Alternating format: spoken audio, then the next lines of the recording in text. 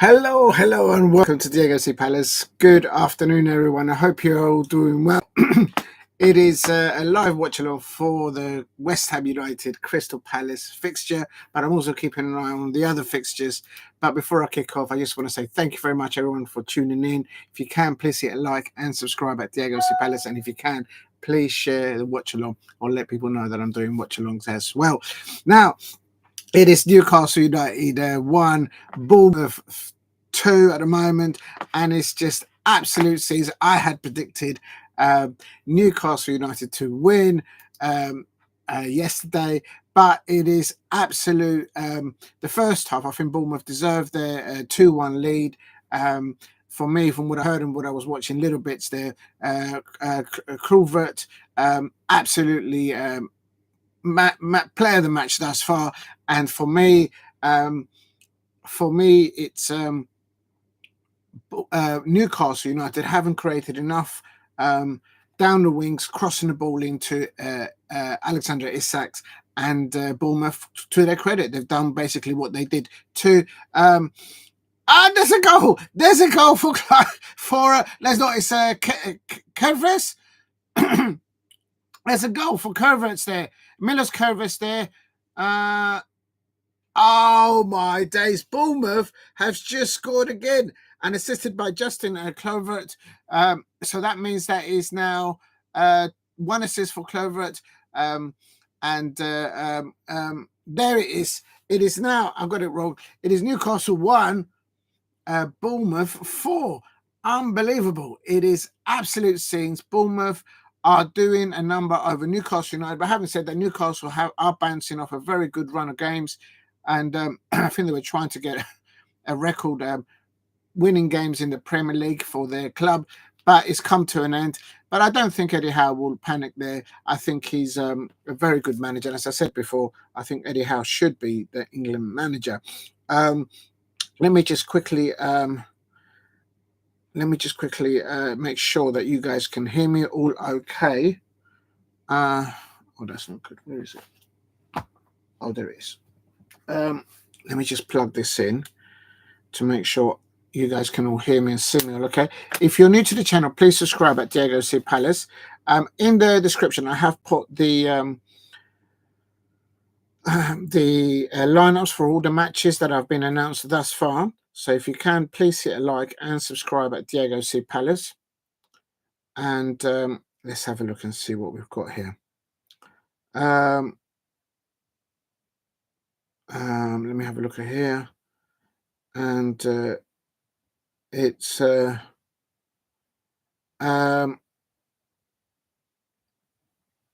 have a look here. And oh, where are we? Can you guys hear me and see me okay? Let me just check. Oh,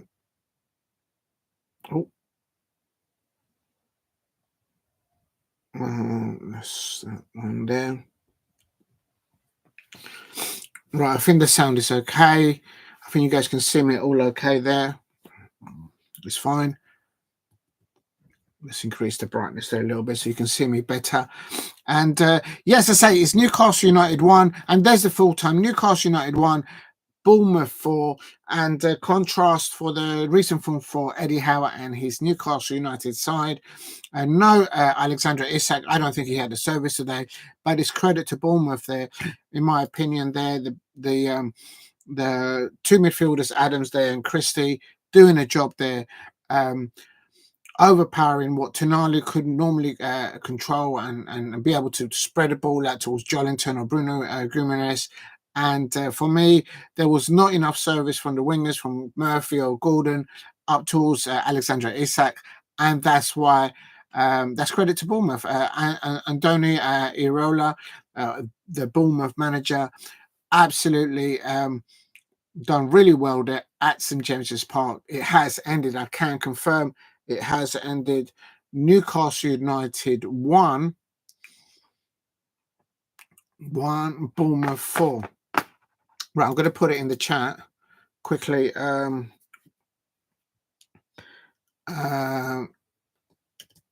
Newcastle United 4. Boom. Oh. I've typed it in the wrong place.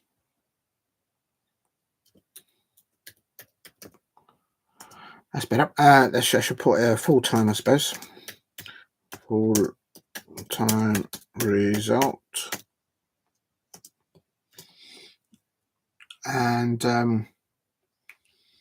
that was right. What I'll do is that's in the chat there. Also, I'm going to try and put in the chat. Please drop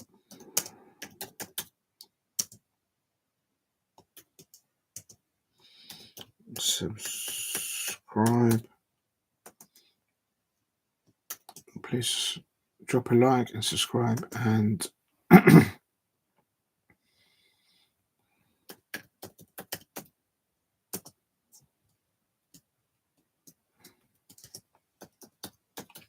share as you enter the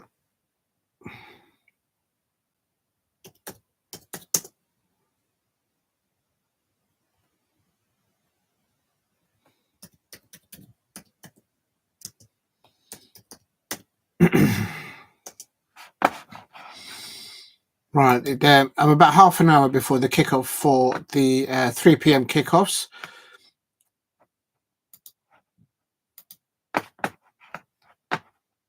And here you go. So I've done that. Right, let's set this bit up.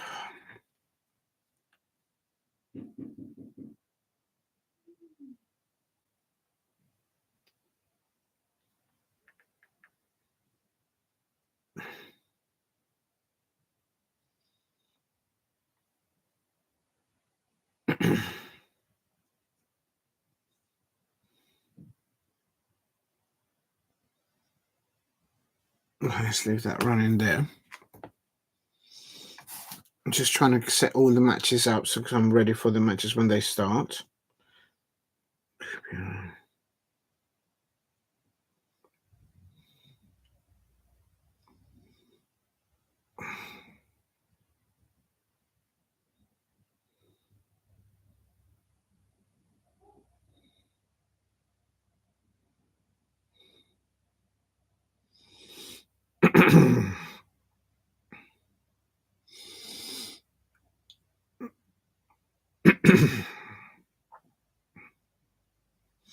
Right, that's all running there. Let me just set this one up as well.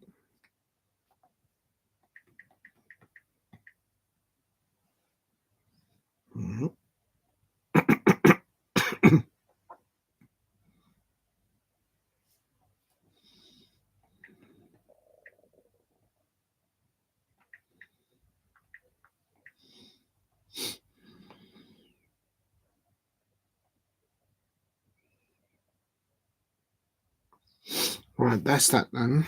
Let's see if that. Can I leave that there? I don't know if that works there.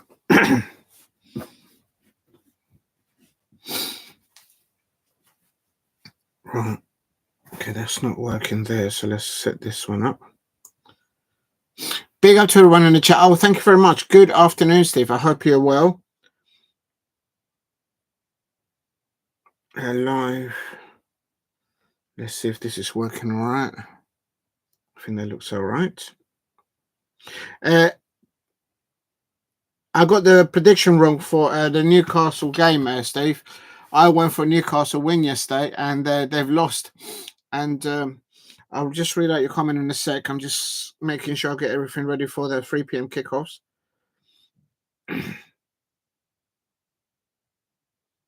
That's not really logging on. Why is that not logging on? Come on! Which one is so slow?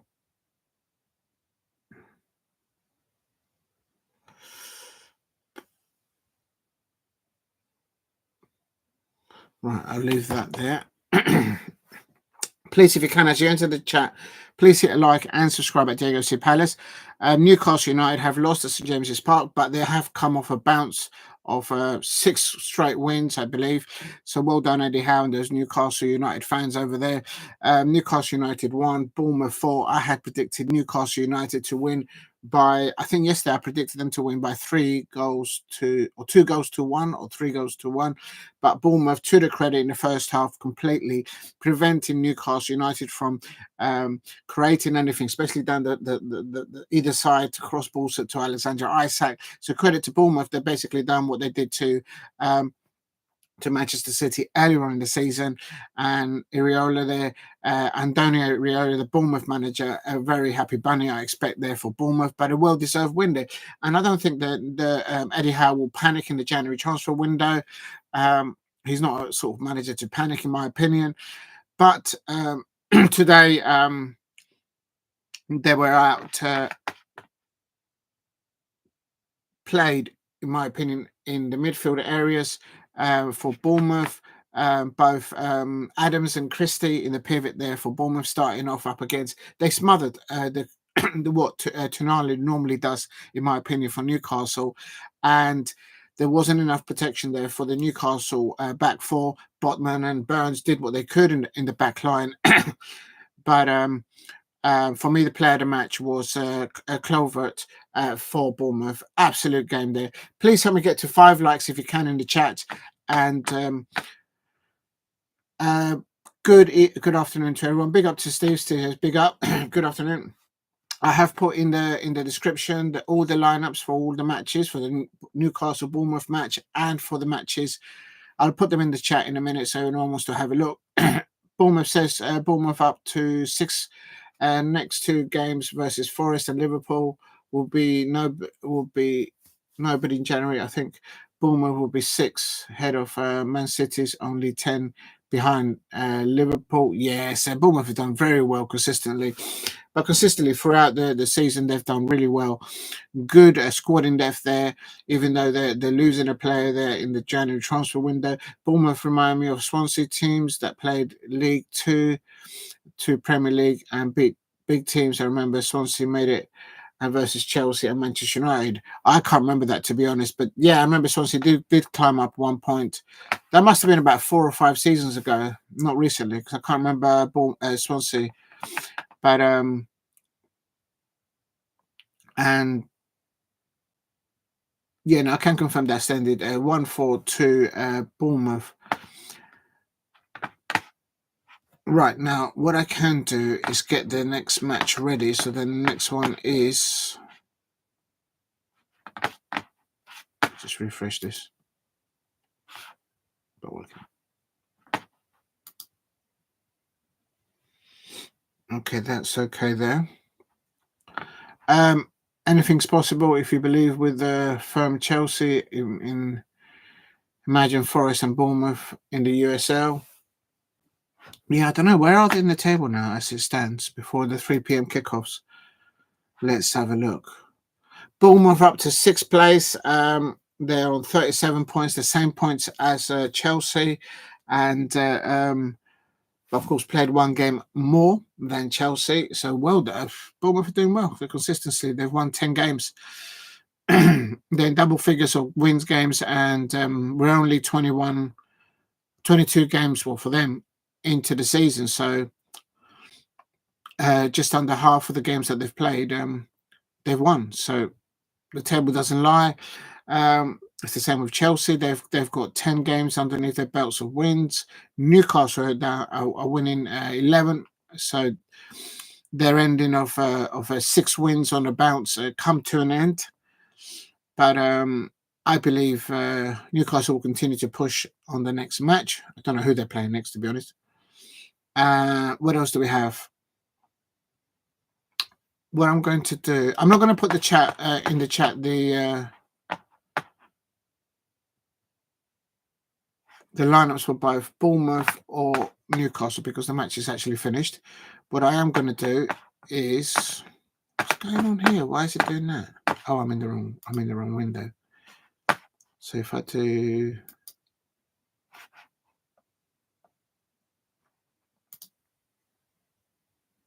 That's better. Right, here we go. Please, if you can, hit a like and subscribe at Diego C. Palace. The more likes that you can hit, the more I can get possibly new subscribers coming in.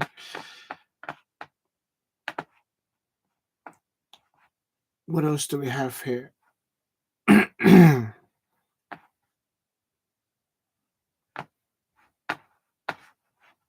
Right, for the 3 p.m. kickoffs, I'm going to start putting the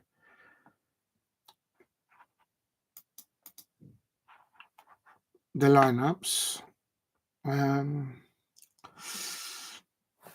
West Ham United, Crystal Palace. Actually, I'm going to leave that one till last because then that will be the last on the cheat. So 3 p.m. kickoffs, I'm going to put Leicester City.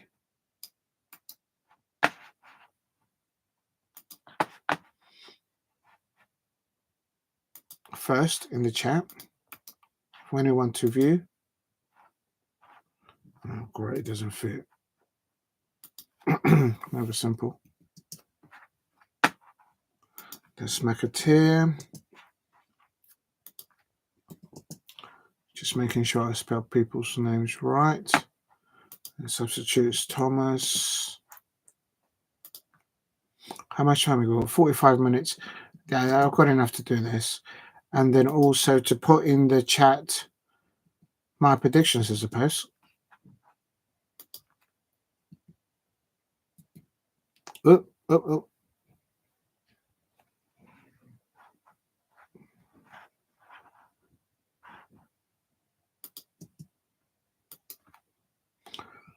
Vardy starting up for Leicester City with Jordan Ayew. I said I don't understand why Jordan Ayew didn't start against us at Crystal Palace. I'm not complaining. We did win. Jordan Ayew brings another element. The only thing I can think of is maybe Ruud van Nistelrooy wanted to bring Jordan Ayew as like a plan B. But I think he had made a mistake there against us because Jordan Ayew certainly knows how we play. Right, that's Leicester City, and then now what I'm going to do is put. Of course, they're playing up against Fulham.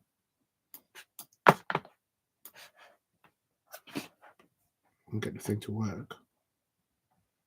What are you doing now?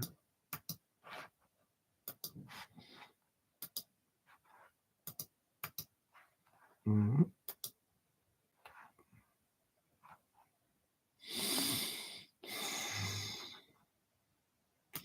Fulham with Leno in goal.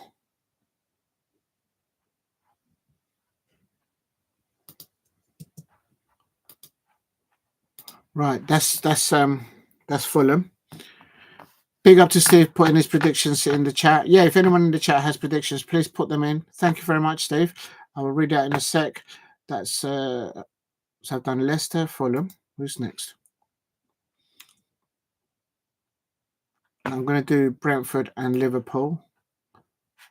Oh, this mouse really gets on my nerves sometimes.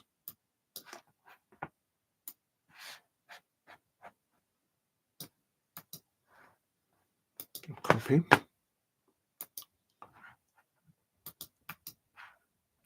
Right. That's Brentford.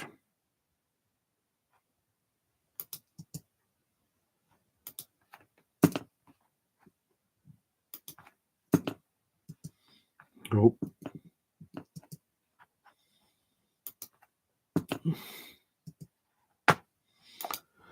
That is now Brentford in the chat versus, of course, they are playing Liverpool. That's going to be a tasty affair. I think Liverpool will edge that one. Oh, come on.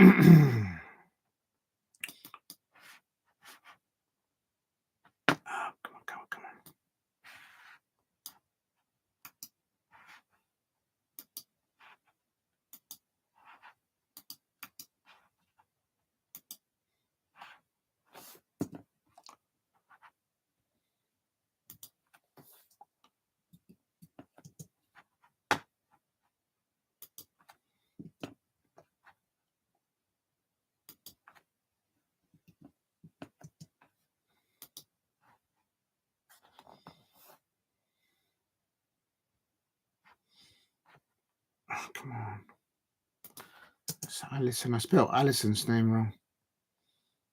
Van Dijk.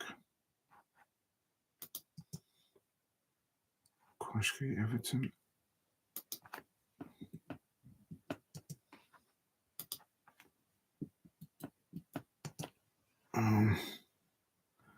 Looks like Kepa has recovered from his little knock from the previous game.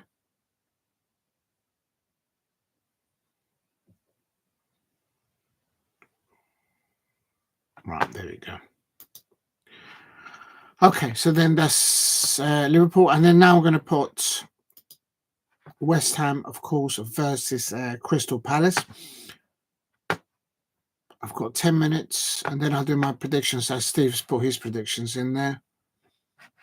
I don't think I'm going to change my predictions. That's from yesterday, I have to say. Even though with the lineups that have come up. That's West Ham.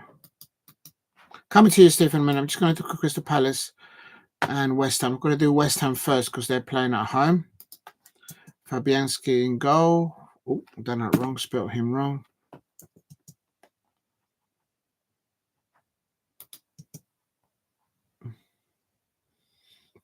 Wan-Bissaka playing against his former club, Crystal Palace, of course.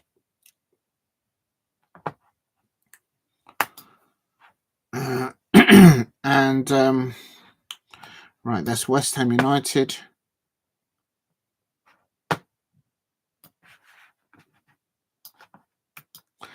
New signing for Crystal Palace in the men today, confirmed by the Crystal Palace official webpage, Romain Eze. He's not in the starting 11 or on the bench.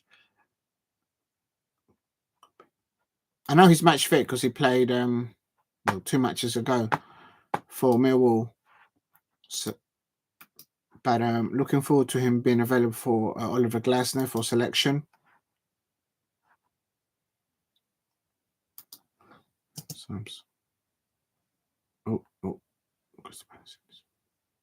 Just checking I got everyone's name spelled right correctly.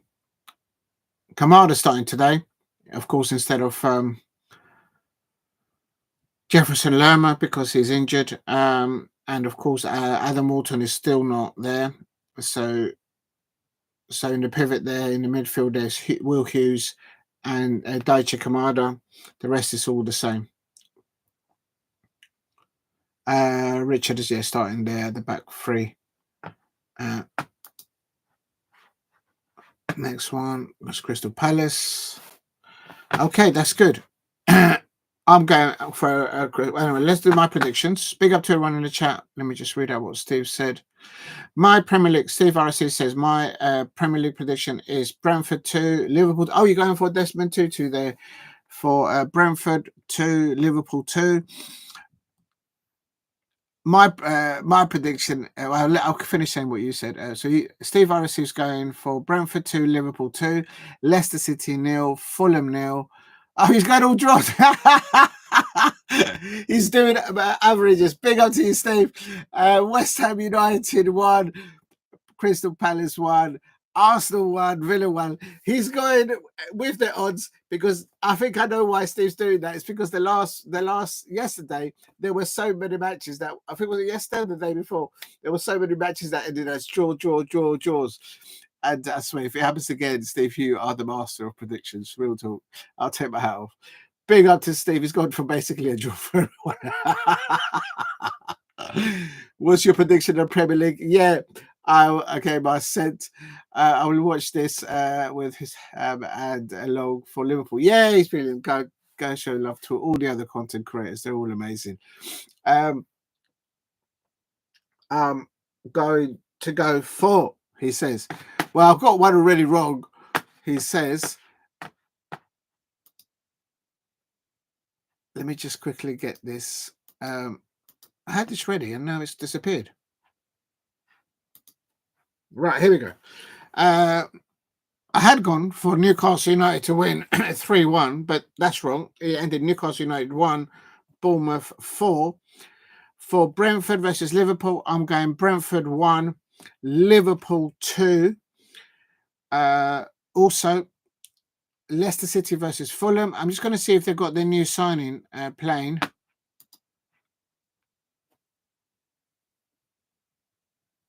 can't see him. I can't even see him on the bench because Leicester City have signed a new player.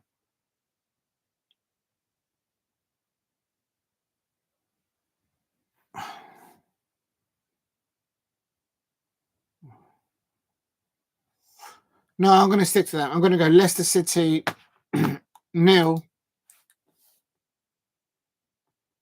Fulham 2. For West Ham United versus Crystal Palace, I'm going West Ham United 0, Crystal Palace 1. Clean sheet and 1 goal away. Graham Potter's side for West Ham United won't be a walkover, so it'll be a tough match. Let's hope we start well. As the pre-match Oliver Glasner interview that he had, I actually covered that in the early hours this morning. He was happy that we finished well. We haven't conceded in the last 2 matches, even without having Trevor Chabala in the defence, who's obviously been returned to Chelsea because he was loaned to us. But yeah, I'm hoping that we have a good start against West Ham United, hopefully an early goal, and then just see the game out. It won't be easy.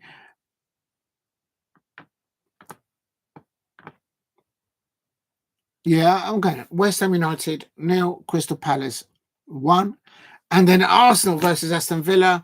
The lineup hasn't come out, obviously, for them thus yet. Let me see what they say about... do you know what? Before I go into Arsenal, I do want to know if... Oh, there's no report. There's no information on Leicester City. But for Arsenal...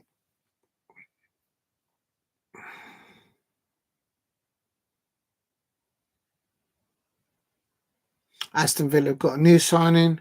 He might be involved. If you don't know, his name is Daniel Malen, and he used to play for Arsenal as a youth player for Arsenal. Not sure if he will feature for Unai Emery's, but because Unai Emery seems to have the mindset over Mikel Arteta and the fact that Mikel Arteta has so many injuries, I'm going for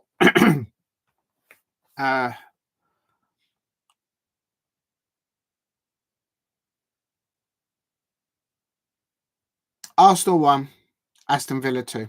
I think Aston Villa will do it because of the injuries that Arsenal have, and also because Unai Emery, just in the mind, knows that he can beat Mikel Arteta no matter what he throws at him. And Mikel Arteta, I think, is a beaten man. So we'll find out. And the narrative will be, oh, the injuries, oh, we're waiting to sign new players. Right, the last thing that I want to quickly go and check. I went for, let's have a look at the other fixtures. I want to check that. That's what I wanted to set up. Thanks for reminding me, Steve. What happened with Cardiff City and Swansea? That ended Cardiff, the Bluebirds 3, Cardiff City 3, Swansea City 0. Oh, that's a big game there. And I do believe that Cardiff City, their manager, Omar Riza, I do believe that his father passed away 2 days ago. Recently, so my condolences to the Cardiff City manager, and I do believe he was on the touchline getting his team, and these players gave him a clean sheet, and Swansea City couldn't score. So a very solid result. Quickly, I'm going to go into it for the 3 p.m. kickoffs. That brings Cardiff City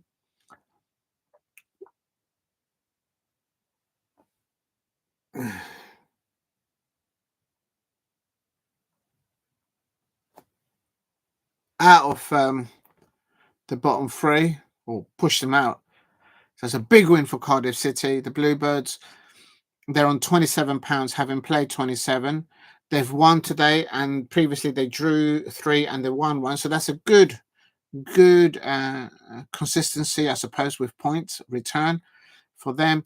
As for Swansea City, who are lying in 13th mid-table, roughly, they've now lost one, drawn one, and lost once, and they're on 34 points. But they still have an out chance if they can get some consistency back. Maybe get a forward striker or a winger. In my opinion, Swansea City could make a challenge to drop into the playoff areas there. So well done to Cardiff City, the Bluebirds, winning that local sort of South Wales derby, if you like. Also, Steve mentioning, he says, I went for Hibs to beat Clydebank 6-0 in the Scottish Cup.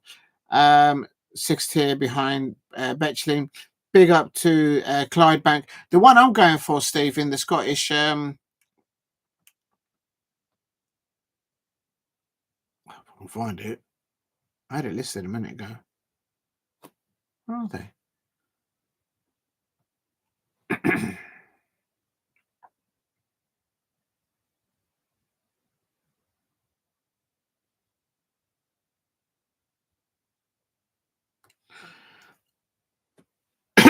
All right, I found them. Scottish Cup, 4th round. The one I'm interested in is Elgin City. It's a small town, small club. Elgin City against Aberdeen, and I think that'll be the upset. It's a similar to what you're saying, Steve. They're from lower leagues in the Scottish leagues, and they're up against the Scottish Premiership team of Aberdeen, who are dropping like a stone.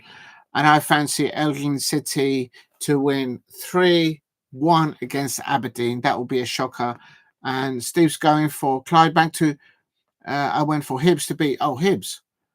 You went for Hibs to win against Clydebank. I went for Hibs to win. I think yesterday, I think my prediction there 3-1 or something like that. But I think every time I do a prediction for Hibernian Hibs, they always lose. So I hope they have reduced it. It's 3 p.m. kickoff now. It's all kicking off now everywhere at 3 p.m. Just quickly, I want to cover later on. There's in the women's Super League. Please check out my watch along yesterday. I did a watch along for the Liverpool women versus the Brighton women. No Frank Kirby for Brighton, but go and check out that first goal for Liverpool women. Olivia Smith, absolutely brilliant goal there. Amazing prospect. She absolutely bossed it yesterday against the Brighton team there in the WSL. It's all online now. You can watch it for free in Instagram, on YouTube. Go to the official Liverpool women's site. You can see her goal. Olivia Smith, brilliant goal. And glad I did that watch along. You learn about the different team players and also the managers in different teams. But today is Everton versus Aston Villa in the WSL at 5:30 kickoff. I believe Aston Villa will win that, even though Everton have just signed 4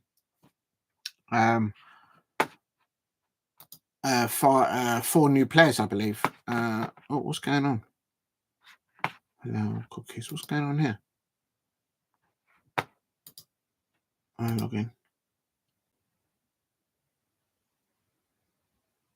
Oh, it's just sent me a security code.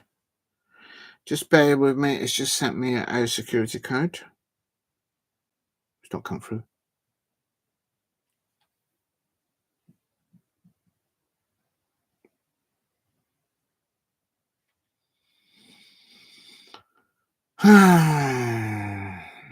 Why isn't it come through then? Oh, I know why. Because I've got the... Hold on, I've got this thing switched off. So I've got to go settings. Oh my God, I've got to do so many things here. Probably come on now.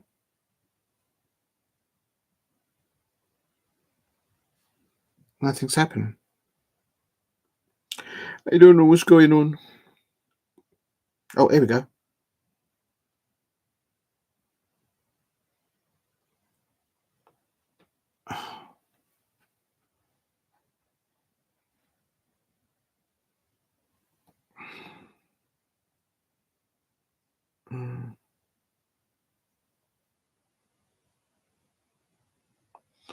Sorry, people. It's just logged me out, and I'm not getting there. Why is it not doing it? Why are you not doing this?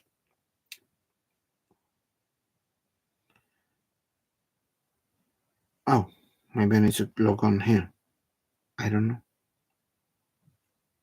Well, anyway, I just want to say the Crystal Palace women, they signed a new player, a Canadian international, Larissa Larcy, and so buzzing with that. So good luck to Clarissa, I should say. Clarissa Larcy, a Canadian international there, a forward player there. So I'm absolutely buzzing there for Clarissa. I hope she does well, settling into her new teammates. Well done to Grace Williams, who is the head of women's football at Crystal Palace. And so, yeah, I'm really happy with that. Absolutely. I've just sent this thing and it hasn't come through, so I'm not sure what I'm doing here. It's not letting me do something. Right, if you can, please hit a like and subscribe. Help me get to 5 likes. I'll just try to... It's not letting me log on. I don't know what's going on. All right, I'll do that later. Right, I just want to confirm the 3 p.m. kickoffs are...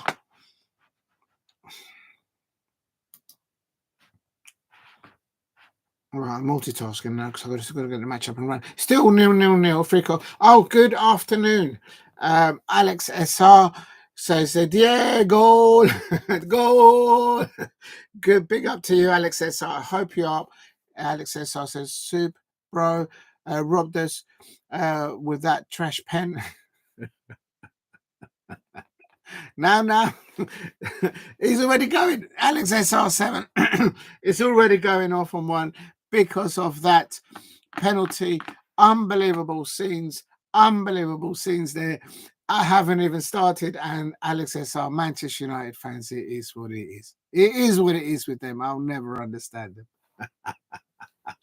I'm ready on it. I'm telling you, he's handing out receipts already. Well done, Alex SR. I hope you are well and your afternoon is well. I got it wrong with Newcastle United versus Bournemouth earlier on. 3 p.m. kickoff, Brentford versus Liverpool, still 0-0. Leicester City, Fulham, is still 0-0. West Ham United versus Crystal Palace, it's still 0-0. What's happened here? It's still not loading up, so I have no idea what's going on there. So I'm just going to leave that there. Right, what I'm going to do now is see if I can get the crystal, because that's logged me out there. Oh dear, you can't win there. Got a root for Crystal Palace today. Oh, thank you very much. Yes, hopefully my Crystal Palace. Who have you lot got tomorrow anyway? I don't even know. Oh, your lot are playing Brighton at home tomorrow. So yeah, I'm rooting for you lot tomorrow. Please beat Brighton. That's all I ask. I don't ask much of Manchester United fans.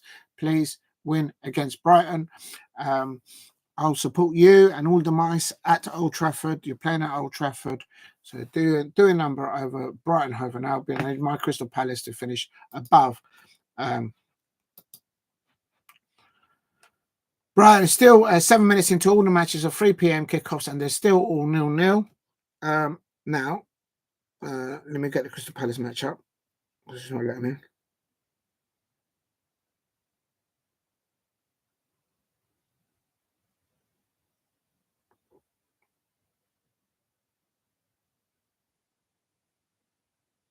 Here we go. Oh, there's no sound coming out of this one. I wonder what's wrong. I need to charge it. Where's the little device? Oh, I hope it's not broken. Oh, it is lagging. Mateta on the ball on the left-hand side here on 6 minutes. I'm a little behind. Also, what I'm going to do is, on the other ear actually, what I'm going to do is plug in and listen to the other matches. I hope you guys can all hear me still okay. Let me just put that in. And then go over here. What else do I need to do? So then I have to go there.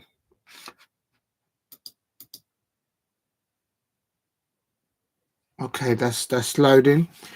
Please help me get to 5 likes if you can. Liverpool's also playing today. Yes, they are, Alex says. So I have placed on the chat their lineups. So feel free to have a look. Just scroll up, or it's in the description. And also, A Wan-Bissaka volley on the back post there. And oh, come on, Palace, concentrate. It's a goal kick for us. Best opportunity in the first half. West Ham United versus Crystal Palace. Wan-Bissaka there. And it is a better start from West Ham United, but good defending from Crystal Palace. I can't deny.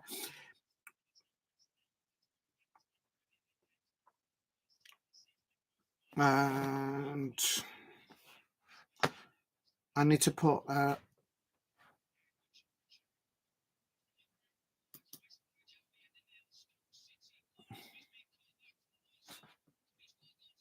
yeah, still 0-0 in all the 3 p.m. kickoffs. I'm also going for Juventus Milan today. Yes, they are. And this is an old, but I have heard about the terrible. Yes, I have heard that what's happening in LA. I hope everyone is able to find their homes okay. It's a sad one. It's a very difficult one there. It's not just affecting people that are very wealthy. It's affecting a lot of people there. And yes, it's the heat over there. There's not raining. They could do with some rain in Los Angeles. And that's a Wan-Bissaka there with a kick, half a volley there on 8 minutes. Cresswell trying to link up with that, but he couldn't do it for West Ham. Come on, Crystal Palace, let's get hold of the ball. Got the lucky scarf, the lucky hat back there. We have to win it. Brentford 0, Liverpool 0, Leicester City 0, Fulham 0. There has been a goal in the Scottish Cup there. Joelinton 1-0 against Dumbarton. Hibernians. Hibs has scored 1. I haven't jinxed them. There you are against Clydebank. For Clydebank, as Steve said, they're from a lower division there in the Scottish Cup, 4th round last night. Brechin City 1, Hearts 4, I believe it ended, and please hit a like. Also, yes, that's right, Alex says so. Arsenal versus Villa today, and also Atalanta versus Napoli. I'm going to try and cover those two later on if I have the strength to do the Italian side. But I think you're absolutely spot on there. The Juventus and Milan. It's also looks quite tasty, lovely. But I'm going to try and cover definitely the Arsenal versus Villa. Unai Emery up against what's his name, Mikel Arteta at the Emirates, and also Atalanta versus Napoli. I believe Napoli is still top, but I think Atalanta is 3rd in the Serie A. So, but still in the 3 p.m. kickoffs in the Premier League: Brentford 0, Liverpool 0, Leicester City 0, Fulham 0, West Ham United 0, and right, I'm going to get away from this one. It's just all adverts. It's doing my head in.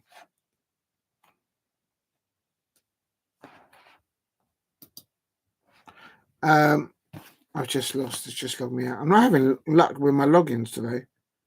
Not sure what I've done wrong there, but we'll see. It is on 9 minutes here. West Ham United 0, Crystal Palace 0.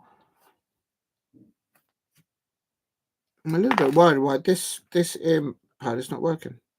Let's see if that works now. Please help me get to 5 likes if you can. Oh, they're both working now. Yes, it is West Ham United 0. Crystal Palace 0. I'm on 9 minutes there. Everyone in the chat probably are a bit ahead of me. All the 3 p.m. kickoffs are 0-0. Brentford 0, Liverpool 0, Leicester City 0, Fulham 0. Early on and ended. Newcastle United 1, Bournemouth 4. I had predicted a Newcastle United win. 7 win for them in a bounce, but it wasn't to be. Newcastle United not getting the service up to Alexander Isak, especially in the first half, in my opinion. Bournemouth literally doing what they did to Manchester City earlier on in the season at St James's Park. But I don't expect Eddie Howe to panic there. Very good manager, but their winning run comes to an end, and no doubt against Bournemouth, that's no shame. They're a good side. Stephen is still in the chat says, if I can just get this going. Oh no.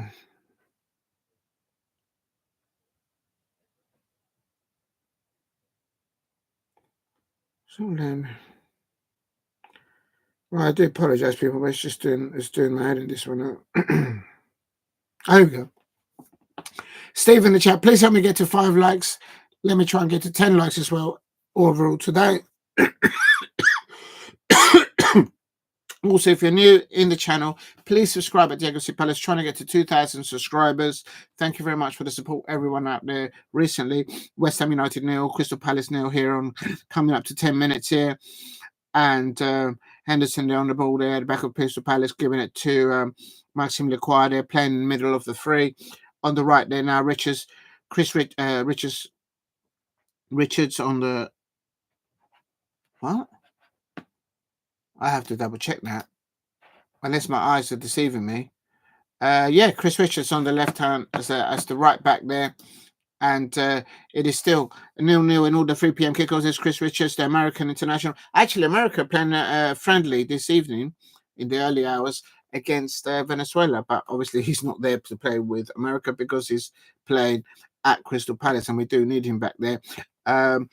He's given a nod ahead of Chadid Riyad. Of course, no Trevor Chavler because he has returned to Chelsea. Stephen in the chat says Juventus versus Milan on One Football website.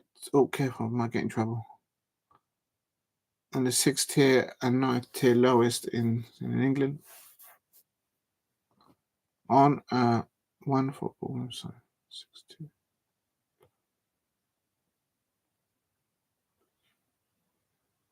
Oh, I don't understand that, Steve. I know you're saying Juventus versus Milan.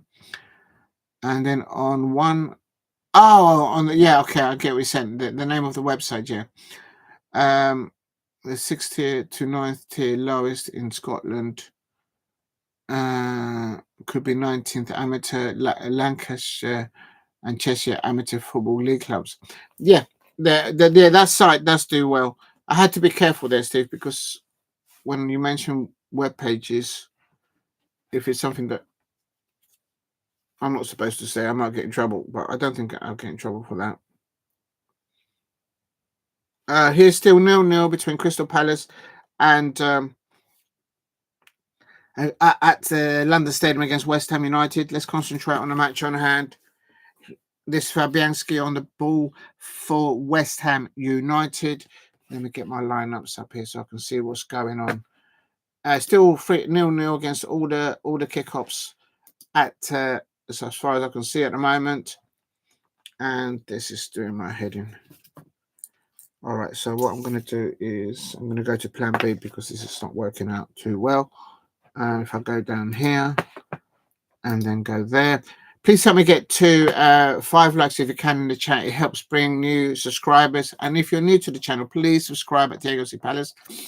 Doing a watch along for Crystal Palace away at West Ham United.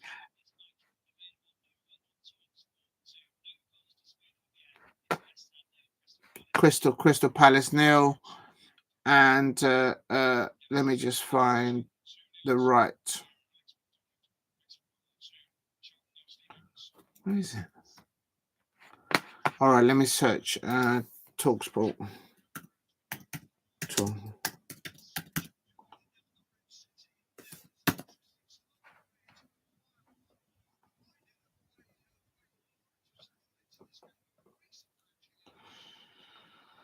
All right, I can't find it. It doesn't matter.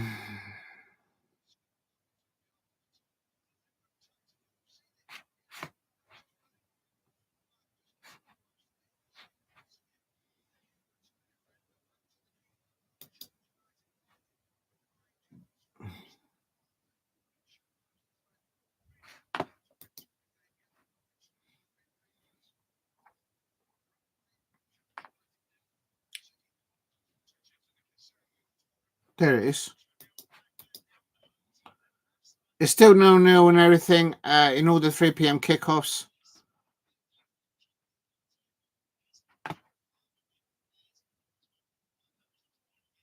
Oh, it is on the thing. So let me go back. What I'll do is let me pause that one. And then, so why isn't it coming up? I'm logged on. I don't understand. Oh, I need to go into... Sorry, guys, I'm just having a bit of a mare tuning into everything. Okay, so then I've got to go to... so if I leave that one there, if I go there and then I go to... God. And go there and then go to there. And then... Is it this one? I don't know. No, that's not it.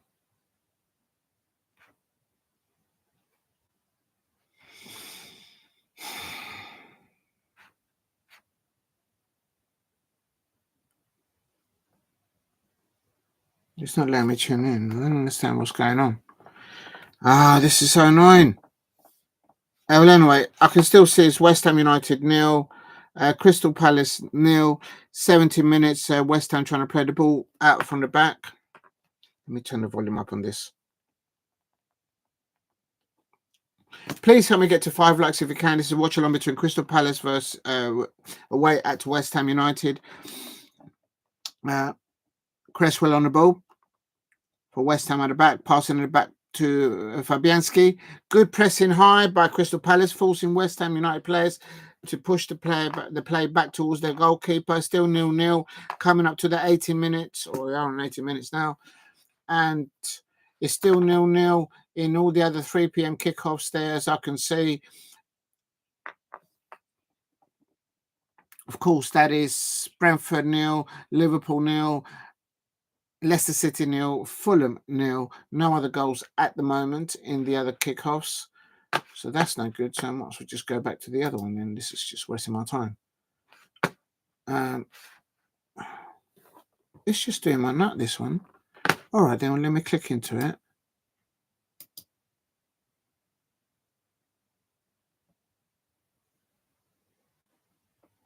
Well, go on then.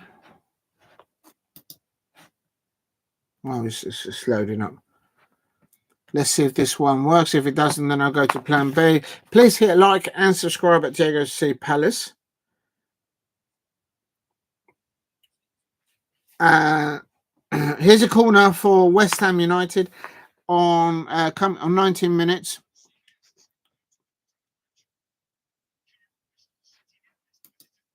There, I found it. Coming up to the 20-minute mark here, West Ham United. First corner for West Ham United. Ball goes in, penalty area, and why is Tarek Mitchell now on the floor? And Lecroix, they're intercepting the ball now. 0-0, 21st minutes. And Paquetá, they're getting too much of the ball, in my opinion, for Crystal Palace, for West Ham. Munoz on the ball, Daniel Munoz on the ball. Lucas Paquetá, we need to not make sure that he gets any time on the ball.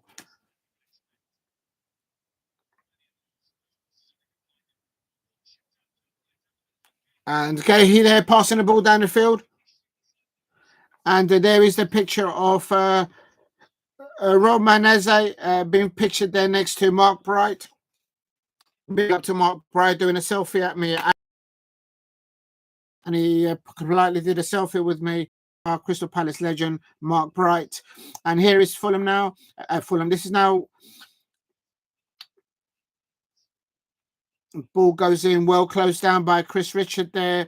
Liverpool. Crystal Palace stopping West Ham from crossing the balls from the left-hand side. Now they're switching the ball to the right-hand side. Good tucking there by Daichi Kamada. We didn't get to win the ball, but they're stopping, settling the offensive play by West Ham United. And this overlapping lap there by Munoz. Oh, a low cross by Daniel Munoz. And Kilman there turns away there by West Ham United. That's a corner now to West Ham United.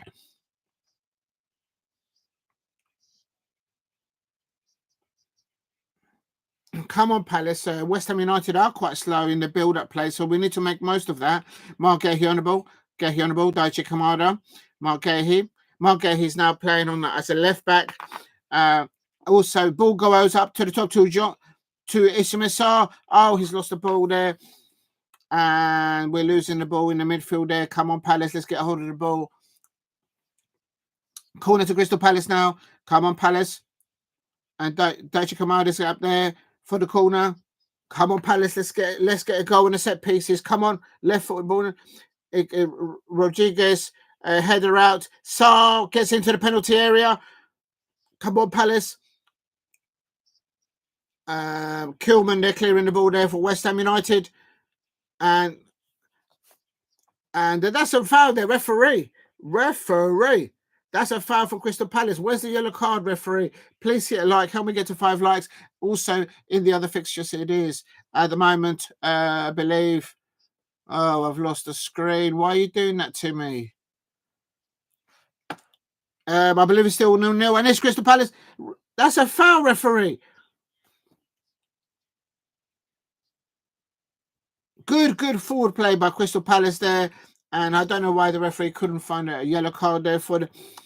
And this is good ball whipped in there by Briese there on the left-hand side. Here's Saka on the... Oh, no! Oh, my God. Oh, Richards, a flick on there. Oh, my days. Oh, come on, Palace.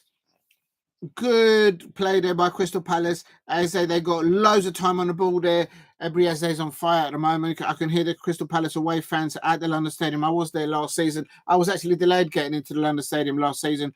Absolutely terrible. The tickets wouldn't let us all in. And we're still waiting for the first goal here at West Ham United versus Crystal Palace. It is also still 0-0 in the other fixtures, I believe. It is still 0-0 elsewhere. Brentford 0, Liverpool 0, Leicester City 0, Fulham 0. Earlier on, they finished Newcastle United 1, Bournemouth 4. I predicted Newcastle to win, but they didn't. They've come to the end of the round of their winning matches, but they are doing very well at the moment, no doubt. Here is still West Ham United 0. Dean Henderson on the ball here for Crystal Palace.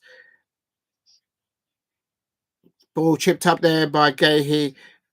Please help me get to 2,000 subscribers. If you haven't subscribed at Diego C. Palace, please subscribe at Diego C. Palace. And here's a low wide net. And Wan-Bissaka there on the overlap for West Ham United. Come on, Palace. We got to stop Wan-Bissaka getting on the ball. We need to stop Lucas Paqueta getting on the ball. And nice little good opportunity there. Just showing a replay of Chris Richards getting a header going towards the right post there, but Fabianski saving for West Ham United. Lively start for the first half in the first 30 minutes for Crystal Palace. Half chance there really for Crystal Palace.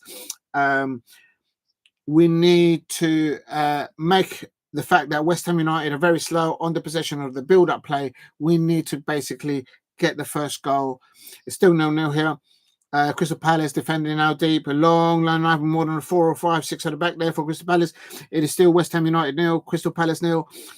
Cresswell swings the ball in. No. Oh my days. We've cleared the ball there. And brilliant defending there by Crystal Palace. Come on, Palace. Let's get the first goal. Big up to him. Oh, good afternoon, Henry Smith. He says, up the Palace. Yes, absolutely. Big up to the Palace. Good afternoon. I hope you are well there. And Steve says, what Premier League stadium you've not been to but want to go? Craven Cottage. I've not been into Craven Cottage. I've been outside to make videos, but I've not. It's difficult to get tickets there. Actually, the home fans at Fulham can't get tickets themselves. It's all tourists. They go to the games, and the local people have been outpriced, and it's really sad. Local parents and local children can't go to watch their games at Fulham. They can't get ticket. And you've got to feel for them. And as an away fan, it's difficult to get tickets there. So I would say that one. Other statement that I haven't been to Crystal Palace away is I've been to Chelsea. I've been to you know what? I haven't been to the Emirates. Actually, I was in the Emirates as a contractor. I was doing some contracting work, but they didn't have any seats there. So I was in there when it was just concrete inside. Beautiful. It looks amazing. It looks beautiful stadium. But I haven't been there for a match. Actually, I could have had I don't know if the Arsenal women are playing there tomorrow. I don't think they are. So, but no, I can't make it today. It's free kicking now for West Ham United. Come on, Palace. Let's defend this. I am on 26 minutes. West Ham United on a free kick. And, it's... Come on, Palace. Defend this. And here comes the free kick. And, good defending by Crystal Palace. Ball whipped away there. We got the ball first. Wan-Bissaka there playing the ball through the legs of the referee. Is this referee playing for West Ham United? 5 likes. Thank you very much, everyone. That helps me a lot. You're all absolute legends. Also, big up to everyone who tuned in this morning at about 1 o'clock in the morning. I had about 4 or 5 people there. Thank you very much. And please help me get to 10 likes. And big up to Alex SR says, I swear this guy Salah, he wasn't playing. Salah's lost. He's got a dodgy haircut now, Mo Salah, and I think that's why he's not scoring any goals for Liverpool. But I had predicted Liverpool to win. And come on, oh no, oh my days. Palace, Kamada, oh, with a half volley with JJ Kamada and nearly scoring. Come on, Palace, we can do this, come on, we can do this. And JJ Kamada, and then they're very far away, not close, but not far away from on a half volley there. It goes to the wide there, but come on, Palace, let's get the first goal. Lovely start for the first half for Crystal Palace. No, we haven't. It's still 0-0. JJ Kamada's just had a half volley on the West Ham United goal, but it went into Rosette. No, it wasn't that far away. Alex SR saying this guy is practically invisible. He's got a dodgy haircut. If you're talking about Mo Salah, go and ask Liverpool fans. They'll tell you that Mo Salah's got a new haircut and he hasn't scored one since he's had a new haircut. Real talk. This guy on Brentford is a what? And had 2 chances in his same counter. And Brentford there. Well, Brentford have had a couple of chances on Liverpool. They need to make them count.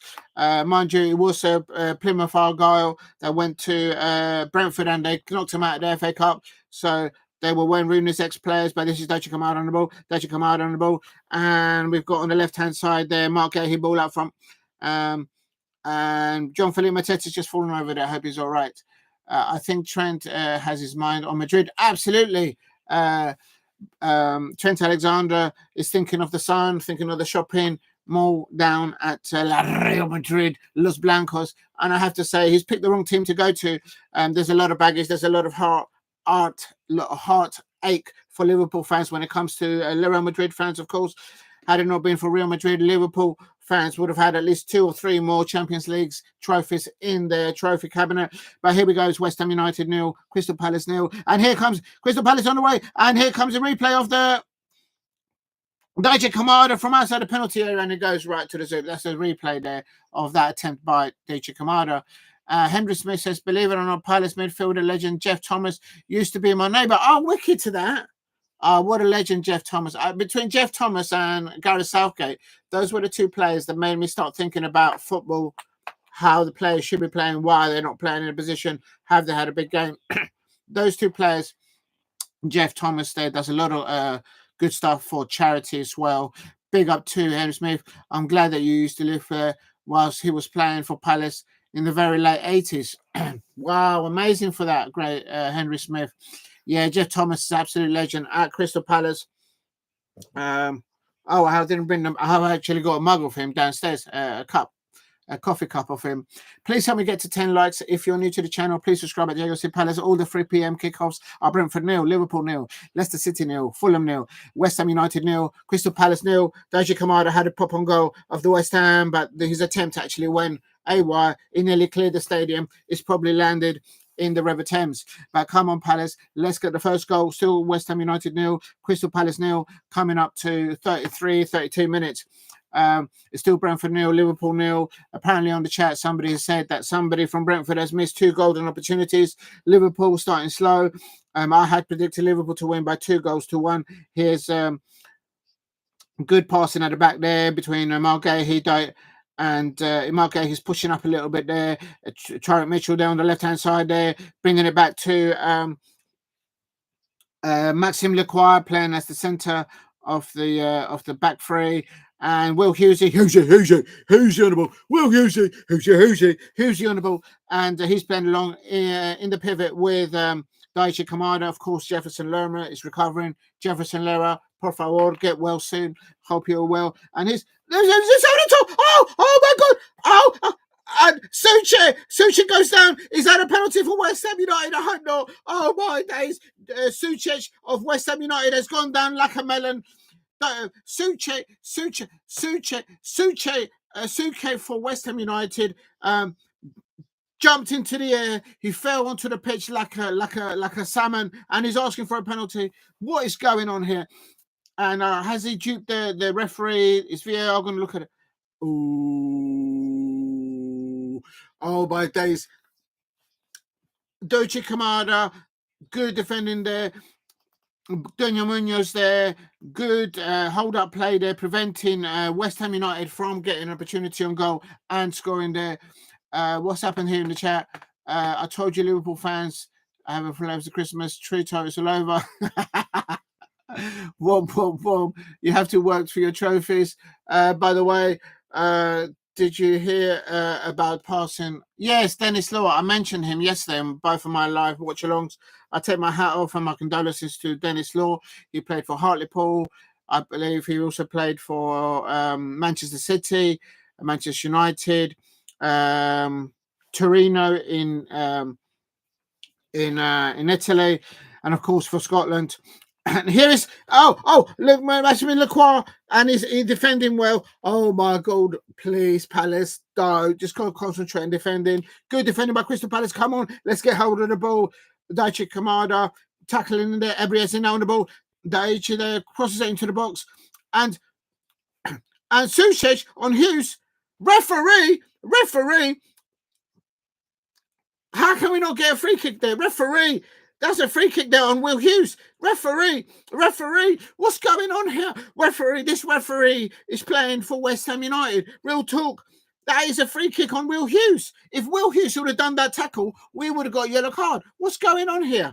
Henry Smith, I swear this referee is playing for West Ham United. Absolute sins. It's still Brentford 0, Liverpool 0, Leicester City 0, Fulham 0, West Ham United 0, Crystal Palace 0. And I tell you, this referee might be playing for West Ham. Real talk.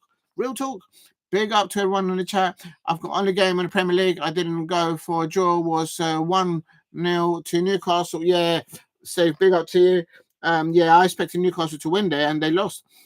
They threw you and me underneath the bus. Please help me get to 10 likes in the chat. It helps attract new subscribers. If you're new to the channel, please subscribe at Diego C. Palace. And I'm sorry, we should have had a foul for views. And is Mateta on the ball? Mateta is on the ball here for Crystal Palace.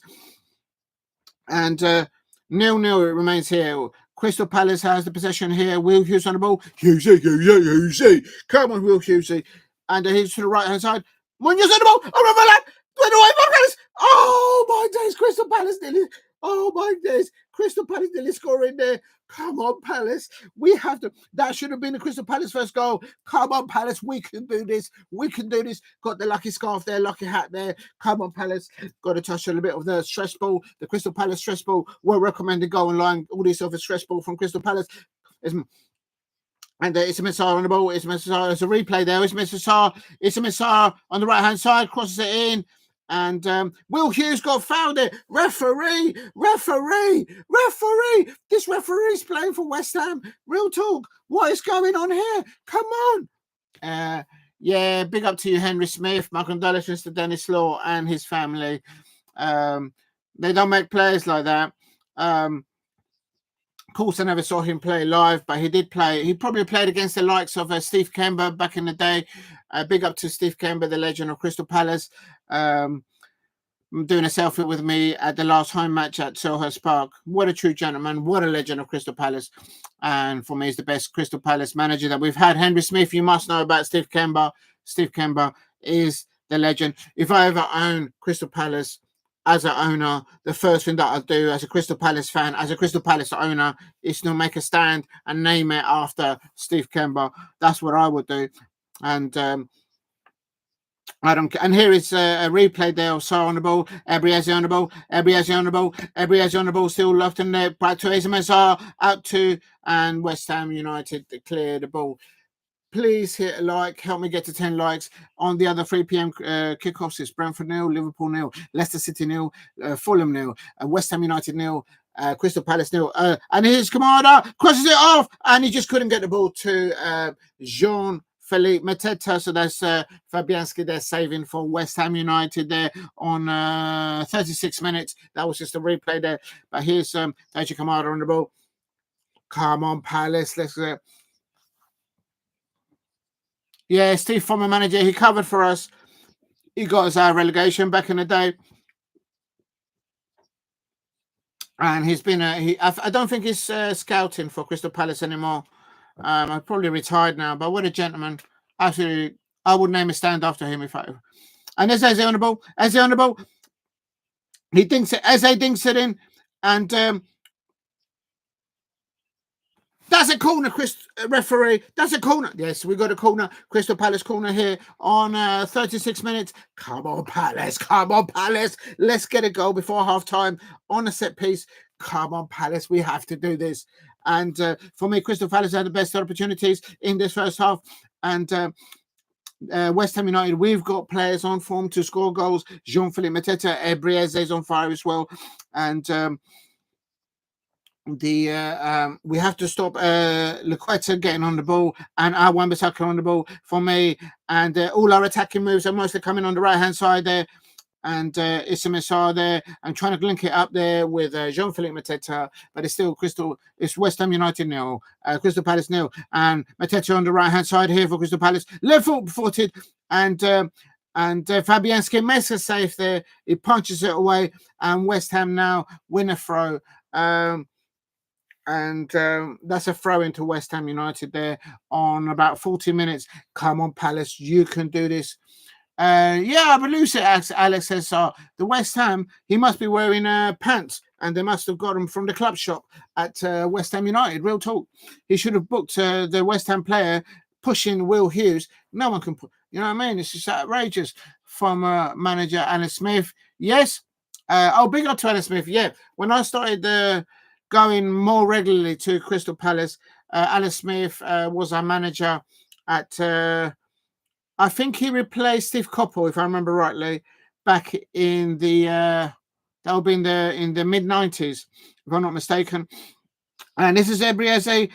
Come on, Eze. Come on, Eze on the ball. Eze on the ball. Well, down to links here, and that should be a corner, but that's a replay there. Come on, Palace. Let's get the first win. Crystal Palace are now looking for their last third pass, killer pass, and we've got JP up there. We've got Issa up there. We've got Eze up there. We've just signed a Roman Eze in the transfer window. Come on, Palace. Let's get the first goal. Please help me get to 10 likes if you can. If you're new to the channel, please subscribe at Diego C. Palace. West Ham nil, Crystal Palace nil, Leicester City nil, Fulham nil, Brentford nil, Liverpool nil. Earlier on, the 12:30 kickoff, it was ended Newcastle United 1, Bournemouth 4. I predicted Newcastle to win, but they bottled it. And here is Will Hughes crossing the ball here, and it gets past a bad ball there in by Will Hughes. Come on, Palace. Let's get there. Steve RSC saying that Liverpool missed a sitter. It looks like they're all missing sitters all over the place. Who's going to score first in the 3 p.m. kickoffs? That's a good ball in by Will Hughes. Kick, punch away there by Fabianski. If you're new to the channel, please hit like and subscribe at Diego C. Palace.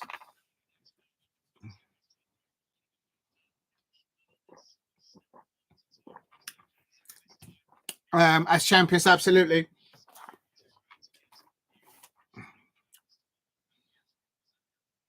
I still got my programs when Alan Smith was our manager. Thomas Tuchel in the stand at the London Stadium. He's got a flat cap on and covering his face. Maybe he's got cold cheeks. I don't know what's going on with Tuchel. And Gerard Bowen not available for West Ham United. Of course, he's out injured with a foot injury. That's good for Crystal Palace. Gerard Bowen starting really well for England. And 40 minutes ago, there's a head injury for Rodriguez here. And see if he's all right. Please help me get to 10 likes. If you're new to the channel, please subscribe at Diego C. Palace. It is Newcastle United 1. Bournemouth 4. That was an early result. Here's Crystal Palace. Eze on the ball for Crystal Palace here on 42 minutes. And Ebrieze trying to skip past 3 players. Come on, Palace. Kamada and has another long distance drive. Come on, Palace. Let's go. Big up to. Looks like we got a West Ham fan there saying hammers. Well, I'll tell you something. Crystal Palace have had a better opportunities, in my opinion, in the first half.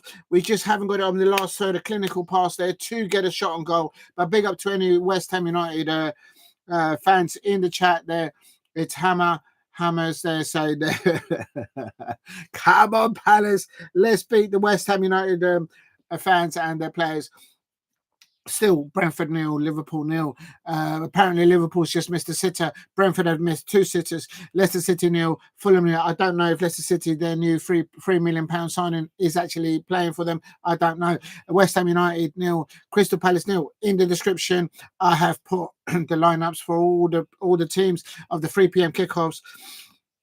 Come on, Palace. We are approaching 45 minutes here at the London Stadium. It's still West Ham United 0, Crystal Palace 0. Crystal Palace for me have had the best opportunities. All 3 Premier League games still 0-0. Absolutely, Steve. Steve, I'm blaming you and me because we predicted a few 0-0s and 1-1s. Real talk, we've absolutely jinxed it. Please help me get to 10 likes if you are new to the channel. Please subscribe if you're new at the channel. Help me get to 2,000 subscribers. And I have to say, the support from all of you is absolutely insane. But Paquetá's on the ball for West Ham. Can someone take the ball off Paquetá, West Ham? Please, Palace, concentrate. Take the ball off the lad. Please, someone do something. Crystal Palace fans, Crystal Palace players at the London Stadium, do your job. Let's get the ball off Paquetá. And the crossing there by good little first touch to Adu-Adjei as the on the ball, and Kamada on the ball. And it's another over the bar from Daichi Kamada. I think Daichi Kamada's now had 4 attempts over the bar. Come on, Daichi Kamada. Just change your boots or something, because he keeps on hitting the ball out into Rose Ed. We can't have Steve Palace better score to change that. Yes, I agree that. Oh, big all from yeah, I agree with. Oh, I understand what you're saying, Henry. Yes, absolutely. What's going on with all the 0-0s? Mind you, if you'd gone to the bookies and you would said that the 3 p.m. kickoffs would have ended at half time, or was it 0-0, 0-0, you would have got good odds. Look into my eye. Any bookies out there, send me a DM, because in the chat we predicted a lot of draws, and so we got good people in the chat, Henry Smith and Steve RSC, predicting the right scores. Real talk. Any bookies out there, send us a DM. Please bet responsibly out there. Oh my days. Please help me get to 10 likes. It's still 0-0, Brentford 0, Liverpool 0. Liverpool's missing a city there. Cody Gakpo making it back into the first team lineup. Or not making it back, but he had an injury in the last game, but he's playing up front. And Brentford 0, Liverpool 0. It's coming up to 45. He's on 45 minutes. Leicester City 0, Fulham 0 there also, and West Ham United there 0, Crystal Palace 0, and no goals in the Premier League in the 3 p.m. kickoffs. And West Ham United earlier on finished 1, Bournemouth 4. I had predicted Newcastle United to win, and that is the halftime whistle there. That is the halftime whistle at the London Stadium. It has ended at half-time. West Ham United 0, Crystal Palace 0. And I have to say, we've had a Daichi Kamada that hit over the crossbar, I think about 3 or 4 times. We should have had a few fouls going our way, in my opinion. But I swear this referee must be wearing a West Ham coloured thong. I don't know what they do in their own times. I'm just saying, this West Ham United referee must be wearing their sort of underwear Christmas wear clothing, because I'll tell you something, we should have had a few more bookings go our way, and I don't know what he's got in his eye. Maybe he's got a bit of grass on his eye, or if you know, you know. West Ham United 0, I can confirm half time. Crystal Palace 0 at half time. I think we've had a better opportunities there. We have restricted, but when Lucas Paquetá gets the hold of the ball, and Wan-Bissaka, they're the best players there for West Ham, we need to stop them having time on the ball. We just haven't been clinical in the last third, but credit to West Ham. They've defended their set pieces well as well. Of course, they've got a new manager, Graham Potter, there. Please, if you can, help me get to 10 likes. I'll be much grateful. It is Newcastle United 1, Bournemouth 1 at 12:30 kickoff earlier on. I had predicted Newcastle to win, but they actually bottled it. They had previously won 6 on the bounce, but it comes in. Bournemouth have done basically what they did to Manchester City back in the day, earlier on in the season. Very solid performance from Bournemouth. Deserve their 2-1 win at halftime, I believe, and it was Newcastle United who just couldn't pull it back. They couldn't get the service to Alexander Isak. 3 p.m. kickoffs, Brentford 0, Liverpool 0. I haven't seen it, but from the chat, people have been saying to me that Liverpool have missed a sitter. Brentford have missed 2 sitters there at the G-Tech Community Stadium. So basically, what Plymouth Argyle were able to do at the G-Tech Community Stadium. Liverpool players can't do it, and they want to try and win the Champions League and the Premier League at the same time. Look into my eye, Liverpool fans. What's going on? Why is your Mo Salah not scoring for your Liverpool? Is he already on his way to Saudi? I don't know. Is Trent Alexander-Arnold already on the Uber to Heathrow going to Real Madrid? What is going on? Will Virgil van Dijk sign a new contract? Will Luis Diaz end up at Barcelona? Who knows? So is Arnold Slot, has he got the coin stuck in his slot? You know what, Mr. Arnold Slot there, the manager for Liverpool, he reminds me of Mr. Blobby, because at the moment they're having a bit of a wobble, Liverpool, I have to say. Arsenal are catching them up. They play later on against Aston Villa. Unai Emery returns to the Emirates against Mikel Arteta, who is a beaten man. He keeps blaming the ball manufacturer for losing matches. Real talk. Liverpool don't do 0-0. I got 4 goals in Liverpool. Big up to Steve. Yeah, I think Liverpool will turn it around. Oh, actually, while we're in half break, I'm going to just charge these pods because they were dying of juice.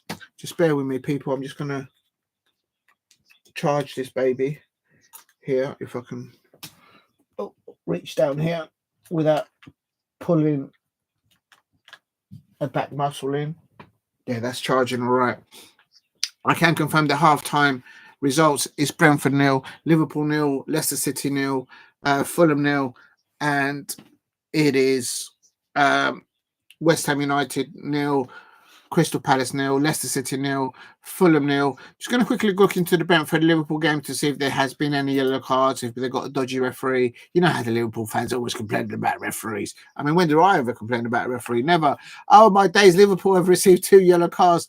Kibitas has received a yellow card on 8 minutes, and Slobosai for Liverpool has duly received a yellow card. The Liverpool away fans there at the G-Tech Community Stadium will be crying wolf, no doubt, saying that they're not getting a fair crack of the whip there with the refereeing decisions. Thomas Frank there, none of his players getting a yellow card there. And Mbeumo is still playing up top for actually he's on the wing now today, on the right hand side for Thomas Frank.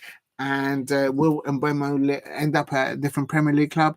There's a few clubs linked to him. He's on form. The lad can't stop scoring there. And he's actually Liverpool. He's actually played Gakpo on the left-hand side. He's put Diaz very central. I think Luis Diaz should play on the wing and Gakpo should play up top. Maybe he's just switching it around to see different response from the players. Slobosai is just sitting beside there in a false 9 behind Diaz, and Mo Salah, of course, on the right wing there, attacking-wise. For Crystal Palace, I can confirm it is still 0-0 at the London Stadium. Just going to go into that to double check. There was a yellow card for a West Ham United player, Alvarez, but after that, Will Hughes was pushed in the back, thrown on the floor, and no been doing. This referee must be wearing West Ham colours underneath that referee uniform. Real talk. I never complain about referees, but it's West Ham United 0, Crystal Palace 0. Crystal Palace having the better of the chances there with Schar and Eze either side of Mateta, but we haven't created enough cleanliness. We haven't been clinical enough in the last third, in my opinion. We are missing the likes of Jefferson Lerma or Adam Wharton, but Daichi Kamada is doing a role there. Daichi Kamada has had 4 chances from outside the penalty area, and he's lofted the ball up over the crossbar. Someone should tap him on the shoulder in the change room and say, listen, lad, if you're going to have a pop from outside the penalty area, at least get it on target. What do you think out there? Do you know what I mean? Just get it on target. Make the keeper make a save. Even if it's, at least get it near the goal. It's been hitting the fans. So Daichi Kamada, I'm glad that you're actually thinking to have a pop on goal, not taking that away from you, but at least hit the target. Make the keeper work for it.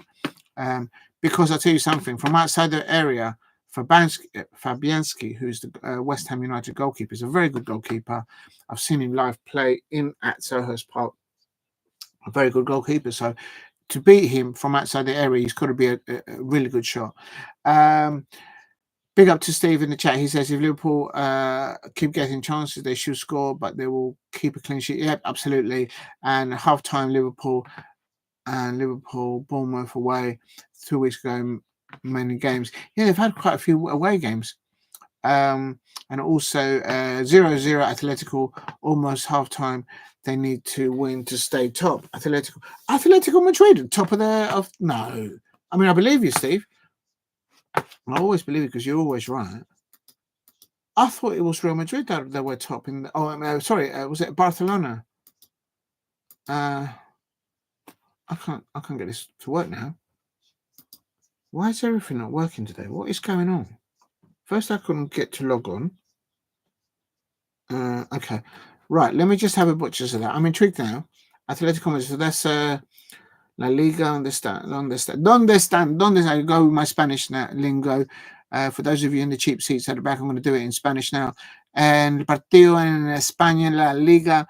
Estoy tratando de buscar la Spanish La Liga. Está Leganes 0, Atlético Madrid 0. Están en 40 minutos. Y al momento me sabe si el Conor Gallagher está jugando por ellos. No, Conor Gallagher. Sí, Conor Gallagher sí está jugando. Por Diego Simonide, with Griezmann y Álvarez arriba. Muestre a ver. Sí están 0-0 contra Leganes y en la mesa de la liga. Correctamente, Steve. Muy bien, Steve. Well done, Steve. You're always spot on. Absolutely. They are on 45 points of 20 and they've won the last 6 matches. That's the main that is the reason. What was that? Yeah, Atletico Madrid are there. Diego Simeone there. I think there were some Arsenal fans that would have wanted Diego Simeone at their Arsenal instead of Mikel Arteta. I think they might have a point there. But yeah, they're doing well there. Right. Big up to you, Steve. Pointing out need to win to the top. Yeah, absolutely. Big up to you. You're always right on these predictions and on these pots on different leagues. Quickly, just having a quick look in the Bundesliga, because there is some matches in the Bundesliga, and I've lost it. Bayern Munich are winning 3-1 against Wolfsburg. Let me just have a quick butcher's at it. Michael Olise has scored. Well done, Michael Olise, and he's had an assist. So Michael Olise is scoring on 39 minutes and making an assist on the second half for Goretzka. And Michael Olise there. I'm so glad that he's starting there in the lineup. He shouldn't be a bench player. He's sitting there playing behind in a false 9. So he's playing more central today at Bayern Munich for Vincent Kompany behind Kane and Sane either side and Coman to the other side. And in the pivot therefore in the midfield for Bayern Munich is Kimmich and Goretzka. So well done, Michael Olise there for scoring there. I'm not sure how many goals he scored for Bayern Munich, but let me just quickly go back to the halftime, the 3 p.m. kickoffs. It's still halftime, and as it's still halftime, please help me get to 3 likes. But I just need to go to the toilet. Just popping to the toilet about 3 means please hit like and quickly let me just I'm just going to pop over to the gents and just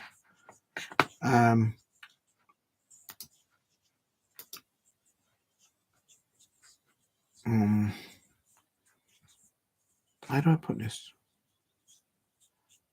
It's I put in is it's half time West Ham nil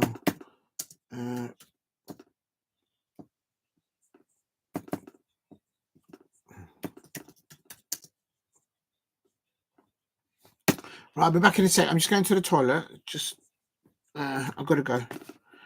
Let me just actually stop that for a minute. And I'll be back in a tick. Hopefully, no one will score if the second half is going to back start. Please keep hitting the likes. I'm just popping to the toilet. I'll be back in a tick. And oh, my back is clean. Oh, let me move this up. Why has that logged off? Let me just. I'm gonna.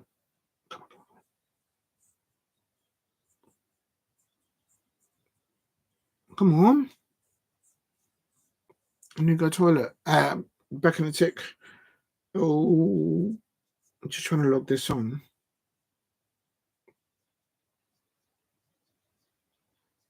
It's just having a bit of a minute. If you can, please help me get to 10 likes. Be back in 1 minute or 2 minutes. Just popping down to the toilet. Be back in the tick. Oh. 1 second, people. Be back in the tick. Oh. Oh my days.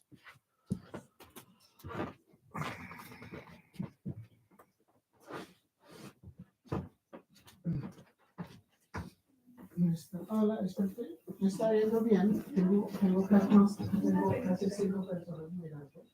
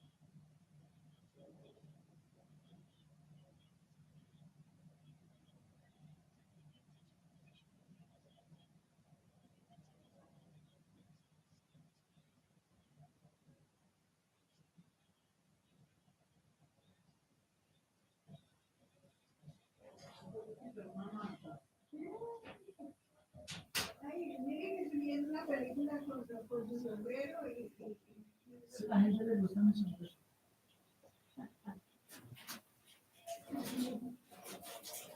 These are mighty ones. No, para mí solo el pescado.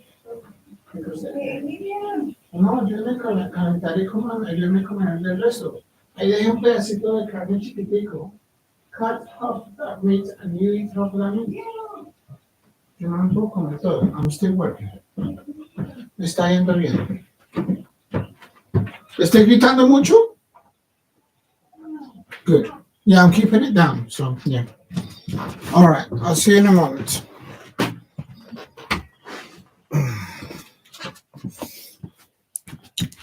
Big up to everyone there. I hope you're all still okay. Just got myself a drink. Oh, my days. I hope I don't spill it now. I think the halftime scores might have just started. If you're new to the channel, please hit a like. Oh, my God.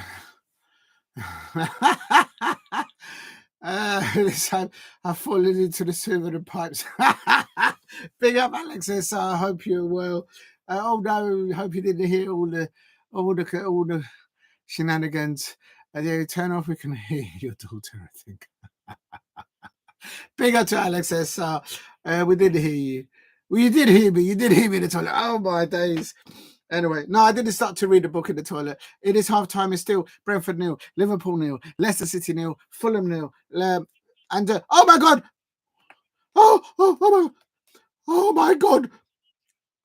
And Alvarez there. Oh my days. West Ham were nearly through there. Please don't do this to me, Palace. Please don't do this to me. Oh, well done, Mitchell. Mitchell getting the ball there, stopping an Alvarez. Referee! Come on, Palace. 2 minutes into the second half, and this is it. And Henderson on the ball. Henderson on the ball for Crystal Palace. By Tarek Mitchell there, saving us our bacon there. Come on, Palace. Come on, Palace. And please keep hitting the likes. Help me get to 10 likes. Oh my God! It looks like Brentford nearly scored, and it's Crystal Palace. It's West Ham 0, Crystal Palace 0, and there's a penalty area. Mateta, yes, Colombiano. Come on, Palace. Come on, Palace. We're up. We're on our way. Come on, Jean-Philippe Mateta. Boom. Mateta's in the room. Come on, Palace. West Ham United 0. Crystal Palace 1.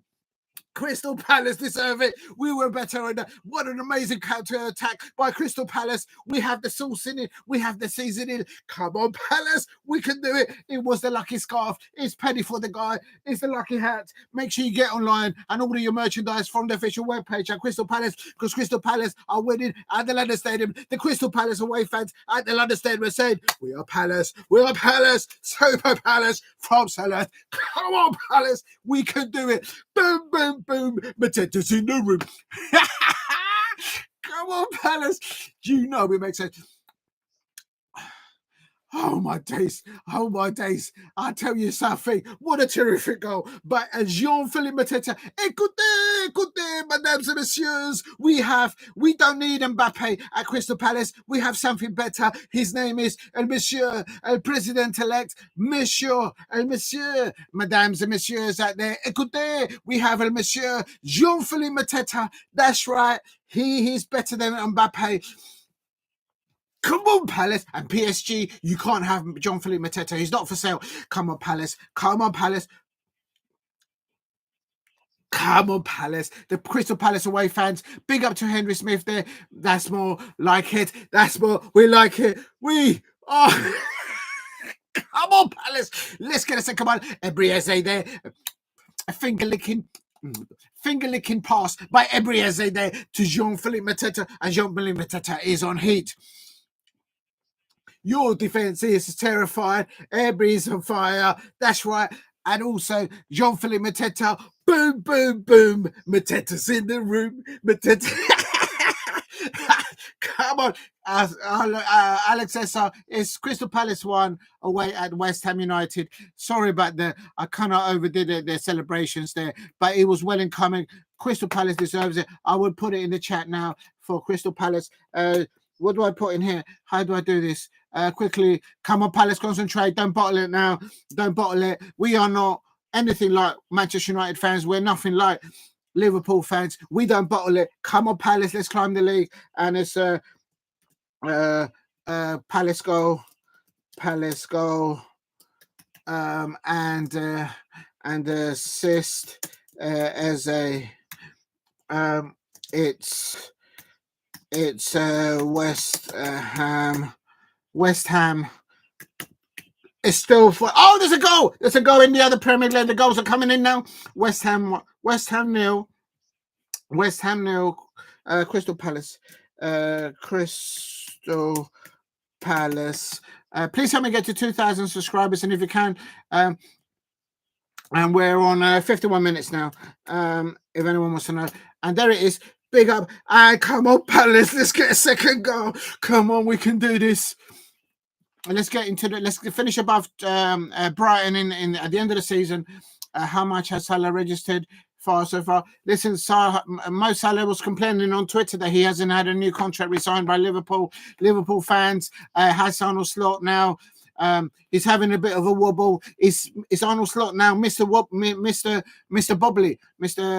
What was that thing back in the day?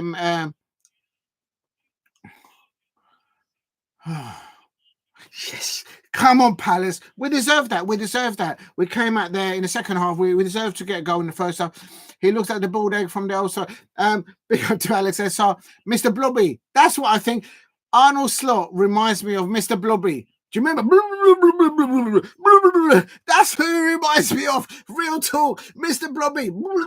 I tell you, Liverpool fans, have you guys got not just Mr. Slot, but you got Mr. Blobby. Mr. Blobby, is he having one? I'll tell you, please hit a like. Every time you hit a like, I'll become Mr. Blobby. The Liverpool manager. He's having a wobble. He's become Mr. Blobby. Remember, he got that funny face. Oh, if you're a Liverpool fan, please subscribe and take a see Palace. I need to get to 2,000 subscribers. But here's West Ham United 0, Crystal Palace 1. A finger-licking Adu-Adjei pass again, and Jean-Philippe Mateta. Boom, boom, boom. Mateta's in the room. Come on, Palace. Let's finish above Brighton. Let's finish above those Manchester United fans. Let's finish above those Arsenal fans. Let's finish above those Tottenham Hotspur fans. Real talk. Come on, Palace. We don't want to look like Liverpool's manager, Mr. Slot, who actually looks a bit more like Mr. Blobby. That's right. If anyone has a little hard, I hear Haaland might have a spare couple of quid. Listen, real talk. And they were mentioning it. Erling Haaland was been mentioned in the pre-match interview by Oliver Glasner. I covered it last night in the early hours. Thank you very much for everyone for watching it. Go and check it out. 10-year contract. I'll tell you what. I don't know where Henry Smith. I don't know where football's going these days with these long contracts. It's absolutely, bro. That's a red card on Gravenberch. Listen, real talk. Is Gravenberch gone down like a salmon for Liverpool? What's that? But you would say that if you're a Manchester United fan. Come on there. And Arnold Slot's not happy on his touchline. He's been turning into Mr. Blobby. And here, Daniel Munoz, what about Crystal Palace? Daniel Munoz. Oh, Daniel Munoz nearly scoring. Oh, come on, Palace. Let's get the second. Come on, Palace. Crystal Palace leading 1-0 at the London Stadium. Graham Potter second on the line. And Lemon, I can confirm in other fixtures at the 3 p.m. kickoffs. It is Brentford 0, Liverpool 0. Arnold Slot is looking like Mr. Blobby on his touchline. He's having a wobble. Leicester City 0, Fulham 1. I told you Fulham will win that. And West Ham United 0, Crystal Palace 1. My prediction was West Ham United 0, Crystal Palace 1. That's right. Look into my eye. I started, so I'll finish. West Ham United 0, Crystal Palace 1. So come on, Palace. Let's do that. I'll tell you, how is that not a red card? Listen, Liverpool fans always get the decisions go their way. Thomas Frank, the manager of Brentford, must be thinking, there we go again. Liverpool always getting decisions in London when they come down, taking a bubble. They're taking a bubble and it's taking a piss. And that's what they sometimes do, getting decisions go their way. This real talk. Liverpool fans won't like me hearing that, but it's the truth. Also, I can't confirm Hibernian in the Scottish Cup, 4th round. Hibs 2, Clydebank 0. And England City 0, Aberdeen 1. I predicted England City to win. But so come on, England City. They're in the lower leagues, in the Scottish leagues there. Ross County are losing to Livingston. 1 goal down. And here's Eze on the ball. Eze on the ball for Crystal Palace. Come on, Palace. Let's do this. Let's get a second goal. Crystal Palace now needs to keep on pushing it. Triple change by West Ham United. Oli Scars, Lewis Orford, and Danny Ings are coming on for West Ham United. No, Darren Bowen for their veteran captain at West Ham United. He's recovering from that foot injury. Senior debut there. Three players coming off for West Ham United. Graham Potter doing a triple substitution. And just seeing who's been substituted there. Come on, Palace. Let's do this. Alex SR saying, ref, that's a foul. Real talk. The referee in the Brentford-Liverpool match is probably wearing Liverpool pants. Real talk. Come on, Palace. Let's get another 3 points. We deserve that. What would this guy give to a Liverpool player? Yellow. This is what I'm talking about. Big up to LSSR Liverpool fans. They're always getting the refereeing decisions there at half time. I can confirm it is still. I'm in the wrong one. Don't lose the match, please. Don't lose the match. What a beautiful goal by JP. Oh no! And West Ham United now bringing three players on, and it is Rodriguez coming off. Yes, I'm glad Lucas Petuqueka has come off, and David Ings coming. Oh, he's veteran. And Cresswell's coming on, and Danny Ings on the ball for West Ham down the middle. Can someone close Danny Ings, please? Someone close him down. What's wrong with you, Palace? Come on, Palace. And no substitution. That's fine for Crystal Palace. If he's not broken, then fix it. It's come on, Palace. Let's do this. Alex SR, big up to you. I've seen 3 yellow cards for Liverpool so far. I'm not even trying to be biased. I would be pissed if my players were waiting. Listen, real talk. There you go. You're absolutely spot on, Alex SR. What is going on? Why are Liverpool fans and Liverpool players always getting the VAR and the refereeing decisions when they come down to London? Real talk. It's never changing. Liverpool fans, Liverpool players always getting the VAR decisions, and they're always moan. They're always moaning. That's right, I said it. But big up to any Liverpool fans in the chat. Please subscribe if you can. At Diego C. Palace. Cheers to everyone. Good luck to the Crystal Palace women tomorrow against the Arsenal women. In the WM, Liverpool walks alone without the referees. Big up to that. You're going to get me in trouble for singing. I'm going to get in trouble. Who's on the bench for Palace? Everyone. We got Klein on bench. We got Justin Devaney, the Northern Ireland player. Devaney there. Jacore, Kropla, and Ketia, Chadid Riyad, Rodney, Jeffrey Slupp, and Matt Turner as well on the bench. Come on. Big up to you, Alex SR. Big up to you. Put in the substitutes in the chat. You are an absolute legend. Please help me get to 10 likes if you can in the chat. In the early kickoff at 12:30, it ended Newcastle United 1. Newcastle United 1, Bournemouth 4. I had predicted Newcastle United to win, but they actually bottled it. No, they didn't bottle it. They had just come off a bounce of 6 games on a bounce win for them. But Eddie Howe won panic. And referee, that's a Palace for referee. That's a foul on 59 minutes. Referee, where's your yellow card? Alvarez, come on, Palace. This referee must be wearing West Ham United pants or something, because he must be supporting them. He's not handing out more yellow cards for the West Ham United players. Real talk. West Ham United 0, Crystal Palace 1, 60 minutes.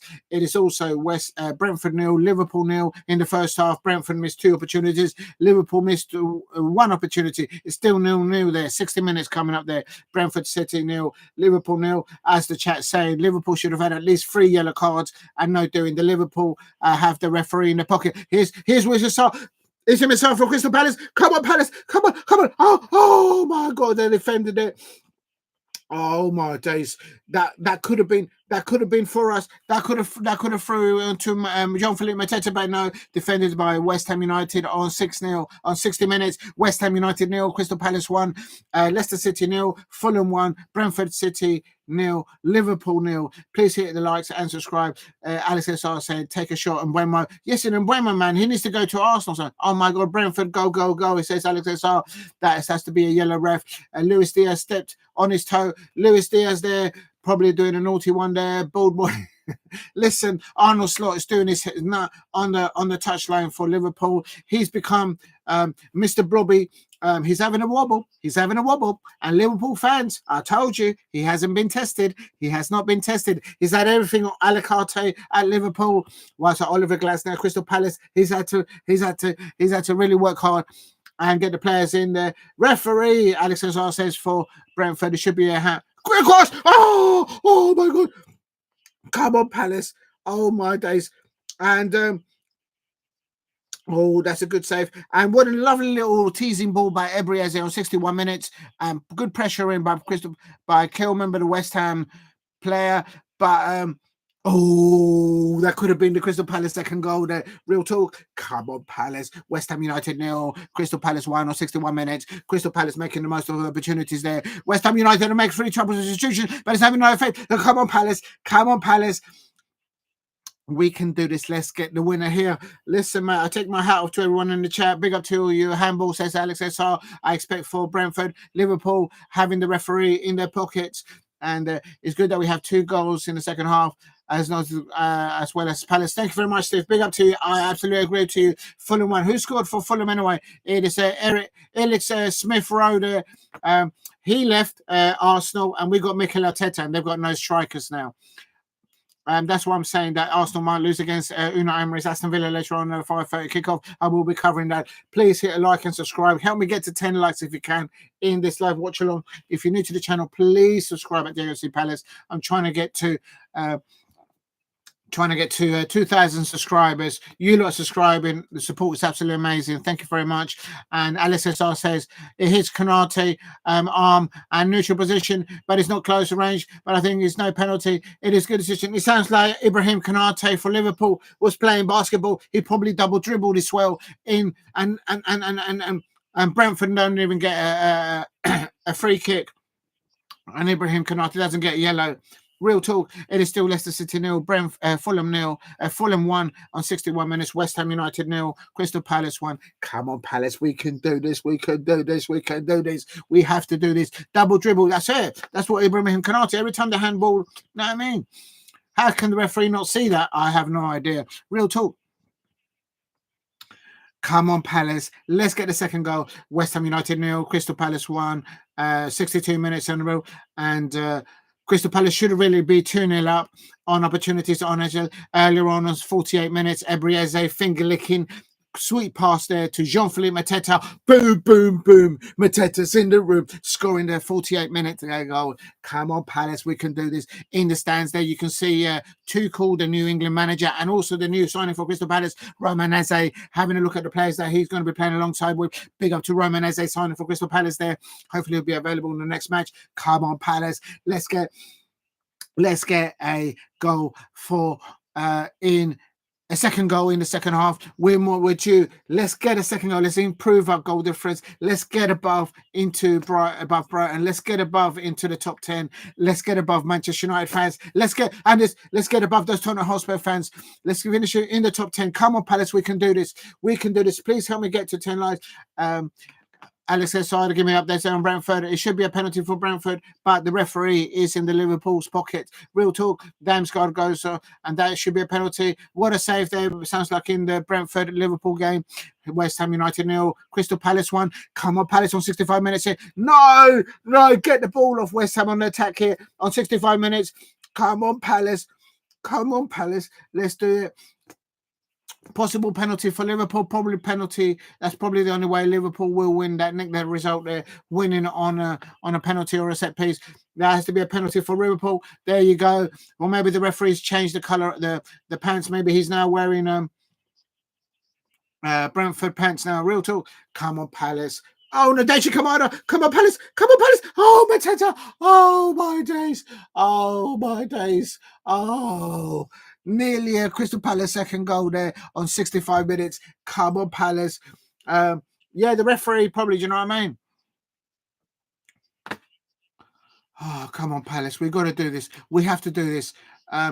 No shots on target for West Ham. Come on, Palace. Let's keep it that way. Keep attacking. The best way of defending is to attack West Ham United. Come on, Palace. We have to do this.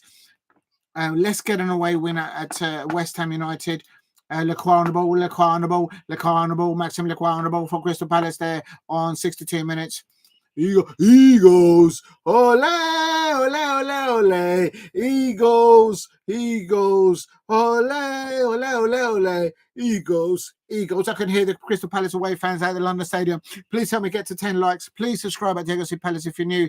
Help me get to 2,000 subscribers. And with Alvarez, oh my days. Kuna's there. Huijsen Kamada on the ball. Oh my days, please, Palace. West Ham United fans there. And we got. I think we might have picked up a yellow card there.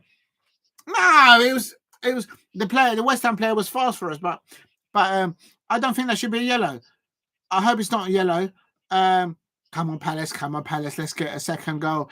It is still Crystal Palace 1-0 up against West Ham United at Atalanta Stadium. It is 67 minutes. Let's get a second Palace. Let's secure this win. Let's get better goal difference and let's finish in the top half. No penalty given for Liverpool. That means the referee switched sides there and now he's supporting Brentford. Real talk. No, come on, Palace. Oh. Good old Tyrick Mitchell there clearing the ball away for Crystal Palace. Reading one. Come on, Palace. Darwin Núñez, when you need to score. Darwin Núñez, I wouldn't have him on my Palace. Not over Jean-Philippe Mateta. No way. No way. No way. Darwin Núñez could not tie the shoelaces, the bootlaces for Jean-Philippe Mateta. No way. Come on, Palace. Let's give the ball up to Mateta. Let's get a second goal. And here is Hughesy. Hughesy in the ball. And this is, oh no. Oh, that's a yellow card. Oh no. Oh, no. Oh my days. The home crowd are not happy. The referee has given us a decision. At last, it's taken 67 minutes, 68 minutes for the referee to give Crystal Palace a decision. Real talk. And come on, Palace. Come on, Palace. Let's get a second goal. We need to score the second goal. The best form of defense for Crystal Palace is to keep attacking Graham Potter's West Ham side. He's had a triple substitution already. Ings has come on. Orford and Scarlett has come on. And also he did a half-time substitution with Carlos coming on for Rodriguez. That's a 4 substitutions already done by Graham Potter all over the shop. Come on, Palace. Let's get the second goal. And now we're making a substitution for Crystal Palace here. Let's have a look who's coming in on 68 minutes. West Ham United 0, Crystal Palace 1, 68 minutes. Crystal Palace making a substitution. Come on, Palace. Let's get the... Oh, I'm going to put the... let's see who's coming on or off. Copy. In the chat, I'm going to put the... if you're new to the channel, please subscribe at Diego C. Palace. Help me get to 2,000 subscribers. Also, please help me get to 10 likes. The support from all of you has been absolutely amazing lately. Thank you very much. And Crystal Palace, come on, Palace. Let's get the...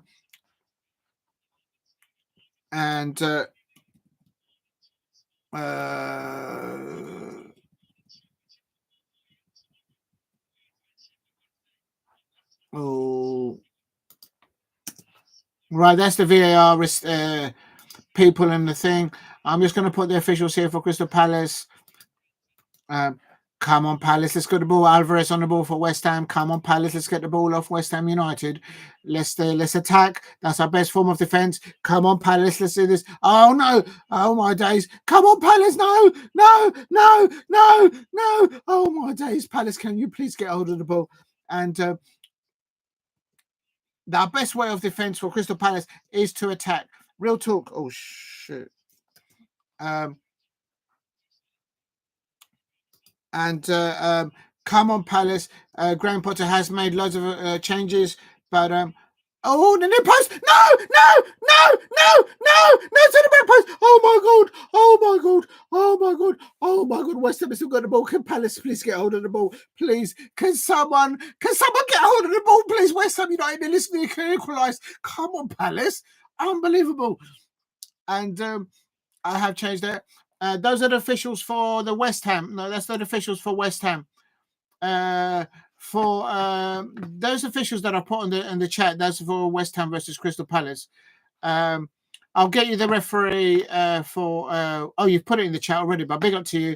I'll go and confirm that for you in the chat now. Come on, Palace. Good pressure by Abrieze. Abrieze there. Abrieze on the ball. Come on, Palace. Let's get a second goal. We can do this. You can do this. I know we can. Let's do this. Add man and me. The officials for the Brentford. I'm just going to put it in the chat for you lot. Come on, Dean Henderson. Let's concentrate there. I'm putting now in the officials for the Liverpool match. Brentford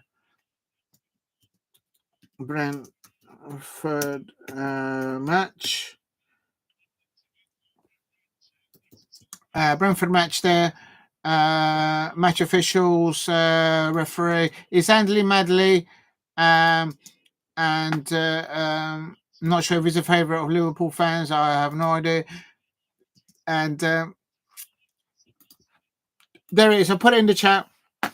Come on, Palace. Let's Alvarez miscuing the ball there for West Ham United. Crystal Palace now taking it. And Fulham has scored the second goal. My prediction was Leicester City 0, Fulham 2, and it's going ahead. I've got 2 predictions right at the moment, Steve. I've got 2 predictions right so far. Leicester City 0, Fulham 2. I did predict that. I did predict Brentford 0, Liverpool. Brentford 1, Liverpool 2, but that's no goals in that one. And West Ham United 0, Crystal Palace 1. On 71 minutes, the team sheet for Arsenal versus Aston Villa is probably due to be out soon. I will put that out soon in the chat. Fulham there, Adam Traore with the big muscles there, scoring the second goal he's been all oiled up. Adam Traore there scoring the second goal for Fulham. As it looks like Ebriaz is coming off soon. A substitution incoming for Crystal Palace. Come on, Palace. Let's get the second goal. I wouldn't take Eze off. Believe me. Real talk. Come on, Palace. Let's do this. We can do this. Oh, no. Please, Palace. Let's just get another goal. Please, come on, Palace. Don't mess about. You know what I mean? Let's keep it tight there. The best way for attacking there. Crystal Palace was Issa came off on the 68 minutes. And Justin Devaney there, Northern Ireland international, coming on. Come on, Palace. Let's get the second goal. Let's see this out. And big up to Alex SR saying Wissa and Mbamo. Could they be going to Arsenal? Wissa and Mbamo from Brentford. Could there be a challenge, attacking options there for Arsenal in the transfer window? Please hit a like. Please help me get to 10 likes. If you're new to the channel, please subscribe at Diego C. Palace. Help me get to 2. I was kind of feel, oh my days. Advantage plays there. West Ham getting an advantage there. I can't even look. Can someone please get the ball off West Ham United, please? Palace, can someone get the ball off them, please? Can someone just do something? Just do something out there. Can we get the ball off? 70 minutes to go till the end of this fixture between West Ham United versus Crystal Palace. West Ham United 0, Crystal Palace 1. Crystal Palace deserving the 1-0 win. We should be 2-0 up. Please help me get to 10 likes in the chat, please. Nice save there by Alisson there. For Liverpool, according to Alice SR7. Big up to you in the chat. Please hit like and subscribe at Diego C. Palace. Also, almost a goal for Brentford as well there. Big up to Alex SR in the chat there. It is still Brentford 0, Liverpool 0, 73 minutes. Leicester City 0, Fulham 2. Adam Traore scoring the second goal for Fulham. West Ham United 0, Crystal Palace 1 on 74 minutes. About 15 minutes of normal play to play. Come on, Palace. And let's get the second goal. I'm just waiting for the team sheets for Arsenal versus Aston Villa still due to come. I expect there. Come on, Palace. Let's get the next one. And Tyrick Mitchell there playing really well for Crystal Palace. Who's coming on for Palace? If you're new to the channel, please subscribe at Diego C. Palace. It's West Ham United 0, Crystal Palace 1. It is we deserve to be in front. Crystal Palace, come on, we need a second goal. Some of the West Ham fans are leaving the actual London Stadium, real talk. And they've still got over 10 minutes to play. Come on, Palace. The referee got in the way of Wissa, but he doesn't do a drop ball. Well, that tells me that he must be playing for Liverpool. Real talk. Come on, Palace. Will Hughes and Kamada doing really well there, smothering. And Daniel Munoz and Mitchell playing now real deep now to defend, putting the numbers behind. Please help me get to 10 likes in the chat if you can. I take my hat off to all of you in the chat thus far. If you can, please subscribe at Diego C. Palace. Over trying to get to 2,000 subscribers. If you can get me to 2,000 subscribers, that'll be amazing. Come on, Palace. Can we get the ball off the West Ham players, please? Crystal Palace. Come on, Palace. Hughesy and Deja Kamada there in the pivot there, in the midfield there. Daniel Munoz and Tyrick Mitchell now literally playing as defenders, literally alongside Richard, Maxime Lacroix and Maxime Lacroix. He rolls it to the left-hand side to Mitchell. Lovely move by Crystal Palace. Tyrick Mitchell from the corner of the box. Oh, my God. Oh, Coleman there. For Kilman for West Ham United, clearing the ball there, but good forward play there by Tyrick Mitchell there, down on the left-hand side. Crystal Palace, come on, Palace, let's get the second goal. Let's get the goal difference better for us. Please subscribe at Diego C. Palace if you are new. In other matches there, let me quickly have a little whiz around there. Less than 15 minutes to play. It is Brentford 0, Liverpool 0, Leicester City 2, Fulham 2, West Ham United 0, Crystal Palace 1. Crystal Palace more than likely to score their second goal. Come on, Palace. Big up to Henry Smith in the chat, saying some West Ham fans are leaving them. Maybe there's a fire drill. Listen, real talk, Henry Smith, man. Real talk. Henry Smith, I used to go to Upton Park as a Crystal Palace away fan, and they used to chuck coins at me back in the day. One day I went to Upton Park as a student, and I collected £4.60. £4.60. And in those days, back in the day, that was a lot of money for students. Real talk. They used to chuck coins at us. If you didn't have a hat on and the coin hits you on the head at Upton Park, I tell you, I was like this, collecting the money. Real talk. I reckon that's why Karen Brady and David Gould, the late David Gould and O'Sullivan probably bought West Ham, because they must have seen the West Ham players throwing money at the Crystal Palace away fans. I was there collecting the money. Real talk. Come on, Palace. West Ham United 0, Crystal Palace 1. Big up to Henry Smith there in the chat. Darwin Núñez sending it down to Rosette. Darwin Núñez, I will not have Darwin Núñez at my Crystal Palace. Oh, my days.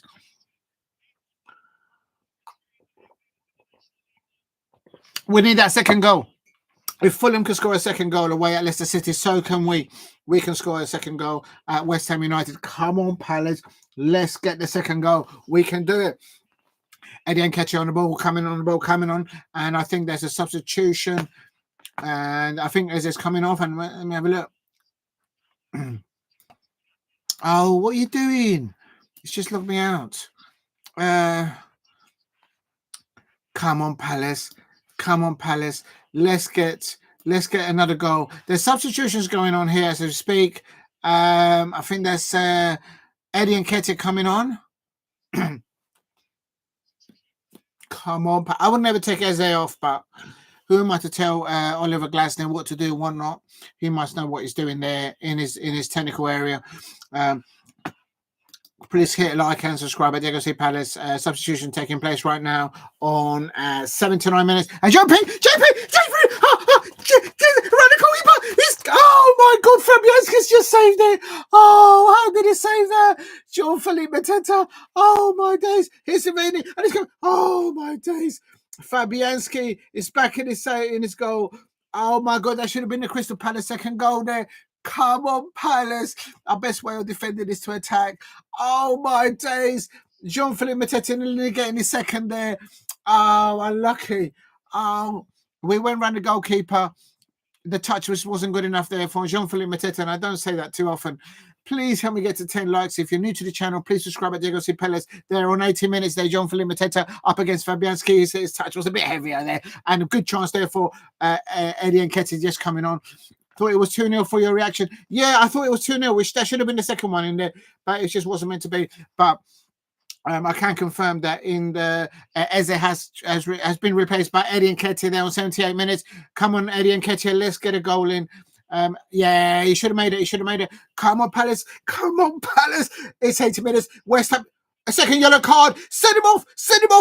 Yes. Second yellow card. At last, this referee has found his cards against these West Ham United fans, West Ham players. And that's a second yellow card for a West Ham fan player there. Get him off. Get out of my pub. Get out. And that is, yes, he's off. Big up to FS Jerry there. Yes, he's sent off. Yes, come on, you Eagles. Big up to Henry Smith saying, come on, it's time to make a tale for yourself. Come on, that's right. Wait a minute. Alex SR saying, listen, big up to FSR, Jerry.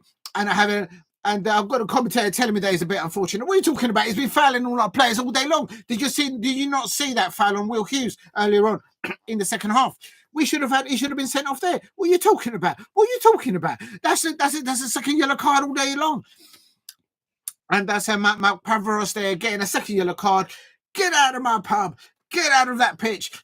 That's right. I said it. Come on, Palace. Let's get the second goal. And he's off. I'm going to pin that comment. Big up to you. Pin the message. Big up to FS Ferry there. I've pinned you up there. Big up to everybody scoring a great goal for Palace. Yes, come on, you Eagles. That's right. He's sent off. I'm going to change it now to this one. Big up to the replay there. Come on, you Eagles. That's right. You said it. Come on, Palace there. And Henry Smith saying, since some West Ham fans are leaving because maybe there's a fire drill. You're absolutely right. I'm pinning your message there as well. Replays. Big up to you, Henry Smith there. That's right. You said, Henry Smith, you're a legend. Come on, you Eagles. FF Jerry, please subscribe at Diego C. Palace. It is West Ham United 0. They've just rightly said the referee's finally found his yellow cards on 80 minutes. Look into my eye. This referee is wearing a red. Is wearing claret and blue. Claret. Oh, no. Oh, my days. Come on, Palace, get hold of the ball. Let's not. Come on, Palace. Let's get the second goal. And Kepa coming on for Eze Devaney, their Northern Ireland international there. Coming on for Ismail there also as well. Come on, Palace. That's right, FS Jerry. Zaha getting on with Jerry. Yeah, bring Zaha on. We'll talk. I think Zaha's going to play in America soon. I heard a rumor. If any of you are interested in that, as Mateta don't do. Yes, absolutely. There's the finger licking pass by Ebriese to boom. Mateta's in the room. That's right. And now West Ham probably having to change things. Alvarez is coming off. That's a technical match there. The 18-year-old coming on. Come on, Palace. This is a youngster for West Ham United coming on. Come on, Palace. Let's get the second goal. We deserve the second goal. It is 82 minutes here. West Ham United 0. Crystal Palace 1. A teenager just coming on for West Ham United. They've just had a second yellow card for Maropavos. He was sent off with a double yellow card. This referee is definitely has got West Ham United pants on. Real talk. Please help me get to 10 likes if you can in the chat. In other matches, I can confirm the 3 p.m. kickoffs. It is, if I can get this damn thing to refresh, it is Brentford 0, Liverpool 0. Darwin Núñez, I think, is he playing for Liverpool now? He won't score against Brentford. Yes, Núñez came on for Luis Diaz on 65 minutes, and Crystal Palace 1-0 up against West Ham. And Arnold Slot there, the Liverpool fans there. It's your manager, Arnold Slot. Is he having a wobble? Is he become Mr. Blobby now? Arnold Slot looks like Mr. Blobby to me. Real talk, he's having a wobble now. Real talk. And it's Brentford 0, Liverpool 0. Remember Plymouth Argyle, they beat Brentford at the GTEC Community Stadium, and Darwin Núñez can't score. Darwin Núñez wouldn't get in the starting lineup for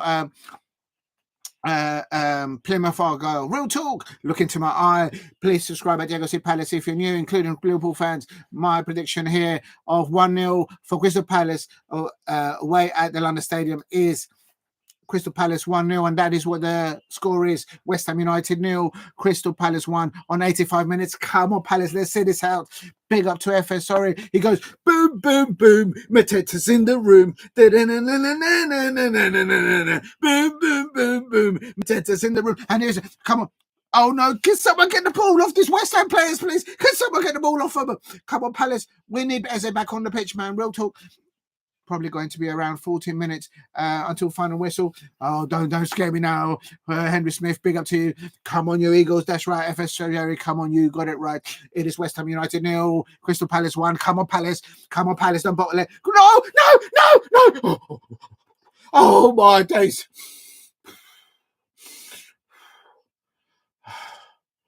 Oh, my days. Can someone get the ball off him? Oh, Margay there defending there. Good muscle in there by Margay on 86 minutes. Oh, my days. Can we get the ball off these West Ham players, please? Good defending there by Margay, but we didn't need to do that. Come on, Palace. Get the ball at the other end. Park the bus. Park everything there, man. Real talk. You know what, Henry Smith? Park the bus and also just attack them. The best way to defend. The best way, well, come on with red and blue. Come on, Palace. It is West Ham United 0, West Ham United 0, Crystal Palace 1 on 87 minutes. Double yellow card for Pavaros. Personally, he should have been sent off earlier on. Real talk. Big up to Shea Arsenal. Thank you very much for tuning in. And good evening to United Coders. Please subscribe at Diego C. Palace if you know. Gay has been on the top rankings during his first 3 years at Palace. And one thing, yes, you're absolutely right. Big up to KDS Coders. Boom, boom, boom. Mateta's in the room. Did you all see that finger licking pros from Adu-Adjei to Jean-Philippe Mateta? And as United Kuda says, boom, boom, boom. Mateta's in the room. But come on, Palace, let's get the second goal. You can do this. The best way for us to defend is to attack. Let's get it. We're playing up against 10 men. Come on, Palace. Let's take the ball off. Good crossfield, whatever, but right to left. And this is West Ham United. Too much time on the ball. Get the ball off them, please. Oh, my hat. I hope I haven't damaged my hat. Can someone get the ball off them, please? Glory, glory, Man United, says Alex. So no, come on, Palace. We got to finish above those Manchester United fans. We got to finish above those Manchester United. Come on, Palace. Man, Munoz. Come on, Munoz. Come on, Colombiano. Come on, move forward. Colombiano. Daniel Munoz. Come on, forward. Come on, Palace. Come on, Palace. Oh, my God. Kilman there. The West Ham United, Kilman there. Again, and there's a counter attack. I can't look. It's super free. I'm comes to Yaski. Oh, that's a penalty. That's a Crystal Palace penalty. Surely that's a counter attack from Crystal Palace. There has to be a penalty. Oh my days! If that is not a penalty, oh my days! Big up to UK's Kudas there. Big up to United Kudas there, and big up to. I can't keep it. Oh, Shay Arsenal, thank you very much for tuning in. Thank you for dropping in and asking everyone. Remember to hit the like button and subscribe if you're new here. I've got to pin your thing. Wait, how do I pin this? I'm going to do this carefully because I might accidentally ban you one today. Replace pin as Alex, Shay Arsenal coming into the chat and saying, remember to hit the like button and subscribe if you're new here. Come on, Palace. And is Nketiah been given? Eddie Nketiah's going to take the penalty. No, give it to John Mateta. Mateta's got the ball now. Eddie Nketiah had the ball for a minute. No, Jean-Philippe Mateta, he's on fire at the moment. I want Nketiah to start scoring goals for Palace. Don't get me wrong, but JP is on fire right now. Real talk. Lucky scarf. Come on, Palace. Come on, you can do it. Por favor, please. Per favor. Come on, Palace. Come on, Palace. Come on, Palace. I can't look. Oh, no. Oh, John-Philippe Mateta's going to take it. Come on, Palace. Right forward. Palace 2, West Ham United 0. Boom. Mateta's in the room. Big up to United Costas in the chat. Come on, Eagles. Boom. Mateta's in the room. Let me get to 10 likes, people, please. That's the second goal. My prediction was Crystal Palace 1, West Ham United 0. I've bottled it, but I don't care. It is boom. Mateta's in the room. We're above the Manchester United fans. We're above the Tottenham Hotspur fans. We need to get above those Brighton fans. Let's get into the top 10. Let's get into the top 6. Let's get towards those Liverpool fans. Let's get above those Arsenal fans. Come on, Palace. We've got Oliver Glasner. Oliver Glasner is the next Jurgen Klopp in the Premier League. You know I said that. Look into my eye, Liverpool fans. Your Arnold Slot is having a wobble right now at Brentford. He looks like Mr. Blobby on his touchline. Arnold Slot is the new Mr. Blobby. Real talk. Boom. Mateta's in the room. Big up to Alex SR there. Come on, Palace. I knew we were going to score. I could hear the Crystal Palace away fans celebrating there at the London Stadium. We have the best man-to-man, woman-to-woman Crystal Palace away fans. Is Jean-Philippe Mateta penalty on 89 minutes? I got worried a little bit when Nketiah picked up the ball. I was like, oh, I'll give it to... And big up to everyone. I can't keep up with all the chats. They say, yes. Come on, you Eagles. That's right. Big up to you. Thank you very much, United Coscast. Thank you very much. I really appreciate all your contributions there. And bye-bye, West Ham fans. Oh, ta-da, la. Oh, wow. Nah. Da-da-da. West Ham United fans there. Essex Red boys there. Real talk there. And the West Ham fans there. Sucking a lime there. I mean, they're playing like Millwall players. Real talk, that's right, me getting into trouble with West Ham fans. West Ham United fans out there, your players today are playing like Millwall. Real talk, that's so bad. Real talk, come on, Palace. Let's get the third goal. Let's better our goal difference. I can't keep up with all the chats. You're all absolutely amazing. I've never had this sort of traction. Thank you very much, everyone in the chat. United Costco say, come on, Eagles. Boom, boom, boom. Mateta's in the room. Oh, I just pulled a hamstring there on my neck. Celebrating. Boom, boom, boom. Mateta's in the room. I'll tell you something. If we get a third, I'm going to stand up and do a little wiggle, wiggle, wiggle, wiggle, wiggle, wiggle. Listen, won't be above for long. Listen, let me tell you something, LXR, Manchester United fans, look into my eye. Real talk, my Crystal Palace will finish above the Mice at Old Trafford. Real talk, big up to the Mice. Did you all see that? Put on my... And Henry Smith says, bye, bye, bye, West Ham fans. See you there, Mateta. Who do we have? Who do we have, Mateta? Ole. United Coscas, big up to you. Thank you very much. We give it to Brighton. After we give Brighton their manual. Yes, please. Yes, give them a spanking. Not just one goal. Manchester United fans, please give Brighton a spanking. Not just once, not just twice. With the leather. If you're into that, I'm not getting into that. Whatever you do in your own time, none of my business. Manchester United fans, if you like wearing the leather stuff, it's your thing, man. Real talk. Oh, Liverpool have just scored. Liverpool has scored. The referee has been in the pocket for Liverpool. And I can confirm that Liverpool in extra time have Darwin Núñez, who has scored. Looks like the winner goal there for Liverpool. But here, West Ham United 0, Crystal Palace 2. Boom, boom, boom. Jean-Philippe Mateta, United Costas says, Jean-Philippe Mateta, big up to you. Guess it's coming. He is here when we are down. That's right. And he is called Mateta. Boom, boom, boom. Mateta's in the room. Come on, Palace. Let's get the third. The better goal difference we have, the better we can finish above the Tottenham Hotspur fans. The better goal difference that we have, they definitely will finish above the Manchester United fans. Real talk. The better goal difference. We have to finish above Brighton this season. Manchester United fans out there looking to my eye tomorrow when you play against Brighton. Don't bottle it. Don't bottle it. I'm asking with cream on top, with sugar on top, like in Pulp Fiction. Just do a number over Brighton. Make sure you beat Brighton tomorrow. Manchester United fans, don't let me down. Guys, it's me in London. The stadium is looking for an empty stadium. It's all empty. The London stadium is empty now. It's all... We are Palace. We are Palace. Super Palace from Sinners. Can you hear West Ham United? Essex Red Boys sing. I can't hear it. I think I'm going to get in trouble. But come on, Polly. Come on. Could he has to say... Liverpool scored. Oh, he's not happy with that. The Manchester United fans are not happy with Liverpool scoring there, no doubt. I bet the Arsenal fans are not happy that Liverpool has scored. Darwin Núñez, take off his shirt. I don't want to look. Whatever you're into, it is what it is. Is he trying to replicate what that Real Madrid player did by taking off his top? Liverpool score. Big up to Steve RSC there in the chart. This scene's the Brentfords. The referees running around celebrating. That's right. The Liverpool had the referee in his pocket. Real talk, Brentford should have had a penalty, should have issued a few yellow cards to the Liverpool players. Third Premier League goal of the season. Now it's all Liverpool fans are chanting and they're crying. Oh, my days. Liverpool. Oh, Liverpool has scored again. Darwin Núñez has got his first scoring boots there. I take it back. It's heaven for the 11 red men on the community stadium. Big up to Alex SR7. If you're new to the channel, please subscribe at Diego C. Palace. It is oh, someone's down injured.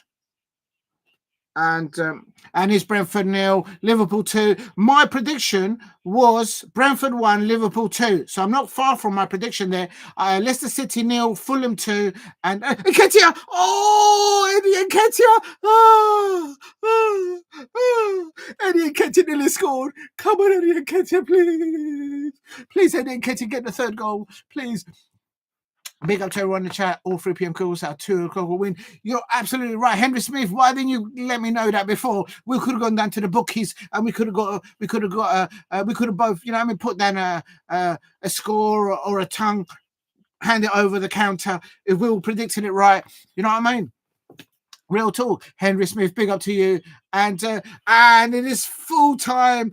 There is booze at the London Stadium, and although I do fancy Dame Karen Brady, today her side have lost by Crystal Palace. Boom, boom, boom. Mateta's in the room. Did you all see that finger licking?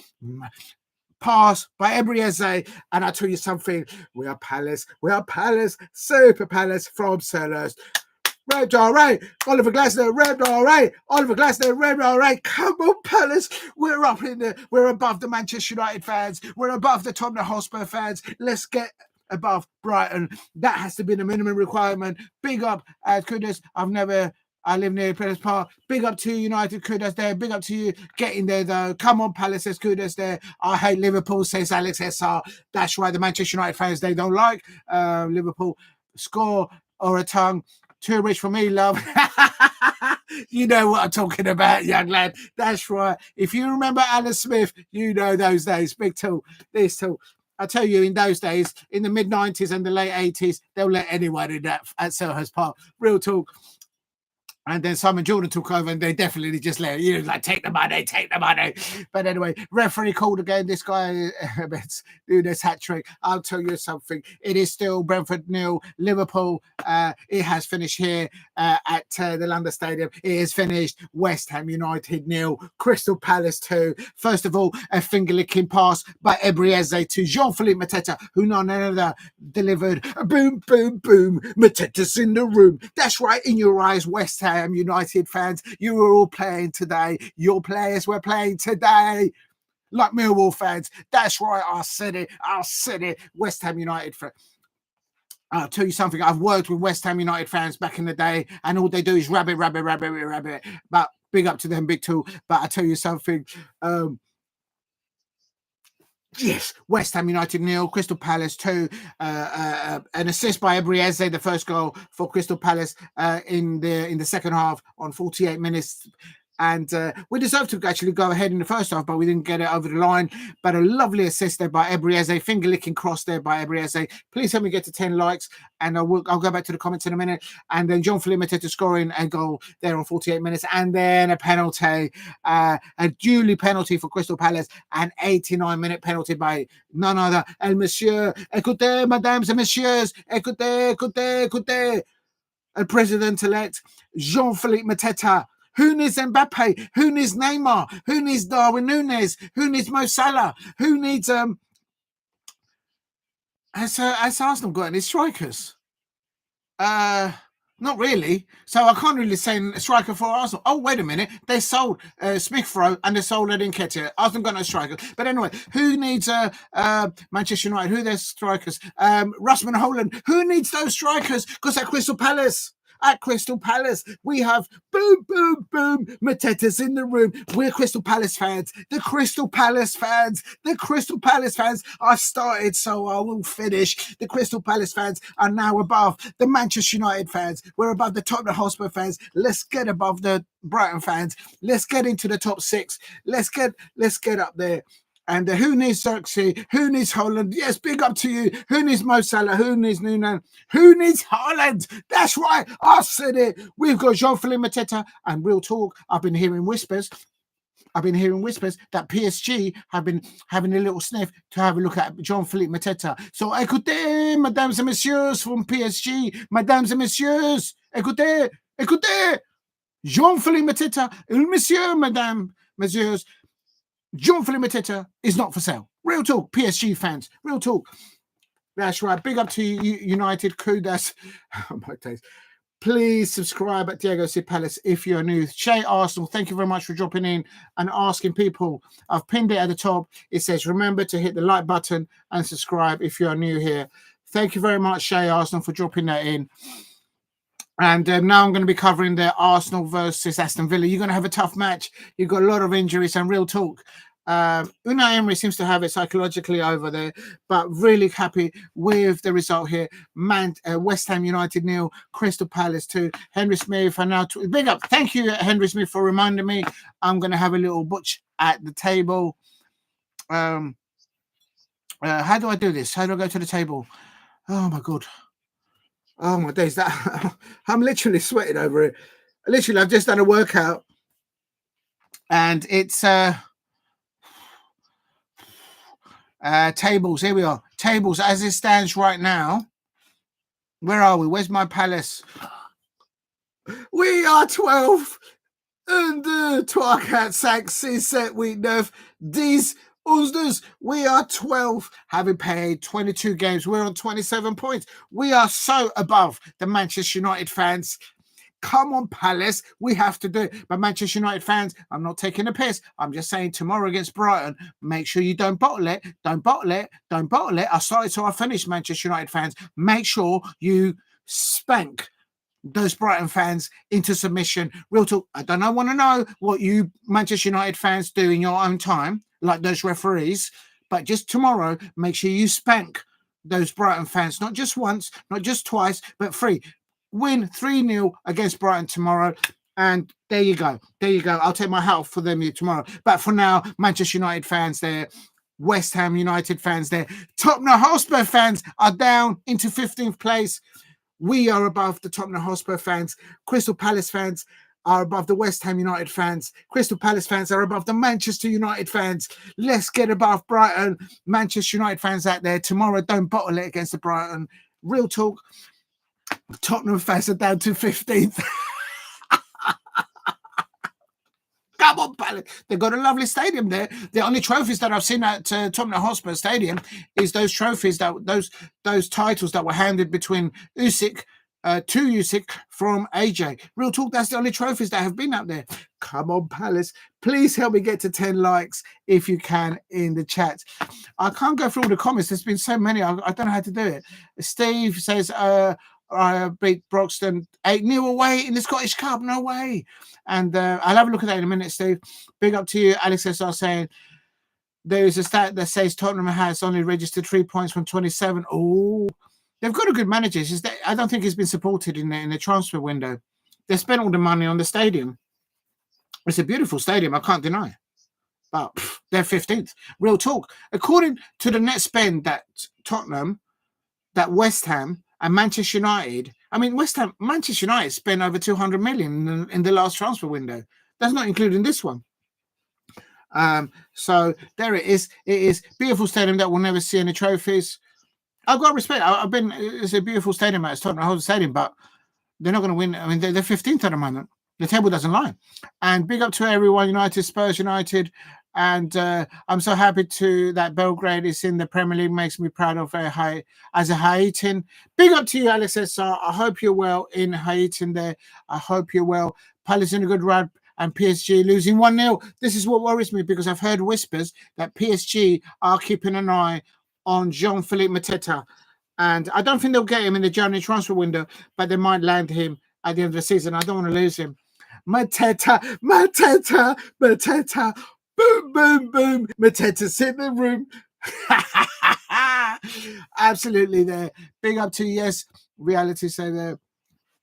Right. I'm going to quickly... oh, my days. Let me just take a drink, people.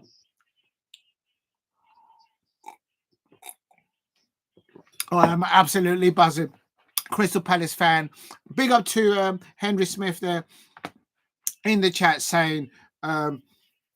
Henry Smith there saying, please subscribe at Diego C. Palace. Help me get to 2,000 subscribers. But I'm gonna actually turn that volume down because I hope you guys don't hear that. But I have to thank everyone in the chat today. Everyone in the chat this morning. I was on live this morning about 1 o'clock in the morning, midnight, and I had over 5 people there, 5 people watching. The support from all of you out there has been absolutely amazing. Thank you very much, Steve RSC, Alex SR. John Stone, I haven't seen you for a while. I hope you're all okay out there. I haven't seen you for a while. United Costas, Numnik, I think there's another one there. Hamo of Crystal Palace fan. I haven't seen it. Henry Smith, thank you very much for your contributions and for what you're doing. It helps give traction to the channel. I can't believe it sometimes the support you guys are doing. So thank you very much.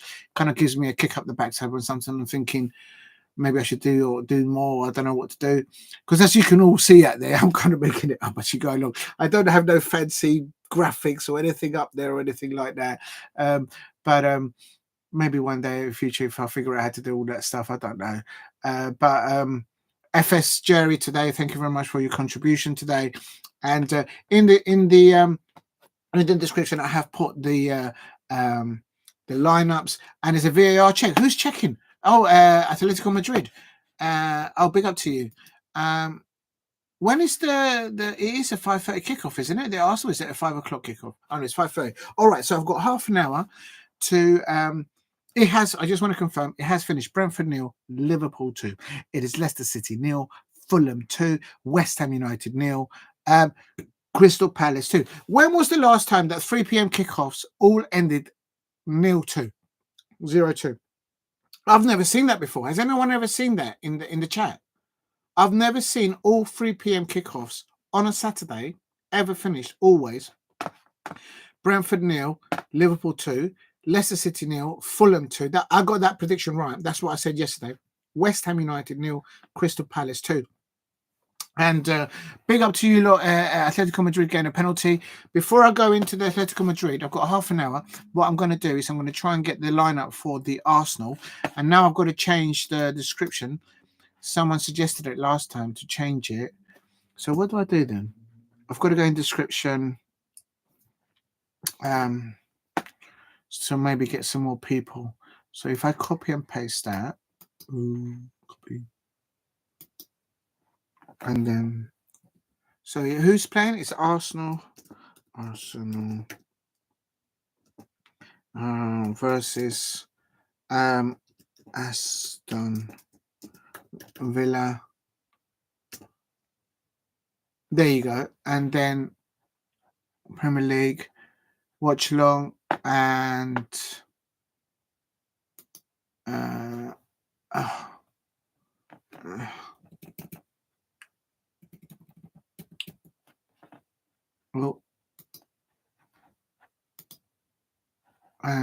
West Ham United versus Crystal Palace. Okay, I'll put in the description Arsenal versus Aston Villa, live Premier League, watch along, and West Ham United versus Crystal Palace.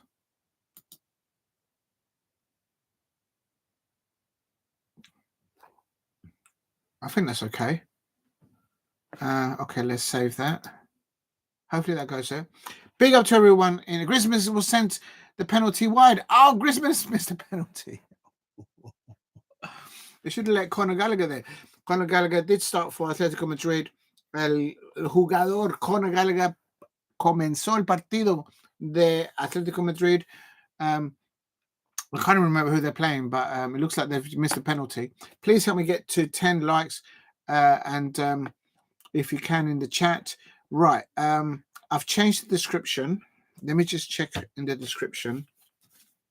And now I'm going to get the Arsenal game up and running. Just bear with me. I'm going to try and make sure. Oh, my God. Oh, I'm so happy with that win. I am so happy. Let me just see if the description has changed. Yes, it has. It's saying Arsenal versus Aston Villa live Premier League watch along, and West Ham United versus Crystal Palace. And please, if you can, help me get to 10 likes, and also help me get to 2,000 subscribers. The support from all of you has been absolutely amazing lately, so thank you very much. Right, I'm now quickly going to go into, how do I do this? Let's try and find the I had the bookmark. I'm going to try and find the Arsenal versus Aston Villa lineup. Just bear with me. Nunes there, who I've been throwing underneath the bus. I just don't like him. I don't think he's a good striker. But today he has scored a brace of goals, 2 of them for Liverpool. But that's his level against Brentford. Basically, he's just done what Plymouth Argyle did to Brentford. And could it be Mbemo? Could he now be on the transfer listing? I'm trying to get the lineups for Arsenal. Just bear with me. Ouch, my back. And yeah, and Eddie Nketiah was fouled by Sabansky, and otherwise he would have scored. But great a forward drive there by Eddie Nketiah, and yeah, he wiped out Eddie Nketiah, and then Mateta just takes a penalty and bish bash bosh. Crystal Palace, boom, Mateta's in the room. Palace. I can't get past that. Unbelievable. I'm trying to find the lineup of Arsenal versus Aston Villa, and it's taking a bit of a doing here. I had this saved. I can't see it. Oh my God. I'll tell you what, it's time. I've got to have a little refill. Make sure you guys eat. I've got my little it's time to celebrate with a ring donut. That's right. West Ham fans, your defence had a big hole like this donut. Real talk. West Ham United fans, you were playing like Millwall players. Real talk. I'd say no more. Manchester United fans, tomorrow, don't bottle it against Brighton, okay? I'm asking with pretty please, with sugar on top, with as many sugar as they've got this donut here. Just don't bottle it about Brighton. I need Brighton to lose, get an inferior goal difference. And yeah, that will mean that your Manchester United will go above my Crystal Palace. I'll take that. But I just need to finish above Brighton. So Manchester United fans out there, don't bottle it. And here is the starting lineup for... I'm coming. Big up to you, Alex. Says 7 minutes. Says, oh, I don't know. He looks yummy. Yeah. This man's finger licking donut like Ebriese's pass to Jean-Philippe Mateta. When Jean-Philippe Mateta scored, it was boom, boom, boom. I'm not shaking the donut too much because I don't want to lose the sugar. Listen.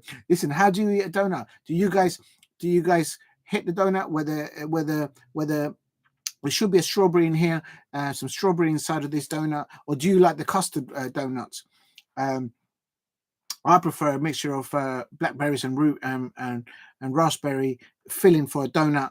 This is going to be as good as that. Boom, boom, boom. Mateta syndrome like his second goal and his first goal. Real talk. There's nothing wrong with a donut. If you know, you know. Come on.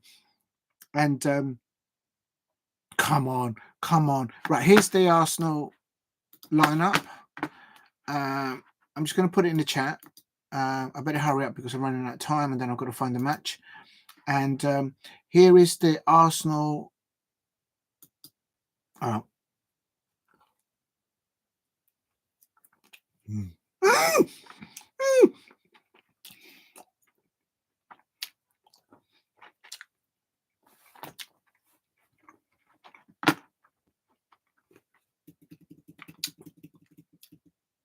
There's supposed to be jam, raspberry jam inside this donut.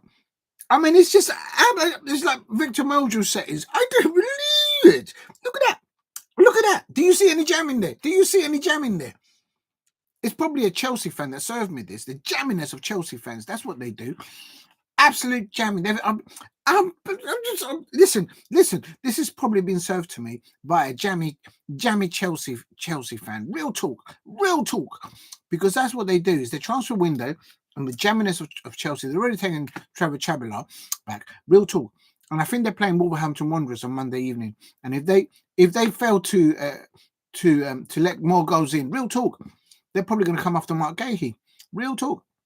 This is the Arsenal lineup.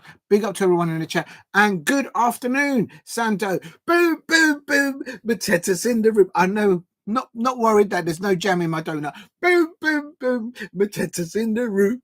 Come on. Not just once, but two. Come on, Palace. Real talk. I'm telling you. Did you all go back and watch that first goal by Crystal Palace?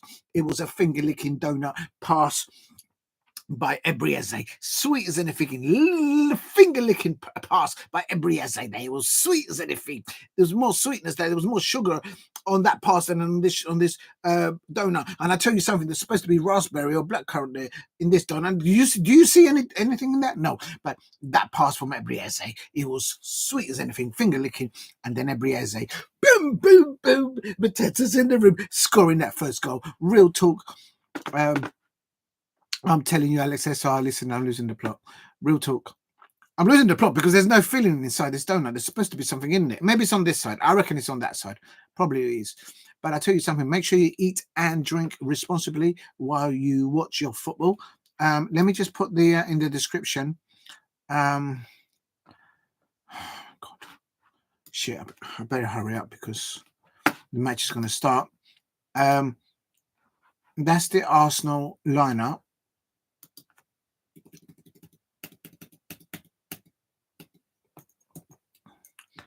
Please help me get to 2,000 subscribers if you're new, and please help me get to 10 likes if you can in the chat. And I take this opportunity to thank everyone who's with the support on the channel thus far. You're all absolutely amazing there. And Aston Villa, Duran is back on the bench for Aston Villa, although there is links of Duran to other football clubs. The Colombian international striker.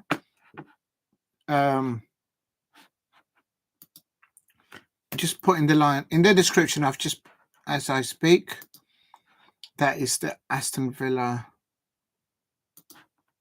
Let me just spell everybody's names correctly. And I'll go through the lineups in a minute. Oh, how do I then do that? And then I've got to save it, I suppose. Right, I've put in the description the Aston Villa and the Arsenal lineup, if anyone is interested. Now, I've already put in the chat the lineup for Arsenal. Now I'm going to put the Aston Villa lineup, if I can just spell Martinez correctly. That's better. And right, there you go. That's the Aston Villa lineup. Please, please hit a like and subscribe at Diego C. Palace. Thank you very much for the support thus far. I'm now switching over to basically the Arsenal versus Aston Villa.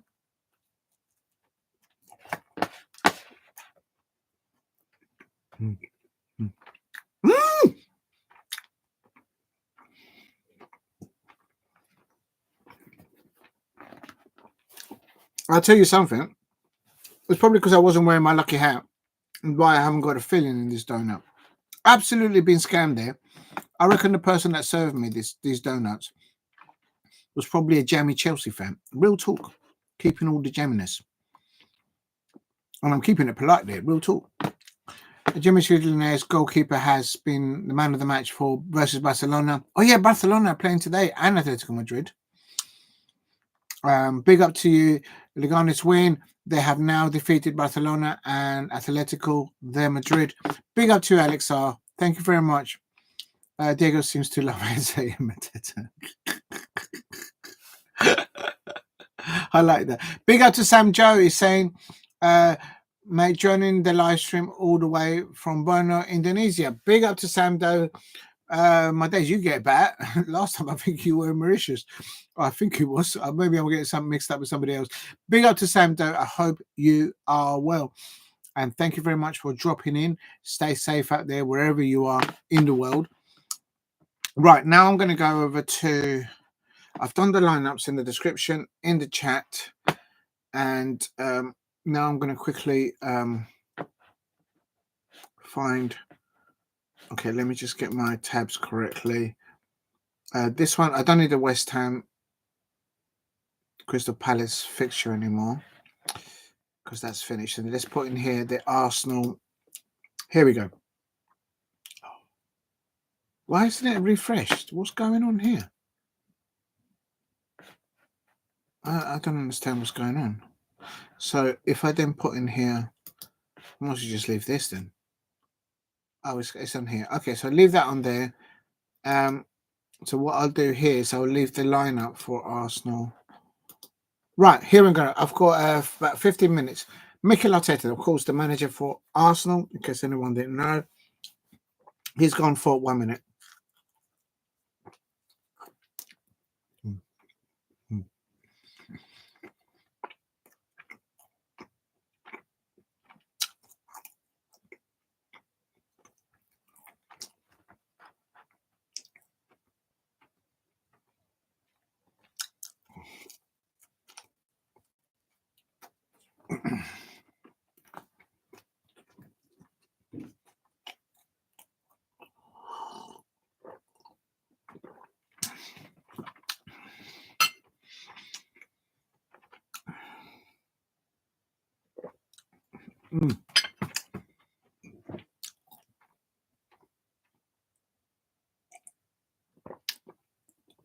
Yes, that's right. You did see that. I've got 3 drinks on the go and a donut. I don't care. I'm shameless. My Crystal Palace has just won 2-0 away at the London Stadium. And boom, boom, boom. Mateta's in the room. That's right. I've got 3 dreams on the go. Diego Lisa scored today, 3-2. Yes, that's right. Michael Lisa scored today, and he did an assist today. He started for Vincent Kompany's Bayern Munich against Wolfsburg. I actually forgot they were playing against Wolfsburg. But yeah, thank you for that, Alex Essar. I saw that, and he's doing very well. He's not a bench player. I hope he continues to start for Bayern Munich, I suppose. Right, I can confirm. I've got it up. I've got it up. Pardon the expression, but it's Arsenal. Mikel Arteta. The lineup for Arsenal versus Aston Villa. It's a 5:30 kickoff in the Premier League here today on a Saturday, 18th of January. If you're new to the channel, please subscribe at Diego C. Palace. Help me get to 10 likes, and if you can, help me get to 2,000 subscribers. You're all absolute legends. It looks like I've got 8 likes in there. Thank you very much. Good afternoon to Adam McNeely. Hi, mate. Actually watching this all the way from Papua New Guinea. Absolutely brilliant. I hope you've got good weather over there. Would love one day to go over there. It sounds a magnificent and a wonderful place to go to and visit. I'm no doubt that the food and the people and the experience at Papua New Guinea is wonderful. And big up to you, Adam. Thank you very much for dropping in. And I really appreciate it. And for that, all the way from Papua New Guinea, Jean-Philippe Mateta, El Monsieur, écoutez, mesdames et messieurs, écoutez, El Monsieur, El President-elect, Jean-Philippe Mateta. He scored not un, not deux, but deux points, 2 goals. Boom, boom, boom. Mateta's in the room. That's for you, Adam McNeely in Papua Guinea. And I'm not a performing seal. Oh.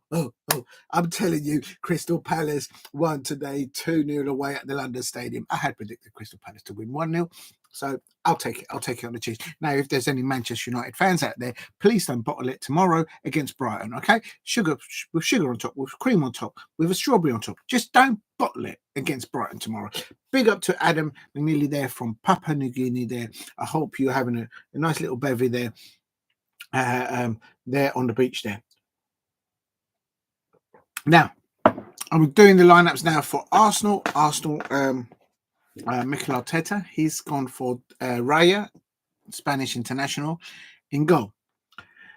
Oh my God, he's put Thomas Partey as a right wing, Timber and Gabriel Magalhaes in the defense, and Lewis Skelly as the Arsenal left back.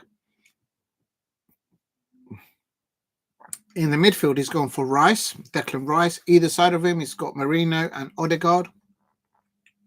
And up top, he's gone for Kai Havertz, Trossard, and Gabriel Martinelli on either side. Kai Havertz, look, I'm sure he's a good professional football player, but he's not going to take Arsenal to win the Champions League. And I don't think he's going to take Arsenal. If he didn't do it in the FA Cup, he's not going to do it in the Champions League. He's not going to do it in the Premier League, is he? I mean, like, real talk. Yeah, it's a weak bench for Arsenal. They've got Sterling. Why isn't Sterling starting? I was put Sterling where Havertz is, getting back to scoring. Clearly, Mikel Arteta thinks that Kai Havertz is a better striker than Raheem Sterling. I would put Sterling up top. I'm sure he's got a better record as a goal scorer, but who knows? What do I know? I don't know Arsenal. But anyway, so if there's any Arsenal fans in the chat, do you think Mikel Arteta should start Sterling up top than Kai Havertz? Now, Aston Villa, Unai Emery, I don't think Unai Emery has ever lost a match against Mikel Arteta. I think I'm right in saying that, whether they're at any club that he's managed. But Martinez, the World Cup winner for Argentina, Martinez, he's in goal for Unai Emery. The back four for Aston Villa is Cash, Konska, Mings, and Maatsen. In the pivot in the midfield for Aston Villa, he's gone for Kamara and Onana. I think they're going to do a number over Declan Rice. Declan Rice is going to be outnumbered. And then Tillemans there just behind Ollie Watkins, and with Ramsey and Rogers at either side. Also on the bench is the Colombian international, Duran, El Colombiano. He's back available. He's back on the bench. They've also got Buendia. Quite frankly, Aston Villa, I think, have got better offensive bench than Arsenal. Arsenal got Jorginho there, Sterling. Kieran Tierney has been, although he's recovered from an injury, he's been totally destroyed mentally and physically by Mikel Arteta, in my opinion. And of course, they've got Shevchenko, which I think he's going to be, he might be leaving Arsenal. There's rumours. Please hit a like and subscribe at Diego C. Palace if you are, if you are new. Beg your pardon there. Right, it is kind of about 5 minutes there. It is. Right, predictions for this one. Arsenal versus Aston Villa. I think yesterday I said Arsenal 1, Aston Villa 2. And that's obviously without the lineup.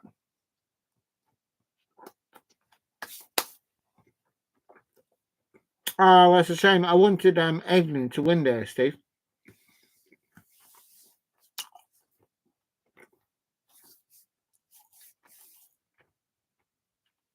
Steve, I could never beat you on predictions in Scottish football. I can try, but I'm just not that good. But big up to you. You're saying Aberdeen beat Elgin 3-0. Go and subscribe if you don't have to, but I recommend subscribe to the YouTube channel of Elgin Football Club. They do some really good match blogs there.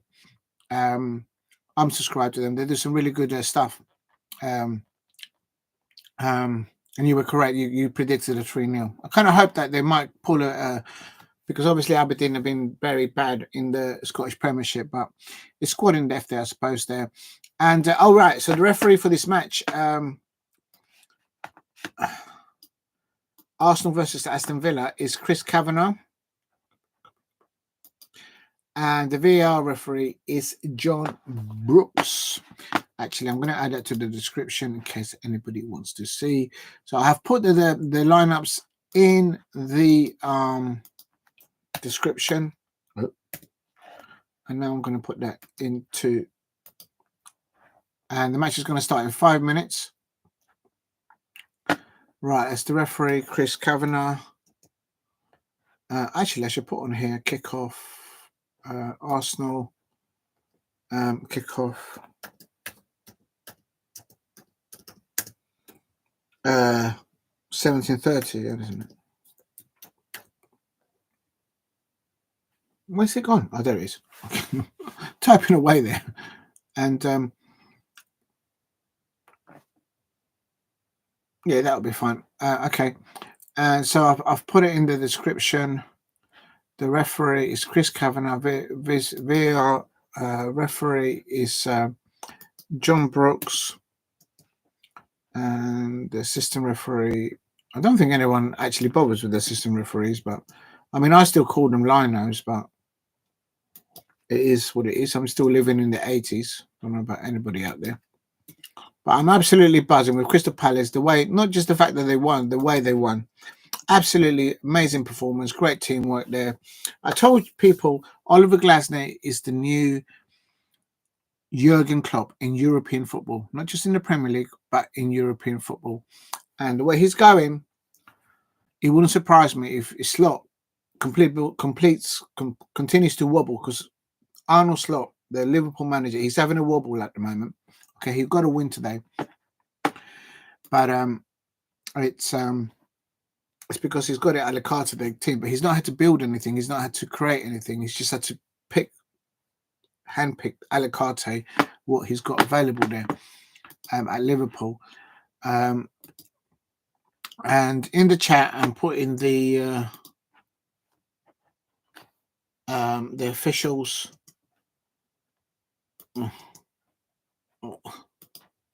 Oh, that's not right.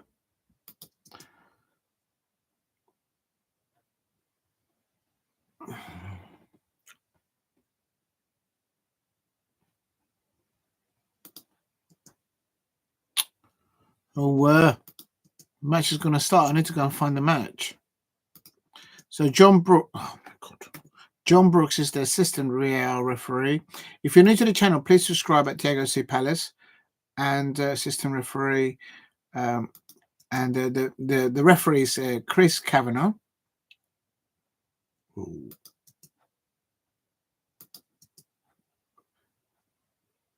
Okay, that will have. Oh God, it's too long now. Oh Lord. What do I shorten then? Do you know what? I'm not going to borrow with the VAR assistant. I'm just going to say Darren. There you go. That one really cares about the assistant VAR referee. Please help me get to 10 likes if you can in the chat. Adam and Hans Celtic are actually playing today, as well as fourth round and the Scottish Cup. Huge game with Rangers playing tomorrow. Yes, that's right. Chelsea, not Chelsea. Rangers are playing tomorrow. Before the match kicks off, let me have a quick butchers. Right, I've got 1 minute. No, I've got to go and find the match now because it's going to start. It's a 5:30 kickoff. Actually, no, I can't go into the Scottish right now because I've got to find. Oh my God. Look, that's not working.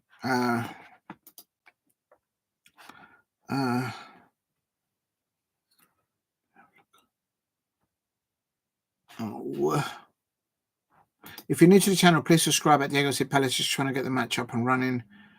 And why can't I hear anything? I must have turned the volume. I had turned the volume all the way down. That helps. Please help me get to 10 likes. And if you can, help me get to 2,000 subscribers. I've already put in the chat the Arsenal lineup, the Aston Villa lineup, and the match officials. And it is still, it's a 5:30 kickoff.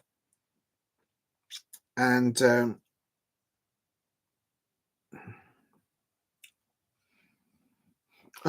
where's my oh, I've left it charging. That's why I can't see it. There it is. Oh my days. Right. I'm absolutely buzzing. The Crystal Palace have won. Not the fact that they've won, it's the way they've won. Oh, I've got to be careful. I just spilled this on the keyboard. That's not good.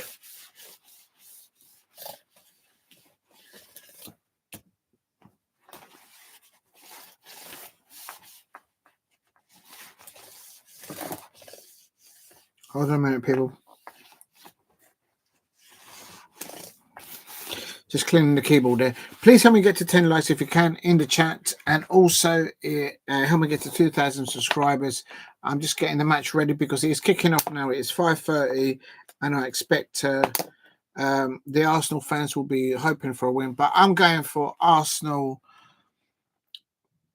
Do you know what? I can't see them scoring today. I'm going to change my prediction from Arsenal 1 to Aston Villa 2. I'm changing it to Arsenal 0, Aston Villa 2. I'm sure it's Shay Arsenal in the chat if you're still there. But I think you've just got too many injuries. And you've got Kai Havertz playing up top. Why didn't they start with Raheem Sterling? I don't know. I don't understand Arsenal.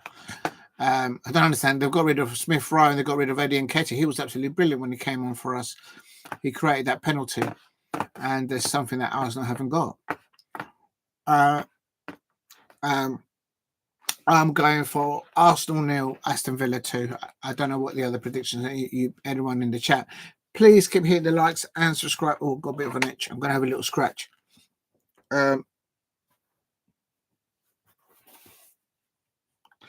Been non-stop today. There you go. Oh, I need that. Please hit like and subscribe at Diego C. Palace. It's kicked off. It's Arsenal 0, Aston Villa 0, and it's just kicked off now.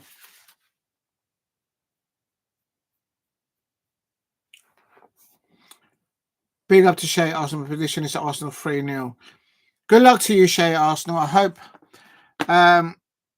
It's just the injuries that you've got, and you don't have a squad enough. And I'm looking at the bench of Aston Villa, and I think they've got better offensive players on the bench for Aston Villa. And the other thing I haven't mentioned is Unai Emery seems to have it in the mind, beaten. He's like Nassim Hamid back in the day when he used to go into the boxing ring. He mentally had beaten the opposition. And I think he's already... but I could be wrong. I could be wrong. Maybe Mikel Arteta will pull it out of the bag. But I don't think, with all the injuries that he's got, I don't think... I think if Mikel Arteta had Bukayo Saka, Ethan Nwaneri, and Gabriel Jesus, I think he could have got it over the line against Unai Emery. They're at home. But because of those 3 key injuries, Aston Villa, this is not working. I can't hear Jack on this one. Why is it not coming out? So, yeah, good luck to you, Shay, at Arsenal. But I don't see that at the moment. It's 4 minutes. It's still 0-0. So you're nearly there. Just need to score 3 goals. Good luck to you.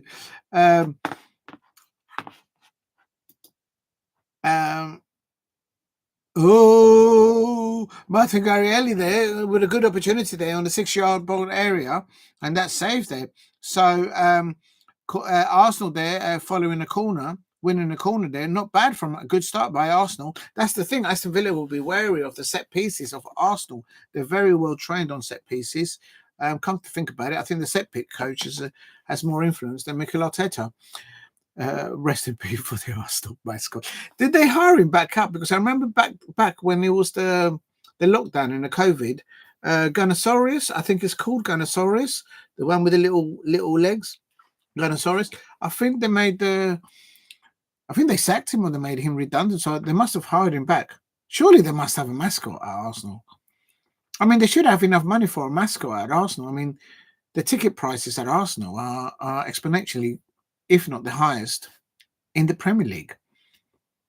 And that's just on a basic price. That's not what you have to pay extra to get it in the second place. But well, at least you haven't got a mice problem like they are, like the Manchester United fans, I suppose. I will say that. I'm just thinking, wasn't Chris Kavanagh, who's the referee for this fixture, the one that gave you a dodgy decision back in the day? And then the FA had to apologise. I've got it in my mind. I could be wrong.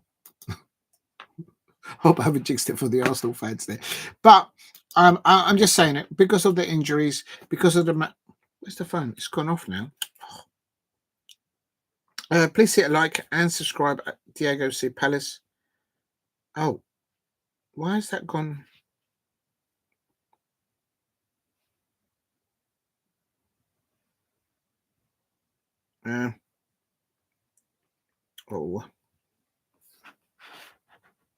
It's just logged me out. It's still 0-0, 6 minutes. Arsenal 0, Aston Villa 0.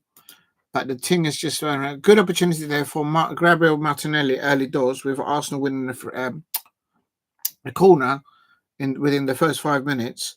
And please, if you can, help me get to 10 likes, and also, if you can, get me to 2,000 subscribers in the chat. Good start by Arsenal, I can't deny it. But a corner for Arsenal again here on 6 minutes. I think that was Tyrone Mings conceding there, and good start there from Miles Lewis Kelly. I think there's a talent there, Miles Lewis Kelly, as an outsider looking into Arsenal.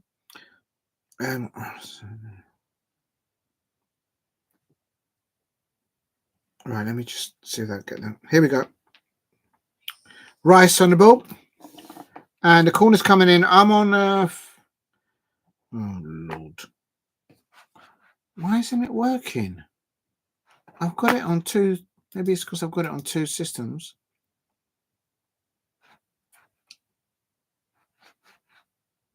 All right. It's just not having it. Hold on a minute.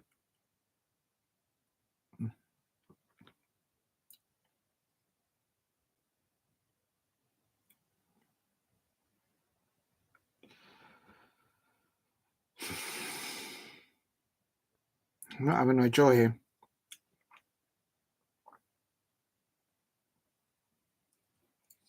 It's Rice on the ball.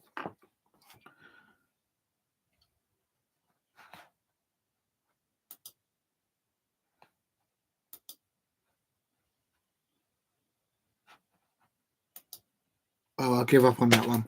All right, I'm on 6 minutes 41. So you guys are going to be ahead of me now.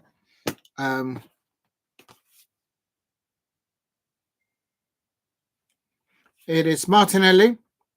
Martinelli on the ball on the right-hand side. And deep into the Aston Villa penalty area. Odegaard on the ball. Crosses it into the penalty area. Bad cross by Odegaard. But Lewis Kelly there winning the seconds there. That's a foul, surely, on the Arsenal player, isn't it? Referee's not having any of it. And I think it might be even a head injury. And Odegaard is staying down. And it's gone out for a corner for Arsenal. Odegaard, no, I don't think it's a head injury. I think he's just winded himself. Oh, he is holding his face. So should the referee blown up for an Arsenal free kick? Oh, he's just hit his head. Odegaard there, hit on the back of the head there, or the front of his head. Big up to Shay Arsenal in the chat, and also to Adam McNally in the chat. If you're new to the channel, please subscribe at Diego C. Palace. It is Arsenal 0, Aston Villa 0. I am coming up to 8 minutes. It's an Arsenal corner. I think you guys might be 2 minutes ahead or a minute ahead. And there's so many corners to Arsenal. I think this might be the third or the fourth corner already. And we're not even to 10 minutes. But Aston Villa defending the corner as well. Odegaard. And it's another corner for Arsenal. I'll tell you something. Please subscribe at Diego C. Palace. I'm absolutely over the moon with Crystal Palace winning. We've got a new signing, Roman Eze. We've got Clarissa, a new women's forward striker, a Canadian international, available now. We've just signed her.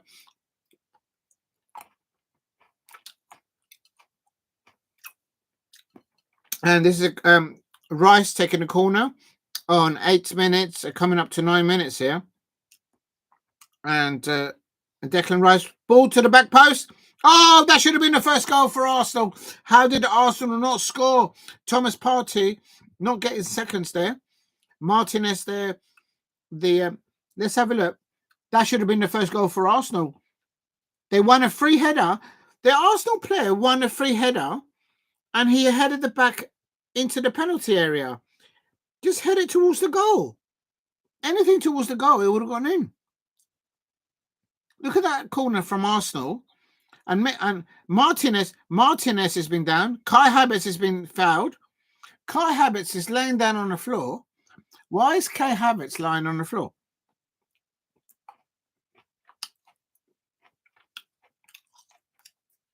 I would have started Raheem Sterling. I don't think Mikel Arteta likes Raheem Sterling.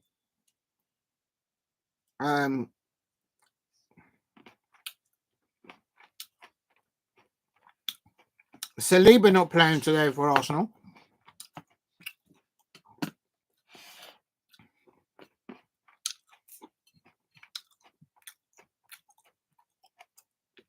Is Saliba injured or is he suspended? I think he's suspended. I don't know. I mean, I don't know enough about Arsenal. It's Wally Watkins, referee. Ollie Watkins was fouled there, surely. Please hit a like and subscribe. Diego C. Palace. That's still defending by Aston Villa. I think it was offside anyway. That's Kai offside.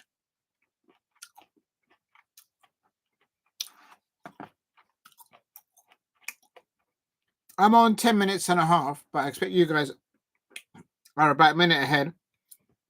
Here is Aston Villa. Ramsey on the left-hand side. Ramsey on the left-hand side for Aston Villa. He's cutting in, and he puts it across over to Tielemans. Tielemans on the ball on the right-hand side, and he wins Aston Villa a throw deep in the Arsenal half. Good start by Arsenal, having about 3 or 4 corners. I lost count, but they should have scored their first goal in the last corner. Unai Emery there, back at the Emirates. Of course, he was there in charge at Arsenal for 9 months, and his players actually won an FA Cup when Mikel Arteta came over. But then he dismantled. He took away Aubameyang. He dismantled Lacazette, Pepe. Who else did he dismantle? Guendouzi, that's another good attacking player that Arsenal used to have. Tierney, he's destroyed his career, and he hasn't won anything with his players. Big up to Steve RSC, says Kilmarnock has hit the bar. I'm keeping an eye on the Arsenal game. It's Arsenal 0, Aston Villa 0. I'm going for Arsenal 0, Aston Villa 2. No Saliba. Unai Emery always seems to beat Mikel Arteta and all the injuries that Arsenal have. I think they're up against it today. And if Ollie Watkins gets a one-on-one against Raya, he's scoring. And that's good defending. And Ramsey! Oh, he crossed the ball, but it's still Aston Villa with the ball on the outside of the penalty area of Arsenal. Arsenal are penned back. They are penned back. They're playing 4 at the back now. Are they? And it's Mings on the ball. And the home crowd, Arsenal fans are crying. And this is, Aston Villa nearly scored. Oh, my days. Good save there. Great save there by Raya. And I'm sorry, that should have been the first goal for Aston Villa. He actually just walked free in between the Arsenal right back and the centre half. And I'll tell you something. I started, so I finished. That should have been the Aston Villa first goal. 1-on-1 with their keeper. Remember, in November the 10th, Celtic beat Kilmarnock, but didn't okay. But doing this is a home. All right. So they beat Celtic beat Kilmarnock, yeah.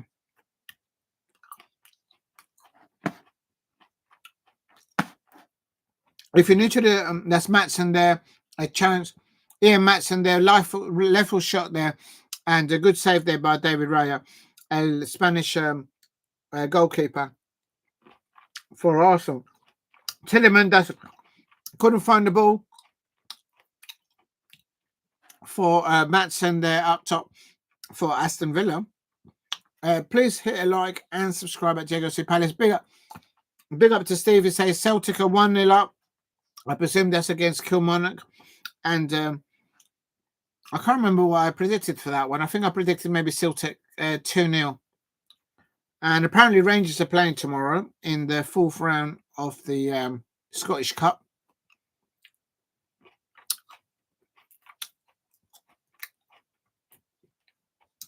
It's 14 minutes here. Arsenal 0, Aston Villa 0. Earlier on, my Crystal Palace won 2-0 away at the London Stadium against West Ham United. They also finished Fulham 2 away at... who were Fulham playing? I can't remember. It's been a long day. Leicester City and Liverpool also winning 2-0 against Brentford. That's an easy one to remember.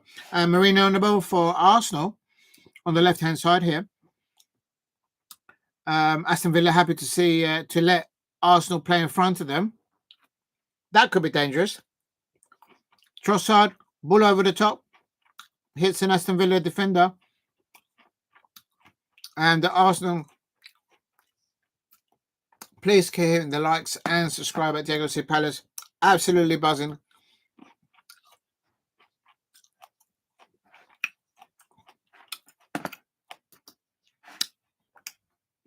Just having another look at the Premier League table. Crystal Palace are now 12 on 27 points, back-to-back wins. Before that, we drew, and then we won before that, and then we drew before that.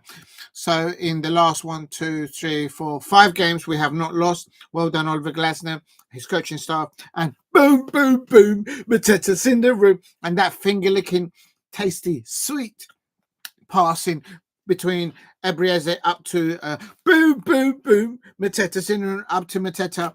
And it's Tielemans on the ball for Aston Villa on the right-hand side there for Aston Villa. And so Crystal Palace fans are above Manchester United fans who are on 26 points. West Ham United fans are also on 26 points. Tottenham Hotspur fans are on 24 points. They're down to 15th. Are Tottenham Hotspur, are they going to go down? Has Tottenham Hotspur ever been relegated? I don't even know. I mean, the way they're playing, they're dropping like a stone here. But they have got a plus 11 goal difference. And here is Aston Villa here on the left-hand side with Maatsen. Maatsen on the ball here for Aston Villa on the left-hand side. Crouching into the Arsenal penalty area. He crosses it in. The defender for Arsenal blocks it. Good driving ball there by Maatsen, who takes a throw in there. And don't mistake about it. Arteta likes to play through the lines, but Unai Emery is a better artist at it, in my opinion.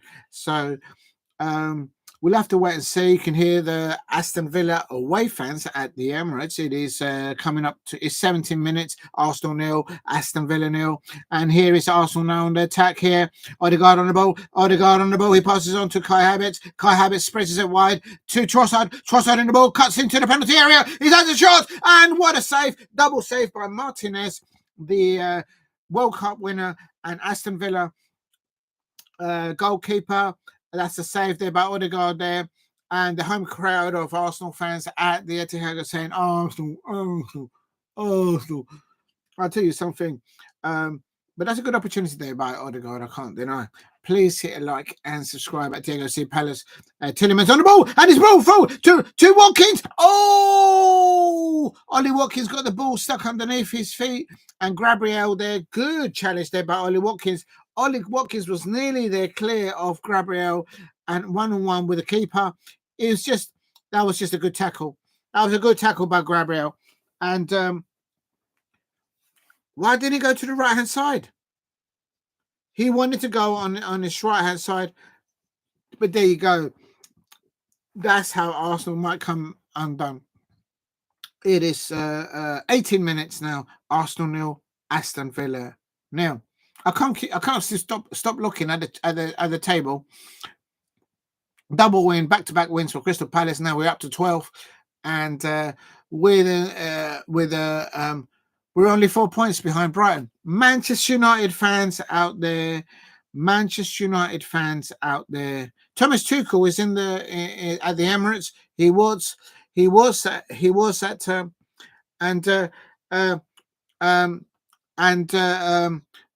Tuchel, the England manager, sitting alongside Dennis Bergkamp of Arsenal, of course. So he's seen the posh sheets, I suppose. And there's Arsenal 0, Aston Villa 0 on 90 minutes. And Tuchel, of course, watched the Crystal Palace game, looking at Adu-Adjei, looking at Tyrick Mitchell, no doubt. And if he doesn't pick Eze, I'll tell you something. They shouldn't have hired him in the first place. It should be Eddie Howe. But here is Arsenal 0, Aston Villa's Tillemans with the ball forward, but Arsenal defending the ball well. Thomas Partey there,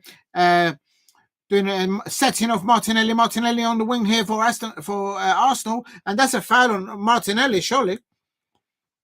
And a yellow card, first yellow card given to an Aston Villa player.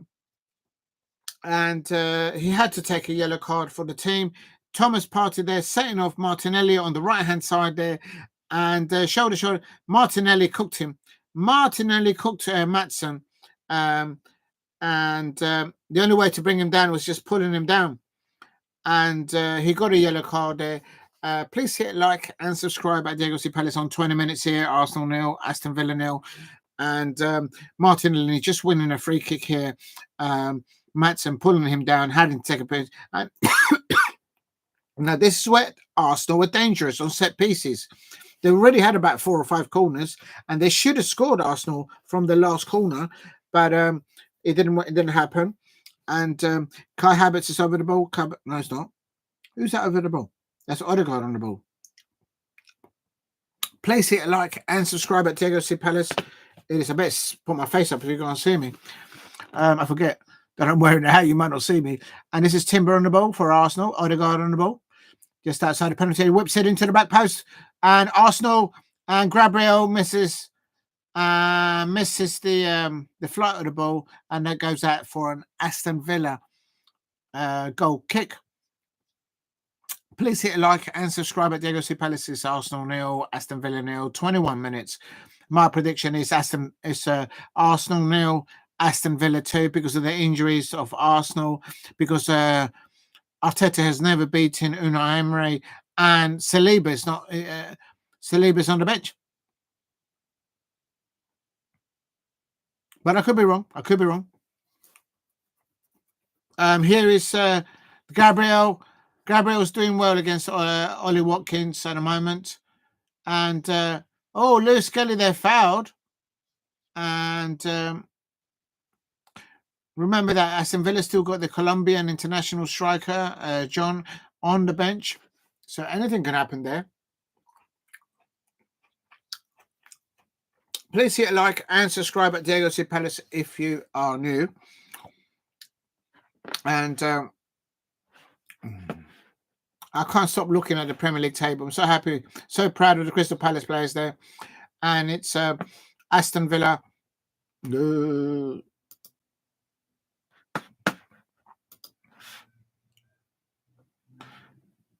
It's Arsenal 0, Aston Villa 0.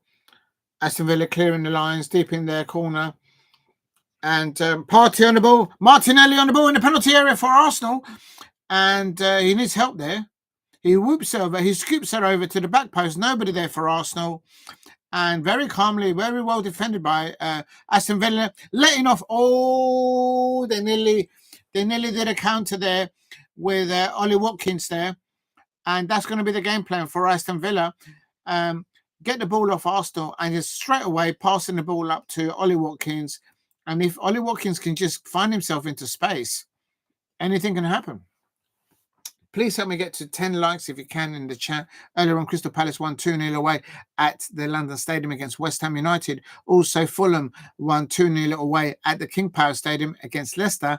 And Liverpool won 2-0 up against Brentford at the G-Tech Stadium. Those were 3 p.m. kickoffs, and they all ended at 2-0 away wins. That's never happened in the Premier League before, I'm sure. I've never seen it before. Early doors, midday kickoff, 12:30 kickoff. It ended Newcastle United 1. Who was it? Newcastle United 1. Who were they playing? Bournemouth 4. And it's Aston Villa with defensive problems here. Oh, Arsenal feeding the ball through the lines. And the goalkeeper, that could be a corner. And now he's still in. And that is, who's the goalkeeper for Aston Villa? Is it Ramsey? Yes, no, Martinez. What am I thinking? Please hit a like and subscribe at Diego C. Palace. Here is Arsenal 0, Aston Villa 0 on 24 minutes. That's a foul by Cash there on an Arsenal player. I'm not sure who's down there injured. I think that's Mourinho. Yeah, it's Mikel Mourinho. He's down injured. Clumsy tackle, but nothing malicious in that. Please keep hitting the likes and subscribe at Diego C. Palace. Thank you very much, everyone, for the contributions in the chat. Absolutely amazing, everyone out there. And also, if you're new to the channel, please subscribe at Diego C. Palace. Arsenal 0, Aston Villa 0 on 24 minutes. And, 25 minutes now, I should say. Throw into Arsenal deep into, or halfway through into the Aston Villa half. The home crowd are shouting, Arsenal, Arsenal, Arsenal. They don't have a song, Arsenal fans. This is like, Arsenal, Arsenal. That's the only song they've got. Is their process there going to work today? That's Aston Villa getting the ball out there. Lewis Kelly there getting the ball out on the left-hand side, and the ball being switched over to the right-hand side by the Arsenal players. Timber on the ball, Odegaard on the ball on the right-hand side now. Martinelli on the right-hand side trying to cross the ball in to the deep end, and there's Martinez, the goalkeeper, the World Cup Argentinian there, making a good start there. And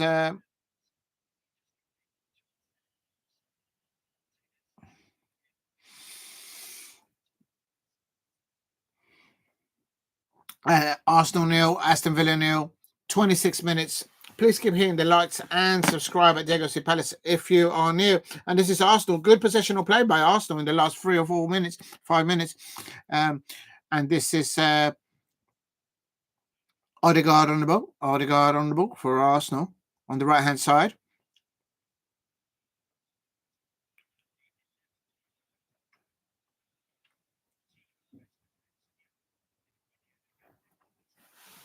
If Aston Villa win tonight, they go 5th in the table.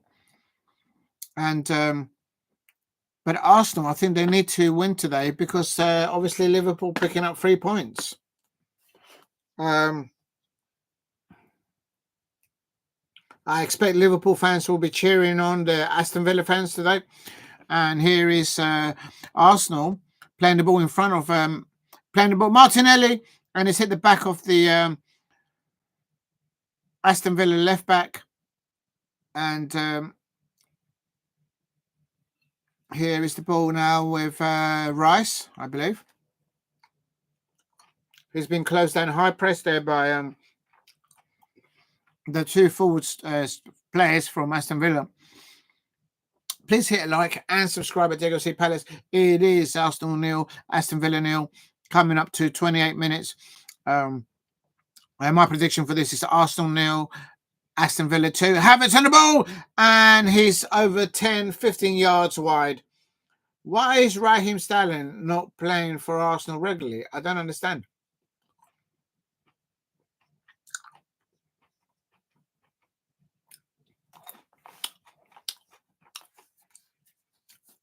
Please hit a like and subscribe at Diego C Palace if you're new. Big up to you, Steve. He says, could check for Kilmarnock penalty. Oh, Kilmarnock penalty. That looks downstairs tasty. Here is the goal kick here for Martinez on 28 minutes. It is still Arsenal 0, Aston Villa 0. And no penalty. Big up to you, Steve. No penalty there between Celtic and Kilmarnock.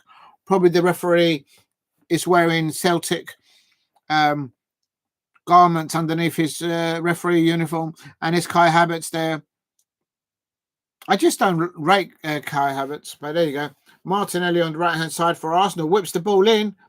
And good header away there by Aston Villa. And Tielemans there losing the ball there, but and men's clearance there for Ollie Watkins on his own. He's one against 2. Ollie Watkins, has he got? There's no one there helping him. He has to go in alone. Ollie Watkins is in the penalty area of Arsenal. He needs help. It was 1 against 2. He couldn't get past him. He's kept the ball. So credit to Ollie Watkins for keeping the ball. If the opposition don't have the ball, they can't win. Now the ball goes all the way back to their defender. So Ollie Watkins there, good space there. He kept the ball there. He didn't lose it. Look at Mikel Arteta nearly on the bench. Mikel Arteta is literally on the pitch. And now, why doesn't the 4th official tell of Mikel Arteta? They should give a yellow card to Mikel Arteta. Mikel Arteta's just been given a yellow card. That's right. He's coming onto the pitch. They should give him a red card. Why is Mikel Arteta the only Premier League manager that's allowed to come onto the pitch while the game's going on? Can someone please answer me that? And it always happens in the Emirates. Why is he the only one allowed to step on the? He doesn't just step on the line on the sideline. He actually steps on the field of play. I don't understand it. It really winds me up. Because I know if Oliver Glasner, if he does that at Selhurst Park, boom, there's a yellow card. Boom, there's another one. Off you go.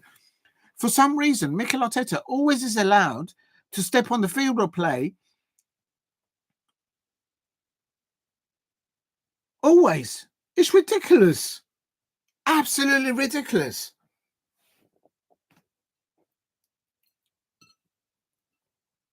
That's a tackle there. And I'll tell you something. Somebody tell me why Mikel Arteta has not been sent off. He's literally on the pitch. Again, what is going on here? And this is Arsenal the attack here, and that should be the goal. Oh, Kai Havertz is so shit. How is Kai Havertz not scored there? Put Raheem Sterling on there. Big up to Steve. He has the size 15 feet. He ain't his fault. Big up to STE. And he's in the chat. Big up to STE. I hope you're well. My Crystal Palace won today. It was none other than Adu-Adjei with a finger-licking pass to boom, boom, boom. Mateta's in the room. Not just once, but boom, boom, boom. Mateta's in the room. Listen, real talk. STE, my Crystal Palace. 2 away at the London Stadium against the West Ham United fans. Crystal Palace fans, boom, boom, boom, are above those Manchester United fans. We're above the Tottenham Hotspur fans. We're above the West Ham fans. Boom, boom, boom. We're on our way to get above Brighton fans, and on the way to Europe, come on, Palace. And I don't understand why Mikel Arteta is still allowed to be there. He's literally been on the football pitch now twice. I've counted it. Not once, but twice. Oh, that's a mistake. Ollie Watkins. Oh, Ollie Watkins on 31 points. Why didn't he compose himself? Thomas Partey's just had his pocket picked there by a throw-in by Arsenal. And he gives it to Ollie Watkins. What a terrible throw-in by Arsenal. And that's a mistake. I don't think he accepted it. That's a terrible throw-in by Arsenal. Nearly letting in. Big up to STE. Ain't his fault.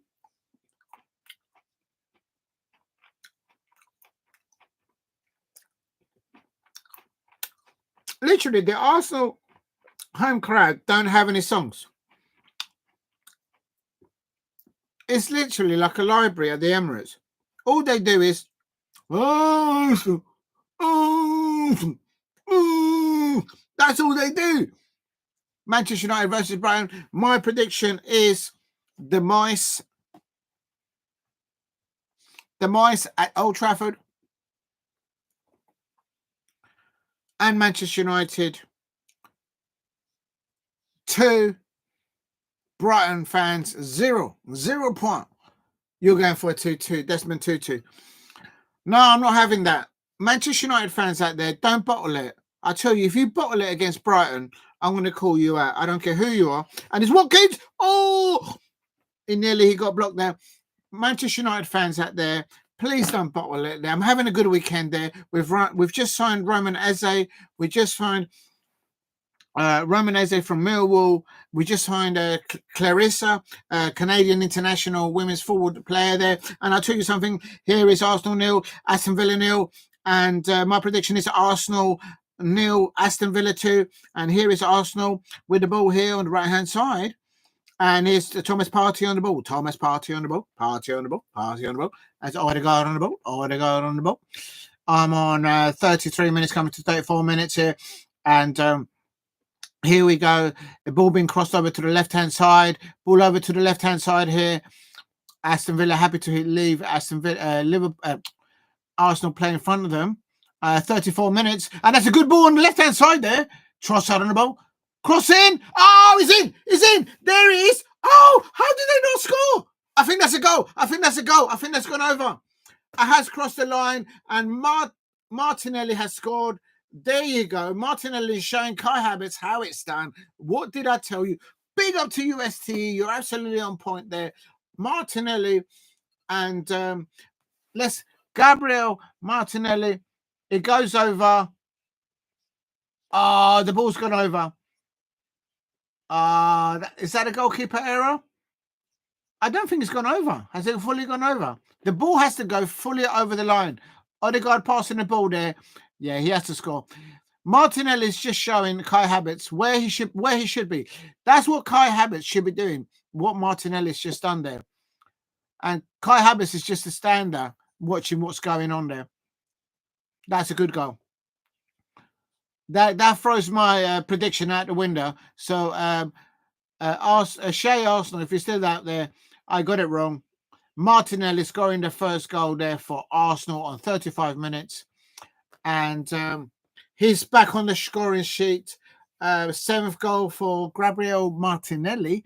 Mucho obrigado. I expect the Arsenal. And there is a Aston Villa player down injured. And Unai Emery is on the bench. Onana is on the floor. They're getting receiving treatment there. Mikel Arteta there is giving instructions to his players there. Whilst Onana receives treatments for Aston Villa on 35 minutes. That's a lovely little cross there. Odegaard there. They shouldn't have allowed the cross to come in the first place. And no one picking up Martinelli. And Kai Havertz should really have been doing what Martinelli was doing. He was not attacking the ball. And it was lucky that Martinelli was there attacking the ball. That's how bad Kai Havertz is. Basically, Martinelli's just scored the goal for Arsenal, and he should have been. He's just proved to Kai Havertz what he should have been doing. If you look at the replay, Kai Havertz is about 5 yards away from when the ball was crossed over. He's the forward player. What's he doing deep? and Onana's coming off injured, and Unai Emery's told Onana, so the Dutch defender's coming off. Please hit like and subscribe. Big up to ST in the chat saying Martinelli scored. Absolutely right there. But he's going for a Desmond Tutu. And there's more goals in this.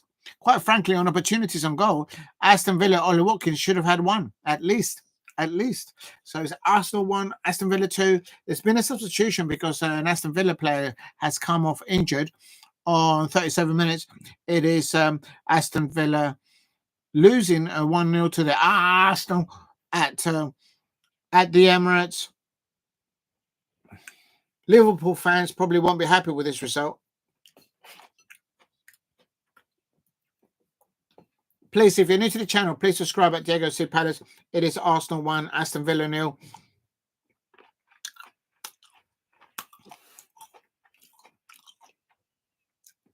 I'm having a good weekend.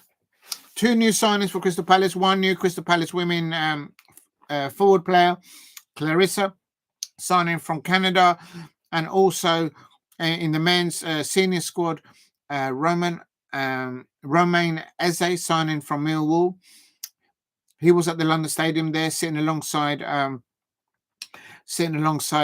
what's his name, Mark Bright, our Crystal Palace legend. And here is Arsenal looking to get a second goal here.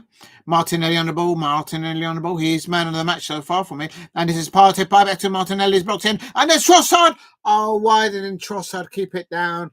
That should have been the Arsenal second goal. Trossard has just bottled it in front of goal. Lovely link-up play there between Partey there. Good blocking there. And just keep it down. I could have scored that, I'm sure. Just keep it down. Why'd you have to hoof it? Just keep it down. That's a wasted opportunity there by Odegaard there. And he gets the second goal there. I think Arsenal have won this match, I think. And will they rue that missed chance by Odegaard? Arsenal players. And there's Thomas Partey there. That's a foul on Thomas Partey, surely, ref. He plays on. And best player on the pitch, I think it's Martinelli. Not just because he scored. And I'll tell you something, it is Arsenal 1, Aston Villa 0. I completely bottled my prediction because I predicted that Aston Villa would win this by 2-0 because of the injuries to Arsenal, because Mikel Arteta's always lost against Unai Emery. Saliba's on the bench. It's not on the bench. He's actually not playing today. I'm not sure if he's suspended or anything like that. Is this Arsenal defending here deep on 39 minutes? Arsenal 1, Aston Villa 0. And the home crowd are singing. The home crowd are singing, or is that the away fans? It's Arsenal on the attack on the left-hand side. This is where the goal came. As Trossard on the ball. He's just missed a goal on the other side. Trossard on the ball on the left-hand side for Aston Villa on 39 minutes. Trossard pulls the ball to the back post of the penalty area. Ball, and nobody, Mourinho didn't take a shot. Somebody shoot for Arsenal. And this is, Mourinho. What a miss by Mourinho. Mikel Mourinho. Why do they pay all that money for Mikel Mourinho? Is it because he's got the same first name as Mikel Arteta? Is it his nephew? I would have scored that. In my heyday, I would have scored that. He had no one either side of him. Mikel Mourinho, he could have took a touch, and even once the defender went across him, they could have run. And it's Arsenal 1, Aston Villa 0 here on 40 minutes. Here's Villa now with Unai Emery giving instructions there on his touchline.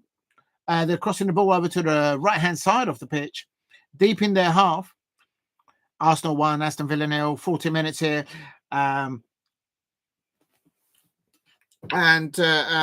Martinez, ball over the top. This is how they're going to score, Aston Villa. 1 ball over the top. And they're trying to get seconds. Thomas Partey winning the ball there. Thomas Partey passes the ball back to Gabriel. And now the ball goes to Rice. Arsenal very dominant now at the moment on 41 minutes. Arsenal 1, Aston Villa 0. Please hit a like and subscribe at Diego C. Palace. I think Arsenal are back to score the second goal, I reckon. Because I think they're holding the possession really well. And for me, it is still Arsenal 1, Aston Villa 0. And Trossard with the ball over the top there. That's a handball. That's a penalty, isn't it? Oh, no. Oh, it was an Aston Villa free kick. It was the other way around. Big up to everybody there. Big up to you, STE. Villa goal, Aston Villa in the WSL. Villa. I predicted Aston Villa women to win 1 goal. Big up to you, STE. Villa women won. Everton in the WSL. I predicted Aston Villa to win that, even though Everton have just signed, I think, 3 or 4 new players. Big up to you, STE. Sorry, I wasn't paying attention. Yes, a goal for Aston Villa in the WSL. Here, Arsenal won, Aston Villa men in the Premier League, and it is Thomas Partey on the ball. Martinelli, that's a good. He might be outside Kai Havertz, but he's carrying on. Crossed in. Oh, good defending by Aston Villa. Kamara heading the ball out. And that's a foul on the Aston Villa player, surely. Why is the Arsenal player not got booked there?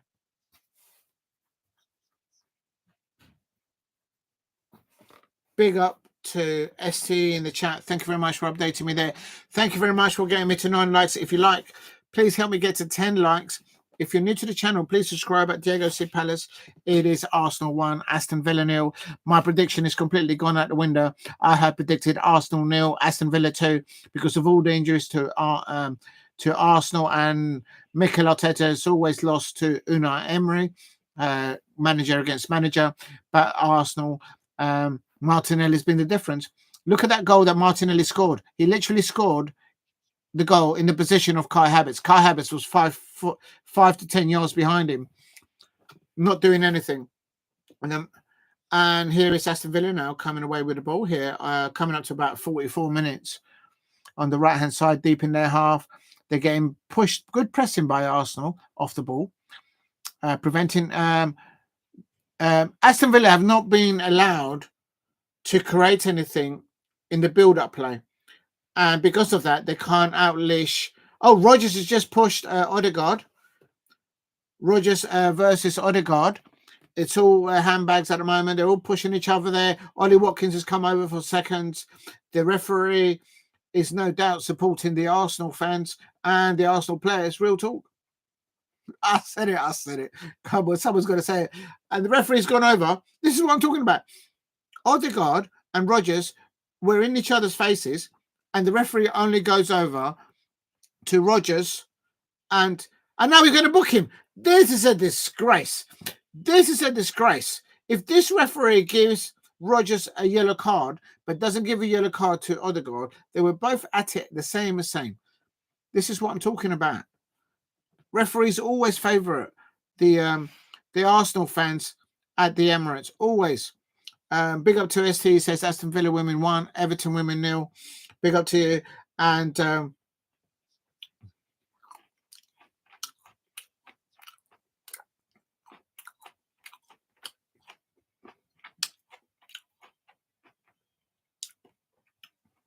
Arsenal 1, Aston Villa 0. Coming up to 45 minutes. Not sure how many minutes of additional time expected. Please help me get to 10 likes if you can. Martinelli, man of the match for me. He's literally doing his job and he's doing Kai Havertz's job at the same time. 2 minutes of minimal added time. It's just been announced by the 4th official. Martinez with a goal kick here, the Argentine World Cup winner and Aston Villa goalkeeper. Boots it upfield. Mikel Arteta is again just outside his technical area, literally on the pitch again. He's already received the yellow card because the pitch has seen him like I've seen him. Mikel Arteta is the only Premier League manager that's allowed to be on the pitch while the play's on. Not once. I've seen him twice on the pitch. Twice. And that's why the referee had to give him a card. He should be sent off. There seems to be a rule for him to be allowed to come on the pitch while the play's on. I'm not exaggerating. Look at the replays. He's on the pitch. He's got a technical area. He can't keep in that technical area. He thinks he's entitled to have his own rules in the Premier League. If my manager at Selhurst Park went onto the pitch, he'll get a yellow card. He'll be sent off. And Rodgers there, he's going to get a yellow card now from this referee. The Arsenal fans are picking on Rodgers for the Aston Villa player, a header on. And Ollie Watkins had a few opportunities for Aston Villa, but not being clinical enough in the end. And they've got striking options there with the Colombian international, John on the bench for Aston Villa. Please hit a like and subscribe at Diego Palace. They're playing an additional extra time here in the second half. Kamara on the ball for Aston Villa. Kamara on the ball. He was fouled there, surely, ref. This referee must be wearing Arsenal bedtime underwear. He must support Arsenal. Real talk. That was a foul there on the Aston Villa player, surely. And this is Arsenal on the ball on the breakaway here. Now this is where Arsenal are dangerous. And here's Martinelli on the right-hand side. Martinelli is the player for the match for me. He's actually doing his job and he's doing Kai Havertz's job. Real talk. Mings there defending, pushing Martinelli out there, and he goes for a Arsenal corner or an Arsenal throw-in. I don't know. I think it's an Arsenal throw-in. The only song that the Arsenal fans have at the Etihad is Arsenal, Arsenal, Arsenal. That's the only song they've got. Imagine spending all that money on a stadium and you fill the stadium up and all your fans actually just do Arsenal, Arsenal. That's all they sing. They just sing Arsenal. That's all they do. And that could have been the second goal for Arsenal. And there is the halftime whistle there. Please help me get to 10 likes. Solitary goal there by Martinelli. For me, Martinelli's done his job and he's done Kai Havertz's job for him as well. Kai Havertz missing 2 early opportunities, early goals in the first half. And for me, I said just deserve a 1-0 win for Arsenal. Not enough possession, build-up play by Aston Villa, in my opinion. I think Martinelli is just completely is the difference. It's been the difference. Odegaard is should have scored also for Arsenal, and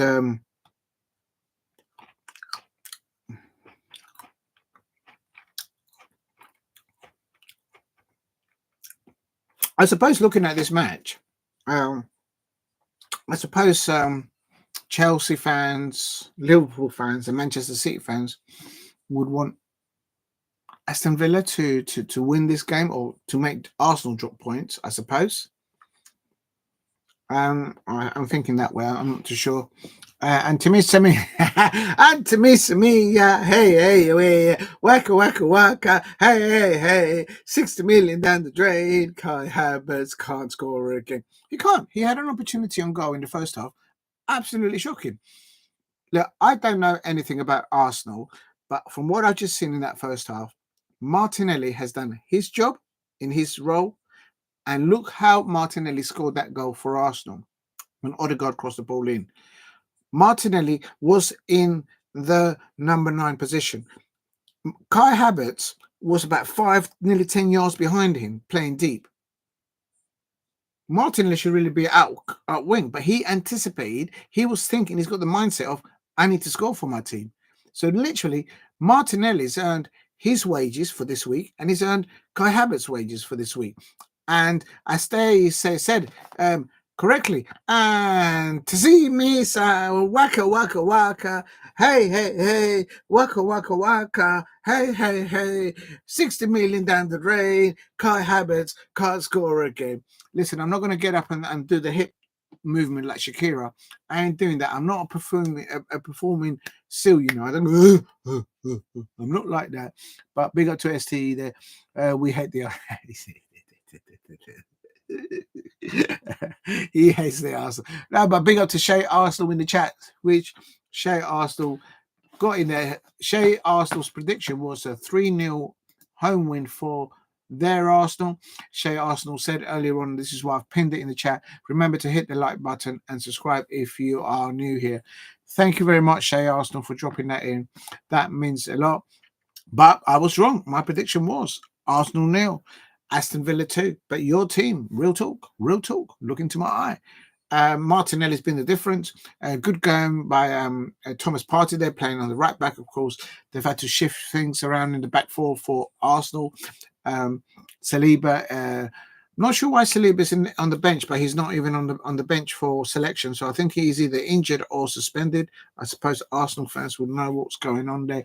And ST is saying we hate the Arsenal, and Celtic saying 1-1 for Kilmarnock, and ST saying goal for Juventus versus AC Milan there.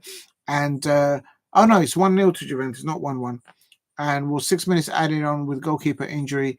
Then check VAR, long time for Kilmarnock goal.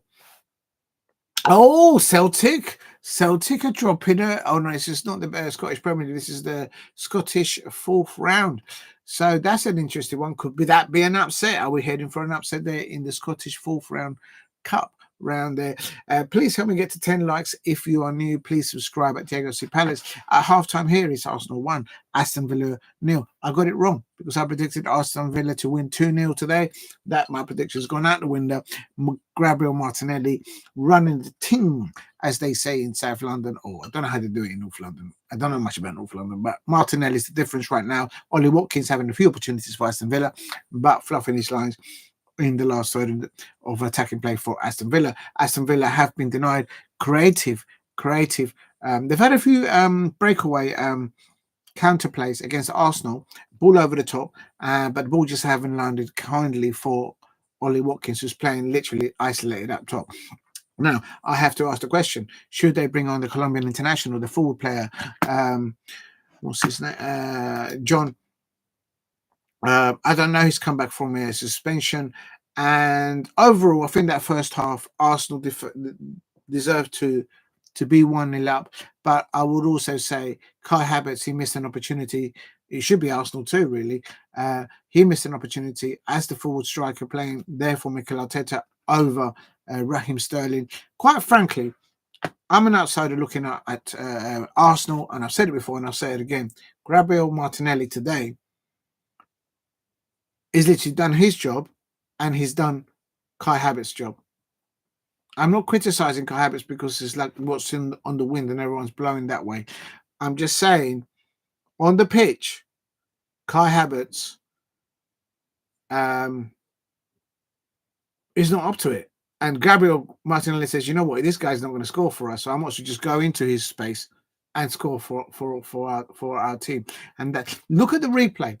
Odegaard passes the ball on the left-hand side, whips it in, and where Martinelli comes in at pace in that 6-yard box area, in front of the goal, in the middle of the goal, that's where your number 9 should be. That's where the Michael Fowlers were, the Michael Owens, where the Gary Linekers were back in the day, where the likes of Diego Costa would have been. Real talk. That's where you got to anticipate these things. But Kai Havertz was 5 yards behind Martinelli. Like that. So it is what it is. Big up to ST saying Juventus 2-0. Right, let me go over there now. Let me have a look. How do I go to... Wait a minute, what am I doing here? No, I'm in the wrong. Let me just refresh this. Okay, so that's that one there. Oh, here it is. So, no, that's just the Premier League. So I can't find it. Just bear with me. I'm trying to find the fixtures for everyone today. You're saying, ST is saying Juventus 2-0 up. And, yeah, if there's any Manchester United fans in the chat, please don't bottle it tomorrow against Brighton. I don't ask for much. I mean, Arsenal, Manchester United fans, you know, I mean, it's just a complete letdown. You ask them something and they'll never get back to you. So it is what it is. Real talk. So they just don't bottle it. I don't care about anything else. Letdown. We're going to get in trouble. Manchester United fans, just please don't bottle it, all right? If you want tonight, I'll go up to Old Trafford and I'll feed the mice. Get them up ready, get them all beefed up, ready for Brighton away fans. Just don't bottle it, all right? Just win against Brighton, and so my Crystal Palace can get close to them. And that, of course, will mean that Manchester United fans and Manchester United will go above my Crystal Palace in the Premier League. But my priority is for Crystal Palace to finish above Brighton fans at the end of this season. Now, big up to ST and to Steve RFC in the chat. They are going on about Juventus 2-0 now. It is, I can confirm, actually, half-time scores. Full-time scores in the Scottish fourth round club is Broxburn Athletic. I have like no idea what that is. Neil Argyle. Argyle, is that how you pronounce it? Argyle United. 8. Well done to Argyle United. Cove Rangers, again, I don't know where that is in Scotland. They won 2-0 at home to Forfar Athletic. That's another one I don't know. Dunbarton, I have heard of them. Eridonians, they won 5-1 against Dumbarton. I have heard of those two teams. Dunfermline Athletic. 3, Stenhouse Muir, nil. Elgin City, whom I'm subscribed to as a subscriber to. Go and check out their channel on YouTube. Elgin City Football Club, nil. Aberdeen 3. So Aberdeen back to winning ways, but of course this is in the Scottish Cup 4th round, not in the Scottish Premiership. Elgin City are a few leagues below them. Hamilton Academical 3, Musselburgh Athletic 1. I don't know where these two clubs are, but I have heard before of Hamilton Academical. I think back in the day they might have been in the top flight a long time ago. Oh, well done, Hibs. Hibs 3-0. Clydebank. I think Steve RFC in the chat predicted Hibs to win 3-0. Well done to Steve. Queen of the South 1, Cimmerian 3. I've heard of both of those two clubs. Queen's Park, I've heard of them before. Monstrose, I've heard of them. Queen's Park 3, Monstrose 2, Ross County 2. They've lost against Livingston.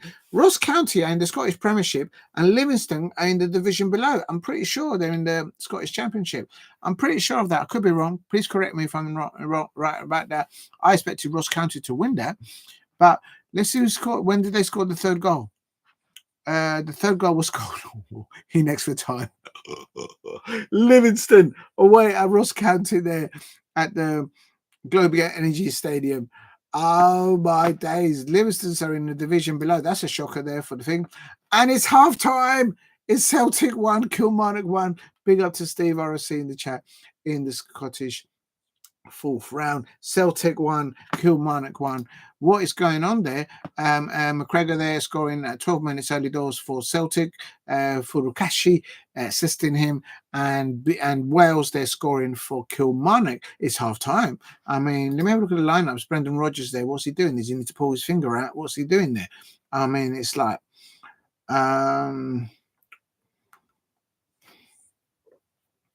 he hasn't got much options on the bench. I can see that much. Kilmarnock there. They already made a substitution on 40 minutes. I presume that is because of an injury. So, well, there you go. That could be the shocker of the round.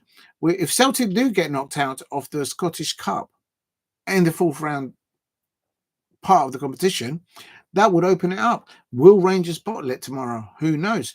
Big up to everyone in the chat. Please help me get to 10 likes if you can in the chat. In the Championship, yes, Millwall lost. It just gets better and better and better. Hull City away fans, big up to you. You are all legends. It ended Millwall 0, Hull City 1. Millwall's just lost one of their players, Roman Eze there. Cooper scoring. It was a Millwall own goal. It gets even better. Millwall scoring an own goal and they lose 1-0 at home to Hull City. Boom, boom, boom. Mateta's in the room. That's right, I said it. I'll tell you something, West Ham United fans, West Ham players were playing like Millwall today. Real talk, and they're not going to like me saying that. The Bosh. That's right, I said it. I said it. I'm going to get in trouble. I better stay away from West Ham United fans for a little while. You have to laugh. Please help me get to 10 likes if you can. Millwall 0, Hull City 1. Let me have a look at the tables there. Let's see where Millwall is. I want to see them going this further down. They're down into 17th place. Oh, where's Hull?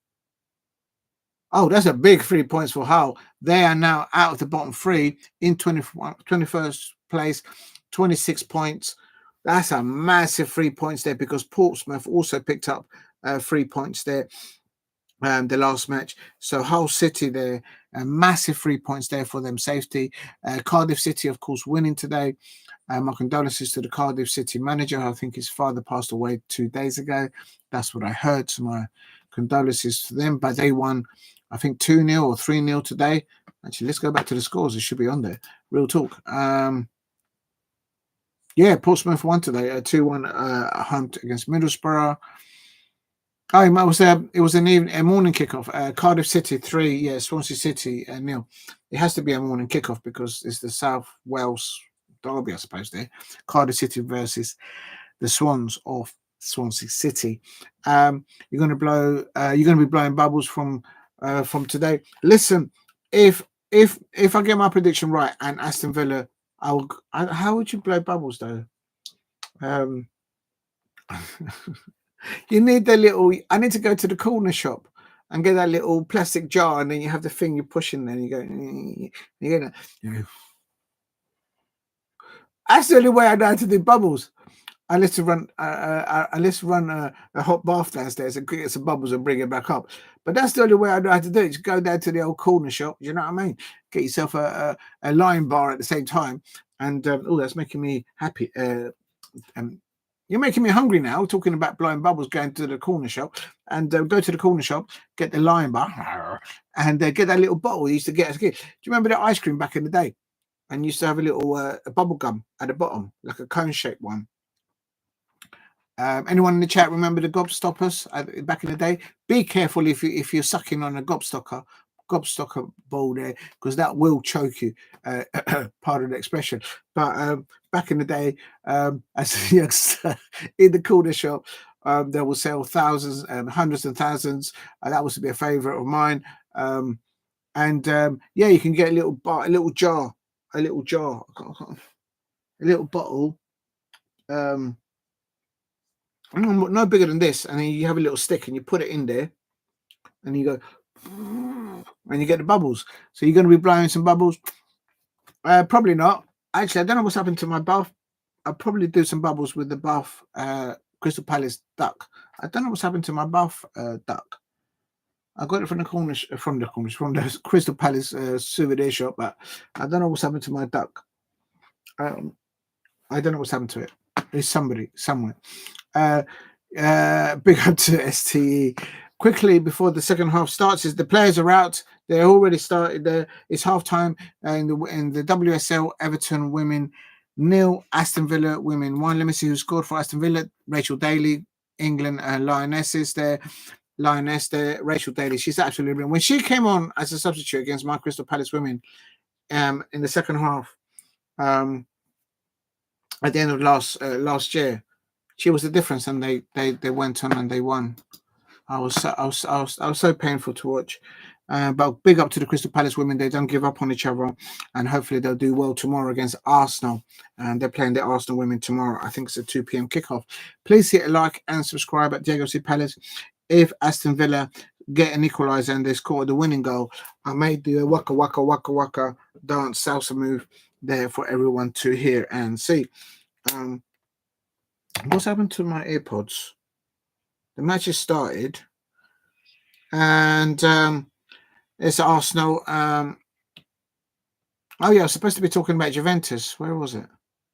I can't find them.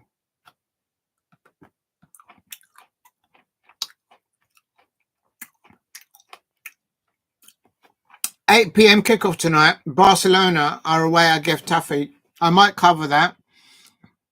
Atletico Madrid lost. Diego Simeone lost. Leganes have beaten Atletico Madrid. Por favor. El Diego Simeone perdió el partido hoy. Leganes les ganaron 1-0. Ay, Dios mío. And here's Arsenal with a free kick on 46. This is where Arsenal are lethal here on free kicks. Who's taking? This is Martin Odegaard on a free kick on 46 minutes here. Odegaard, he's wasting time. Odegaard, why is it taking so long? Odegaard about to take a free kick here on 47 minutes. This is where Arsenal are dangerous on the Odegaard. Oh, and Kai Havertz. Who else? He misses. Kai Havertz misses again for Arsenal. All he has to do is just direct it into the goal. Kai Havertz, he can't header it and he can't kick the ball. How much they pay for him? 60 million? Is the Arsenal still counting the pennies there? Chelsea agent, I say. I'm just saying, he can't header the ball. He can't score. There's Ramsey on the ball. He's fouled. And but yeah, Atletico Madrid losing today to Leganes. Barcelona were looking to they're licking their lips. They're playing away at Getafe there. I might go on to that match later on. Bayern Munich winning 3-2 against Wolfsburg. Michael Olise scoring for Bayern Munich and assisting in that match. Please hit a like and subscribe at Diego C. Palace. Bayer Leverkusen is 1-0 up. Again, Borussia Mönchengladbach. I can't say that name. That's Xabi Alonso. They're the manager of Bayer Leverkusen, winning 1-0 at the moment. It's 50 minutes there.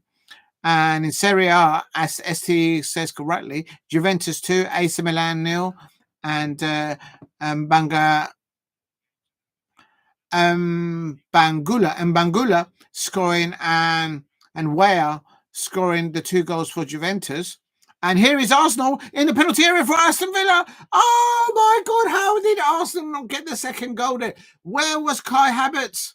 Where was Kai Havertz? Look at this run here on the left-hand side by Arsenal. Odegaard, Swelly. Where is Kai Havertz? Look at that. Swelly comes the ball. Where is your number 9, Arsenal? Where is your number 9? Kai Havertz is actually deeper than Martinelli. Unbelievable. That should be the second for Arsenal. They don't have a goal poacher. Well, why is Kai Havertz playing so deep?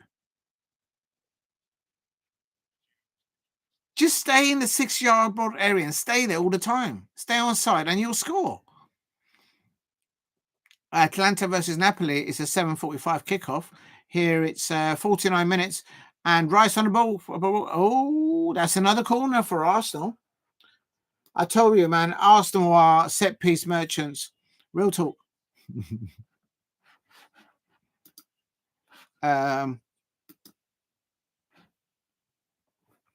It's still Arsenal 1, Aston Villa 0, Arsenal 1, 49, coming up to 50 minutes. It's another Arsenal corner. Arsenal are corner merchants, I can't deny. But they deserve their 1-0 win at the moment, but they could be 2-0 up. Kai Havertz just doesn't know how to... Kai Havertz has been pushed off the line. He's actually bigger than the Aston Villa defender. Just push him back. Ball goes in deep. Marino gets the ball. And 3 Aston Villa players. Trossard gets the ball back into the penalty area. Martinelli on the left-hand side. Martinelli on the left-hand side for Arsenal. Trying to cut the ball in. Somebody help him. He's going to lose it. And there is Trossard on the ball. Trossard on the ball. Whips it into the penalty area, but defended away by the Aston Villa midfielder. Here comes Swelly there. And Thomas Partey getting the ball back possession for Arsenal. Please help me get to 10 likes. Do you wear the full Crystal Palace clear socks and Tim Shams when you go to Selhurst Park? Listen, I was playing there, real talk, last time. And don't get me started, Joe. Where's my... Don't get me started. Look at this. Look at this. You asked for it, so then now you can have a look. What do you mean? I was playing today at the London Stadium. Look, I've just taken off my Crystal Palace goalkeepers. There you see. There you see. You're asking for it. Have a whiff of that. Have a whiff of that. Chelsea Jabby fans. Real talk. Real talk. You're not having Mark Gahey. You're not having. Have a whiff of that. Real talk. That's still probably the how to list subscribers. Please subscribe at Diego C. Palace. These are my Crystal Palace goalkeeper socks. There you go. Do I wear the full kit? Do I wear? I was playing at the London Stadium. Real talk. I was in goal. I was the understudy for Dean Henderson. Dean, you see me on TV. I was going. Listen, STE, I'm not like those Chelsea fans out there that criticize all the players, the manager, and when they go to the bridge, the moment they see a Chelsea player, they get the tissues out and they're like, "Oh, can I have a selfie, please?" Do you know what I mean? Real talk.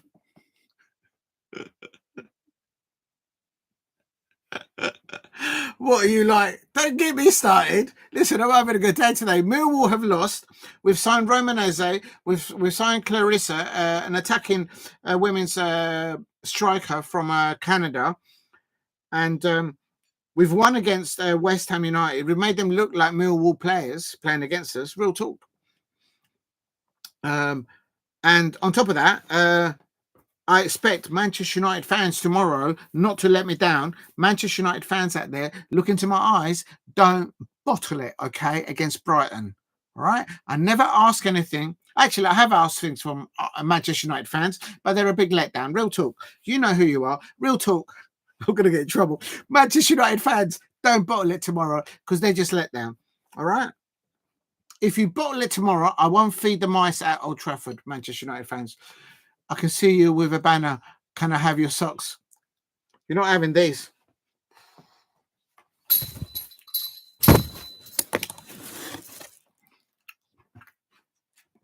Where do I put these? Let me put this up here. I'll leave them there. Please hit a like and subscribe at Diego C. Palace. If you like those Crystal Palace goalkeeper socks, please hit a like. Let's see, is Arsenal going to get second or Aston Villa going to actually create something today? Am I going to do the waka waka waka dance? If Kai Havertz misses another opportunities, I will do the waka waka waka dance. But I don't think he'll score anytime soon. Big up to you, ST. I was just watching it. I'm on 54 minutes. Arsenal won, and the home crowd are going, Arsenal, Arsenal, Arsenal. That's all the Arsenal fans sing at the Emirates. Arsenal, Arsenal. They don't have any other words. Oh. They're not going to win the Premier League or the Champions League just singing, Arsenal. Here's Odegaard on the ball for right-hand side. Timber on the ball. Timber on the ball. Gabriel on the ball to the left-hand side. Trossard on the ball on the left-hand side for Arsenal. Is he going to cut in? Don't let him cross the ball. And he crosses the ball. Oh my days. I just jinxed it. And Kai Havertz has just scored. Unbelievable. I absolutely jinxed it. Kai Havertz. Waka, waka, waka. He's actually found his shooting boots. Aston Villa, I said, don't let him cross the ball. Foul him. Don't let him cross the ball. Why let him cross the ball? Oh, that's just bad defending from Aston Villa. Odegaard passing the ball in. Kai Havertz. Waka waka. It was 6 minutes and it was and you jinxed it. I absolutely jinxed it. I take my hat off. I put my hands up. I blame me for that. Trossard there. That's just bad defending. Don't let the cross come in the first place. A cross. And Kai Havertz there. And Kai Havertz there. Is that the first goal that he scored for Arsenal? I completely jinxed that. I'm going to have to do it. I'm a man of my word. I said that if Kai Havertz does score, I will do. Tasmia, Tasmia, Mia, Tasmia, Mia. Hey, hey, hey. Waka, waka, waka. Waka, waka, waka. Hey, hey, hey. 60 million down the drain. Kai Havertz can't score again. I completely got that wrong. Arsenal fans will be laughing at me. STE, I completely jinxed that. I mean, you can't make it. You can't make it up. It is Arsenal 2, Aston Villa 0. The Liverpool fans are sucking on a lemon right there, right now. They wanted Arsenal to drop points. Manchester City fans won't be happy with that. I suppose Newcastle United fans will be happy with this result because Aston Villa is dropping points. I suppose Brighton fans will be happy with this type of result. I suppose. I can't see Unai Emery's side come. Bring on the Colombian international striker, Unai Emery there. Unai Emery, he would have probably thought. Unai Emery probably would have thought that he would win this match because of the injuries to Arsenal. And because he's always had a mind meld to win against Mikel Arteta. And he goes, and come on the other. Big up to Shea Arsenal. There you go. There you go. Shea Arsenal, the legend, actually predicted Arsenal 3, Aston Villa 0. I predicted this scoreline, but the other way around. But here comes, surely Arsenal won't bottle it now. Now, I just don't see nothing creative enough from. I don't see anything creative enough from Aston Villa or from Aston Villa to get it to 2-2. I don't see it. I think Steve RSC or STE they went for a 2-2. So if it goes to that, you lot have a jinxed it. Please subscribe at Diego C. Palace. And Boohoo says STE says you jinxed it. Yes, I jinxed it. Hands up. Shea Arsenal comes back and says, "Come on, you Arsenal." He says, "Oh no, you made me say that. You've just trolled me. Come on." This is a family show. I need one more goal for Arsenal. Listen, Mikel Arteta, will he bottle? And here comes Arsenal on the attack on 58 minutes. It's just 2 against 2. Arsenal here, Martinelli on the ball. Martinelli on the ball on the right-hand side here on 58 minutes. And he's tracking back now. Everyone is actually getting back into their position. Now Martinelli still on the ball. Martinelli still on the ball on the right-hand side. 58 minutes. And because I said, yeah, I know you said 3-0. I don't forget what you say, Shay Arsenal. You're absolutely a legend. Absolutely brilliant. And I'll tell you something. Will Mikel Arteta bottle it? He's already received a yellow card. Mikel Arteta should have been sent off in the first half for getting into it. And I think you might be right. I think Shay Arsenal, I think you will get your third. I don't see Aston Villa getting anything right now. We're on 58 minutes here. Arsenal 2, Aston Villa 0. Aston Villa on the left-hand side with the ball. And will Mikel Arteta bottle it? He's got Kai Havertz. If Mikel Arteta can get Kai Havertz scoring, I mean, come on. Come on. I'm just saying, I don't know. You are Arsenal fans. Do they like Mikel Arteta? They don't. I don't know. I don't get involved. But here's the ball now to the left-hand side here for Aston Villa. Ball whipped in now into the penalty area. Oh! Aston Villa has just pulled one back. They've just pulled one back. Oh my God, I so jinxed it today. I have smally jinxed it. I so jinxed it. Let me just double check there. That's Tielemans. Tielemans has just put Raya in his pocket there. Look at that. Tielemans, big up to you, STE. Shay Arsenal, sorry, I jinxed it for you. I thought you were going to go ahead and win 3-0. But there you go. I shouldn't have said that. I've just jinxed it for you, Shay Arsenal. Oh, what a header. What a header there by Tielemans there, with the boot coming to his face to give him a good slap. And Tielemans there got in front of there. Ah, that's a wicked equaliser. Game on. Tielemans there. Tielemans there. He's very short, for him to get that.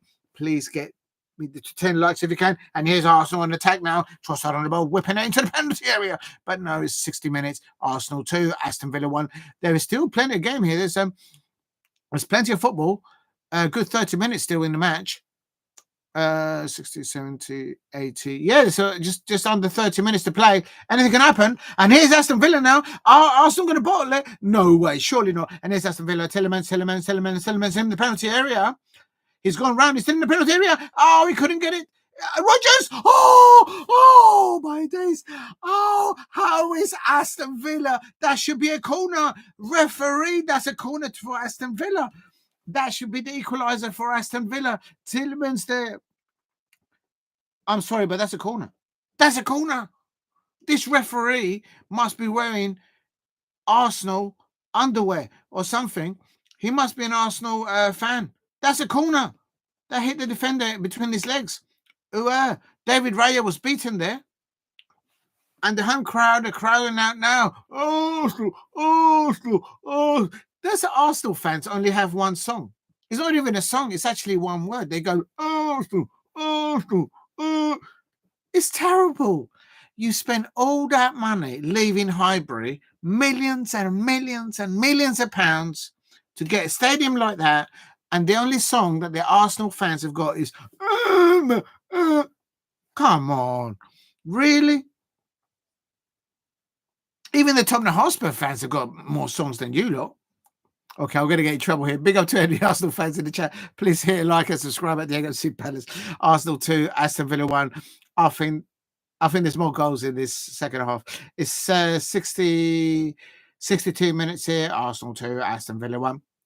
After this, I'm not sure whether to do the Atalanta-Napoli game or the Barcelona game. I don't know. I might go to the Italian game. Oh, that's a foul on the Arsenal player, surely. Skewy Kelly there in the back. He's rolling around like a salmon that's just been caught in the fish farm. Unai Emery just kicked the ball. Mikel Arteta looks like he's sucking on a lemon there. Real talk. Big up to anyone in the chat. Please hit like and subscribe to Diego to Palace. Please, if you can, help me get to 10 likes. If you're watching on playback, also help me get to... And this is a yellow card now. Someone's got a yellow card there. Unai Emery's just got a yellow card there. Oh, next match, Unai Emery has to sit upstairs. He's like, what did I do? Who, me? It wasn't me. It was Mikel Arteta. He's the bad boy here. Real talk. Mikel Arteta because he kicked the ball onto the pitch. The referee didn't know, but he was told that the manager kicked the ball onto the pitch. He was actually trying to go and goal. Unai Emery nearly scored there on 63 minutes, but the referee wasn't having any of that because, of course, he's wearing Arsenal lingerie underneath his referee outfit, no doubt. Here is Arsenal on the 63 minutes. Timber on the ball, Odegaard on the ball. And he's lost the ball. Odegaard has just lost the ball to the Aston Villa left back. Please hit like and subscribe at Diego C. Palace. If there is an Aston Villa equaliser, I will do the waka waka waka dance again. We'll talk. Or maybe I should do boom, boom, boom. Come on. My Palace have won today. Millwall have lost today. We're all coming up to 64 minutes. Arsenal 2, Aston Villa 1. I think there's small goals in this game still to come. And it is an Arsenal corner now. Ding there. I don't think that was a corner. Let me have a look. Oh yeah, that is a corner. I think that's a goal king.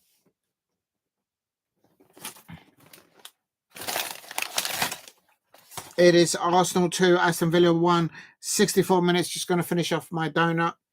Make sure you eat and drink responsibly while you watch your football. Kai Havertz actually found a way to score today.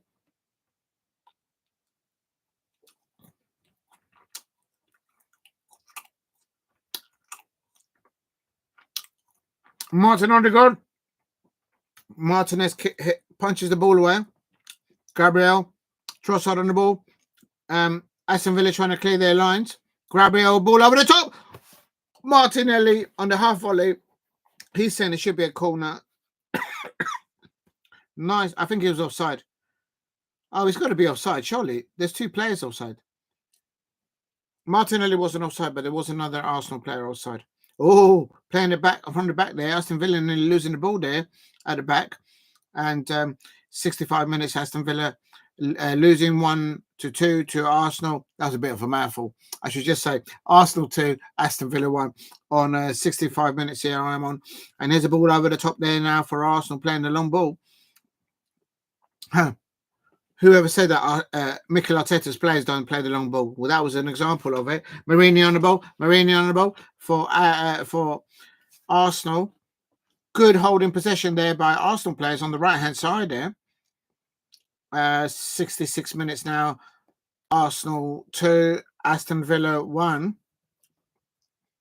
Please subscribe at Diego C. Palace if you are new. And there's another corner for Arsenal here. Kai Havertz there winning the corner there for Arsenal.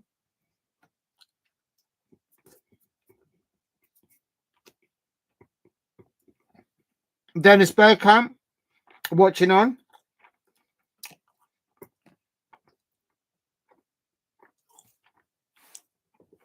If Mikel Arteta loses his job, I think they should give the job either to Patrick Vieira or Dennis Bergkamp as an outsider looking at that team. Not sure how the Arsenal fans will see that. Please hit a like and subscribe at Diego C. Palace. It looks like Mikel Arteta has unlocked the goal potential of Kai Havertz. If he does that, I won't be able to do that dance again. And here is Ollie Watkins on the ball. Ollie Watkins on the ball on the left-hand side. He's just moved up. That should be a yellow card. Odegaard should be sent off. Odegaard just chopped up. He just chopped up Trossard. Trossard has just chopped up Ollie Watkins. Ollie Watkins there. Trossard can't keep hold of him. Ollie Watkins has got Trossard in his pocket. And the only thing that Trossard could do is just chop up his legs. Real talk. How is that only a yellow? That should be a red card. Real talk. And here is Arsenal 2, Aston Villa 1. And I reckon Aston Villa will probably... I don't think they'll score. I think Arsenal will get the third and it will end up 3-1 to Arsenal for some reason. Although I did say at the beginning that Aston Villa was going to win because Unai Emery always has it in the mind to beat Mikel Arteta. But I think Arsenal will probably win. Here's a free kick on 67 minutes. Arsenal 2. It goes in. Aston Villa free kick to the back post. Mikel Mourinho. I'm not sure if it's related to Mikel Arteta. He's headed the ball out. Ball going into the penalty spot. And he's going, Arsenal have they've just conceded. Ollie Watkins has just scored. Ollie Watkins was about to be substituted and he's just scored on 67 minutes. Arsenal fans have just bottled it. They've just lost the Premier League. Liverpool fans are celebrating. City fans are celebrating. Chelsea fans are celebrating. The Arsenal fans have completely bottled it. What a completely bottled job. What terrible defending here. Ball pinned across the whole of the penalty area. Lands. Ball there. Is he offside? Is he offside? That's a goal. Aston Villa, you're right. Ollie Watkins, big up to STE. I didn't pay attention. Goal. STE says goal. You're right. Aston Villa 2.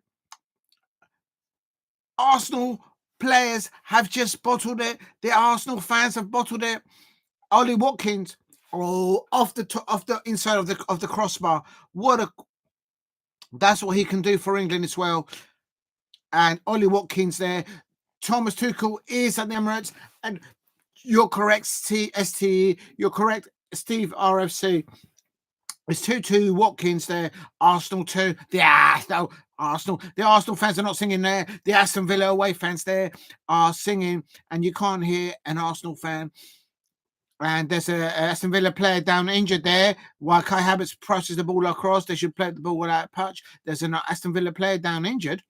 Thomas Partey there. Kamara there. Oh my days. Imagine Arsenal letting a 2-goal lead slip. Steve, RFC, if Mikel Arteta loses this match, Dennis Bergkamp is in the stands. Just put him in charge. Put him in charge. Mikel Arteta there talking to his set pick coach. Maybe they're ordering some KFC, maybe some Burger King onion rings. What are they ordering? They've got all these cables on their ears. What are they ordering? Are they ordering an Uber, a McDonald's?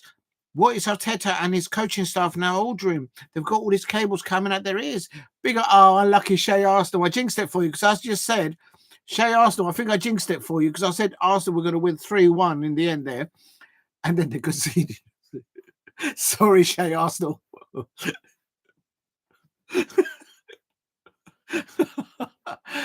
Listen, you need a new manager.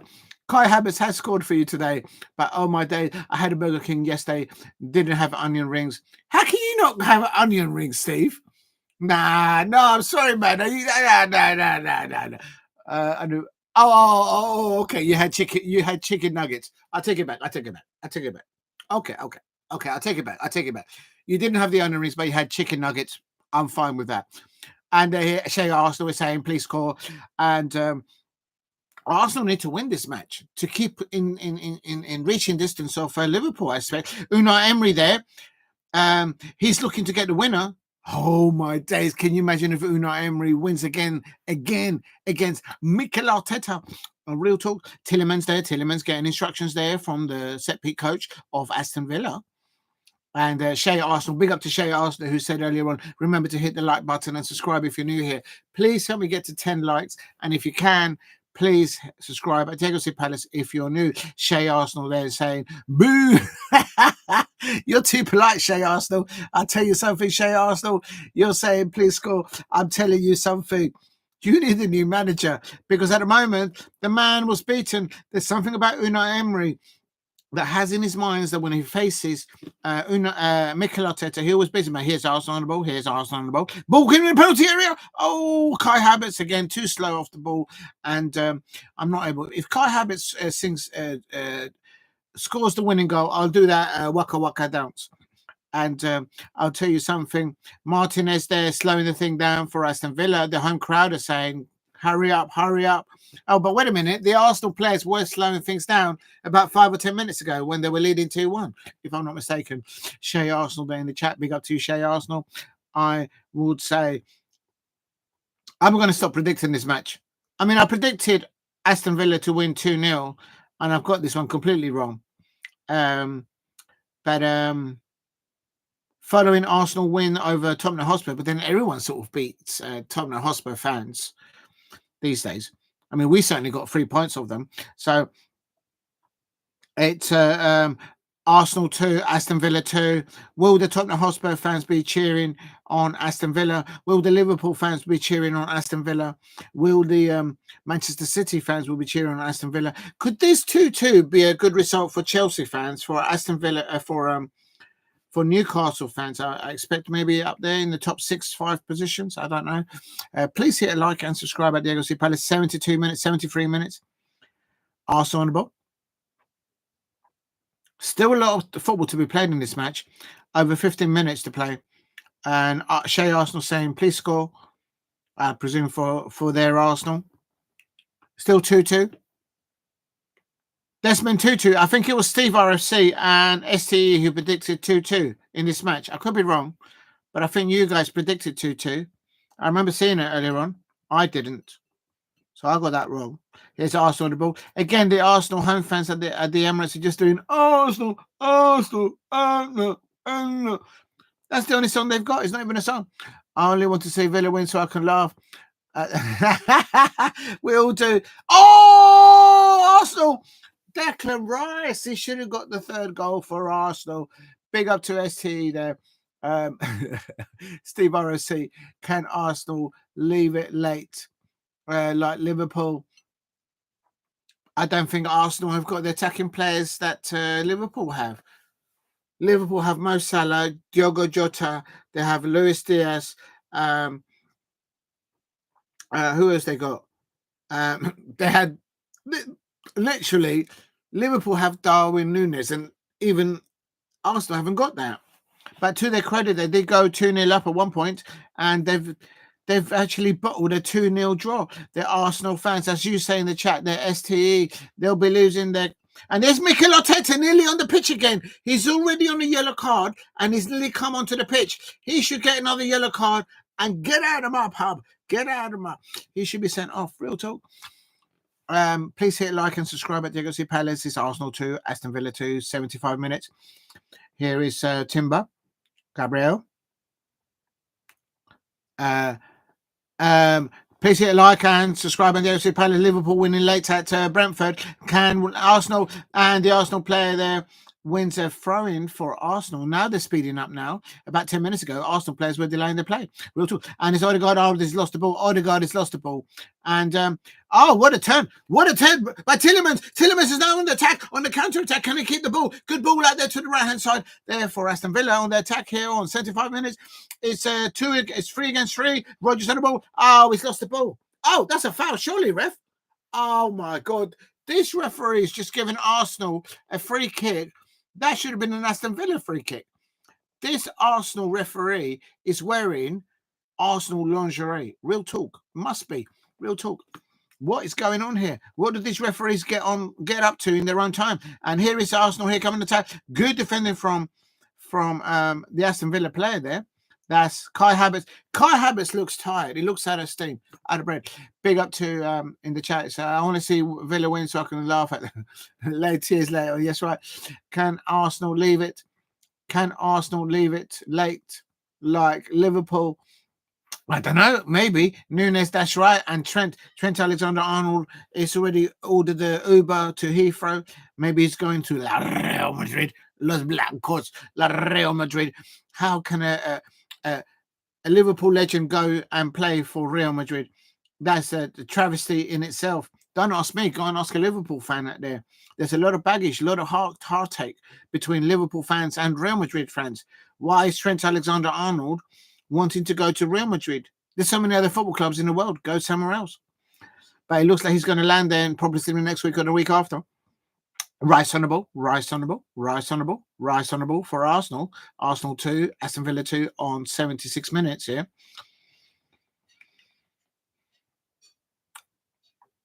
Mourinho on the ball. He's been fouled.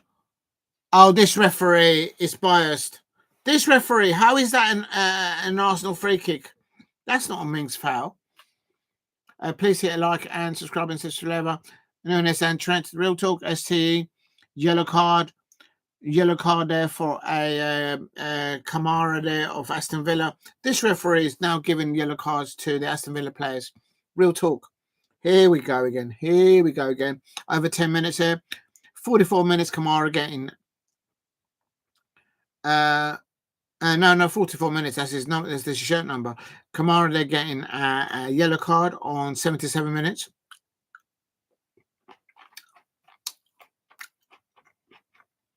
Please hit like and subscribe at the Crystal Palace. 10 minutes to play here. I'm on 78 minutes, and it's a free kick here for Arsenal. This is where Arsenal are dangerous. They're all offside. Rice, Gabriel, and that's into the hands of Martinez there. If you're new to the channel, please subscribe at Diego C. Palace. Thank you very much, everyone, for the support thus far. If you can, please subscribe. I'm trying to get to 2,000 subscribers. And without your help in the chat, people watching on playback, I won't get there.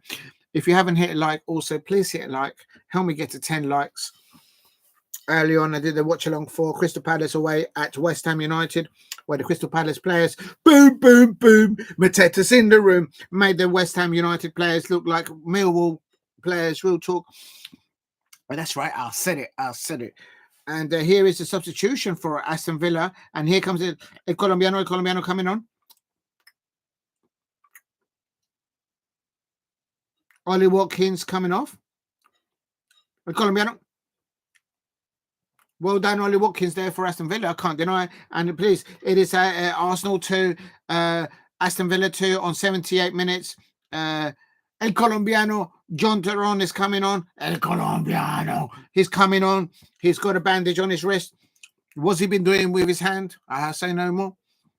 But Ollie Watkins, he played well. He got that goal. And I wouldn't take any attacking players off. I would actually just go for it. Unai Emery, what are you doing, man? I would bring on Duran, but I would sacrifice the defense player. Go for the win, man. Or maybe I'm wrong. Raheem Sterling is getting ready for Arsenal. I think Raheem Sterling should have started on behalf of Kai Havertz, although I know Kai Havertz has scored. Big up to everyone in the chat there. It's ST saying, and Trent and Celtic are now winning 2-1 against Kilmarnock, I think it is. Arsenal 2, Aston Villa 2. Please hit a like and subscribe at Diego C. Palace. Will Mikel Arteta and the Arsenal fans bottle there. Here is the set piece coach giving instructions to Sterling, to Raheem Sterling, and Raheem Sterling is saying, "Why didn't you play me first? Why didn't you play me at the start? Piss off." That's what probably. Oh, you're kidding me. You are kidding me. You are kidding me.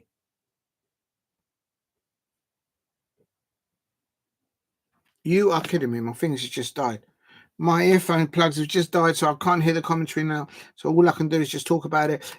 I'm on 81 minutes. It's Arsenal 2, Aston Villa 2. Got to charge this. Oh, what a time for the things to die off. What a time for the things to die off. I hope I don't drop that now. Oh, my days. I knew I should have charged them a bit more earlier on before the live stream. Please hit like and subscribe at Diego C. Palace. Help me get to 15 likes. Oh my God, you guys have got me to 10 likes. You guys are amazing out there. I mean, if I get 1 or 2 likes, I'm happy with 1 or 2 or 3 likes. You guys have got me to 10 likes. Thank you very much. It's Arsenal 2. I take my hats off to everyone in the chat, not to ST or Steve RSC. You guys, now big up to you too as well. And this is Arsenal 2, Aston Villa 2, and I'm not listening to the commentary now because I've got the earplugs warming up and I can't put the volume up because otherwise you guys can hear it. And it is Arsenal 2, Aston Villa 2, 81. It's coming 22 minutes. Arsenal here crossing the penalty area. Oh, nearly. That could have been the third goal. Martinelli's coming off. Arsenal fans, are you happy that Martinelli's coming off and Raheem Sterling? I would have taken off Kai Havertz and brought on Kit. I don't get that. If there is an Arsenal fan in the chat, can you explain to me why Martinelli has been asked to come off and they brought on Sterling? Because quite frankly, Sterling would be more likely to score than Kai Havertz. Or maybe I'm wrong. I don't know. For me, I wouldn't have taken Martinelli off the pitch. But that's a decision Mikel Arteta has done. And this is going to blame the set piece coach. And here's Aston Villa. Can Aston Villa get a winner here? Can Unai Emery get another win over Mikel Arteta? Is a point enough for the Arsenal fans? Is a point enough for the satisfaction of the Chelsea fans watching? Is it a satisfaction? Are you satisfied, Chelsea fans? Are you satisfied, Liverpool fans, that the fact that Arsenal are dropping 2 points here? Are you satisfied, Manchester City fans? Liverpool fans, are you happy that Arsenal are dropping 2 points here? It is Arsenal 2, Aston Villa 2, 83 minutes here. And here's Arsenal at the back. There's Partey on the ball here. Now here's David Raya there getting the ball. Gabriel on the ball. Rice on the ball here now, pushing it out to the left-hand side. Can't see who's that. Please hit like and subscribe at Diego C. Palace. It is still Arsenal 2, Aston Villa 2. And the left back for Aston Villa defending there. Thomas Partey there, playing as a right back today.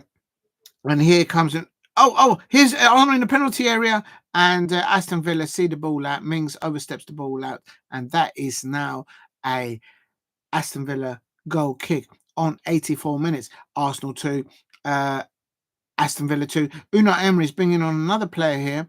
He looks very young. So Unai Emery there looking. He's on a yellow card already. I don't know how. I know Mikel Arteta also got a yellow card, but he should have got a red card because he was on the pitch twice. Not once, but twice. Real talk. Big up to Steve RSC says that Celtic are winning 2-1.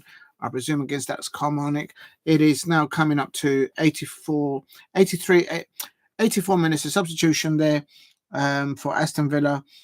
I can't see who's that. Ramsey's coming off, and that's Bailey, the youngster Bailey coming on. And that's Ramsey coming off and Bailey coming on. It is Arsenal 2, Aston Villa 2. Can these substitute for Unai Emery win the day? Thank you very much for the 10 likes. If you can, please help me get to 15 likes if you can in the chat. That will help attract new subscribers. Thank you very much if you're subscribing new today. You're all absolute legends there. It is Arsenal 2, Aston Villa 2. On 90 minutes, I'm going to put the earplugs back on. I'm just going to let them charge a little bit more. Here is Arsenal. No way. Is the Arsenal fans going to bottle a 2-0 lead? Is this the difference of them winning a Premier League title? If Arsenal lose today, should they let Dennis Bergkamp take over? He's in the stadium right now. If Dennis Bergkamp or Patrick Vieira were the managers of Arsenal and they were winning 2-0 at home against Aston Villa, would they drop two goals like that? That's the question I'm asking Arsenal fans out there. Real talk. Should Patrick Vieira, should Dennis Bergkamp take over from Mikel Arteta? It's not a matter of if, it's a matter of when, in my opinion. He can't keep blaming the design of the football. How many minutes are you on? I'm way behind Steve RSC. I am on 85 minutes and 30 seconds. I expect you lot are about 2 minutes ahead of me. And here is Aston Villa on the break here. I am on 85 minutes, coming up to 86 minutes. Aston Villa is 3-4. Get the ball. Oh, he's got it. He's in the penalty area. Just cut in and shoot. There's a shot. Oh my God. Aston Villa nearly scored. Aston Villa on 85 minutes, nearly 83 minutes. David Wright just managed to grab the ball there. Aston Villa nearly scored the third goal. Oh my days, that could have been the last minute of Mikel Arteta being the manager of Arsenal.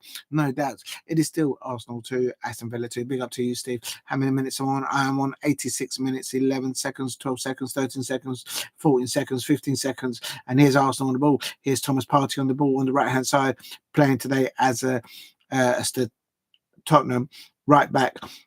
Thomas Partey on the ball. That's Odegaard coming in now. Referee getting in the way. Again, the referee getting in the way. And the ball's on the left-hand side here. Trossard of the ball. Trossard crosses the ball. And, here's Arsenal trying to break into the penalty area of Aston Villa. They can't walk the ball through. Ball whips it into the back post. And there's a... and there's the goal! There's the goal! Arsenal have won it. What a goal there by Mikel Mourinho there on what is that? What has he scored there? On a 87 goal, and that's Mikel Arteta now. They'll probably give him an extension to his contract. That's Arsenal 3, Aston Villa 2. Shay Arsenal, you were correct. They were going to score 3 goals today. You were absolutely spot on. The substitution by Unai Emery didn't do any goal there. Mikel Mourinho hits the ball into the ground. Kai Havertz, it hits Kai Havertz on the arm. Is that a Kai Havertz goal? Will they give it to Kai Havertz? I don't know. If they do, they might be handball. That's a good ball there. That's a ball. He hit the ball into the ground. Mikel Merino there. That's good tactic. Hitting the ball into the ground makes it that much more difficult to defend. Oh, it had a deflection. It deflected off Kai Havertz. He didn't know anything about it. And it's now, no way. Is it been ruled out? No, I believe you. I always believe you lot. You lot are absolute legends. No way. Kai Havertz, it did hit him in the arm. Oh, it's going over. The Arsenal fans are going to go into meltdown. Mikel Arteta is going to get, well, he doesn't go grey heads because he paints his hair. He's going to say, oh, shocking. I've never seen anything like it. I'll tell you something. No, I told you it hit Kai Havertz. Why is Kai Havertz still on the pitch? He should have been substituted. He's celebrating it because it hit him. He's saying that it hit him on his belly button. It did not, Kai Havertz. Don't lie. It hit you in your arm. You shouldn't be on the pitch. It's been disallowed, Che Arsenal. I tell you, VAR have got you. Oh, my days. I take it back. I've always said that Arsenal fans and Arsenal VAR referees always give the decision to the Arsenal fans. But I'm sorry, I think that goal should have stood. I think it hit Kai Havertz there. There. It did. His arm was there, but his arm was there. The Arsenal fans are going to move. Imagine now if Aston Villa now go on the other end and score the winning goal. There is going to be absolute scenes. Will there be a Stewart's inquiry? Che Arsenal, I think you were mugged there. You've been mugged. They've just stolen your win. Oh, real talk. You were right. Maybe I jinxed it because I said that you were right and you scored the third goal. And before I could finish the sentence, the VAR referee said no goal. I'm not laughing. I'm not laughing at the Arsenal fans, man.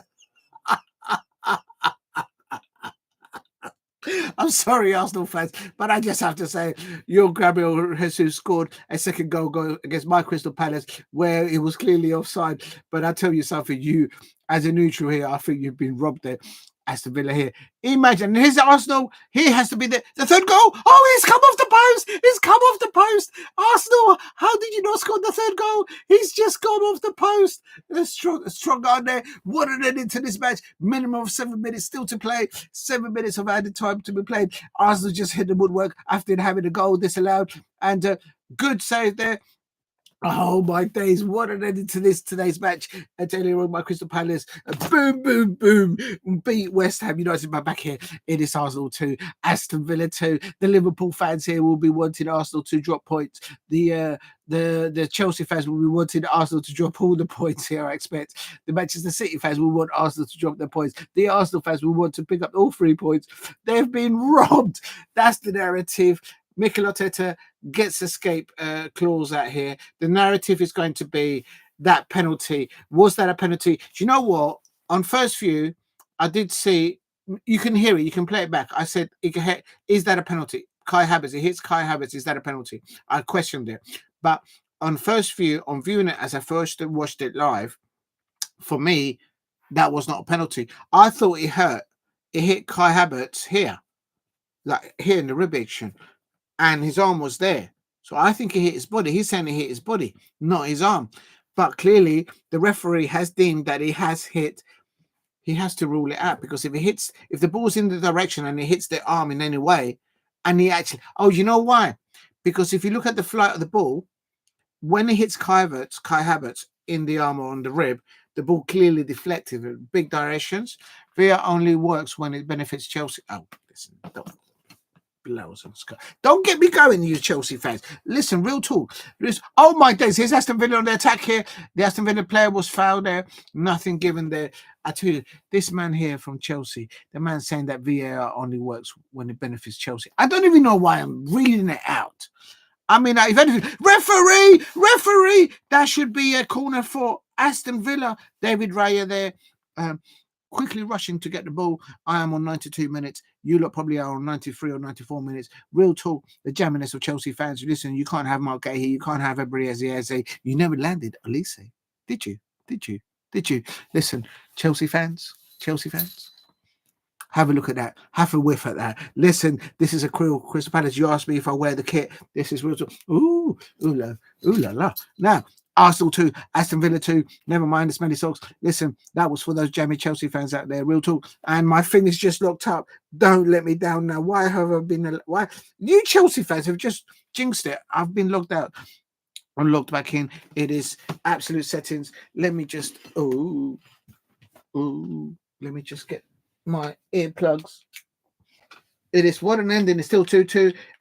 Arsenal 2, Aston Villa 2. Oh my days, please help me get to 15 likes if you can in the chat. It is Arsenal 2, Aston Villa 2. I completely jinxed it because I said I think Arsenal were going to get the third. They got their third, and I have to say, I think Arsenal have been robbed. And here is 94 minutes, coming up to 94 minutes. It is Arsenal 2, Aston Villa 2. The Arsenal fans will be having a Stewart's inquiry. Has the referee been wearing Aston Villa lingerie underneath those decisions? Who is the VAR? I have put in the chat who the VAR referee is, actually. The VAR referee is... The referee is Chris Kavanagh. And the assistant VAR referee is John Brooks, by the way. So there you go, Arsenal fans. You can then have a little Stewart's inquiry there. I will re-put it in the chat. Please hit a like and subscribe at Diego C. Palace. And there you go. The referee is Chris Kavanagh. I think Chris Kavanagh was the referee that gave Arsenal that dodgy decision back in the day. Real talk. And it's Arsenal 2, Aston Villa 2. Coming up to 4 minutes. Sterling there, I think, getting a yellow card. Why was Martinelli taken off? That's what I would say. If Martinelli was not taken off and Kai Havertz was taken off, they would have scored that third goal and it wouldn't have been. And this is Mikel Arteta having a word with the fourth official. What's he doing? Passing him in a brown envelope with full of notes. What's going on here?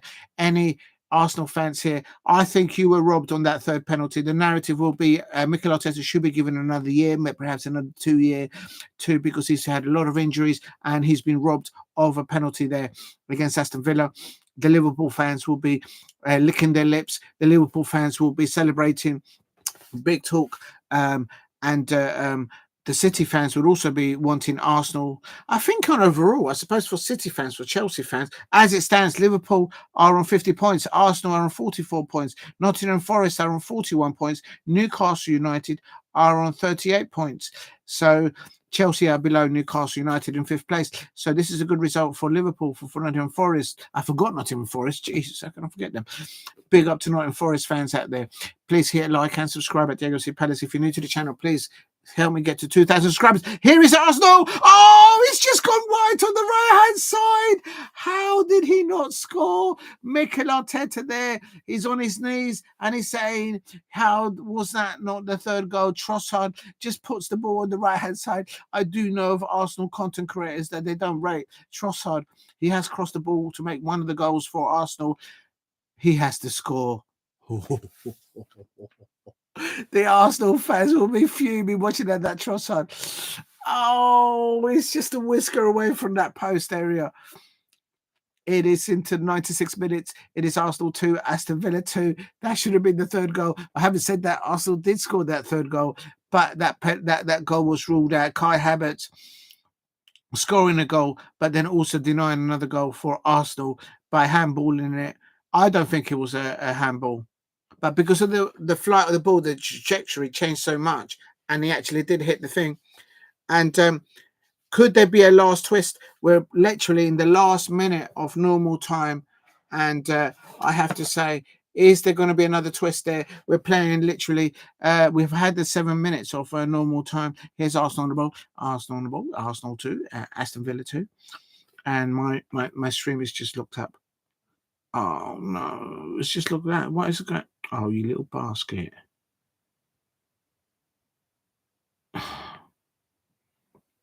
Unbelievable. Please subscribe at Diego C. Palace if you're new. And this is at Arsenal 2, Aston Villa 2. I am on the 7th minute now. It's an Liverpool. It's an Arsenal set piece here. The set piece coach is Mikel Arteta is telling the set piece coach to go down the touchline. Why is there 2 people in the technical area? There should only be 1 person there. It's Arsenal here on the free kick here. Can Arsenal now get it in the last minute, the last pass of the match? It is now. How many minutes is this referee going to play for Arsenal players? Is it going to be full time? Here's the last kick of the match.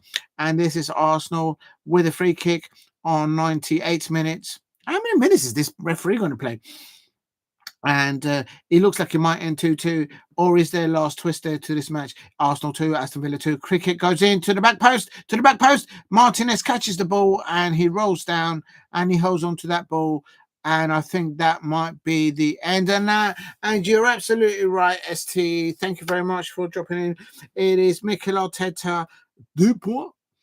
Aston Villa, 2 points.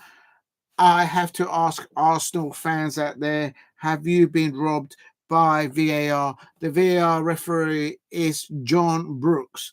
The man's name is John Brooks. Did he get it right? Did he advise the referee, Chris Kavanagh? And this is what the commentators are all, everyone is talking about, that third goal. And the title phase now, Arsenal are 6 points away from Liverpool, because Liverpool still have Everton to play. And Nottingham Forest are on 41 points there, and they're still to play. I don't know when they're playing, probably tomorrow. Newcastle United dropping points today. They're on 38 points on 4th place. Chelsea, the Geminies of Chelsea, they're in 5th place. Not sure what points they're on. And Bournemouth all the way up to 6th place. Aston Villa in 7th place. Now I have to say, Arsenal fans out there, have you just been robbed? Have you just been robbed? Unbelievable scenes there. I have to ask the question. I think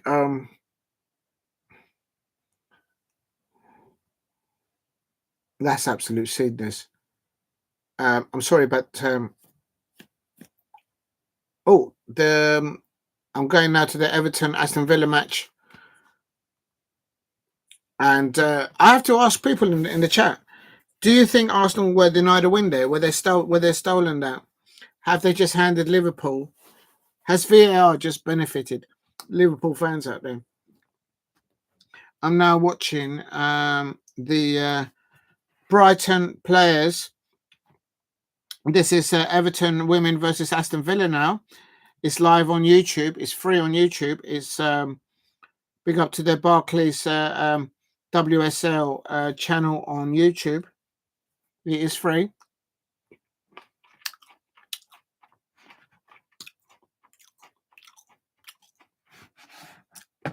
Please subscribe at Diego C Palace if you're new. And just watching the match here. This is Aston Villa crossing the ball into the deep in the penalty area. Oh, headed downwards. Oh, Aston Villa has just scored another goal. And that is now Aston Villa women. They've just scored. Let's have a look at this. Unless I'm watching a replay. I think it's live. How do I do results for the WSL? Let's have a look.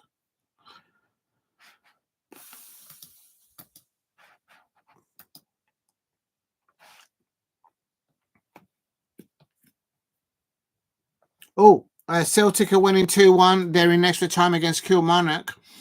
And what a match there. Oh, no, it is finished. So I must be watching replay.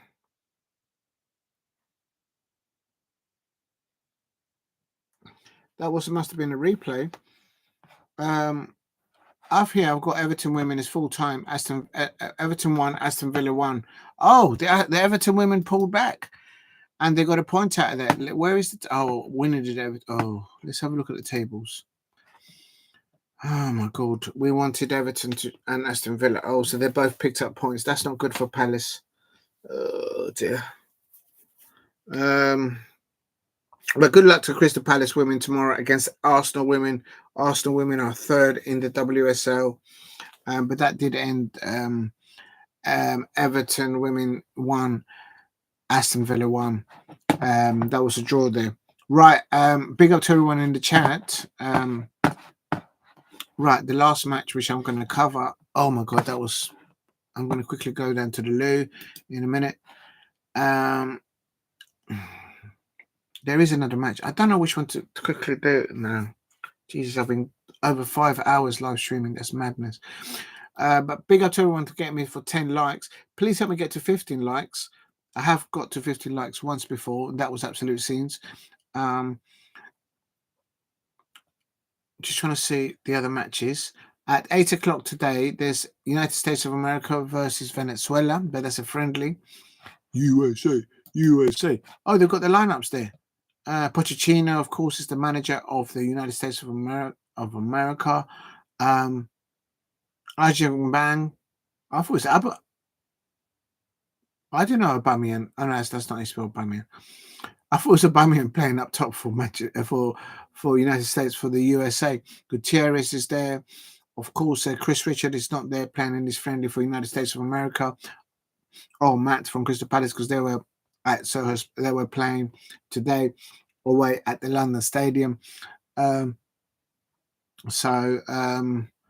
USA there is a friendly. I'm not going to go into that. I'm not going to watch that.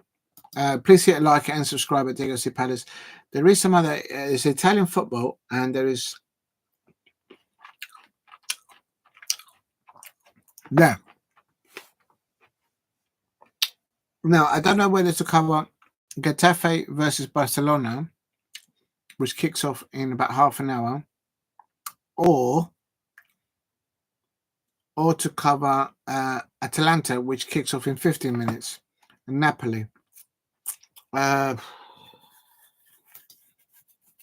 look at the lineups of Atalanta and Napoli. Lukaku's playing up top for... Yeah, you know what? I'm going to do that because Lukaku's playing. And I know I've got some Chelsea fans in the chat, if they're still there. Lukaku is playing up top for Napoli. If Lukaku scores goals. Oh, I heard Cole Palmer might be... Cole Palmer might be injured for Monday's game against Chelsea versus Wolverhampton Wanderers. Lookman is playing up top for Atalanta. Do you know what? Antonio Conte versus Gio Piero Gasperini of Atalanta. So I could either cover the Atalanta versus Napoli, or let's have a look at the Barcelona lineups. Hanks, Dieter Flick there. Of course, winning silver there, where the Spanish Cup against Real Madrid. Lewinsky there playing up top. Lamine Yamal is playing there. Javi, Rafinha there. And I don't know many of the Getafe players at all. I recognised most, if not all, of the Barcelona players. Koundé there, Baldi there, Araujo, Casado and Pedri there in the pivot there for Barcelona. No, Frank de Jong, he's in the bench. Look at that bench for Barcelona. They've got Eric Garcias, Dami Armo, Suensi, Frank de Jong, Paul Victor, Ferran Torres. Man's got options on the bench galore. Christensen. Nah, Barcelona will win that. What's the table saying in... Atletico Madrid is still top on 44 points, but Barcelona are on 38 points. So if they win tonight... but Barcelona have lost the last two matches. But they have won a match, obviously, recently against Real Madrid, but that was a cup competition. But Barcelona have bounced back-to-back losses. Followed before that, it was a draw. So they need to bounce back today. 38, that will take them to 41, striking distance from Atletico Madrid. So if Barcelona win today, they still remain in third. Surely they won't lose today against Getafe. Getafe are basically one position above the relegation. So, no, I think Barcelona are going to win this. So I'm going to cover, if anyone's there in the chat still, I'm going to keep an eye on the Barcelona. I think they will win. Barcelona away at Getafe. But I wouldn't mind doing that because of the Spanish. I can speak Spanish. But what I'm going to do is I'm going to concentrate on the Italian side game. It's Atalanta versus Napoli. On the chat, I'm going to put down... Oh, my days. Full-time. The Arsenal fans are going to be in meltdown because they should have. They were denied that penalty. Full-time. Arsenal 2-2. And this Aston Villa. On chances created, I think Arsenal should have edged that. Well, actually, they did score more, but they were disallowed one. I don't know. I don't know. I'm staying neutral on that one. But Arsenal 2, Aston Villa 2, full time. And then I'm going to put should that third Arsenal goal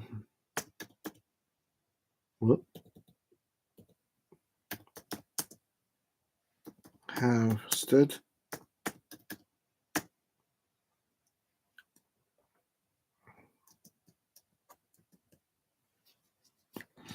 What's my exclamation mark? Hello?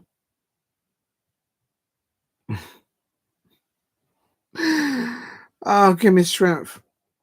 Oh, there it is. Oh, my God. Oh, my goodness. Okay, it's been a long day. But anyway, please hit like and share. If Kai Havertz would have been taken off and they brought on Sterling, Sterling would not have been where Kai Havertz were, and it would have been the third goal. That's my thing in it. Please hit like and subscribe at Diego C. Palace. Big up to ST there in the chat. And I'm now going to do covering Atalanta. It's 1945 versus Atalanta versus Napoli. Napoli.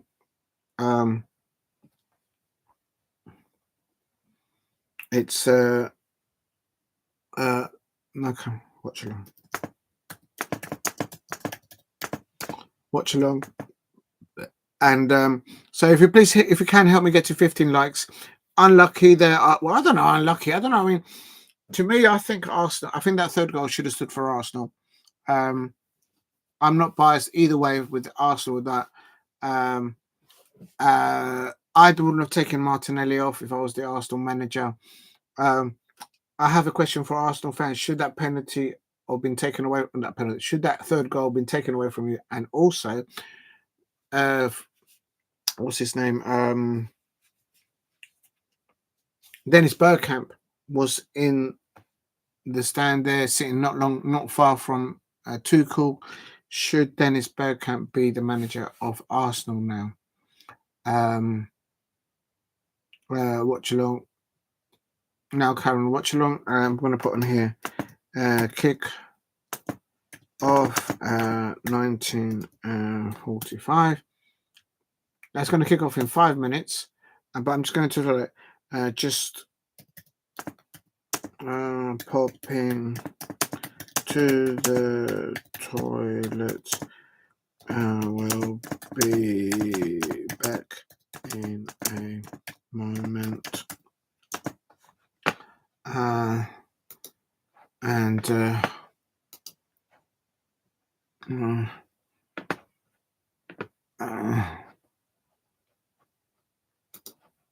Red and blue.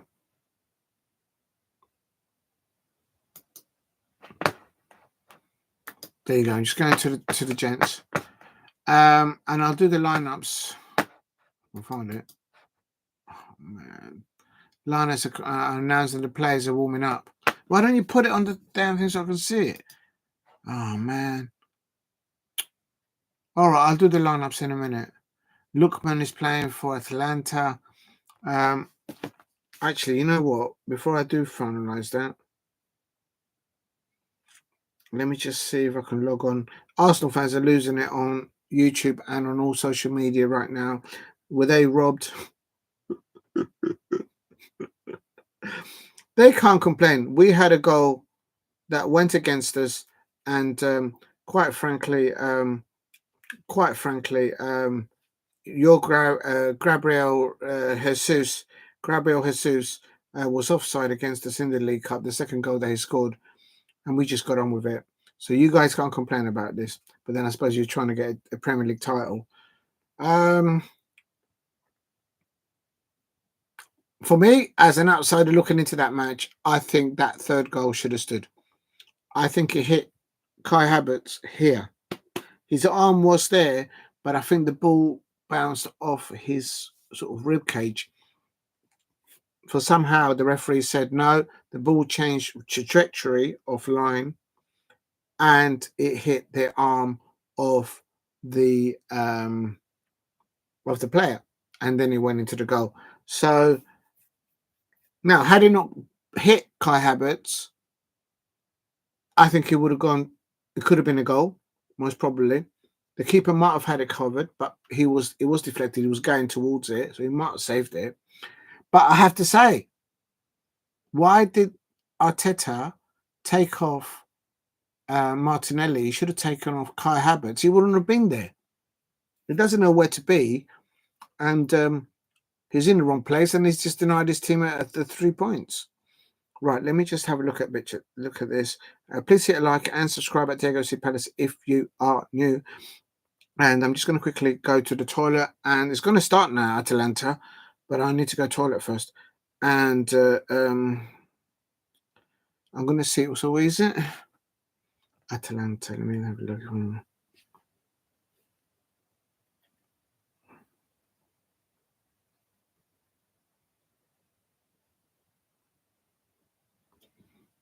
Atalanta versus Napoli. Let me just log in.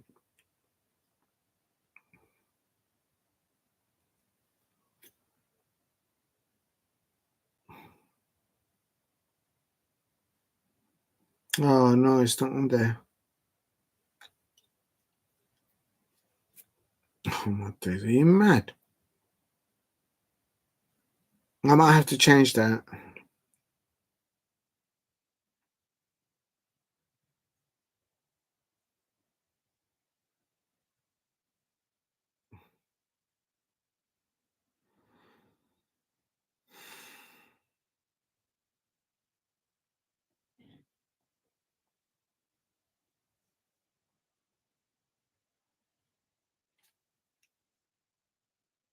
The players are coming out there for Atalanta, and right,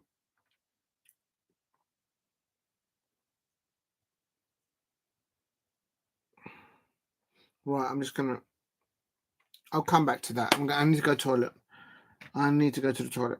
Thank you very much, everyone. I'm just going to go to the toilet, and I'll be back, and I'll cover the Atalanta, Napoli, or I'll cover the Barcelona. It depends what people want in the chat. If you can, please hit a like. Help me get to 15 likes. Arsenal fans, should that third goal have stood?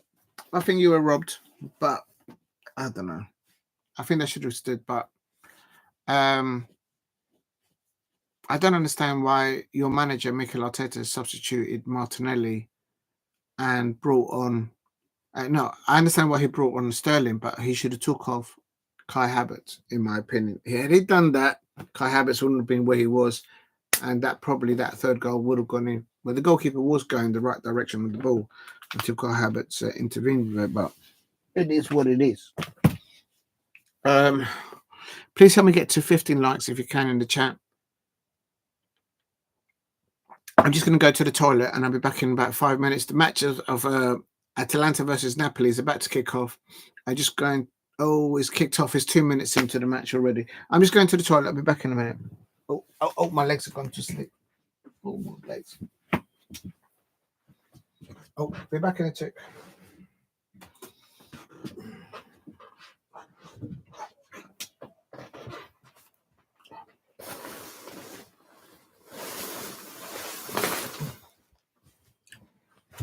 Oh.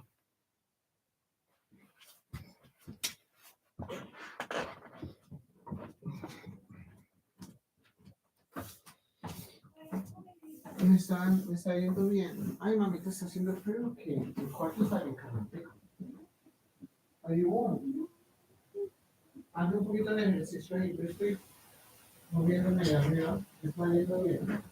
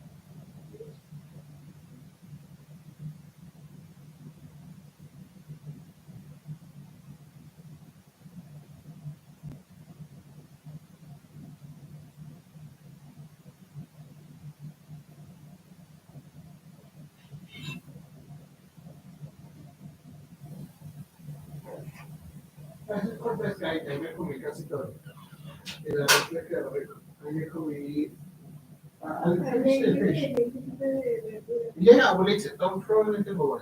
Abuelita, es que me toca ir a trabajar. Pero ahí me comí casi todo. Mom, póngase algo, está haciendo frío aquí. I'm nearly finished. Well, I'm doing one more match.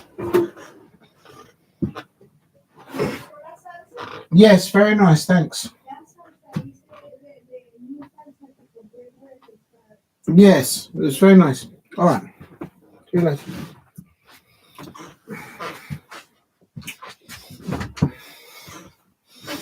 Oh, coming to everyone. Big up to everybody there. Oh, my days. Oh, my days. Big up to everybody. Please keep hitting the likes. Just went to the toilet. Oh, my days. Right. Oh. Oh, good. It's still 0-0. Atalanta 0. Napoli 0. I just dropped the headphones.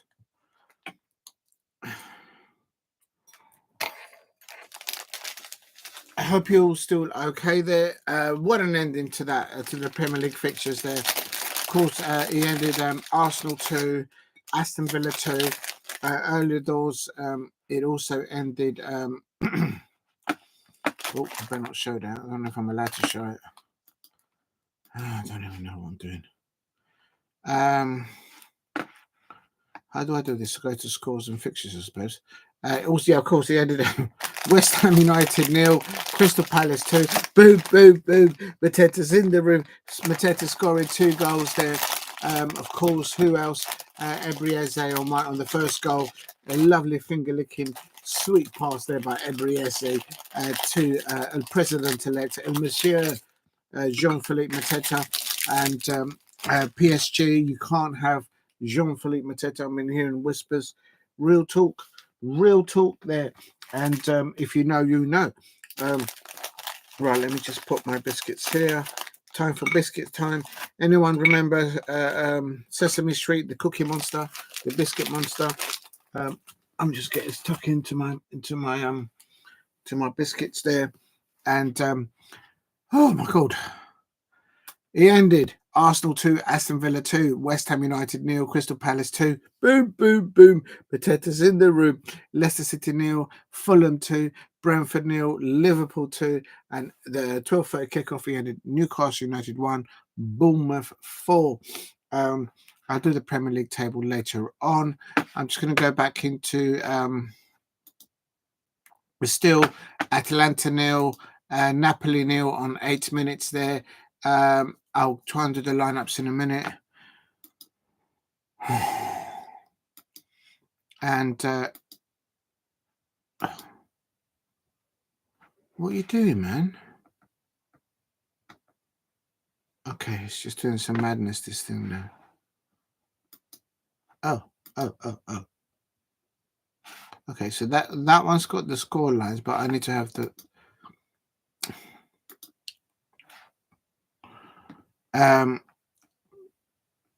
also Millwall losing today at home to Fulham.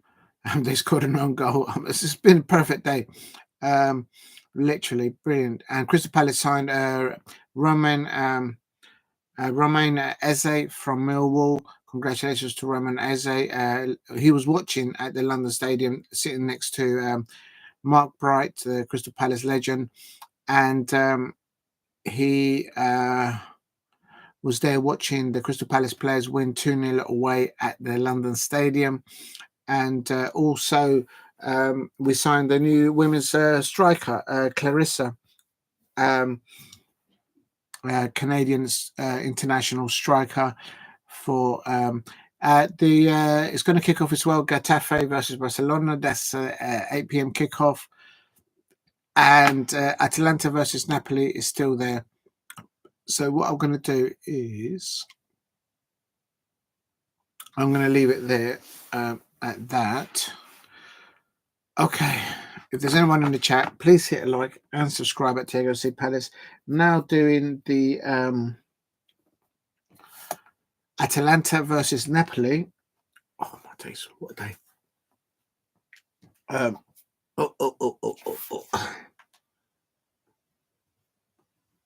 Oh, that's still going okay. That's good. All right.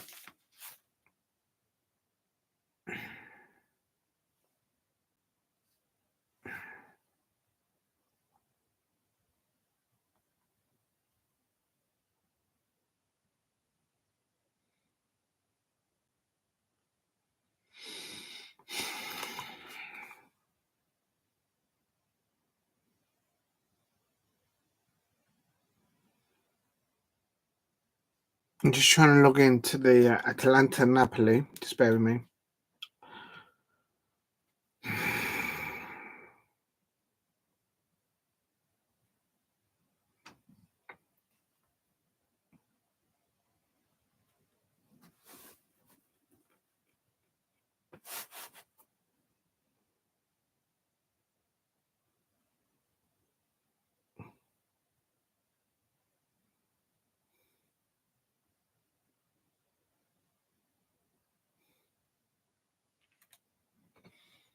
Hold on, people.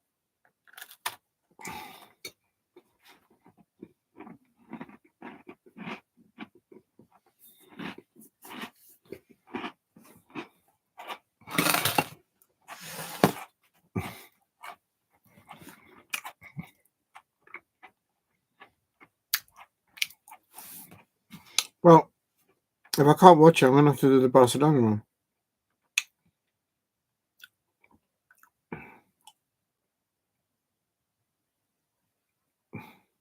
Oh, there we go. Yeah, look. I think this is the wrong match. Oh, this is Hamburg. Huh?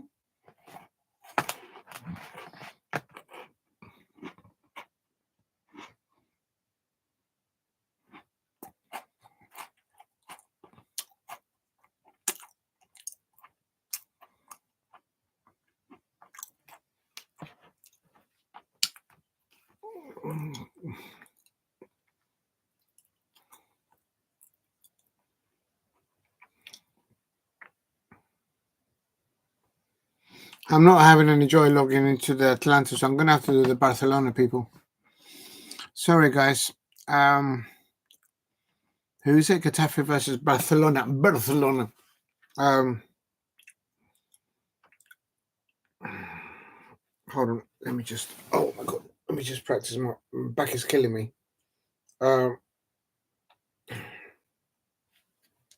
Please hit a like and subscribe at Diego C. Palace if you are new. Oh my days.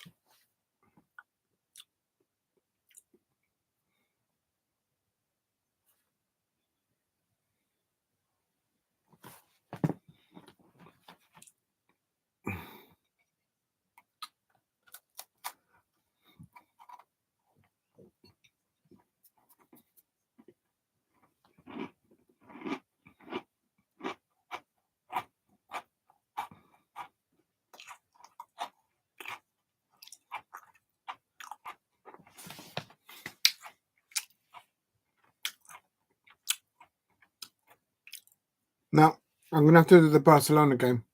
I'm kind of almost there, actually. Whoop.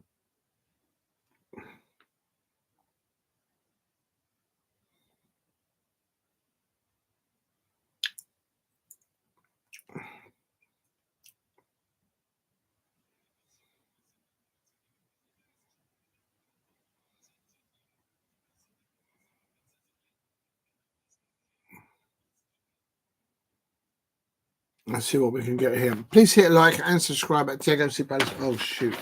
Shouldn't be showing that. Never mind. It's just having some chocolates here. I'm going to open it. Oh, my God. Right. Just bear with me. I'm just trying to get... Oh, come on. At least one of them has got... Here we go. I've got... I'll change I'm going to remove that one. I'm going to now do a change of plan. I'm doing the players are coming out to the pitch where I'm a little bit behind. And Getafe, and now covering Getafe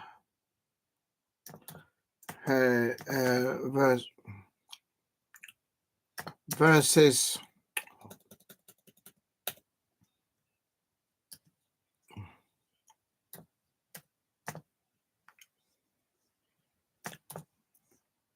Getafe versus Barcelona. Oh God, can't spell.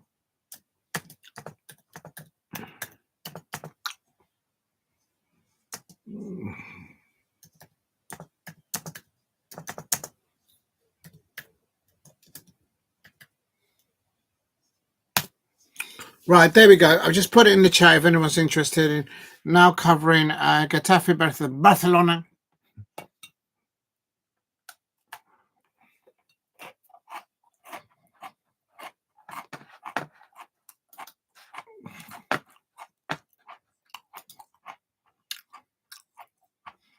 Atalanta scored one.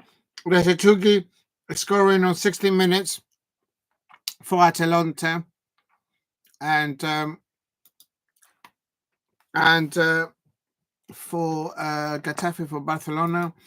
I'm just going to see if I can get the lineups. Oh, they haven't listed them. Diego Rico there winning a free kick there for. Please hit a like and subscribe at Diego C Palace. Getafe there, full stadium there, hosting Barcelona.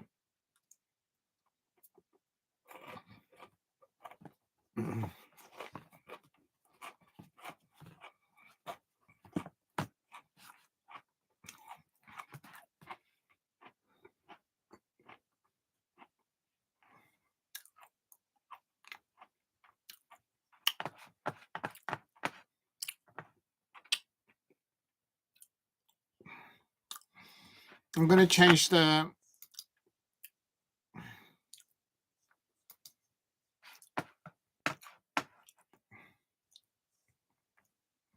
How do I change this? So.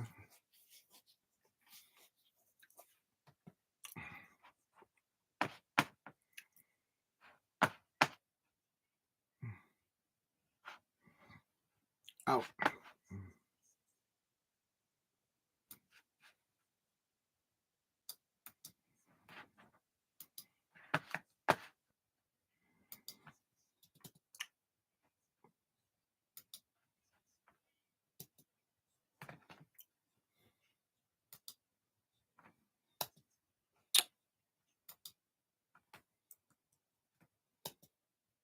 Oh, I don't know what's going on here. Oh, what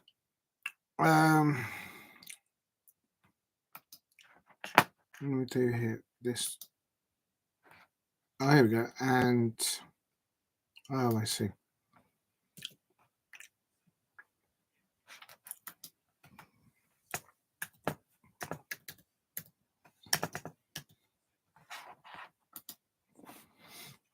Right, this is I'm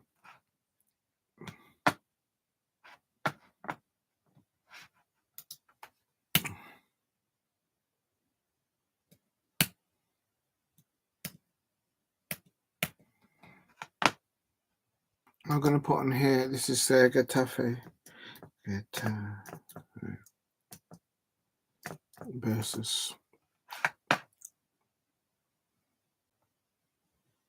Barcelona.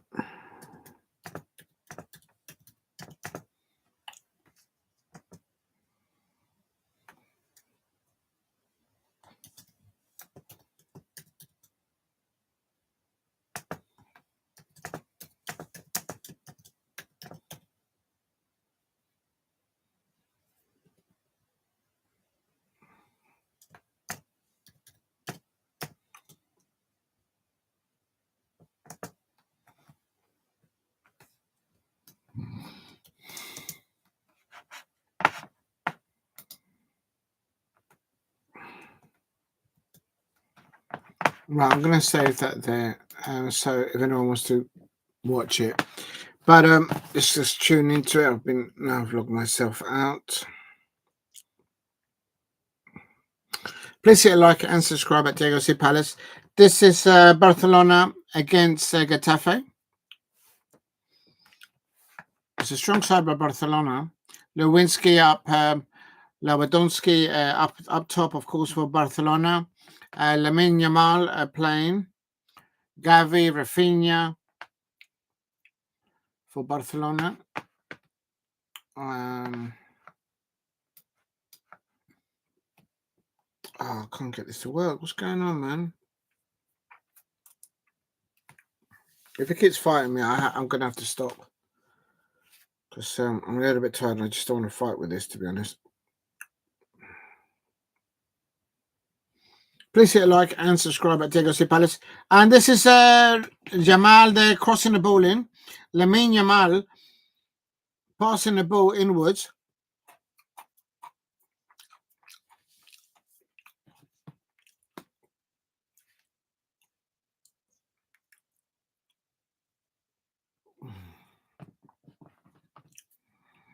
I am on 8 minutes. Please hit a like and subscribe at Diego C. Palace. And no, I'm on 6 minutes, I should say. It's still Getafe 0, Barcelona 0. I'll put some of the players up in a minute if anyone's interested.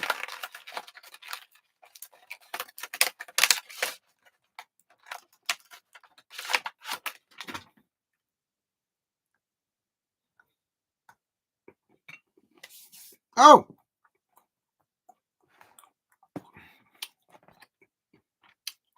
Barcelona playing in a luminous green.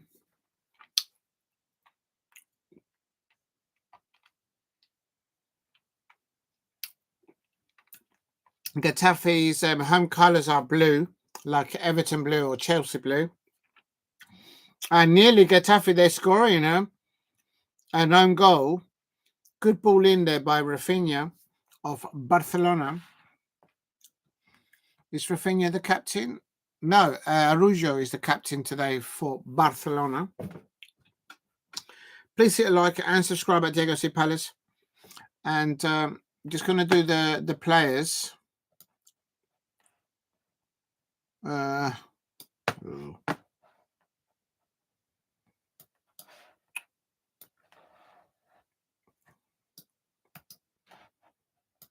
going to put it in the description. If I can find it.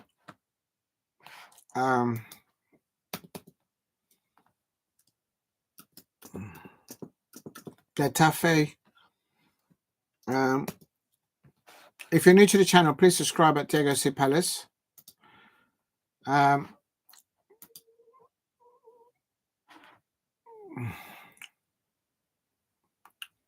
Right, so defend. That's the.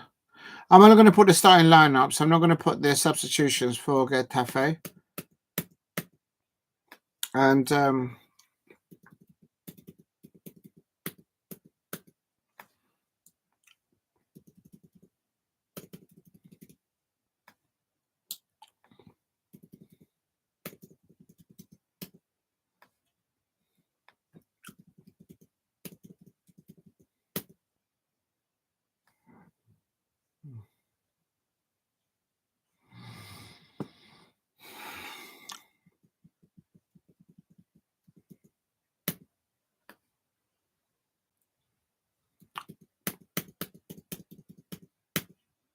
Chicunde. Oh, there you go. That's the first goal for Barcelona on 9 minutes, and Jamal, and that's a goal there for Barcelona. Kunde has scored for Barcelona. 1-0 to Barcelona already in 8 minutes. Let's have another look at this.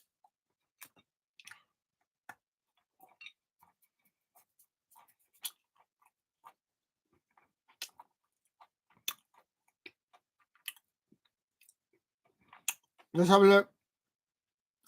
Joelinton there. And this is the ball coming in from the left-hand side of Barcelona, coming into the penalty area. A good ball through the lines. Oh, lovely thread ball there. Koundé actually got the ball from underneath. The goalkeeper losing the ball. That was an assist by number 8. I think it's an assist by Arambari. And Koundé there scoring for Barcelona on 8 minutes.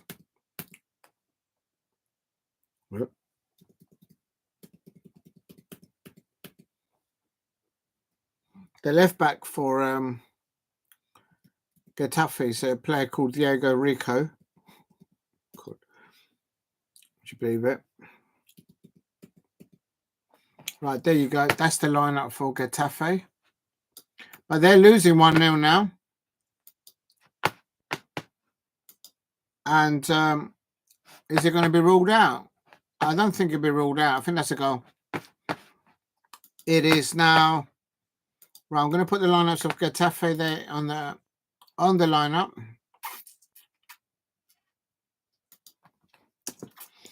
It's in the description and it's also in the chat now. Barcelona leading 1-0 on 9 minutes, I suppose. Koundé there scoring. The ball actually got below him and the actual goalkeeper, but the ball just scrambled out. And when Koundé got up, he said, "Oh, look, the ball's still there." And he just slid it into the goal. Real talk. And bad defending there by Getafe. Now I'm going to do their lineup for Barcelona. It's a corner for Barcelona now.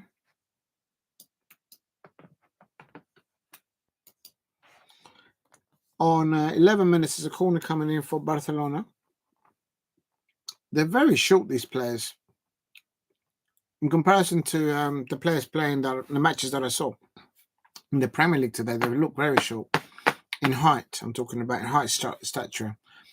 And here's the corner. Rafinha, I think, is going to take the corner here for Barcelona. Barcelona are playing in like a luminous green. Oh, nearly. Second goal there for Barcelona. Koundé couldn't get to that one. Please hit a like and subscribe at Diego C. Palace if you are new. Just putting the lineups up. Lewinsky, Lamine Yamal playing for Barcelona. Gavi also. I think there's too much quality from Barcelona on the pitch there. Gavi, Rafinha, ex-Leeds United. He's not the captain today for Barcelona, but he is playing. Marc Casado for Barcelona. And Atalanta were winning 1-0 the last time I looked. I'm just typing in the names of the players so I can put it in the description and also in the chat. Just bear with me, please. And if you're new to the channel, please subscribe at Diego C. Palace. Also help me get to 15 likes if you could. I'll be grateful. And definitely thank you everyone for their support recently on the channel. And it's Peña, the goalkeeper for Barcelona.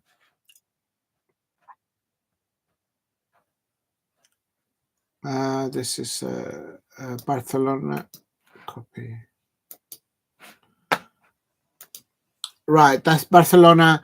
And let me just put this on there and then I'll be able to pay attention in the chat. This is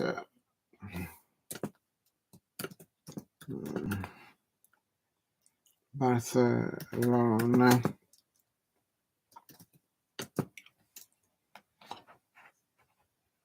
Right, there you go. That's the lineup for Barcelona. Oh, big up to Demo 1168. Up the Palace. That's right. Boom, boom, boom. Mateta's in the room. Boom, boom, boom, boom. Mateta's in the room. That's right. I said it. We made the West Ham United players look like Millwall players on that on the London Stadium. Real talk. And boom, boom, boom, Mateta's in the room. Did you see that first goal? That finger licking cross by Adu-Adjei for that first goal. And Jean-Philippe Mateta, PSG fans out there, PSG, listen to me. Jean-Philippe Mateta, Monsieur Jean-Philippe Mateta is not for sale. I've been hearing a few little whispers from a little mice out there, and that's not the ones up in Old Trafford. Real talk. Boom, boom, boom. Mateta's in the room. That's right, 2-0 away for Crystal Palace. Big up to Damo1168. Absolute legend. They're turning up there. And big up to Steve RC. Barcelona will be glad with the start. Yes, absolutely, Steve. I'm covering it now. I've just put in the chat and in the description the lineups for both players. With that said, my phone has just logged me out. I'm not sure what I did wrong there. Please hit like and subscribe at Diego C. Palace if you are new. And big up to Damo1168 for dropping in as always. If you can, please help me get to 15 likes. It is still Getafe 0, Barcelona 1. Koundé there. He kind of landed on top of the ball, and the referee also landed on top of the ball. But when they both got up or kind of moved each other out of the way, the ball just dropped in front of Koundé, and he was right in front of the goal. And he said, "Well, thank you very much." And Koba on the ball for and Koundé there. And Jamil Jamal on the ball. Jamal con el balón. Ahí va Jamil Jamal. And he goes through 2 players there on the right-hand side. Jamil Jamal. What a player there this young man is. Lamine Yamal there. And he's to try and take the ball off of Lamine Yamal. And the thing is, he's still growing. He's still growing, this young man. And he's going to get even better and better. He's still not reached his peak. Unbelievable scenes. Lamine Yamal on the right-hand side working for Barcelona. I have put the lineups for Barcelona. And here's Barcelona on the left-hand side here on their tag. Barcelona players are wearing luminous green. And están ganando Barcelona. Están ganando 1-0 en la cancha, en la casa de Getafe. Un gol a 9 minutos para Koundé. That is a 9th minute goal for Koundé. In the first half, of course, the Barcelona players are playing in luminous green, and also the home team, Getafe, they're playing in blue, the same color as Chelsea, as Everton, is that type of blue. And Rafinha's going to take the corner now on 14 minutes. I'm on 14 minutes. You lot might be ahead of me a lot more. But it's Rafinha about to take the corner here for Barcelona. Para la Barcelona. Barcelona están ganando al momento 1-0. Y no puedo ver porque se me dañó. Aquí va. And what are you doing, man? It's pissing me off, this thing, man. I'm just trying to get the thing back. It's been logged out.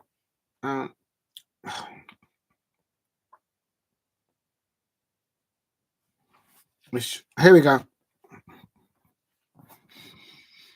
Right, I've missed the corner now, but it's gone to a goal kick now. 14 minutes, coming up to 15 minutes. Getafe goal kick now. Aaron Barry. Good Che on the ball.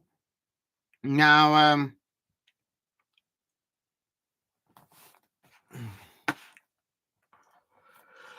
excuse me. That's Koundé on the ball. But that's a good goal there for Barcelona. Koundé, of course, is a defender. He's playing right back for Barcelona. But he got up third there. And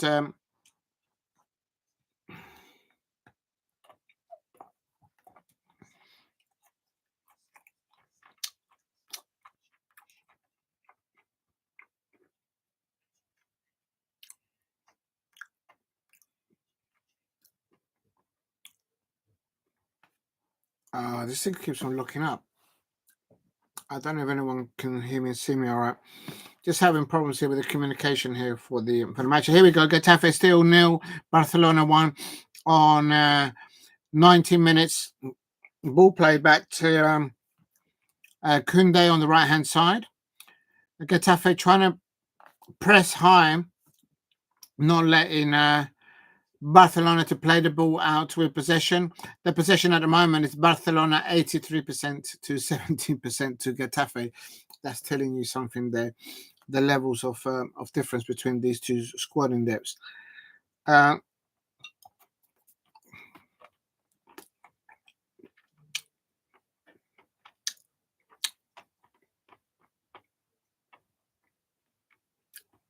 Arsenal fans are not happy at the moment. The way it ended 0-0. They should have won that. How can they be 2-0 at home lead? And they actually bottled it. I have to say that third goal from Arsenal, I think they should have stood, but hey ho. What goes round comes round, the way they got a dodgy second goal against us. Oh, that's a foul there by the Barcelona player. And Canio Semenyo there. Somebody's like, I didn't touch him. Let's have a look what happened here. Nah, that's not a foul. Well, he's putting his face there. No, I'm sorry, that's not a foul. He was nowhere near the ball, so he just threw his face onto the elbow of the attacking player there. That shouldn't be a foul.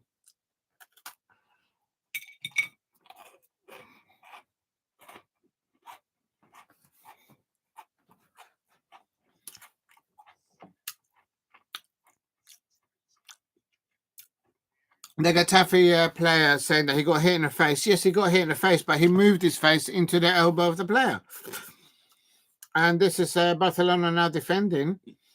Getafe 0, Barcelona 0. Coming, Barcelona 1, 20 minutes. And now a Barcelona player, Lewandowski, has been chopped up.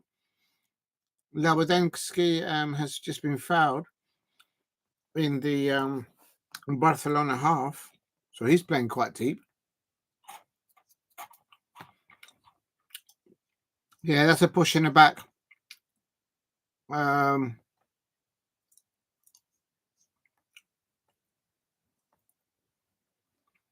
There's a few little tackles there between the players, trying to let each other know that they're there, present. But it's nothing nasty, nothing malicious. They're just letting each other know that they're there. And for me, it's Barcelona will deserve their 1-0 lead. They are better in possession. Over 80% possession is for Barcelona.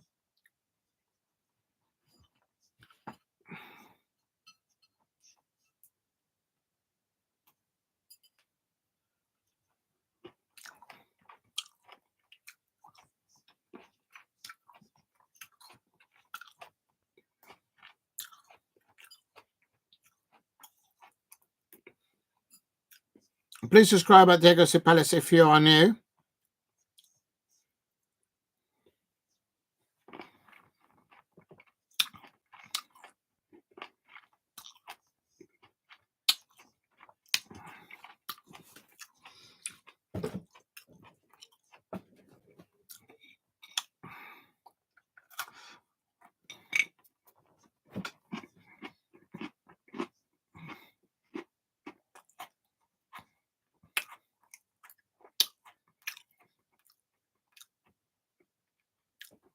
Please hit a like and subscribe at Diego Palace. It is still Getafe 0, Barcelona 1.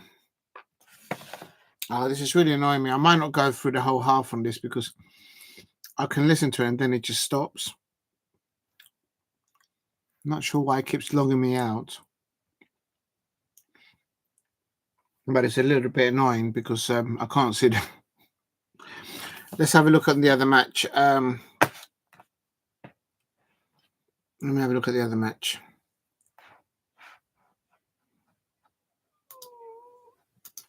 Oh my God, Napoli have scored 2 goals. Atalanta 1. I knew I wanted to cover that, but I just couldn't get the stream to come up for that one.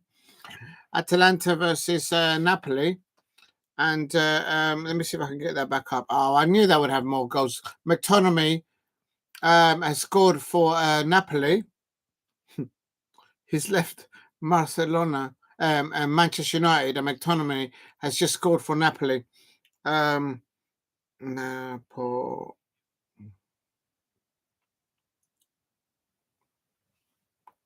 Let me see if I can get this going. And this is Napoli there. Actually, I might switch games now because Atalanta versus Napoli. Oh, I knew I should have done that because they're scoring 3 goals now. Unbelievable.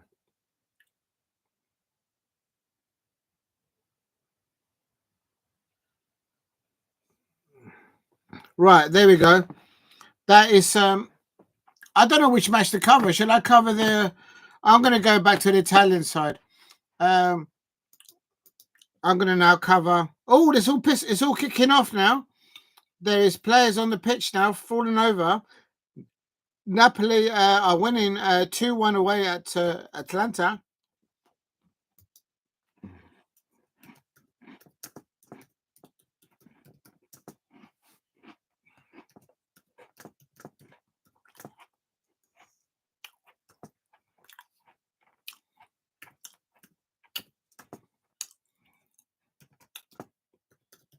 I'm going to stay with Atalanta Napoli. We're on 45 minutes.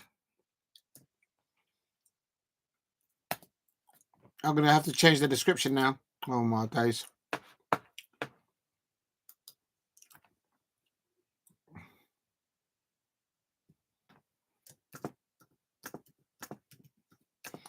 Atalanta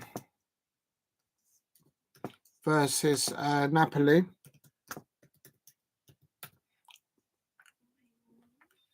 Atalanta versus Napoli. Right, there you go. I've just changed it. I'm going to keep on the Napoli. Atalanta versus Napoli. Their lineups, I'm going to now put it on the chat. McTominay scoring there for... Ouch. Scott McTominay scoring there for Napoli.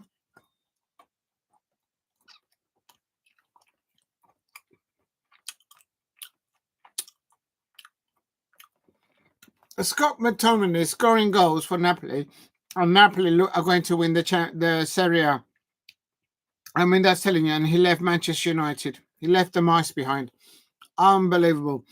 I'm going to put the lineups on the chat. If anyone there, it's Atalanta 1, Napoli 2. Scott McTominay of ex-Manchester United there, scoring the second goal for Napoli.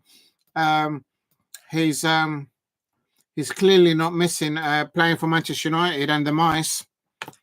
Real talk. And here's Edison on the ball. Lookman for Atalanta. And Napoli have got Lukaku up top. Giron. Samajic. Please hit a like and subscribe at Diego C. Palace.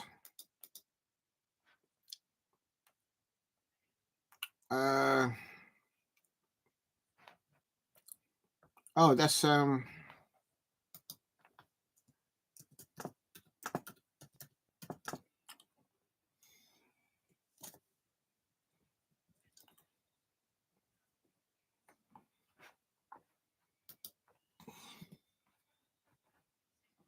if you're new to the channel, please subscribe at Diego C. Live. It's the first half. It is Atalanta 1, Napoli 2. The first goal for Napoli coming under Politano, and the individual performance there. But then an assist by Angucia up to Scott McTominay of ex-Manchester United, but now playing really well for Napoli. And it looks like he's going to pick a championship medal. He's not going to pick up any. He left at the right time. Please hit a like and subscribe at Diego C. Palace. McTominay there playing there alongside Lobotka and Angucia of Napoli, and up top in the 9th position there they've got Lukaku.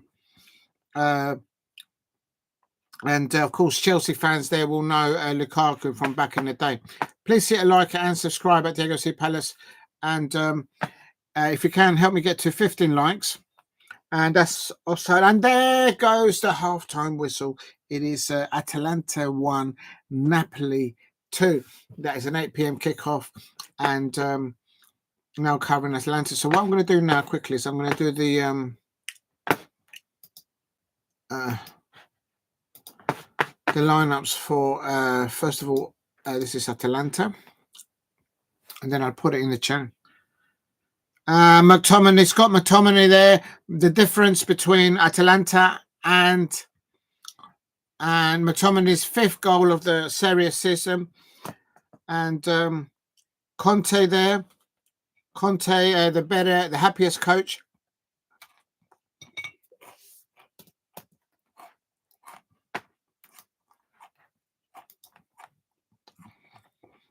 At the break there, that's Atalanta 1, Napoli 2, and I have to say, Scott McTominay is the difference there, the best player there on the pitch.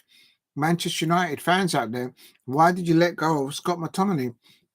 Because right now, for Napoli playing alongside Lukaku, he's unstoppable. I think he scored 6 or 7 goals. He's probably scored more goals than Rasmus Højlund and any other striker that you might have at Manchester United. Liverpool fans. Manchester United fans, I should say. Slip of the tongue. I'm going to get in trouble. I hope there's no Manchester United fans out there. Or Liverpool fans. I'm so in trouble. But I'm not bantering. I'm just saying. Come on. Oh, yeah, actually, I shouldn't take liberties on the Manchester United fans because I need them to win tomorrow on Sunday against Brighton. So, Manchester United fans, please don't bottle it tomorrow. I don't ask much of Manchester United fans. You ask them to do something and they never come around and do it. But never mind. But Manchester United fans out there, don't let me down. Don't bottle it. Just win against Brighton. All I ask of you lot is just to beat Brighton. And we'll see what happens tomorrow. This is the Atalanta. Line up. Right, I'm just typed up the names of Atalanta lineup. Good side, man. They've got good people. Lookman there. Copy. Right, let me just save that. I'm going to put it in the chat now if anyone's interested. Paste. Atalanta lineup. Just putting the lineups. I'm not putting the substitutes. And now I'm going to do Politano scoring the first goal for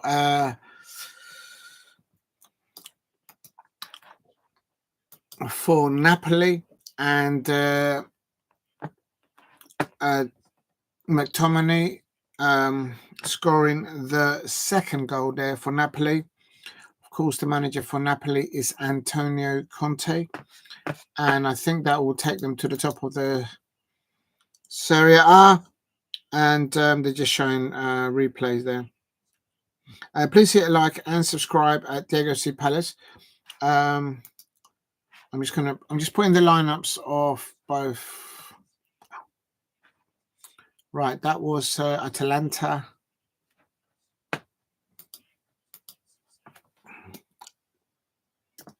versus Napoli.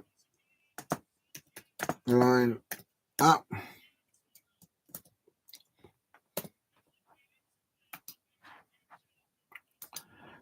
Please help me get to 15 likes if you can in the chat. Thank you very much for the support today, everyone. And for the previous days. You've all been absolutely amazing out there. Lukaku. Yellow card. Oh no, let me remove that. I don't need that. And also,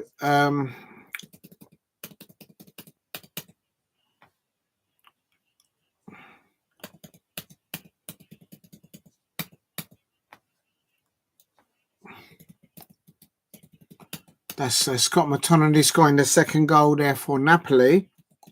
Something that Manchester United fans can't seem to find from wing players. Oh, that's wrong. Let me just get rid of that. Lorenzo is the captain for Napoli, of course. And Politano was the first goal scorer for Napoli. And of course, Antonio Conte is the manager of Napoli. And they're doing really well at the top of the Serie A. Looks like they might. I think they've got it over. I mean, I don't know. There's probably more goals in this match, no doubt. But Antonio Conte, a very good manager, of course. Tottenham Hotspur nearly ruined his career there.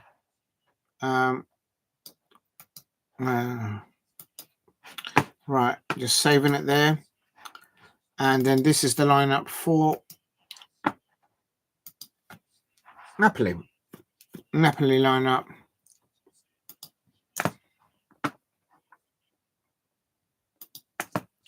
Olivia Juan, Jesus, Armeni,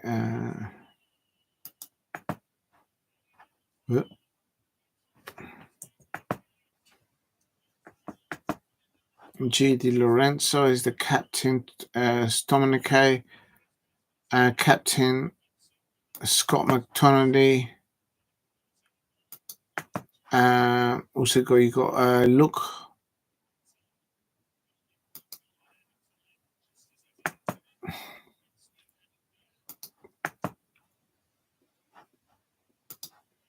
Lukaku, Politano. And that's it. And right, they're just showing at the moment repeats there. If you're new to the channel, please subscribe at Diego C Palace. Help me get to 15 likes if you can. And why is this not charging? Oh Lord, I need to charge this. 1 minute.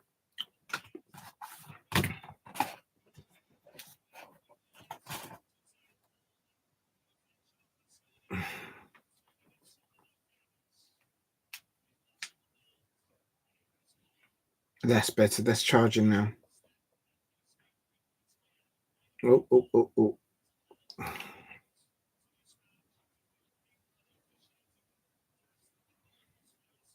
Come on. Yeah, if you can, please help me get to 15 likes. And if you're new to the channel, please subscribe at Diego C Palace. Let me just refresh this because this is not working out. Maybe that's why I'm not getting there. And they're just showing repeats of the other games. Roma earlier on. Claudio Ranieri doing really well for Roma against Genoa, I think that was. Dybala, they're getting chopped up there. What a great player Dybala is. Claudio Ranieri has just unlocked Dybala there for Roma. If they manage to get into Champions League, the manager of the season for Italy, they should be given to Claudio Ranieri. Real talk. It has to be said that. Please hit a like and subscribe at Diego C Palace if you're new. In the chat, I've put the lineup for Atalanta and I've also put the lineup for Napoli. Napoli have scored 2 goals away at Atalanta. Atalanta scored 1. Retatougi scoring early doors on 60 minutes, but then Politano scoring on 27, an individual performance there. But then on 40 minutes, Angusia, what a brilliant pass there up towards Scott McTominay, the ex-Manchester United player. And Scott McTominay has been the difference. It's been the difference between these two sides, really, in an attacking way. And he's literally unplayable at the moment. And I don't understand why the Manchester United fans throw him underneath the bus. Scott McTominay there, doing bits there for Napoli. And so if there's any Manchester United fans out there, how comes, just having a look at here, the table of the Serie A, Napoli are on 50 points on the bounce of 5 winning games, playing with Scott McTominay there, and they're top of the table with Antonio Conte. Tottenham Hotspur fans, Manchester United fans. Was it Antonio Conte's fault? What happened at Tottenham? Was it Scott McTominay's fault every time that you guys threw him underneath the bus? Well, they're now, the pair of them are in Napoli, and they are 6 points clear ahead of Inter Milan, although I have to say Inter Milan have got 2 games in hand, but they're on 44 points, but they drew the last game. So Atalanta here, they're in 3rd place on 43 points.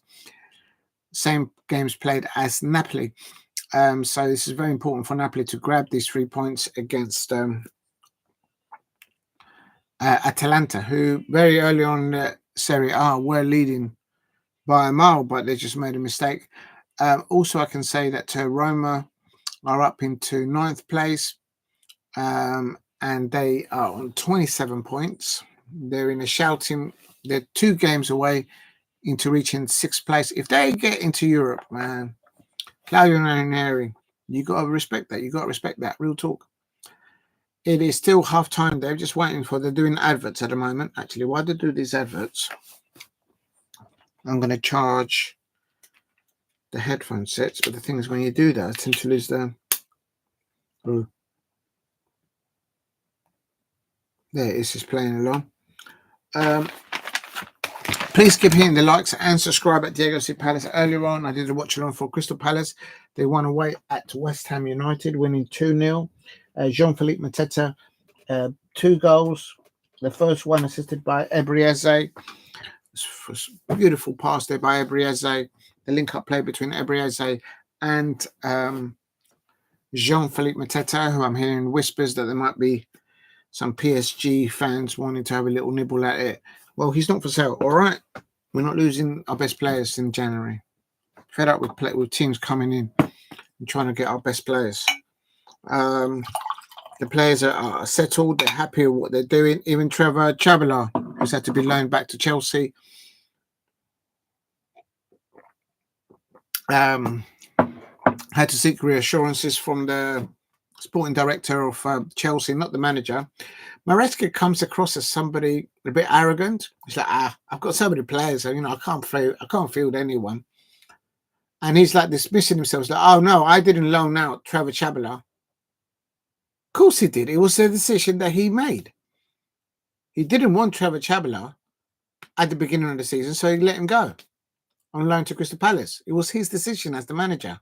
Is it in charge or isn't he in charge? He's like, oh no, it was a financial decision. He's a fake. He's a fake, and Maresca's going to get found out. There's only Chelsea fans in the chat. What do you think? Do you think Maresca is fake, or is he? He's a bit like Slot. He hasn't been tested.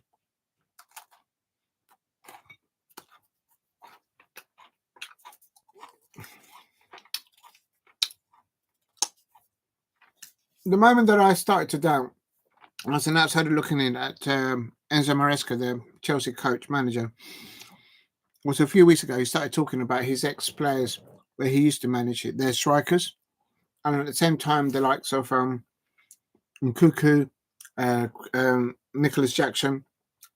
That's when they need support. They need to be encouraged. And there's their manager talking about their ex-striker in the old team that we used to play for, bigging them up. And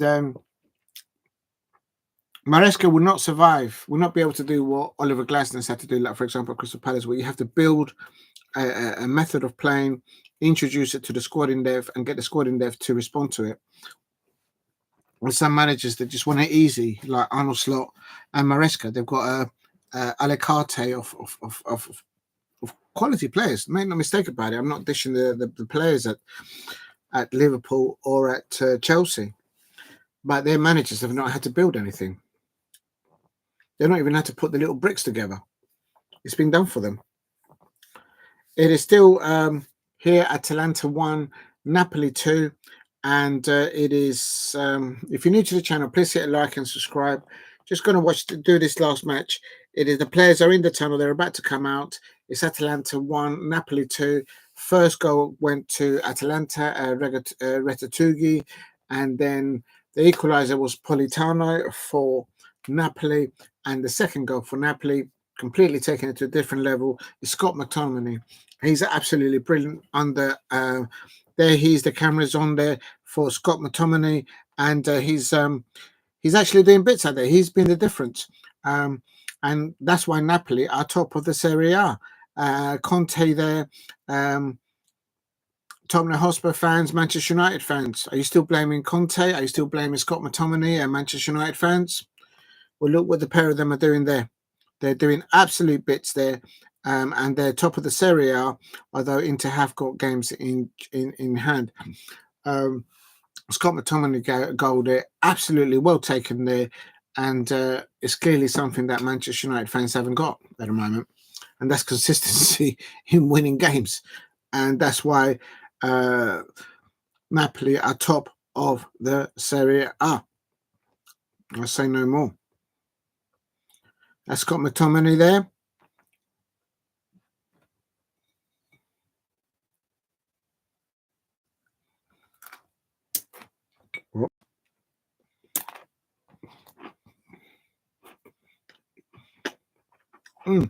Second half just kicked off.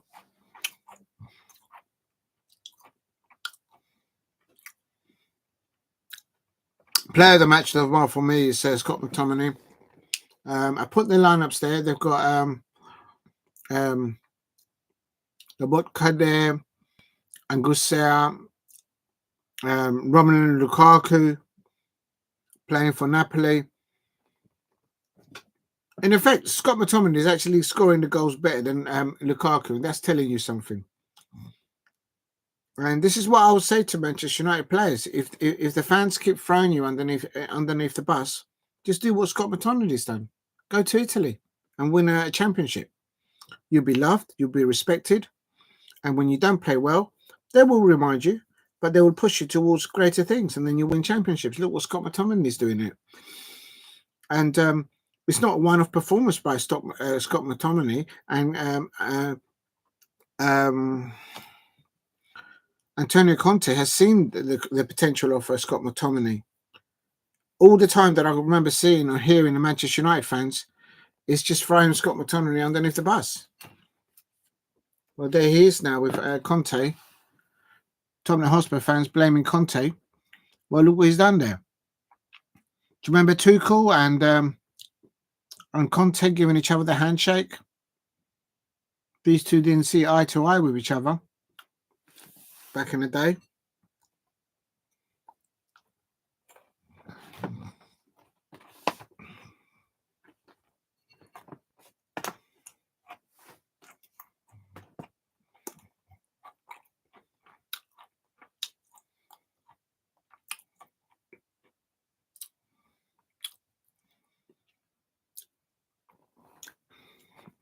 Right, let's see.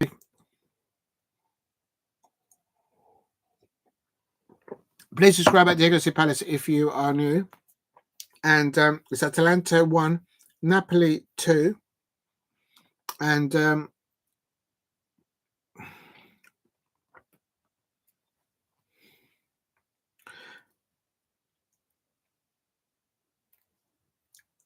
and Napoli are playing away in the white kit.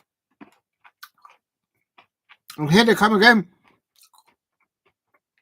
Lukaku! He shoots, but is well defended there by the Atalanta centre half.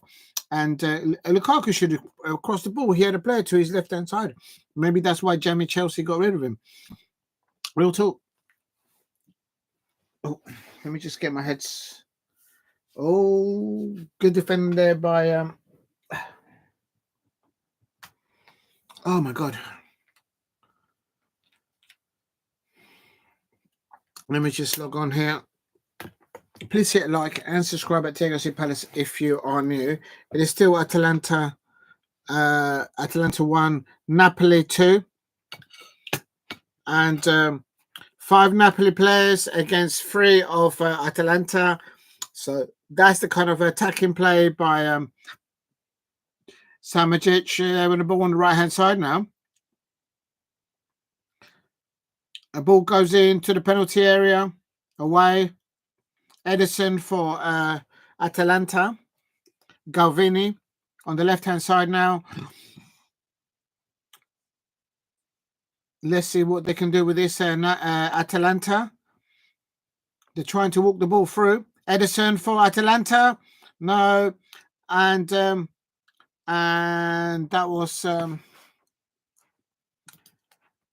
please hit like and subscribe at Diego C. Palace if you are new. That was Politano there, getting the ball away there. But please hit like and subscribe at Diego C. Palace. Napoli in transition are very good, very effective with Scott McTominay and Lukaku. Manchester United fans, I don't understand why you kept throwing McTominay underneath the bus. Look at him playing in this match. Is the difference. He scored this. Looks like it's going to be the winning goal. Please hit a like and subscribe at Diego C. Palace if you are new. It's Atalanta 1, Napoli 2.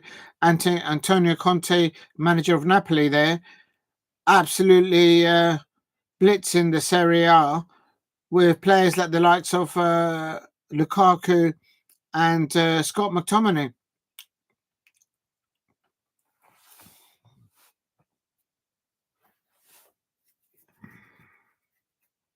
It's reached the 50-minute mark, and that's now Atalanta 1, Napoli 2.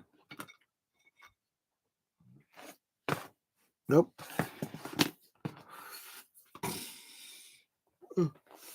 Please hit like and subscribe at Diego C. Palace. Oh, it's been a long day. Literally, I've been streaming for just over 6 hours. As soon as this match finishes, I will halt. So I need to have a little rest. But it's Atalanta 1, Napoli 2. Conte there on his touchline. That's good passing there by Atalanta on the left-hand side. Scalvini there. Lookman looks very lively, of course, for Atalanta. And the manager there, Gian Piero Gaspini, talking to Lookman there. Please hit a like and subscribe at Diego C. Palace. It is Atalanta 1, Napoli 2. Here is it's all Atalanta at the moment on 15 minutes. In the last 5 minutes, literally. Napoli always the threat though. If they get on the counter, here's Napoli with an interception, ball up top, but no one there to take it. They're all behind the ball. But Napoli are good on the counter with the likes of Lukaku and McTominay. Calvini crossing the ball up top.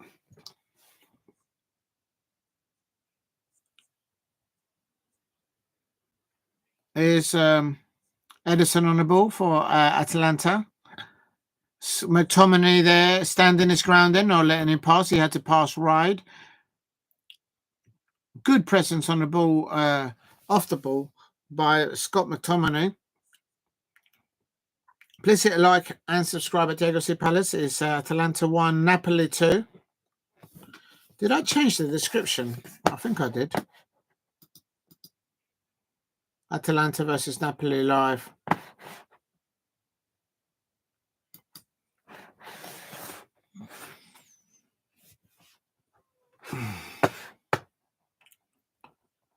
Please hit like and subscribe at Diego C. Palace. It is here's Atalanta. Oh, Rugategui, Rugategui on the left-hand side, on the right-hand side, I should say. Rugategui there, getting about 5 yards on the Mini, I think it was.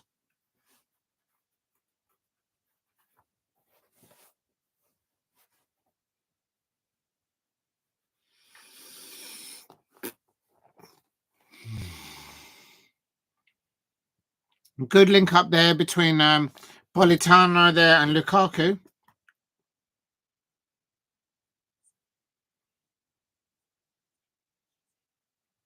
Here is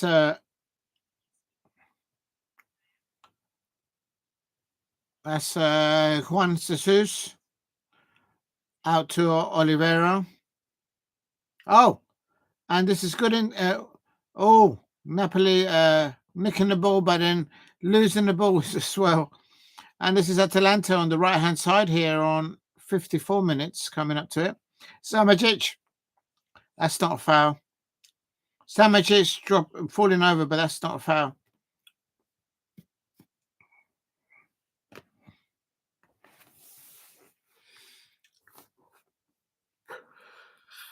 Napoli players and Antonio Conte are very disciplined in their positioning. Ever so much Scott McTominay there.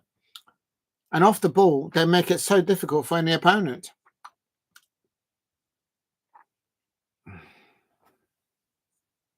Samajic. Nah, that's not a foul. Please help me get to 15 likes if you can in the chat. Antonio Conte there on his touchline, giving out instructions.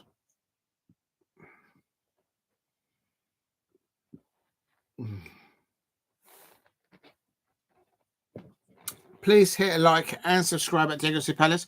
Help me get to 2,000 subscribers. And this is Lookman. Lookman for Atalanta. Oh, what a goal! What a goal by Lookman. That is why he stayed at Atalanta. And it's now Atalanta 2-1, an individual goal there by Lookman.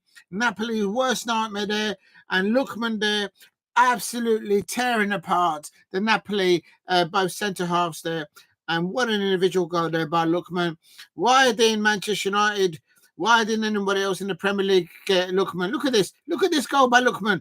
On the right foot, switches it over to left foot. He goes past one defender. He goes past another defender. Another left back comes him in, and he still goes past that. And then he picks the bottom right-hand corner of the...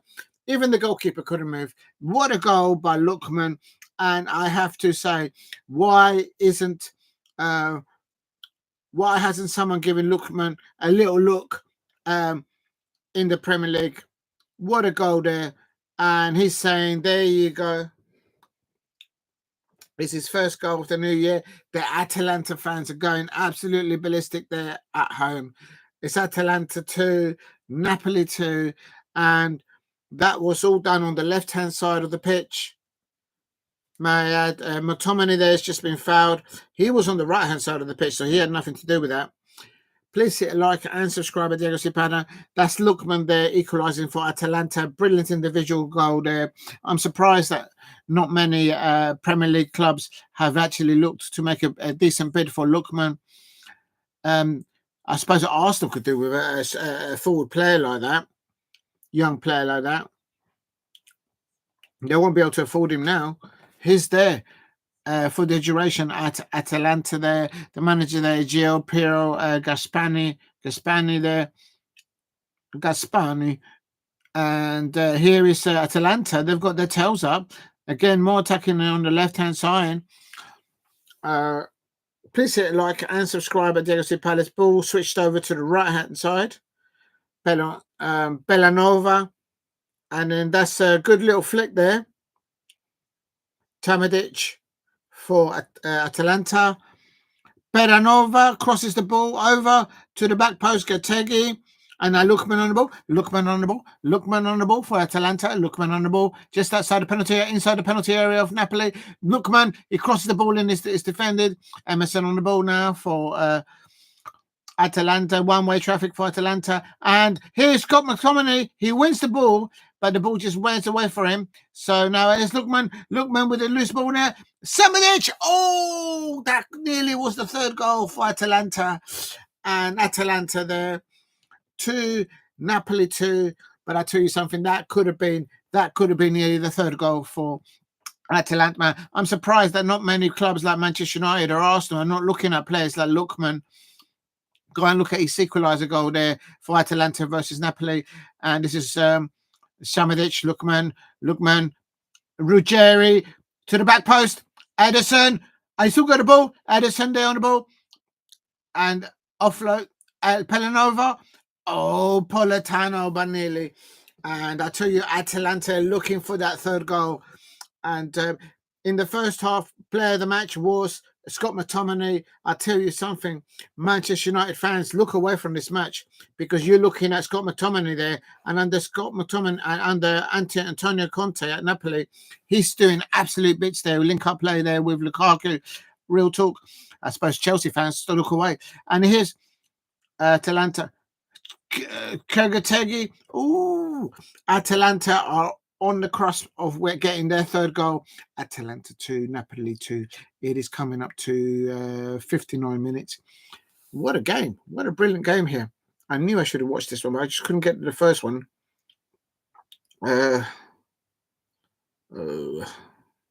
does it look me up? Don't look me up, please. Don't look me up. Don't look me up, bro. And please hit like and subscribe at Diego C Palace if you're new. And this one.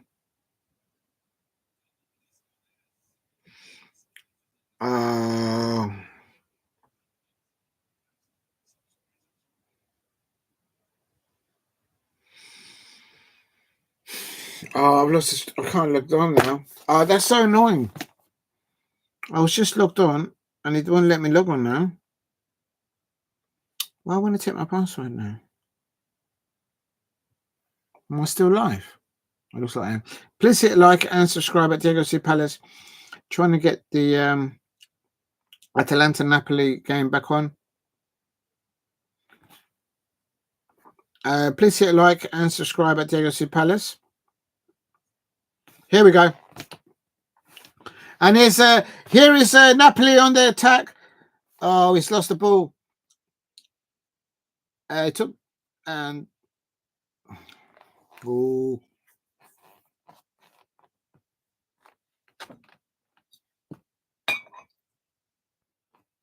What a great second half. The first half player of the match is Scott McTominay for me. But in this second half, Lookman is the player of the match for me in the second half. All day long. If you're a Manchester United fan or a Chelsea fan, go and look at that Scott McTominay first half goal. And also have a look at the way he played. Absolute bossed it between Atalanta and Napoli. It was the difference in the first half. In the second half, it's definitely Lookman for Napoli. Not enough on the ball for Lukaku in the second half.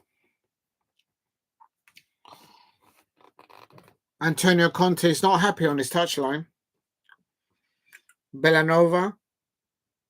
Botka. And it's McTominay. He's gone through. Oh, McTominay nearly went. He went into the penalty area. The ball was just a little bit heavy for him. Oh, my days. McTominay there going into the Atalanta penalty area.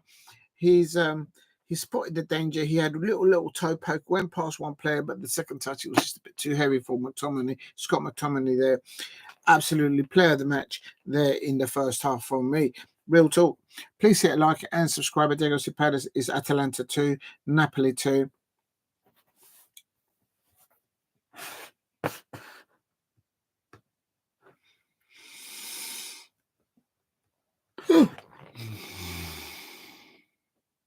Atalanta 2, Napoli 2.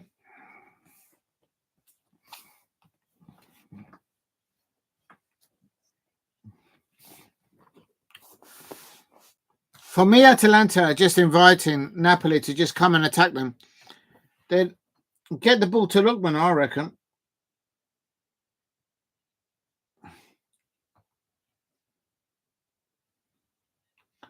Please hit a like and subscribe to help me get to 15 likes if you can in the chat.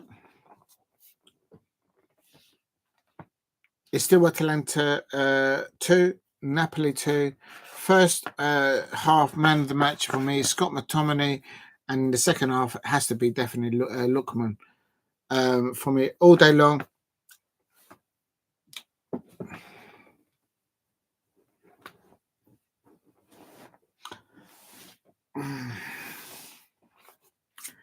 There's not enough attacking play from Napoli here now in the second half. It's all been Atalanta.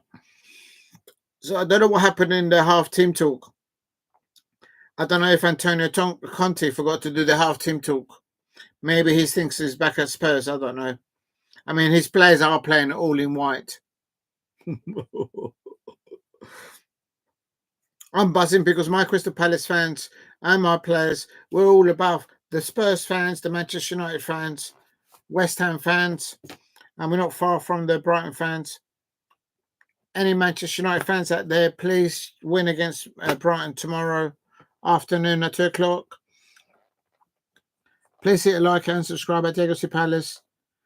Politano, they're flicking the ball forward for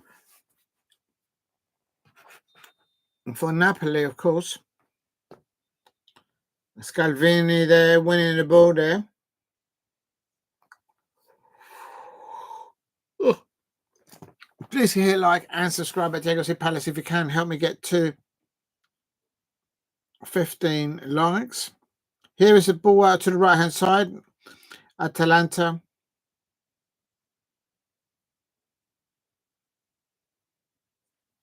Samajic and Ruggieri there. He can't get to that. That is that's Meret catching the ball there. What a goal by Lookman. Oh, the moment the ball came loose, he just played it for the player. And what a wicked equaliser there by Lookman.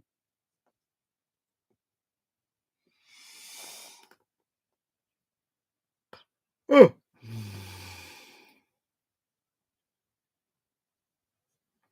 The goalkeeper didn't react to Lookman's goal. And Lukaku there on the pitch, there's not enough of him. But he's a danger up there for Napoli. I expect that's why Antonio Conte is keeping him there. This is a free kick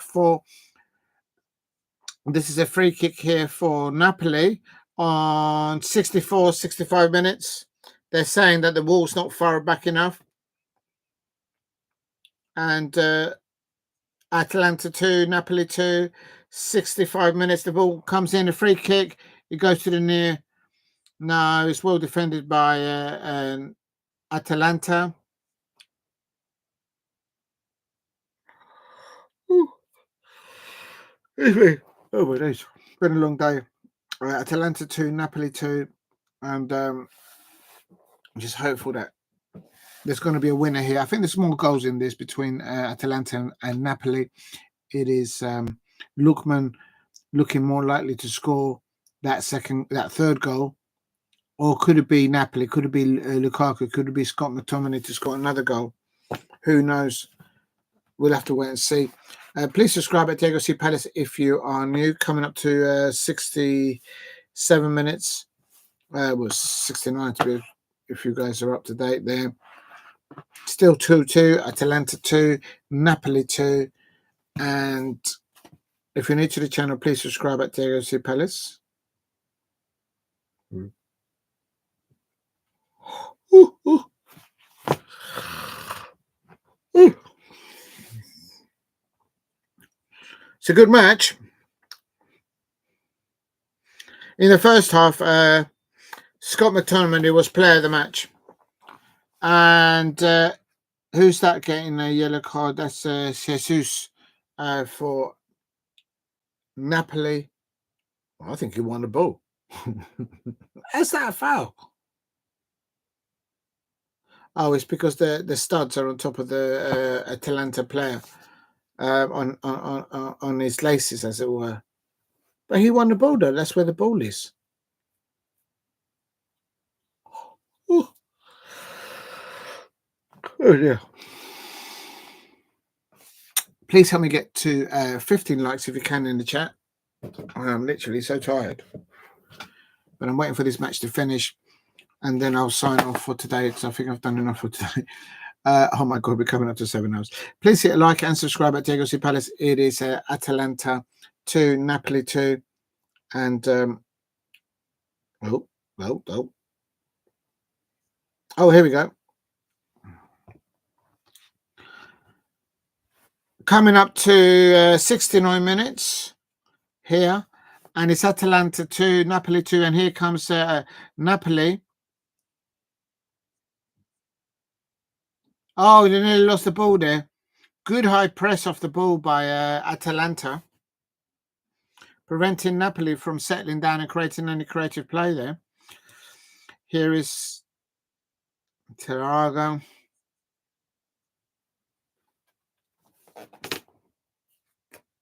Oh, excuse me. Please hit like and subscribe at Diego C Palace. It is Atalanta 2, Napoli 2. Boca.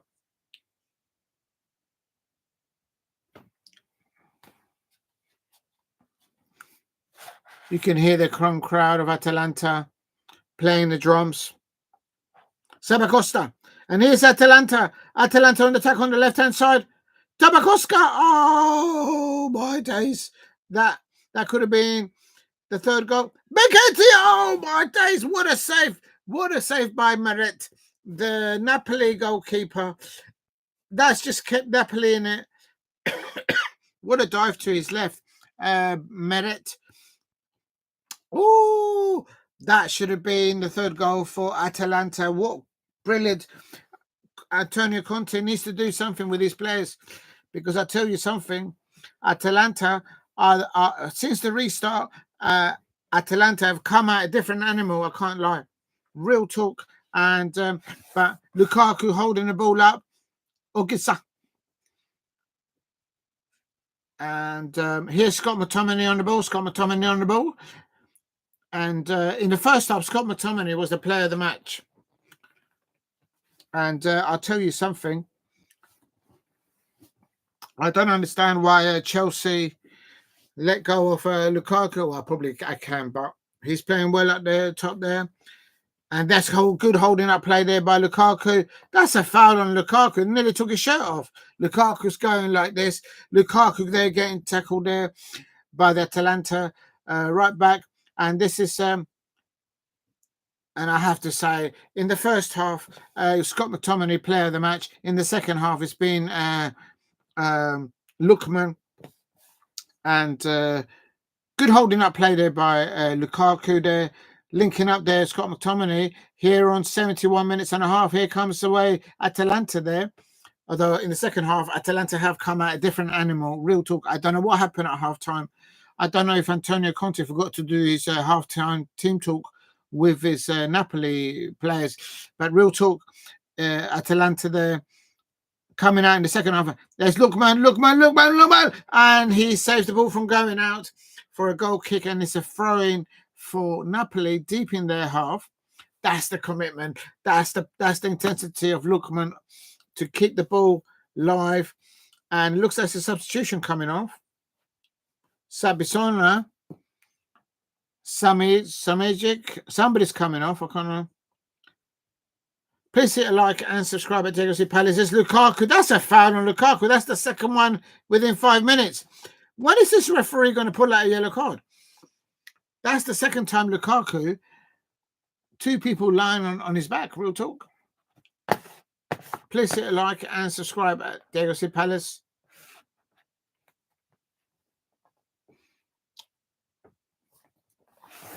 There's a yellow card. Conte's just got a yellow card. Antonio Conte's just got a yellow card. He's not a happy bunny. Yellow card for Conte.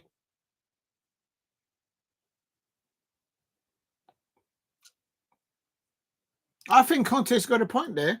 His players have been chopped up out there. Lukaku, there's people jumping on the back of Lukaku's back. And this referee is just not showing any yellow cards. I'm not surprised. I'm not surprised that Conte is losing the plot out there. Please hit a like and subscribe at Diego Palace. Please help me get to 15 likes. Here's Napoli on attack. Zola, Bellanova. He skips by Barcelona. That's good football. Good holding the ball. Robotka for Napoli. Now switching the ball play on the other side. And Lorenzo from Giza. Oh, he's offside. Oh, that's bad. Oh, that's bad. Please hit a like and subscribe at Diego Palace. In the first half, for me, it's been Pinazzola. Neves has come off, and Zinapos. How do you pronounce that name for Napoli? Spinazzola has come on for David Neres, and he's playing he's really playing in the false kind of 9 position behind Lukaku.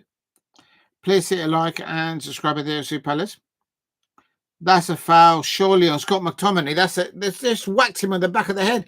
This is why Antonio Conte is losing his shit. Is losing his shit. Scott McTominay has just been chopped up at the back of his head. And this referee is just not handing out any yellow cards. And here is Napoli on the attack. Turn Turn by Lukaku. Can he cross it in? No, he can't. And a good block there. Lukaku should have crossed that in. How is that not a corner? Oh, Antonio Conte is going to lose. It's going to lose. I think that was a Napoli corner. Please hit a like and subscribe at Diego C. Palace. 75 minutes and Atalanta 2, Napoli 2. About 20 minutes. No, what am I talking about? 15 minutes on normal time. And then because I need a break. It's going to be over 7 hours. Watch along. This is a mad one. Please hit a like and subscribe at Diego C. Palace. Atalanta 2, Napoli 2. And Antonio Conte there selecting Scott McTominay, the likes of Lukaku, and they deserved their first half lead, but in the second half, Atalanta came out a different animal. And for me, Lookman, and this is McTominay. Oh, what a turn by McTominay! Oh my days! Oh, that's a foul. That has to be a yellow card. McTominay has just been chopped up again. That's the third tackle within the last 10 minutes. And he's just saying, oh, come on. And McTominay's absolutely fuming there. He was well away there. And the only way to stop him is to chop him down. Absolutely shocking. McTominay there. The only way to stop Scott McTominay is to actually chop his legs off. That's what they've been doing. The Zabarnyi there's getting a yellow card. Professional foul. It's a technical foul. And quite frankly, and there's a double substitution coming on for Atalanta. Samardžić, Zanoli, they're coming on. Samardžić coming off. Oh, they're taking Lookman. Why are they taking Lookman off? Oh, no, I would never take Lookman off. No. And here is a free kick for Napoli. Atalanta 2, Napoli 2. We're on 77 minutes. Free kick coming in. Oh, they played it to the left-hand side of the pitch. Navisola. Cross it in. Oh, it takes a deflection by the Costa. Getting the ball away for Atalanta. Please hit like and subscribe at Diego C. Palace. 77 minutes, Atalanta 2, Napoli 2. The first half, man of the match is Scott McTominay, ex-Manchester United player. He's been playing absolutely brilliant there. And in the second half, the man of the match was Lookman, but he's just been substituted. Scott McTominay has been playing well in the second half as well. He's been chopped up. The only way they can stop him playing is by tackling him. Professional fouls. Real talk. I don't understand why Manchester United fans got rid of Scott McTominay, because he's doing bits here under Antonio Conte, linking up with Lukaku. And it has to be said. Because are you going to the Texas? What? Are you going for the Texas PE teacher? Look. What are you up to, STE? Listen, let me tell you something. PE teacher, mate. I'll take on any PE teacher out there. This is Diego C. Palace. And Lukaku has just scored. Lukaku has just done what he couldn't do at Chelsea. Scott McTominay there and Lukaku there. Lukaku goal. Lukaku, Antonio Conte celebrating, and Lukaku has just put Napoli 3-2 up against Atalanta. And what a goal there by Lukaku. What he couldn't do at Chelsea, he's doing it at Napoli. What Scott McTominay wouldn't be allowed to do at Manchester United, he's delivering in at Napoli. I said it about 5 minutes ago. Lukaku looks a threat.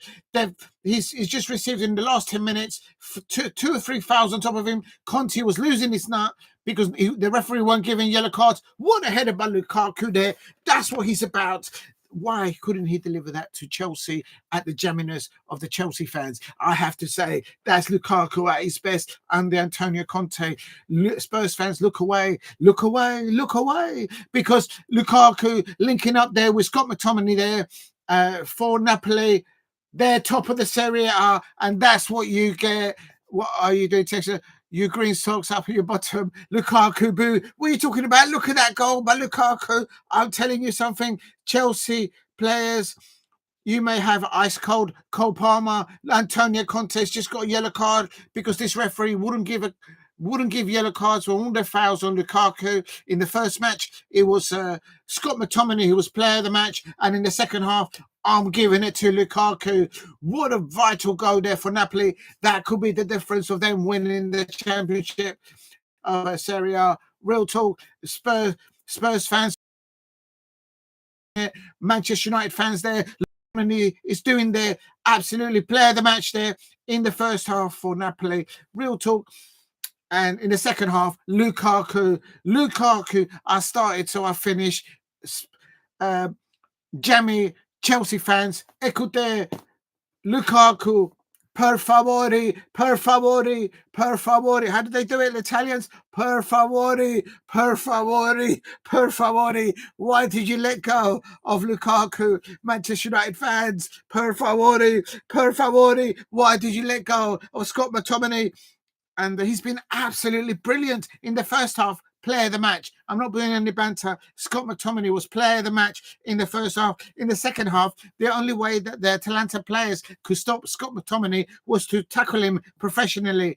Absolute scenes. And what a goal there. What a goal to take it to 3 goals. He's now scored 8 goals. Lukaku scored more goals than any striker for any outfield player for Chelsea. Scott McTominay has scored more individual goals this season than any of the Manchester United players individually. By a mile. You could probably put all the goal scorers for Manchester United together in one pool, and Scott McTominay has scored all the goals. Real talk. Lukaku isn't good enough. Happy he went. Well, you may say that. I don't understand the Chelsea team. I will never understand it. But I'm telling you, under Antonio Conte, Lukaku is on fire. Scott McTominay is on fire. Real talk. Tottenham Hotspur fans, look away. Manchester United fans, look away. Chelsea fans, look away. Antonio Conte is running the thing in Italian Serie A. Napoli 3, Atalanta 2. Yes, Lookman was playing well for Atalanta. And I did say, why did the Atalanta manager take off Lookman? Why did he take him off? Why did the Atalanta manager take off Lookman? He was their biggest threat. The moment he came off, boom, Lukaku came to life. Antonio Conte got a yellow card because Lukaku was being fouled so often, and the referee was not giving yellow cards to the Atalanta players. So Antonio Conte, the Napoli manager, got a yellow card. And then soon after that, what happened? Bish, bash, bosh, and the jammy Chelsea fans in the mud. What happened? Lukaku is showing them how it should be done. Lukaku there looking to win the Serie A Scatto for Napoli. Look at that. Manchester United fans, why did you let go of Scott McTominay? Have a look at this performance. In particular, Manchester United fans, look at the performance of your Scott McTominay that you let go from your Manchester United under Antonio Conte in the first half of this match. Atalanta 2, Napoli 3.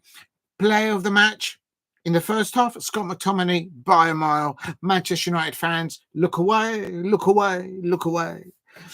Tottenham Hotspur fans, why did you let go Antonio Conte? He's going to win the Scudetto there. And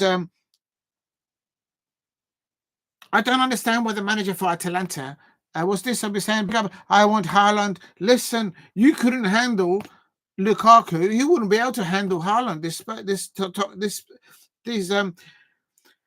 This Chelsea Scalvini has been substituted by Atalanta. Brescancini is coming on for Atalanta now. I don't understand why the manager of Atalanta took off Lookman. Lookman was the best player for Atalanta by a mile. Lukaku is coming off. He's receiving a round of applause. Lukaku's getting a round of applause by the away fans of Napoli. And I don't expect that there's many Chelsea fans. And what a cross, what a header. Look at that header from Lukaku. That is what Chelsea fans are missing. They've got Cole Palmer, but look at this goal.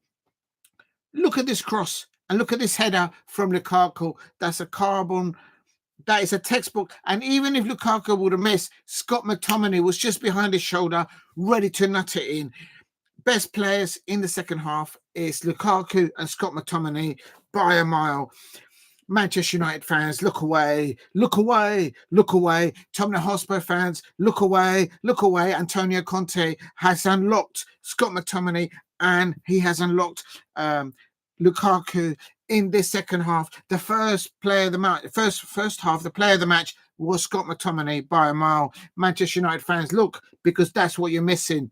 That's what you're missing. I lost count the amount of times that Manchester United content creators out there threw Scott McTominay underneath the bus. Look what he's doing for Conte, for Napoli right now. Player of the match. Real talk. I'm not even bantering. Look at the match. Manchester United fans, look in my eye. Bottle jobs, the lot of you. Make sure you don't bottle it tomorrow against Brighton. It's Atalanta 2, Napoli 3, Scott McTominay and Lukaku. Who's man of the match? I'm giving it to Scott McTominay. Although that header from Lukaku, if he does end up winning this match, Atalanta 2, Napoli 3, you've got to give it to Lukaku. Absolutely. That is what Chelsea are missing. Real talking, Lukaku. And Scott McTominay is again on the ball here. Scott McTominay on the ball, McTominay on the ball. 85 minutes here, Atalanta 2, Napoli 3. Do you remember Scott McTominay couldn't last 90 minutes playing for ETH? He's running the show here in Italy. He's man of the match. The man of the match performance is either between Scott McTominay, Lookman, or Lukaku. And I'm giving it to Scott McTominay. But if Napoli does win this 3-2, I think you might have to give it to Lukaku because you have to have the skill. You got to have the jamminess, not that with the jamminess that Chelsea fans have got, but the jamminess of Lukaku as a striker, as a number 9. Bam! Go and look at that goal. It is Lukaku, Scott McTominay, Napoli, Antonio Conte 3 away at Atalanta, and they've only got 2 goals. This is precisely what Manchester United fans don't have at Manchester United. This is precisely what Chelsea fans don't have at the Bridge. They were got done over by the tractor boys at Portman Road. They got done by the Fulham fans on the Bridge, on Fulham Road recently. My Crystal Palace took 2 points, no, actually 4 points off them this season. They don't have a Lukaku up top. They don't have a Scott McTominay. Look at Manchester United. We are above you lot, Manchester United fans, Crystal Palace fans. We're above the Manchester United fans out there because you lot kept bottling it and throwing Scott McTominay underneath the bus. Look what he's done. Look what Scott McTominay has done. Look what he's doing for Napoli under Conte. It is Napoli, it's Atalanta 2, Scott McTominay 3. Look at the match. It's not because I'm just saying it. Look at the match. Unbelievable scenes. Antonio Conte running the thing there. Lukaku running the show. And I think, man, if McTominay scores another goal, then he has to be given man of the match. I don't understand why the Atalanta manager took off Lookman. Ever since Lookman came off, he had the best touches in the match. He took him off. That's madness. That's madness. Gasperini, the Italian manager of Atalanta, taking off Lookman when he had the best percentages of touches on the ball. And he was the only one that's going to create anything for Atalanta. The moment they took him off, look at that. Antonio Conte, masterclass. Spurs fans, look away. Manchester United fans, McTominay, I think, could be man of the match here. And are they going to give it to, is either Scott McTominay or Lukaku? Normally in Italian football, they give it to the person who scored the winning goal. Please help me get to 15 likes. And if you can, help me get to 2,000 subscribers. If you can, please subscribe at Diego C. Palace. It's Atalanta 2, Napoli 3. I tell you what, it is still close. Here comes Atalanta now in the last minutes, going towards 90 minutes. And Pacciacini on the left-hand side. Ball crossed into Anderson. To the Pacinic. Oh, is that a corner? No, that's a goal kick. Atalanta won the corner and they're not getting it. Let's have a look. Oh, I think that's a corner. Or maybe not. Look at Scott McTominay running things. I'll tell you something. The player of the match is Scott McTominay. How and why was it the case that Manchester United fans were throwing Scott McTominay underneath the bus game after game, game after game? Look at this performance from him. That's what they haven't got. There's a player down injured right now. But I'm not bantering. I'm being serious about this. I think Scott McTominay there. I think Scott McTominay. It's the 90 minutes. Scott McTominay race like that, and he wants the ball. He wants to get another goal. He wants to get a second.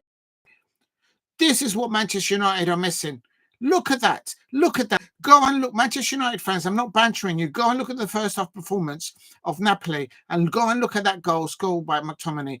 Go and look at what he done in the first half for Napoli.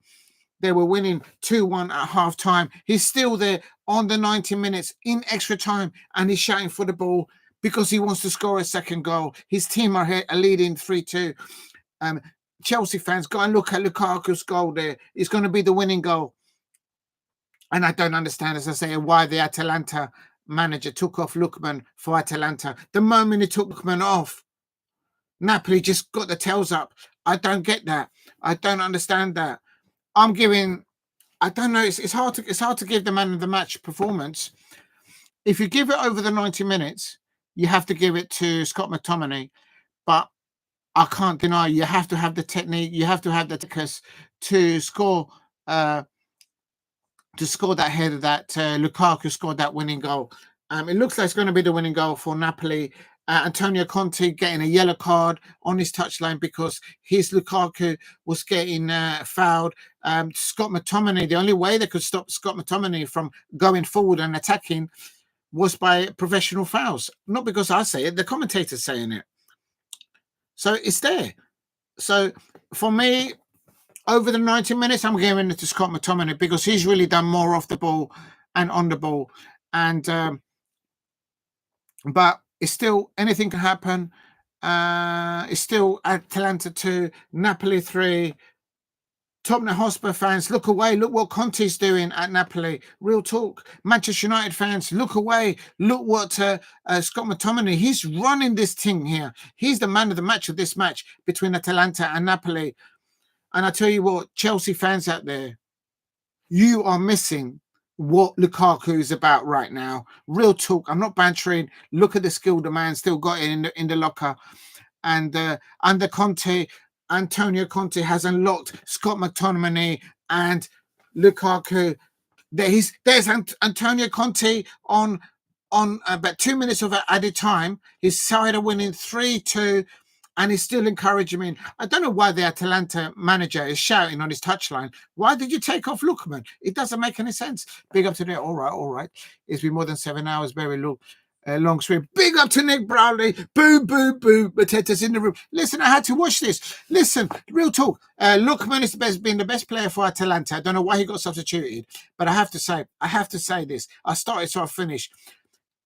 Scott McTominay has to be player of the match here. If they give it to somebody else, well, it is what it is. But Lukaku getting that third goal, you have to be able to have the techers to do it. All right. Big up there. He denies him not performing. STE, you are brilliant. You're an absolute brilliant. I'll tell you, man, that third goal by Lukaku is worth every million that whatever Napoli has paid for him. I'll tell you something, because that's what's going to win the Serie A. Real talk. And no, I know you should really give it to the player that scored the winning goal. But he didn't make that cross that he scored that goal, I have to say. You got to respect it. I'm an outsider looking in, but look away, Chelsea fans. Look at that goal, that third goal, that winning goal by Lukaku. Spurs fans, look away. Look what Antonio Conte is doing right now with Napoli. He has unlocked the prowess of Scott McTominay. Scott McTominay, the only way that the Atalanta players could stop Scott McTominay in the first half and in the second half was to do professional fouls on him. Not because I say so, that's what the commentator's saying there. Big up to Nick for the all right. It's been more than 7 hours, a very long stream. Real talk. Look into my eye, because earlier on it was Jean-Philippe Mateta. Boom, boom, boom. Mateta's in the room. Real talk. That March here is it's coming up to the last minute. It's got to be. I think they're going to do it. I think Napoli are going to do this. And there is the full time. That is the full time. The full time. Antonio Conte has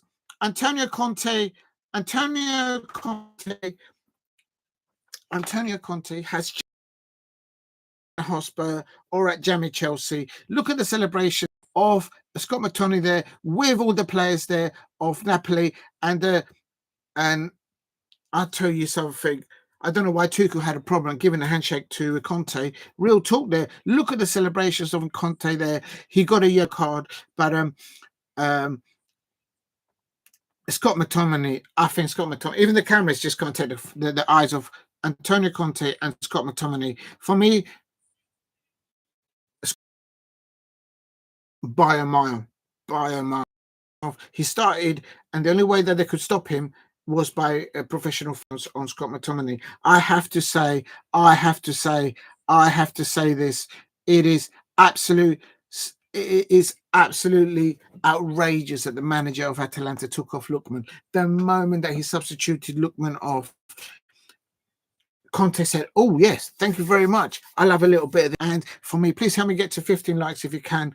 And I suppose if there's Chelsea fans, Manchester United fans, and Tottenham Hotspur fans there, they look. Listen, big up to all of you. But I have to say, brilliant third goal by Lukaku. But I don't know. They're not going to say. I don't know who's going to be awarded the man of the match of that pitch. But I would give I'm going to put it on my chat because I think it deserves it. I'm not doing that to piss off the Manchester United fans. Real talk. Go and watch that match. And if you know anything about football, you'll see man of the match is Scott. Oh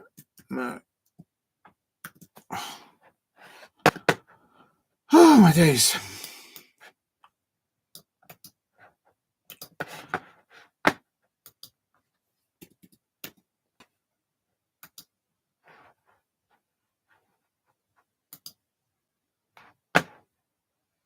There, I put it in the chat. He deserves that. I don't care. I'm not bantering. He absolutely smashed it. His side were winning 3-2, and in the 89, 90 minutes, he was still with his arm up saying, give me the ball. I want to get another goal. I want to get a second goal. That is what Antonio Conte has unlocked of Scott McTominay. That's precisely what Manchester United don't have in the squad in depth, that understand what it means to play for a title. Scott McTominay learned that trade, that spirit, I expect, from playing at Manchester United for real players and for back in the day when they used to winning things. And I tell you so. Actually, having said that, last season and the season before they got rid of Scott McTominay, I remember the amount of times that he came off the bench and saved their bacon. I think we're talking possibly over 5 times in a season. And still the Manchester United fans threw Scott McTominay underneath the bus. Look what he's just done under Antonio Conte. Man of the match here between Atalanta versus Napoli. And Antonio Conte, they're also getting a yellow card because he was trying to protect Scott McTominay and Lukaku. They were getting fouled left, right and centre, especially in the second half. It's the only way Atalanta could stop up that link-up play between those two players. Chelsea fans, look away. Napoli, there, Lukaku scoring the winning goal on 78 minutes, two assists there by Anguissa. You could say that he's a contender also for man of the match. But over the 90 minutes, I'm getting it to Scott McTominay. What a player there. What a match. I'm glad I watched this match. It's ended Atalanta 2, Napoli 3. Let's have a look what that means for the Serie A table. and then I'll finish it off because this is more than 7 hours. Real talk. Big up to Nick for the 7 hours. Yeah, you damn right. It's been a long thing. But I'll tell you something. Napoli are now Manchester United fans here, Chelsea fans here, Tottenham Hotspur fans here. Napoli have played 21 and they've got 50 points. They've just done 6 winning games on the bounce. 6 on the bounce. It could have been even more. I don't even know. That's why they're on 50 points. They're on their way to win the Scudetto. Real talk. And man of the match today, by a mile, has to be Scott McTominay. That in that first half, man, he was unplayable. The only way that they could stop him was by technically fouling him. Especially, it's also in the second half, and that's when Conte started to lose his shit on the touchline. Especially when they did it to Scott McTominay and to Lukaku.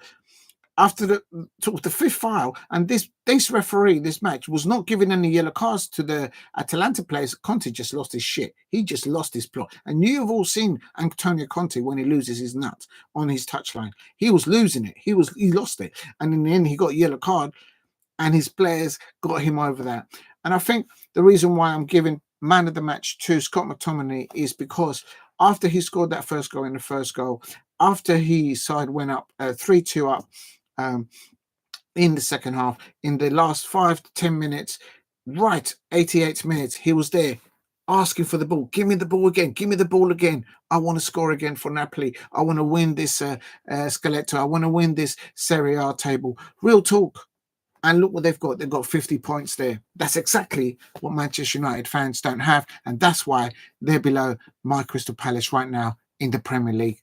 Real talk. That's not banter. That's the reality. And the Manchester United fans out there, they know who they are. That threw Scott McTominay underneath the bus. And I'll say this to Manchester United players out there if they're listening. They probably won't. But if they are listening to me, look what Scott McTominay is doing right now at Napoli. So if at Manchester United, all your fans keep throwing you underneath the bus, look what Scott McTominay has just done tonight. If there was medals to be handed out, he'll be a general right now in Italy. Inter Milan have played 19. So they're 2 games behind. So technically, okay, if Inter Milan win the next 2 games, they could catch up Napoli, but they drew today. I'm pretty sure Napoli drew today. And not Napoli. When did they draw? Inter Milan, that must have been yesterday. I think they drew yesterday. Let me just check while I'm here. Did they play on Friday? No way did the Italians play. Oh, no, it was Roma versus Genoa. Claudio Ranieri is another one that's doing bits over there in Italia, Serie A. Real talk. If you're new to the channel, please subscribe at Diego C. Palace. Big up to everyone in the chat. Big up to Nick Foldy there. Dropping in there saying, all right. It's been more than 7 hours, a very long stream. Big up to Nick Foldy there. I'm really glad that I did that watch along there for Napoli versus Atalanta versus Napoli. And I have to say, the manager of Atalanta,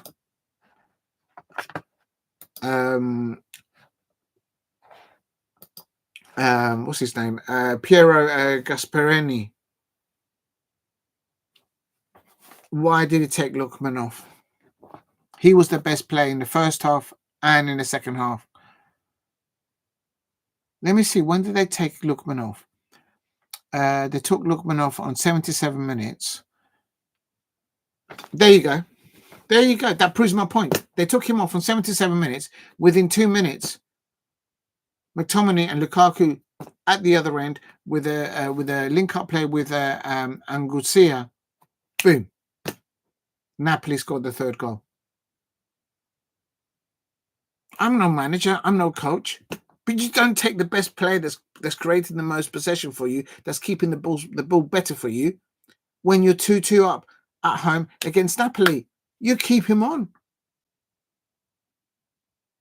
Absolutely Absolutely shocking decision there by the Atalanta manager there. And Antonio Conte there doing what he couldn't do at Tottenham Hotspur because, well, it's just they just didn't buy properly.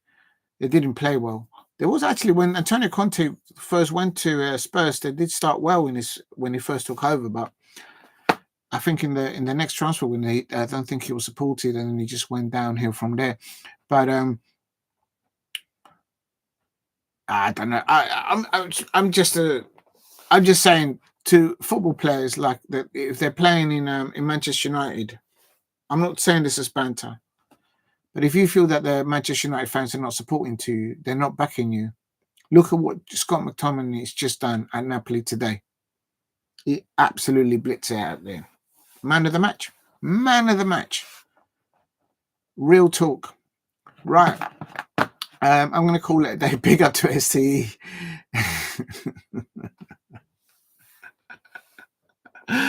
Oh my God, you Chelsea fans, I'll tell you something. Look, real talk. If you're new to the channel, please subscribe at Diego C. Palace. I'm going to quickly go through the last of the results, and then I am knocking it out because it's now going to be 7 hours and a half. So how do I get all the fixtures up?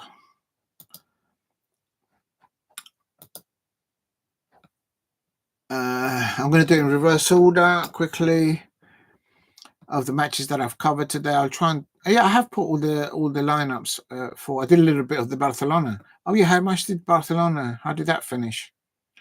United States of America are winning 3 against Venezuela. It's a friendly. Mauricio Pochettino is the manager over there. They've got 10 minutes to play there, but I'm absolutely exhausted. I've just done 7 hours.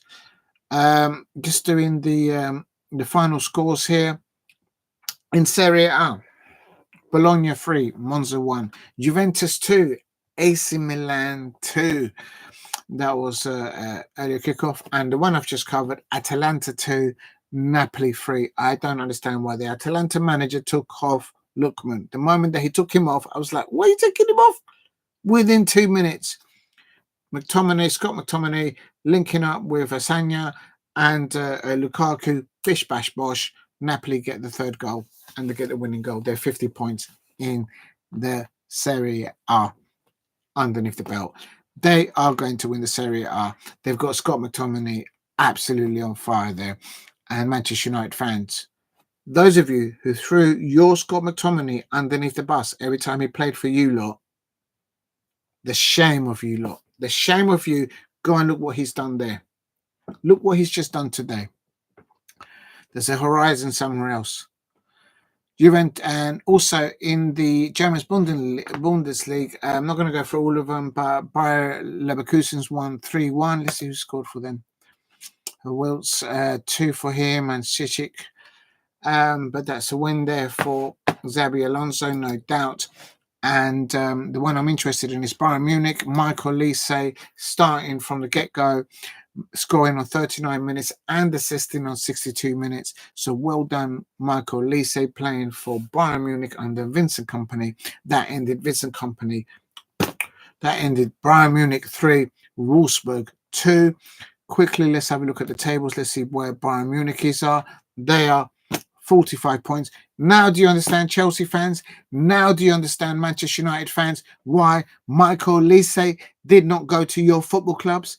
The lad is starting up there for Vincent Kompany at Bayern Munich, playing alongside the likes of Harry Kane and others there, and Sane and all those people up there. Now do you understand why Michael Olise didn't go to Chelsea or Manchester United? The man's going to land silverware now. Think about it. Look what Scott McTominay has just done tonight at Napoli. And then they can't tell me, because I'm a Crystal Palace fan, oh, do me a favour, do me one. No wonder you lot got a mouse problem. Real talk. Okay, here we go. Where was I? I'm going off into one. And then also, so then Bayern Munich, they're winning 3-2. In the Spanish La Liga, Barcelona are still playing. Oh, I just couldn't get the match going. It's Getafe 1, Barcelona 1. Barcelona are actually bottling in it. Getafe scoring an equaliser there on 34 minutes. Koundé there, the Barcelona left back there scoring there, and it is absolute scenes. Barcelona are still playing there. I can't believe they're bottling it. Barcelona are 39 points, having played 20. They are dropping points here. The Atletico Madrid lost today. The Real Madrid fans will be happy with that. Atletico Madrid definitely happy with that. Barcelona are losing. Now, if Barcelona lose today, they would have lost 3 matches on the bounce. This is not counting the cup win that they got over Real Madrid recently. Big up to Semenyo there, 7 hours. Yeah, he's doing it. And no one can beat that. Beat Barcelona at Manchester today. Yeah, real talk. Big up to you, Semenyo, on there. Please, can we get to 15 likes if you can? It's at the moment 90 minutes plus 4 minutes of added time. Halftime was 1-1. It is Getafe 1, Barcelona 1. Big pressure on Barcelona. Yes, they won silverware against Real Madrid recently in that Copa. But it's La Liga. And at the moment, Barcelona are about to lose 2 on the bounce and then just draw this one against Getafe. If he stays like this, I'm just going to keep on it while it's still going. I can't be bothered to tune it in. It's been a long day. But Real Atletico Madrid, they can't have much long to play because it's 1-1 there and they're playing an extra time. Atletico Madrid losing today away at Leganes. Leganes scoring there in the second half. And let's see if I think Conor Gallagher did start. Yeah, he did start there on the left wing. And he was substituted at 46 minutes. Lino coming on for him, so I wonder if he's injured. I have to say, Diego Simeone does like to tinker. He does like to tinker. When his team is not winning, he just likes to. No, actually, hold on a minute. No, hang on a minute. Let's get this right. Conor Gallagher was substituted, and then Leganes scored. I'll say no more. How much is Diego Simeone getting paid at Atletico Madrid? Not loose change to tell you that. It's still 1-1 at Getafe versus Barcelona. Come on, I wish the thing so I can just sign off. Big up to Semenyo in the chat. It is, you know what, I'm not going to wait. I can't believe that there'll be another goal there. It's only 15,000 people there at that stadium, Estadio Coliseum, Getafe there. It's a small stadium. And Barcelona were playing all in luminous green, and Getafe are blue. So they've got like a blue Chelsea blue, an Everton blue. So they were playing home with the blue there. So that would have been rocking, that little stadium there with only 15,000 people. It was sold out. But to get a draw against Barcelona, that's big for Getafe. But that tells you of the quality. And they've got, let me just read out to you the bench for Barcelona. And they can't even beat Getafe there. So Hans Dick Flick there, he may have just got silverware, but he's got Dani Olmo, Shikrinski, Pablo Torres, Fernan Torres, Paul Victor, Frank de Jong.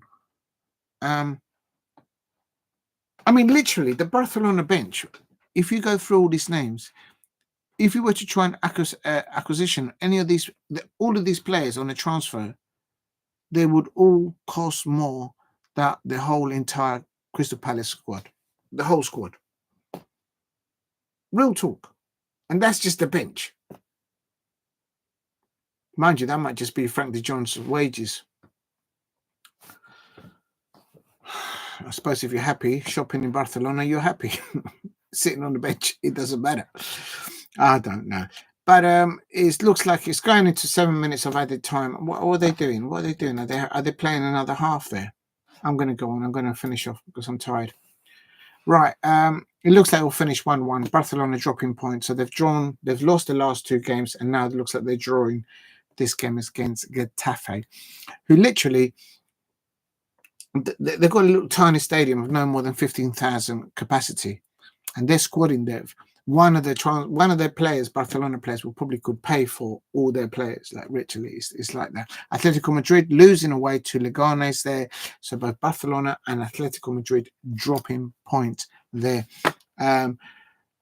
today. Right, I'm going to sound it off now, and then the other one I'm going to mention on reverse order of covering. It is. It looks like United States of America are going to win 3-1 against Venezuela. That is a friendly.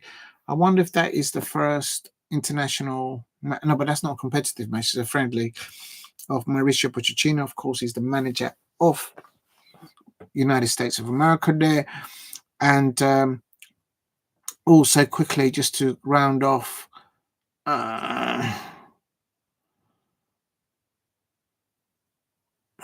No, I'm not going to go into legal. In the WSL, the Everton women, they equalised in the last minute, 89 minutes there. Sorry there. I think she was... That's a big point. That's a big point for Everton women there, because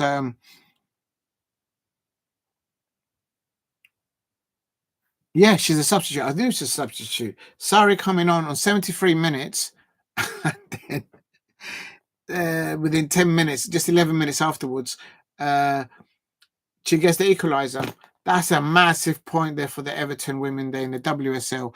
Brian Sorensen, the manager of Everton, will be pleased with that. I think he made like a quadruple. Oh no, Sarri was the last player that he brought on, but he brought in the double substitution on 54. But there you go. His substitution's working again for Brian Soren there, the Everton women's manager in the WSL, cancelling out the league goal of Aston Villa there. Of course, the manager of Aston Villa women's team is Sean Golter. Those of you who know about Sean Golter, you should know his name. Rachel Daly, the Lionesses. She's absolutely brilliant, Rachel Daly.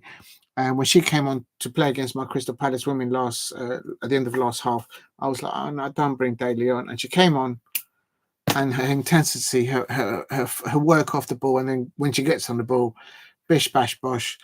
I actually felt my heart broke for the Crystal Palace women, because they worked ever so hard to get to half time to just keep it there at 0-0. And when Rachel Daly came on for Aston Villa, it was a heartbreak for me to watch the Crystal Palace women just unfortunately lose that match against Aston Villa.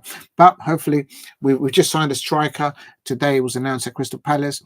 And also the Crystal Palace men, we signed a player as well. So it's a good day for Crystal Palace, and we won away at West Ham. I'm coming to that. But it ended Everton 1, Aston Villa 1 in the Women's Super League. So that is a massive 1 point there for Everton, and 2 drop points, I would say, for Aston Villa, I would have thought. But Everton has just signed about 3 or 4 players.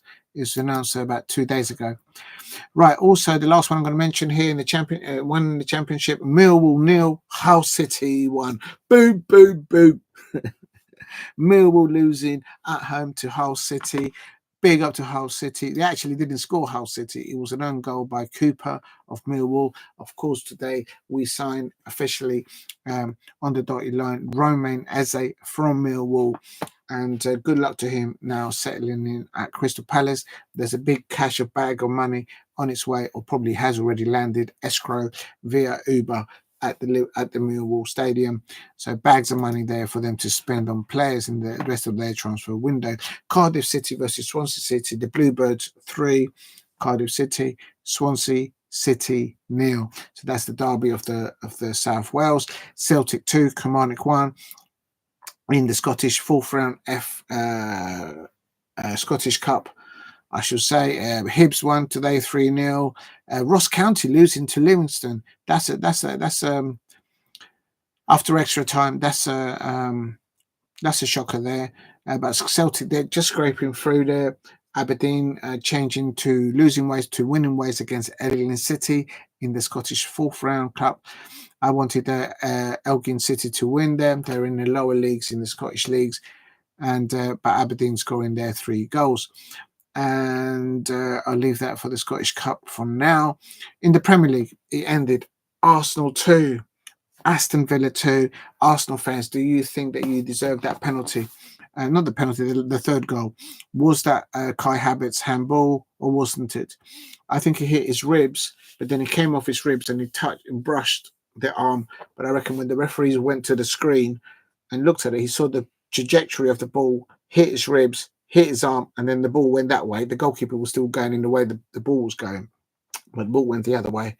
The referee had no chance, no option but to disallow that goal. I have to say is, why did Mikel Arteta not take off Kai Havertz and bring on Raheem Sterling? If he'd done that, Sterling wouldn't have been standing there. That's what I'm just thinking. Maybe that's looking at it with hindsight. But for me, okay, Kai Havertz did score a goal in for Arsenal. But I have to say this: Dennis Bergkamp was in the stadium at the Emirates. And Arsenal fans, I have to ask the question: if your manager was Patrick Vieira, if your manager was Dennis Bergkamp, and you were leading 2-0 at home, given where you are with all these injuries, and you were winning 2-0 against an ex-former Arsenal manager, would you have bottled it 2 goals because you were winning 2-0? Mikel Arteta bottled it. There you go. Of course, the narrative is going to be at the Arsenal that because of the injuries and the referee got that decision wrong. So it will be what it will be. But for me, I don't think it was a clear handball, but the ball did brush on it. But I think the angle changed because it hit the ribs of Kai Havertz. So it is what it is. But I'm not losing any sleep over it because Arsenal, their second goal against us in the League Cup was clearly offside. Even the Sky Sports commentator said so. Big up to STE Kai Havertz. Yeah, wow. I'm not going to do that. So I'm too tired, Kai Havertz. I can't do the Kai Havertz. Waka. 60 mil. But I think Chelsea are like counting. Chelsea are still counting the 50 notes. They're going, don't disturb me. I'm counting the 50 notes given to me by Arsenal for Kai Havertz. Chelsea in the transfer window. They don't change. Big up to ST. Quickly finishing off here. I'll leave the West Ham to Crystal Palace in a minute. But he ended Leicester City 0, Fulham 2.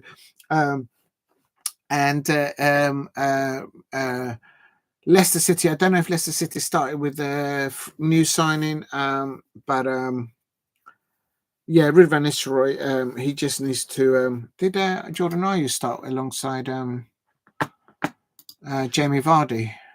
Yeah, Jordan Ayew started on the right hand side. Canos, Matavini, and Vardy stayed for the 9 minutes there. They just can't get Vardy. They need to get Jamie Vardy scoring goals. He did score against us. Adam Traore there scoring the second goal there, all oiled up. And Smith Rowe. Look at this.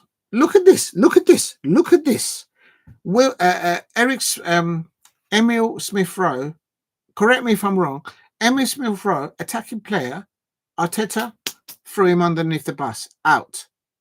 He scored. Arsenal can't win by scoring goals right now. Yes, I know they took us out of the cup with an offside goal, and yes, I know they took 3 points off us in the league just recently, but we didn't have Daniel Munoz or Ebreze starting for us. All right, Arsenal fans, but Emil Smith Rowe out. We've got Eddie Nketiah at Crystal Palace, and today for the second goal for Crystal Palace, he's the one that created that goal because he made the goalkeeper chop his legs off, literally, and that's why we got the penalty. And Joe-Philippe Mateta stepped up and scored the second goal. So there you go. You don't have that.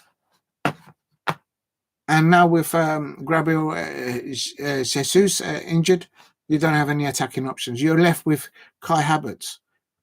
You look at the first goal that in that match. Actually, I'm going to bring it up, Arsenal fans. If there's Arsenal fans, just listen to me. Hear me out.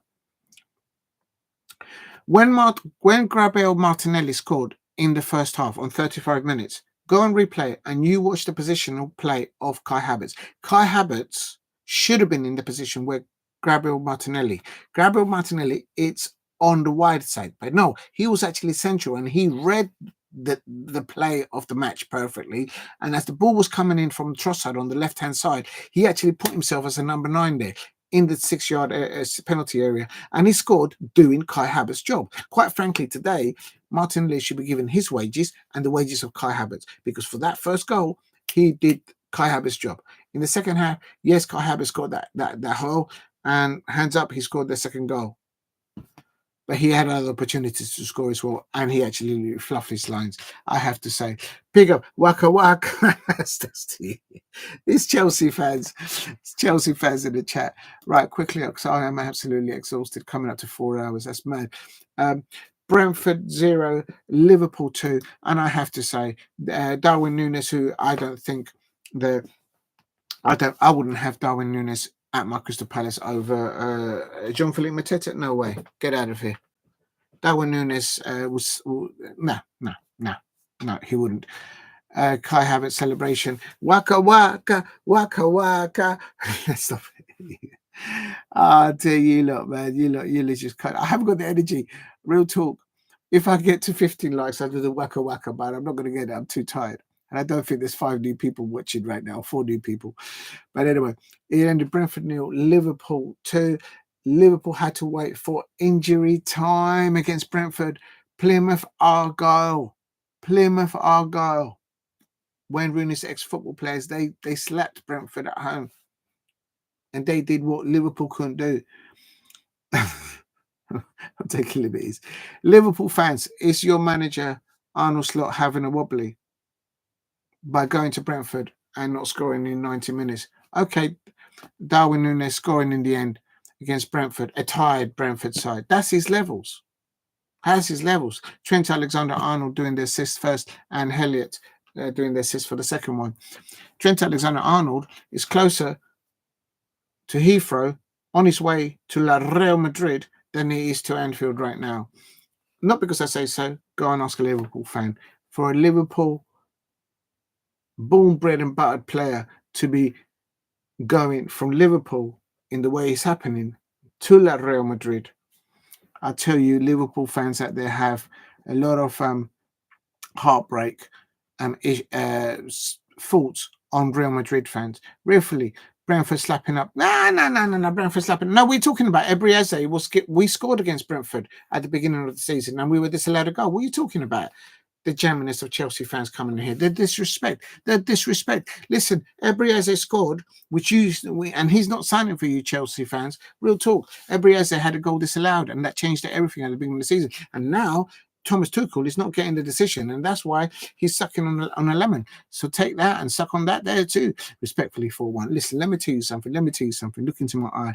Brentford 0, Liverpool 2. Is Arnold Slot been tested enough? Has he been tested at all? He's at Alicante there, just picking everybody. Is Mo Salah going to end up at the Saudi League?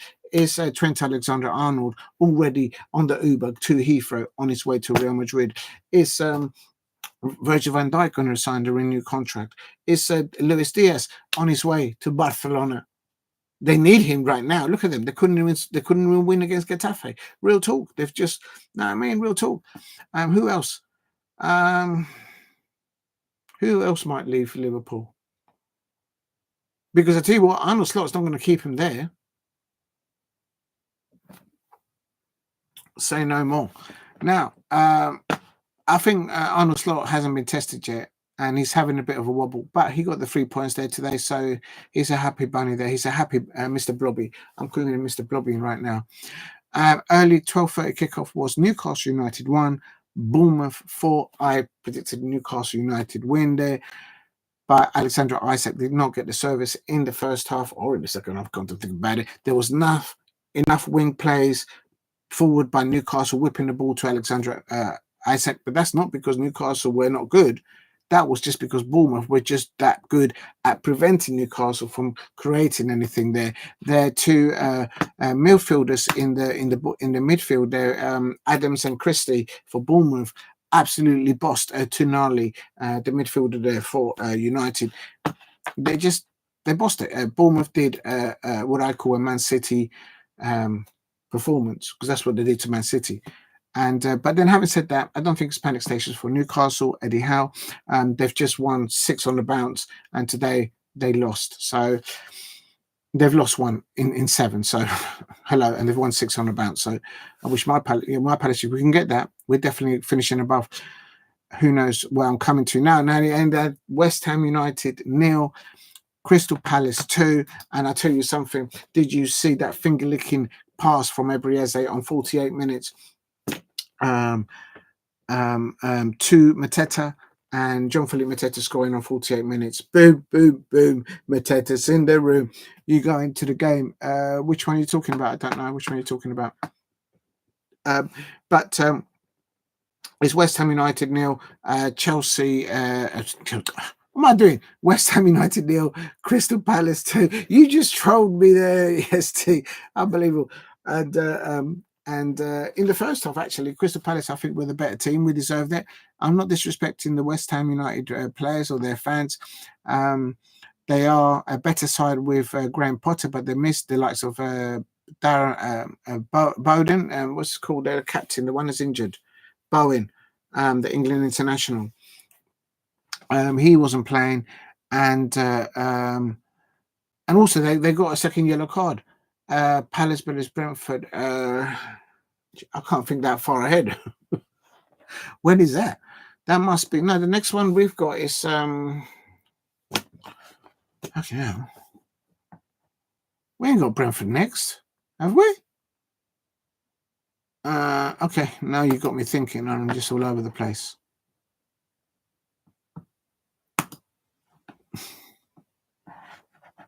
How do I?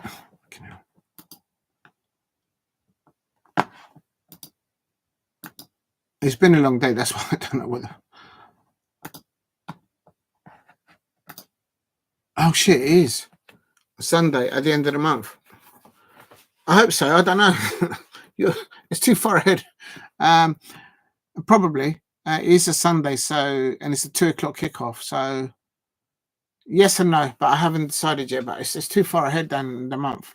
Hopefully. So I don't know. I don't know. ST is the answer to that. I could have sworn that we had another match in between. Yeah, Sunday the 26th of March. Yeah.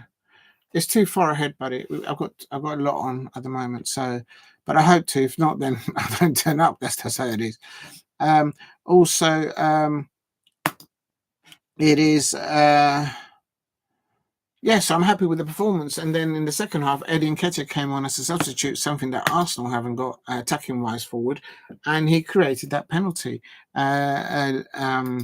The West Ham United keeper Fabianski had no option but to take away Eddie Nketiah's legs.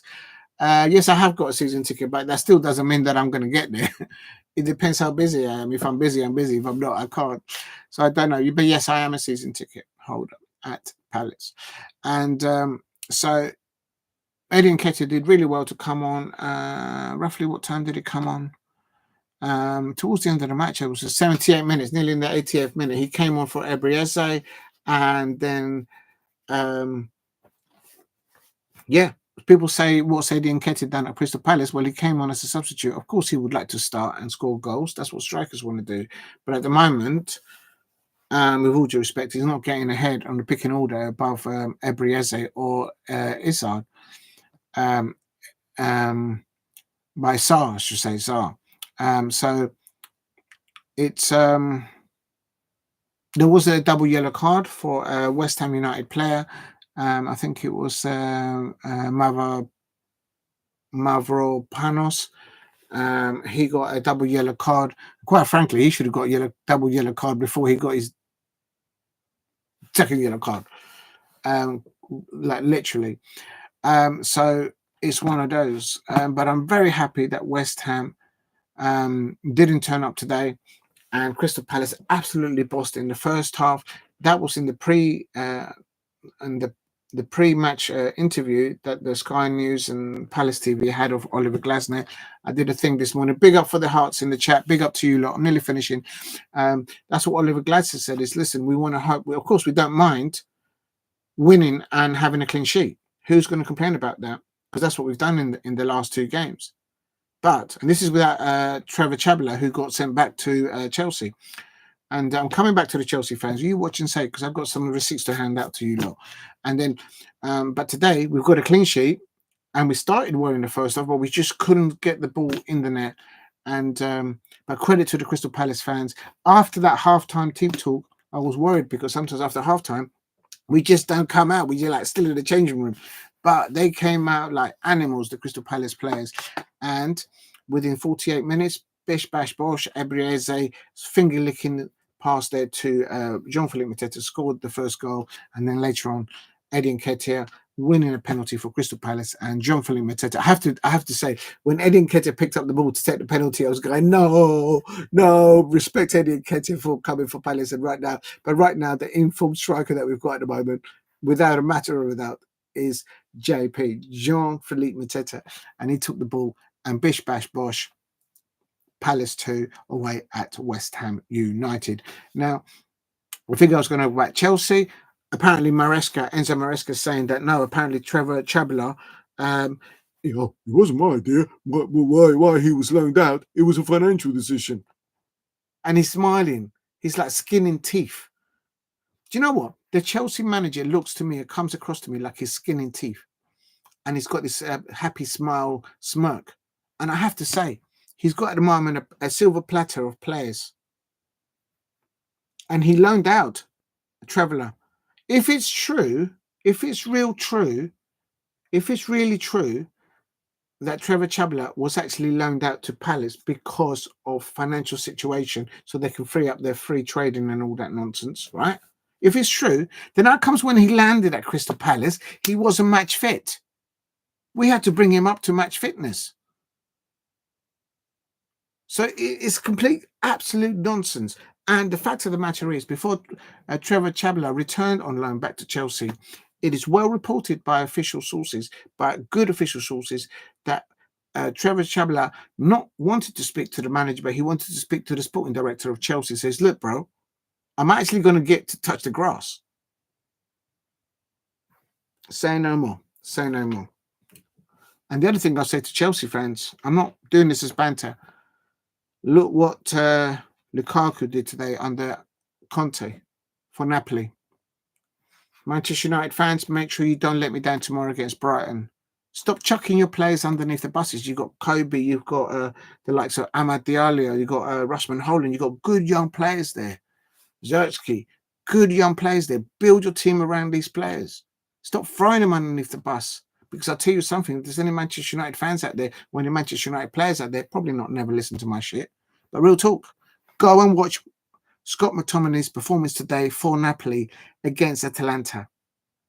Two teams fighting to win the Scudetto, to win the title at the Serie A. And today, pound for pound, Scott McTominay was the best player on Italian turf, on that pitch. He won it, okay? Lukaku won the winning goal in getting the third goal. But in the first half, by a mile, Scott McTominay was player of the match, Manchester United fans. In the second half, as well, because he was just chopped up. The only way they could stop Scott McTominay from going forward and playing offensively was to tactically foul him. The good player for Atalanta was Lookman, and when their manager took him off, I was like, bro, you made a mistake there. Big time. Within 2 minutes, bish, bash, bosh, Scott McTominay had the ball, pass it to Semenyo, and then he crossed it over to Lukaku. Bish, bash, bosh, Napoli 3, Atalanta 2. Don't know why the Atalanta manager took off Lookman.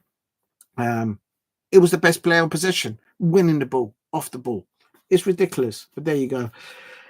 So interesting what I've done there. I'm happy with the Crystal Palace away win 2-0.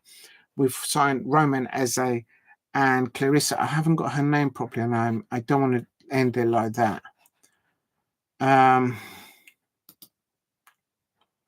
Where is it? Huh? Okay, I'm not happy with that. It's Clarissa May, but I don't want to mispronounce her name.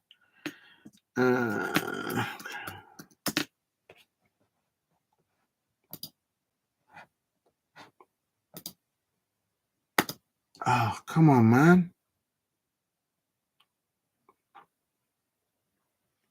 There it is, official webpage. And you've got to go to, I just want to get the Crystal Palace women's name correctly. And I can't believe they haven't updated the webpage. They must have put her name. They signed her today, for goodness sake. Is it because I'm not logged in? Surely not. Okay, I'm logged in now, and they still haven't put her name. Are you mad? They've just signed her today. I mean, they've put it. Okay, I'm not criticizing. I'm just saying. All right, where's my phone? Unbelievable. That's not good. You sign a player, man. At least put it on the webpage. I never criticize Crystal Palace, but they've just signed a Crystal Palace women's player today. Officially, it's been announced. View all the news. Maybe I haven't seen it. Oh, I take it back. I take it back. I got it wrong. I pressed on the wrong thing. It is on the official webpage. I knew it because I was going to say, what? No, I'm not having that. I would have criticized. I would have sent the memo because that's not on. If you sign a new player, you got to put it on the webpage. But they have. I take it back. I got it wrong. I take it back. Big up to Palace TV making an announcement here on the official webpage at Crystal Palace. Crystal Palace women signed Canadian international Clarissa. I did get her name right, but I couldn't remember her surname. Larisse. That's Clarissa Larisse. She's a Canadian forward attacking player. And I'm absolutely buzzing. Thank you, STE. Yes, it's Clarissa Eze. I was about to lose it because I'm thinking, nah, bro, you can't just put Romain Eze. If you sign a Crystal Palace woman, that name has to be there. And I know she's an attacking forward player for Canada and she plays for the national team. Oh, okay. She's from Canada, but there you go. I thought so because when I was looking at her, I says, how comes they're not talking in French or in English? And that's why, because she's coming from a Swedish club, BK Hakan. No wonder I didn't understand the lingo because I was watching a video before I went live today and I was thinking, this ain't French. Because obviously in Canada, they speak French and je m'appelle, Diego C. Palace. So, I know my 1, 2, 3, 4, 5, 6, 7, 8, 9, 10, 11, 12, and etc., bro. I know my numbers in French. So I was like, this ain't the French lingo. And not I. Listen, Ramirez, man, they're getting chopped up, bro. Listen, man, we've got Clarissa Larcere. Man, I mean, Ramirez, move over the side, right? We'll talk, man. But we need goals. What gets us away from that bottom position where we are is goals.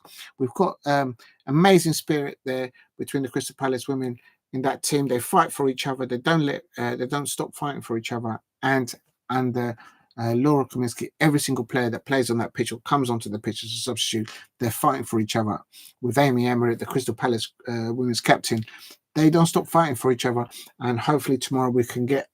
I'm going for a draw against Arsenal. It's a 2 p.m. kickoff against Arsenal. It's an away fixture for Crystal Palace women, if I'm not mistaken. Let me just quickly check it. But I'm going to read this out. Crystal Palace women are delighted to announce the signing of Canadian international Clarissa Larisse, subject to international clearance. Oh, my God, it's not over the line yet. Oh, my God, it's not over the line yet. We need her tomorrow, man. We needed to start playing and starring goals for us, man. What do you mean subjected to international clearance? What, have we still using a fax machine or something? Have we fed the paper into the fax machine? What is going on there? Guten Rooting football. Listen. Don't even take me there. This is the jamming of Chelsea fans out there. Look. Rooting in, move over the wrong side. When we get back,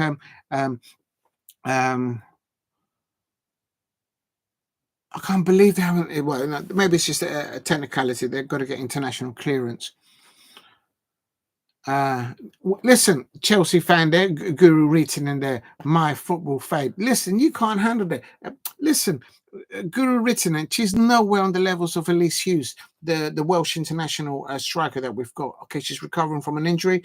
She's recovered from an injury. She's back on the grass now. So hopefully she'll be back up their selection there for Laura Kaminsky. But I'm telling you something, Ruttinen has got nothing. She can't, no. Elise Hughes, miles better player than your Rettinen. Real talk. Look into my eye, Rettinen. Real talk there. It says they're subjected to an interview. The 25-year-old forward joins from Swedish club, BK Hakenken, for an undisclosed fee. So they're not telling us how much they paid for her, signing a contract until June 2027. So that's a 2-year thing. No, you're not recalling Lexi Potter. No, you're not having her back. She plays every game for us. She always starts for us in the attacking midfielder, and actually she's a very good defensive midfielder. No, you're not having Lexi Potter back. Don't. Don't take me there. Don't take me there. All right? No. This is the jamminess of Chelsea fans. This is what they do to me in every transfer window. It used to be the Manchester United fans. It used to be the Tottenham Hotspur fans. But now it's the jamminess of Chelsea fans. Cracking the shell there, trying to poach a player there, trying to poach one there, cracking the shell there. Real talk. It's ridiculous what these Chelsea fans, what do you mean it's official? Look into my eye, Chelsea fans. You wait and see. Wolverhampton Wanderers. Woo, the Wolverhampton Wanderers. You got them on Monday evening. I don't know if it's at the Bridge or at Molineux, but I tell you something, Chelsea fans. I know I'm not trying to swap the subject here from Lexi Potter, but Chelsea fans out there, real talk. On Monday evening, if you play against Wolverhampton Wanderers and you don't actually select to start Trevor Chabler and then you lose, she.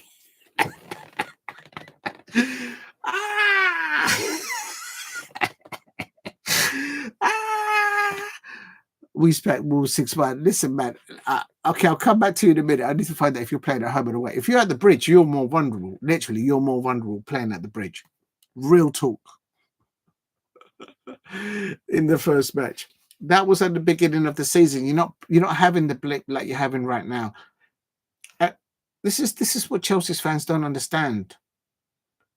If you're playing so well, if you're doing so good against the Wolves, then why do you call back Trevor Chabler? There, you see? Anyway, back to the thing here. Ottawa, so she was born in Ottawa, in Canada, of course. Larisse started a college football career at the University of Memphis, where she boasted an impressive goal-scoring record. There you go. That's what we need to have, goals against the Chelsea. Real talk. Before beginning her senior career with both West Ottawa SC and Ottawa South United in Canada. So there you go. We got a goal scorer there ready to come online and score against the jamminess of Chelsea, the score against the Manchester United women's team, score against the likes of the Liverpool women's team. Line them all up. She then signed for Icelandic side Valur in 2021, winning the title. That's what I want to hear. We've got a winner coming, man. Real talk. Silverware on the winner, because we did silverware at Crystal Palace, especially under Laura Kaminsky. People don't even know. They're going to know about her soon. Real talk. Before trading Retina for Glasgow, joining Celtic. Oh, she's been at Celtic in August 2021 and winning another title there, the League Cup and the Scottish Cup. So she's won 3 trophies.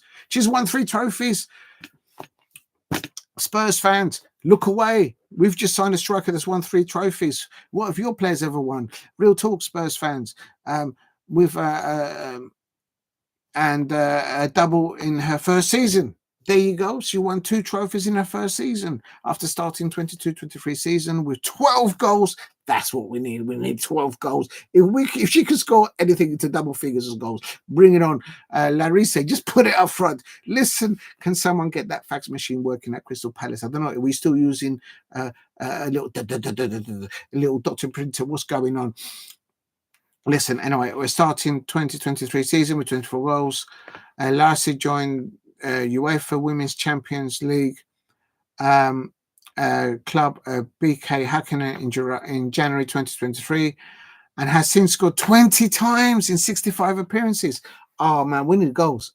Just put her on the pitch. Please, Laura Kaminsky, I'm never going to say to you how you should field your team, but please, listen, just play this player on the pitch. If she can't stop scoring goals for wherever she's been and she can't stop winning trophies, put her on the pitch. We need goals. We need more goals. We're getting goals, but we need more goals right now. Larisse is also a full Canadian international and scored her first goal for her country in October 2022 in a 4-0 friendly against Morocco. So big up to her, to Larisse.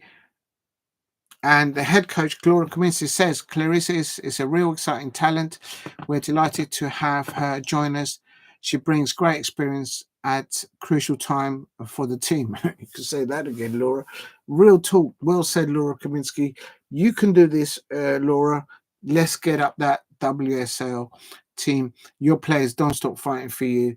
I can sense it as a Crystal Palace fan. Real talk. Because we chop anyone's leg. Listen, you don't even know how to chop up an onion. I don't know what you're talking about chopping legs. You don't even know how to cut up an onion. Real talk. So I'm over the moon that we have signed Clarissa Larise, championship, double cup winner, a record goal scorer, Canadian international at the Crystal Palace Women. And I do apologize for saying that it wasn't on the webpage because it has been. It's been up there for 10 hours. So hands up, my hands up. Big up to the people at Palace for putting that up. Real talk. But I was like, what's going on here? What's going on here? You know what I mean? Right. Also, what was I going to say? Yeah, I think I've mentioned everything, haven't I? Ended up with Crystal Palace. Oh my God, that's 8 hours. Right, that's it. Time out, people. I want to thank anyone who has dropped into the live chat since I started 8 hours ago. Crystal Palace men, 1-1. Won 3 points today. Very well convinced to go. Clean sheet. We signed a new player. Roman Eze was at the London Stadium sitting next to Mark Bright, a Crystal Palace legend, and sitting next door to Tuchel, the England manager. And Crystal Palace won 3 points. Clean sheet. Absolutely happy with that performance there. We've signed Roman Eze. We've signed officially Clarissa. Oh my God. Clarissa Larise, Canadian international. I'm absolutely over the moon with that. And quickly into the fixtures for tomorrow. And then I'll round off. Oh my God, I've gone over 8 hours. That's mad. How do you even do 8 hours live stream? Is that even allowed? I don't even know if I'm allowed to do this. Dear. Anyway, the fixtures for tomorrow quickly, and then I'll thank everyone in the chat, and then that's that. Fixtures for tomorrow. I'm not even going to do any transfer gossip because I'm too tired, unless I can see something that's come out. No, that's too. That's nothing's come out yet. So the fixtures for tomorrow, Sunday. Oh my God, there's loads of matches. I thought there'd be just one or two. Oh my God, it's definitely not allowed. Absolutely. Okay, quick rundown. Everton versus Tottenham Hotspur in the Premier League, 2:00 kickoffs. I need Everton to lose points. I think David Moyes is still having he hasn't even started his honeymoon period at Everton. And I think Tottenham Hotspur need to rebound back from their past performances, especially against Arsenal and other teams. I'm going Everton 0, Tottenham Hotspur 1. Yeah, I'm giving Tottenham Hotspur the win tomorrow away at Goodison Park. Everton dropping more points under David Moyes. I don't think he's actually got a point yet. Manchester United versus Brighton. Big up to Steve RSC for still and the BBC knocking at your door. They can knock on the door they like. You probably get a letter through there. I don't mind if they do that. I'm doing everything official, everything right. Real talk. Manchester United versus Brighton Hove and Albion. That's Manchester United. Really, I'm not bothered, man. I'm doing everything right. So it is what it is. Manchester United 2. No, I didn't mean from that perspective. I was thinking about YouTube, but I think you are allowed. Well, clearly, because I've not had any warnings. When we're still live, as far as I can see. I don't know how it goes. No one gives you a manual when you start content creating. And if you try and ask somebody a question, they take your arm off you. So that's why I just find my own way through this. Lord, I'm messing. I know you are, buddy. I know you are. Manchester United versus Brighton Hove and Albion. Oh. No, they've got a good manager. I've even seen Manchester United fans on YouTube, some content creators doubting what Ruben Amorim, whether has he actually improved in their football club over ETH. They don't actually go to the matches, or they don't actually look what's in front of them. They've got a good manager. They've got good youngsters. I keep saying that, and they don't listen to them. They don't even watch their own players properly, clearly. They throw them underneath the buses all the time, and then they go to the match, and then they ask them for selfies. That's what these Manchester United fans are all about. They've got a good manager with a new style of football. They've got Rasmus Holland. They've got Kobe Mano. Oh my God, they've got Amad Diallo. They've got a still uninjured and workable their captain there, Bruno Fernandes. And they've got a goalkeeper in Onana now that kind of staying in the sticks and has got going AWOL. And they're mixing up the pivot in the midfield and also the back three. They just got to be patient with it. But they've got a good manager and very good youngsters there. But typical Manchester United fans, they're already chucking them underneath the bus. I'm an outsider looking into that. I just don't get them at all. I don't understand them. They've got good players there. Some of the young players. There's some that clearly they need to maybe look for new pastures, new challenges. But against Brighton, of course, I'm not going to go for a Brighton win because I can't do that. I never will. I'm going for Manchester United 2, Brighton 0. And Manchester United fans out there, stop throwing your players underneath the bus. Stop throwing your managers underneath the bus. Go and look at what Scott McTominay did for Napoli today under Conte at Napoli today against Atalanta. Go and look at Scott McTominay's performance today in Serie A. Atalanta 2, Napoli 3. Antonio Conte has unlocked your Scott McTominay that you lot threw underneath the bus when he was playing for you lot. I lost count as an outsider look the amount of times that you lot threw him underneath the bus. And even when he came off the bench and saved your skins, you still threw him underneath the bus. Look what he did at Napoli. And I'll say this to the Manchester United players out there. If your fans at Manchester United keep throwing you lot underneath the bus, go and play for Conte at Napoli. Don't waste your time with the Manchester United fans. Don't waste your time with them. If they keep throwing you lot underneath the bus, go and play like Scott McTominay played today for Napoli. Because there is another horizon over there. Especially if your Manchester United fans keep throwing all of you underneath the bus. I'm saying no more on that. Real talk. Not because I say so. Go and watch that performance today of Scott McTominay and come back and tell me if I'm talking rubbish. He was man of the match there in Italy. Scottish, born, bred and buttered. He was the best player on that pitch. I nearly gave it to Lukaku because he scored the winning goal, but overall, the two halves, in the first half, 100% Scott McTominay, Scottish born, best player on that pitch in Italy, on Italian soil today. Manchester United, I'm going for Manchester United 2, Brighton 0. What games did you watch, Steve? I'll big up to ST, and you guys are talking between yourselves, so I'll just leave you to your own. I'm going to watch the highlights. You're going to watch more football, STE. Oh, boy, you guys are good. Old man of the match. Day of the match is probably on, isn't it? Nottingham Forest versus Southampton. Oh, my God. That's a non-brainer there, obviously. Nottingham Forest are just firing at the moment. I'm going Nottingham Forest 3. Without even thinking about it, Nottingham Forest 3, Southampton 0. I mean, it couldn't even go into 6 or 7.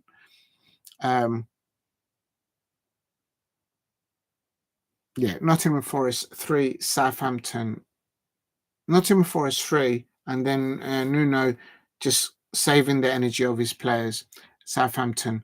Look at Elanga at Nottingham Forest now. He's not getting football fans throwing him underneath the bus, is he? Gonna watch the highlights shortly. Croatia League back next week. Oh, big up to you. Steve says Croatia League back next week, and Azerbaijan League started at Karabakh, win 3-2 to be good when Bulgaria League back. So the Bulgarian League and the Azerbaijan League I presume they're both two different leagues, or are they linked up together? I presume because there's two different countries, I would have thought. Or maybe I'm wrong. And then the last match, Ipswich Town versus Manchester City. Ipswich Town 0, Manchester City 2. I can't see Ipswich Town scoring against Manchester City. You follow a lot of watch streams, then you don't bet. Lol. Big up to ST. And that's it. So, Rangers should win against Fraserburgh. I have no idea where the football club Fraserburgh is in the Scottish Isles. I don't know. I've heard of Falkirk and Raith Rovers, but I've not heard that. Oh my God! In the Super League, of course, I can't let it go. I've got to end it on this. In the Women's Super League, Jesus, I nearly forgot. Tottenham Hotspur women versus Leicester City. I'm going Tottenham win. Tottenham Hotspur 2, Leicester City 1. That's in the WSL tomorrow. That's a 12:30 kickoff. That will be a good match. Real talk. I'm an outsider. That will be a good match. Tottenham Hotspur, they've got good players there. They've got good players there. I know I take the Michael of Tottenham Hotspur fans, but real talk, the Tottenham Hotspur manager and the Tottenham Hotspur players, they're very good. Real talk. I've seen them. I went to the first home match for the Crystal Palace women away at Tottenham Hotspur at the beginning of the WSL, and I saw them face to face, and they're a very good side, and they're probably even better now because the season is halfway through the middle bit, as it were. Arsenal versus Crystal Palace, a 2:00 kickoff in the WSL.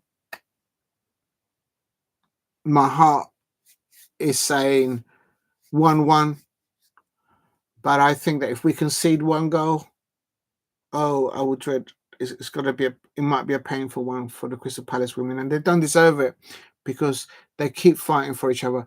Even if Arsenal go and score loads of goals against the Crystal Palace women, you will see that the Crystal Palace women do not give up on each other on that pitch, even if a substitute comes on.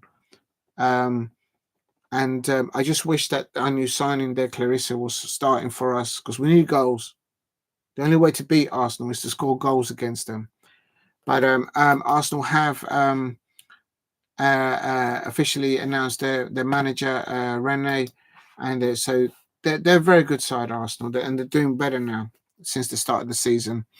Come on, Crystal Palace women, score the first goal and get it to a 1-1. I'm going for Arsenal 1, Crystal Palace women 1 in the WSL 2:00 kickoff. Please, touching my lucky scarf. I hope we can get a point there to get a win over there. My heart, that would be like a dream. Oh man, I'll be celebrating. I'll be going boom, boom, boom. Literally. West Ham United versus Chelsea. Chelsea women will win this. The squad in there for Sonia Bombasta there for Chelsea, taking over from Emma. I'm going West Ham United 0, Chelsea 3 in the WSL tomorrow. And then the big one, Manchester City. Viv is back for Manchester City. I think she scored in the last match for Manchester City. She's returned from her injury, ex-Arsenal player. Manchester City versus Manchester United women in the WSL. Oh, I can't call this. Yeah, hopefully I'll do the watch along for this one because this is a big one. At the moment, without seeing the lineups, I'm going Manchester City 2, Manchester United women 1. But I want to see the lineup because if I see in the lineup something that I'm looking for, I might change that. I need to see who's available injury-wise to Manchester City. That's what I'm saying. So please, if you're new to the chat, please subscribe at Diego C. Palace. That's my last prediction in the WSL. Manchester City 2, Manchester United 1. But this is without obviously seeing the team sheet for both there. Big up to everyone in the chat. Steve RC says Karabakh 50 points and 11 points ahead of Araz, and they have won 16 games from 19. I go 7 to Rangers win. Actually, you're mentioning that. Where is Fraserburgh? Let me just on on my you know when something gets in your head. I have no idea where this football club is. It's called Fraserburgh in Scotland. Where is that? How do you spell it? It's with an S.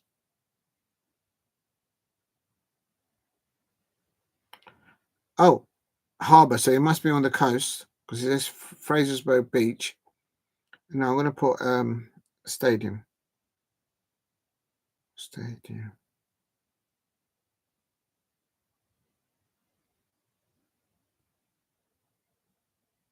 Why is it going to South Africa? Have I spelled this correctly? Fraserburgh. Okay. Oh, I forgot the H. Idiot. I'm going to put Scotland. There, Fraserburgh, Scotland. Raw, that is some mileage. That's all the way up. Fraserburgh town. It has got a beach. It's got a museum of lighthouses. It's near Peterhead. Near or just north, or not just, but north of Slains Castle. Where is that? Okay, so it's due east of Inverness. That's that. Fraser Base in the Highland. Thank you, Steve. I know you knew it. I don't know why I'm looking it up. I know you was going to come up with the answer because you're up there. Fraserburgh is in the Highlands League, 5th, same tier as Brechin City, and it's only 20 minutes drive to Peterhead, where I go Monday. Oh my days! You better wrap up there. Steve, be very careful when you put online where you're going to be on a specific day for your safety, okay? Please don't get yourself into any trouble at home. But I know what you're saying there, but be careful. Remember, this is live. And you don't want the whole world to know where you're going to be at what time. Yeah, just be safe, buddy. Your safety is more important than this thing. Real talk. But yeah, that's where Fraserburgh is. It's east of Inverness. That's far up. It's north of Aberdeen, and that is where Rangers. So Rangers players are going to have to go northeast and get up there. Big up to you, Steve RFC, in the chat, and there you go. You live and learn where it is. And I'm not going to do any more predictions. I'm too tired. Real Madrid are playing tomorrow. And Atletico Club is also playing tomorrow in the Spanish La Liga. And so that will be interesting to see how they perform, given that Diego Simeone's Atletico Madrid lost today, and Barcelona dropped 2 points today as well. True, it's just to say when...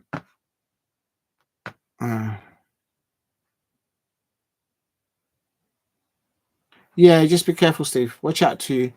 But yeah, all right. Thank you very much, everyone in the chat. I want to send a massive thank you. I've got 11 likes. Thank you very much, everyone in the chat.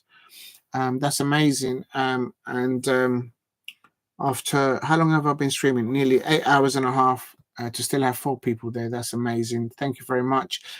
I want to thank Steve RFC in the chat. STE. I'm not sure. STE Chelsea jamming us. I'll try and do the watch along on Monday evening for you lot. Wolves against let me see, are you playing at the bridge or not? How'd you do it? So that's Monday. You're at the bridge. Oh my god, you're so losing that match. You're weak at the bridge. I don't know why. I mean, Fulham did a number over you lot.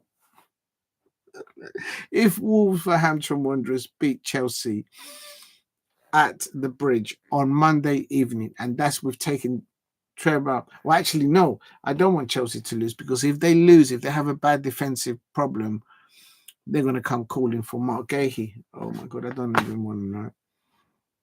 Right, so massive thank you to Steve ROC in the chat. STE, ouch, my back is hurting. Also, I'm going to say thank you to, big up to Semic for tuning in as well. Big up to Nick Foldy there, dropping in as well. Big up to Demo 1168. Boo, boo, boo. Mateta's in the room. Absolutely. Big up to Demo 1168. And I think that's it. Shay Arsenal, of course, I've pinned their pin comment where Shay Arsenal says, please remember to hit the like button and subscribe if you are new here. Thank you very much, Shay Arsenal, for doing that. That means a lot to me. Thank you. I can't get it back.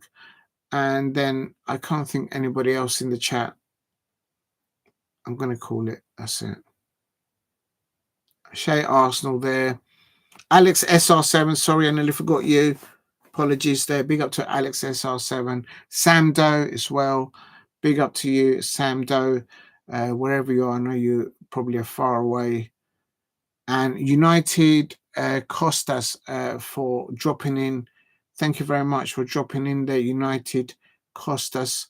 And Henry Smith, the legend Henry Smith. Thank you very much for dropping in there.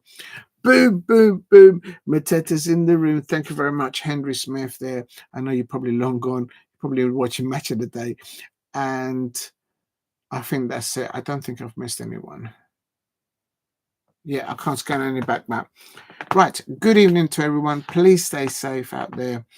And last of all, good luck to Laura Kaminsky tomorrow and her players against Arsenal.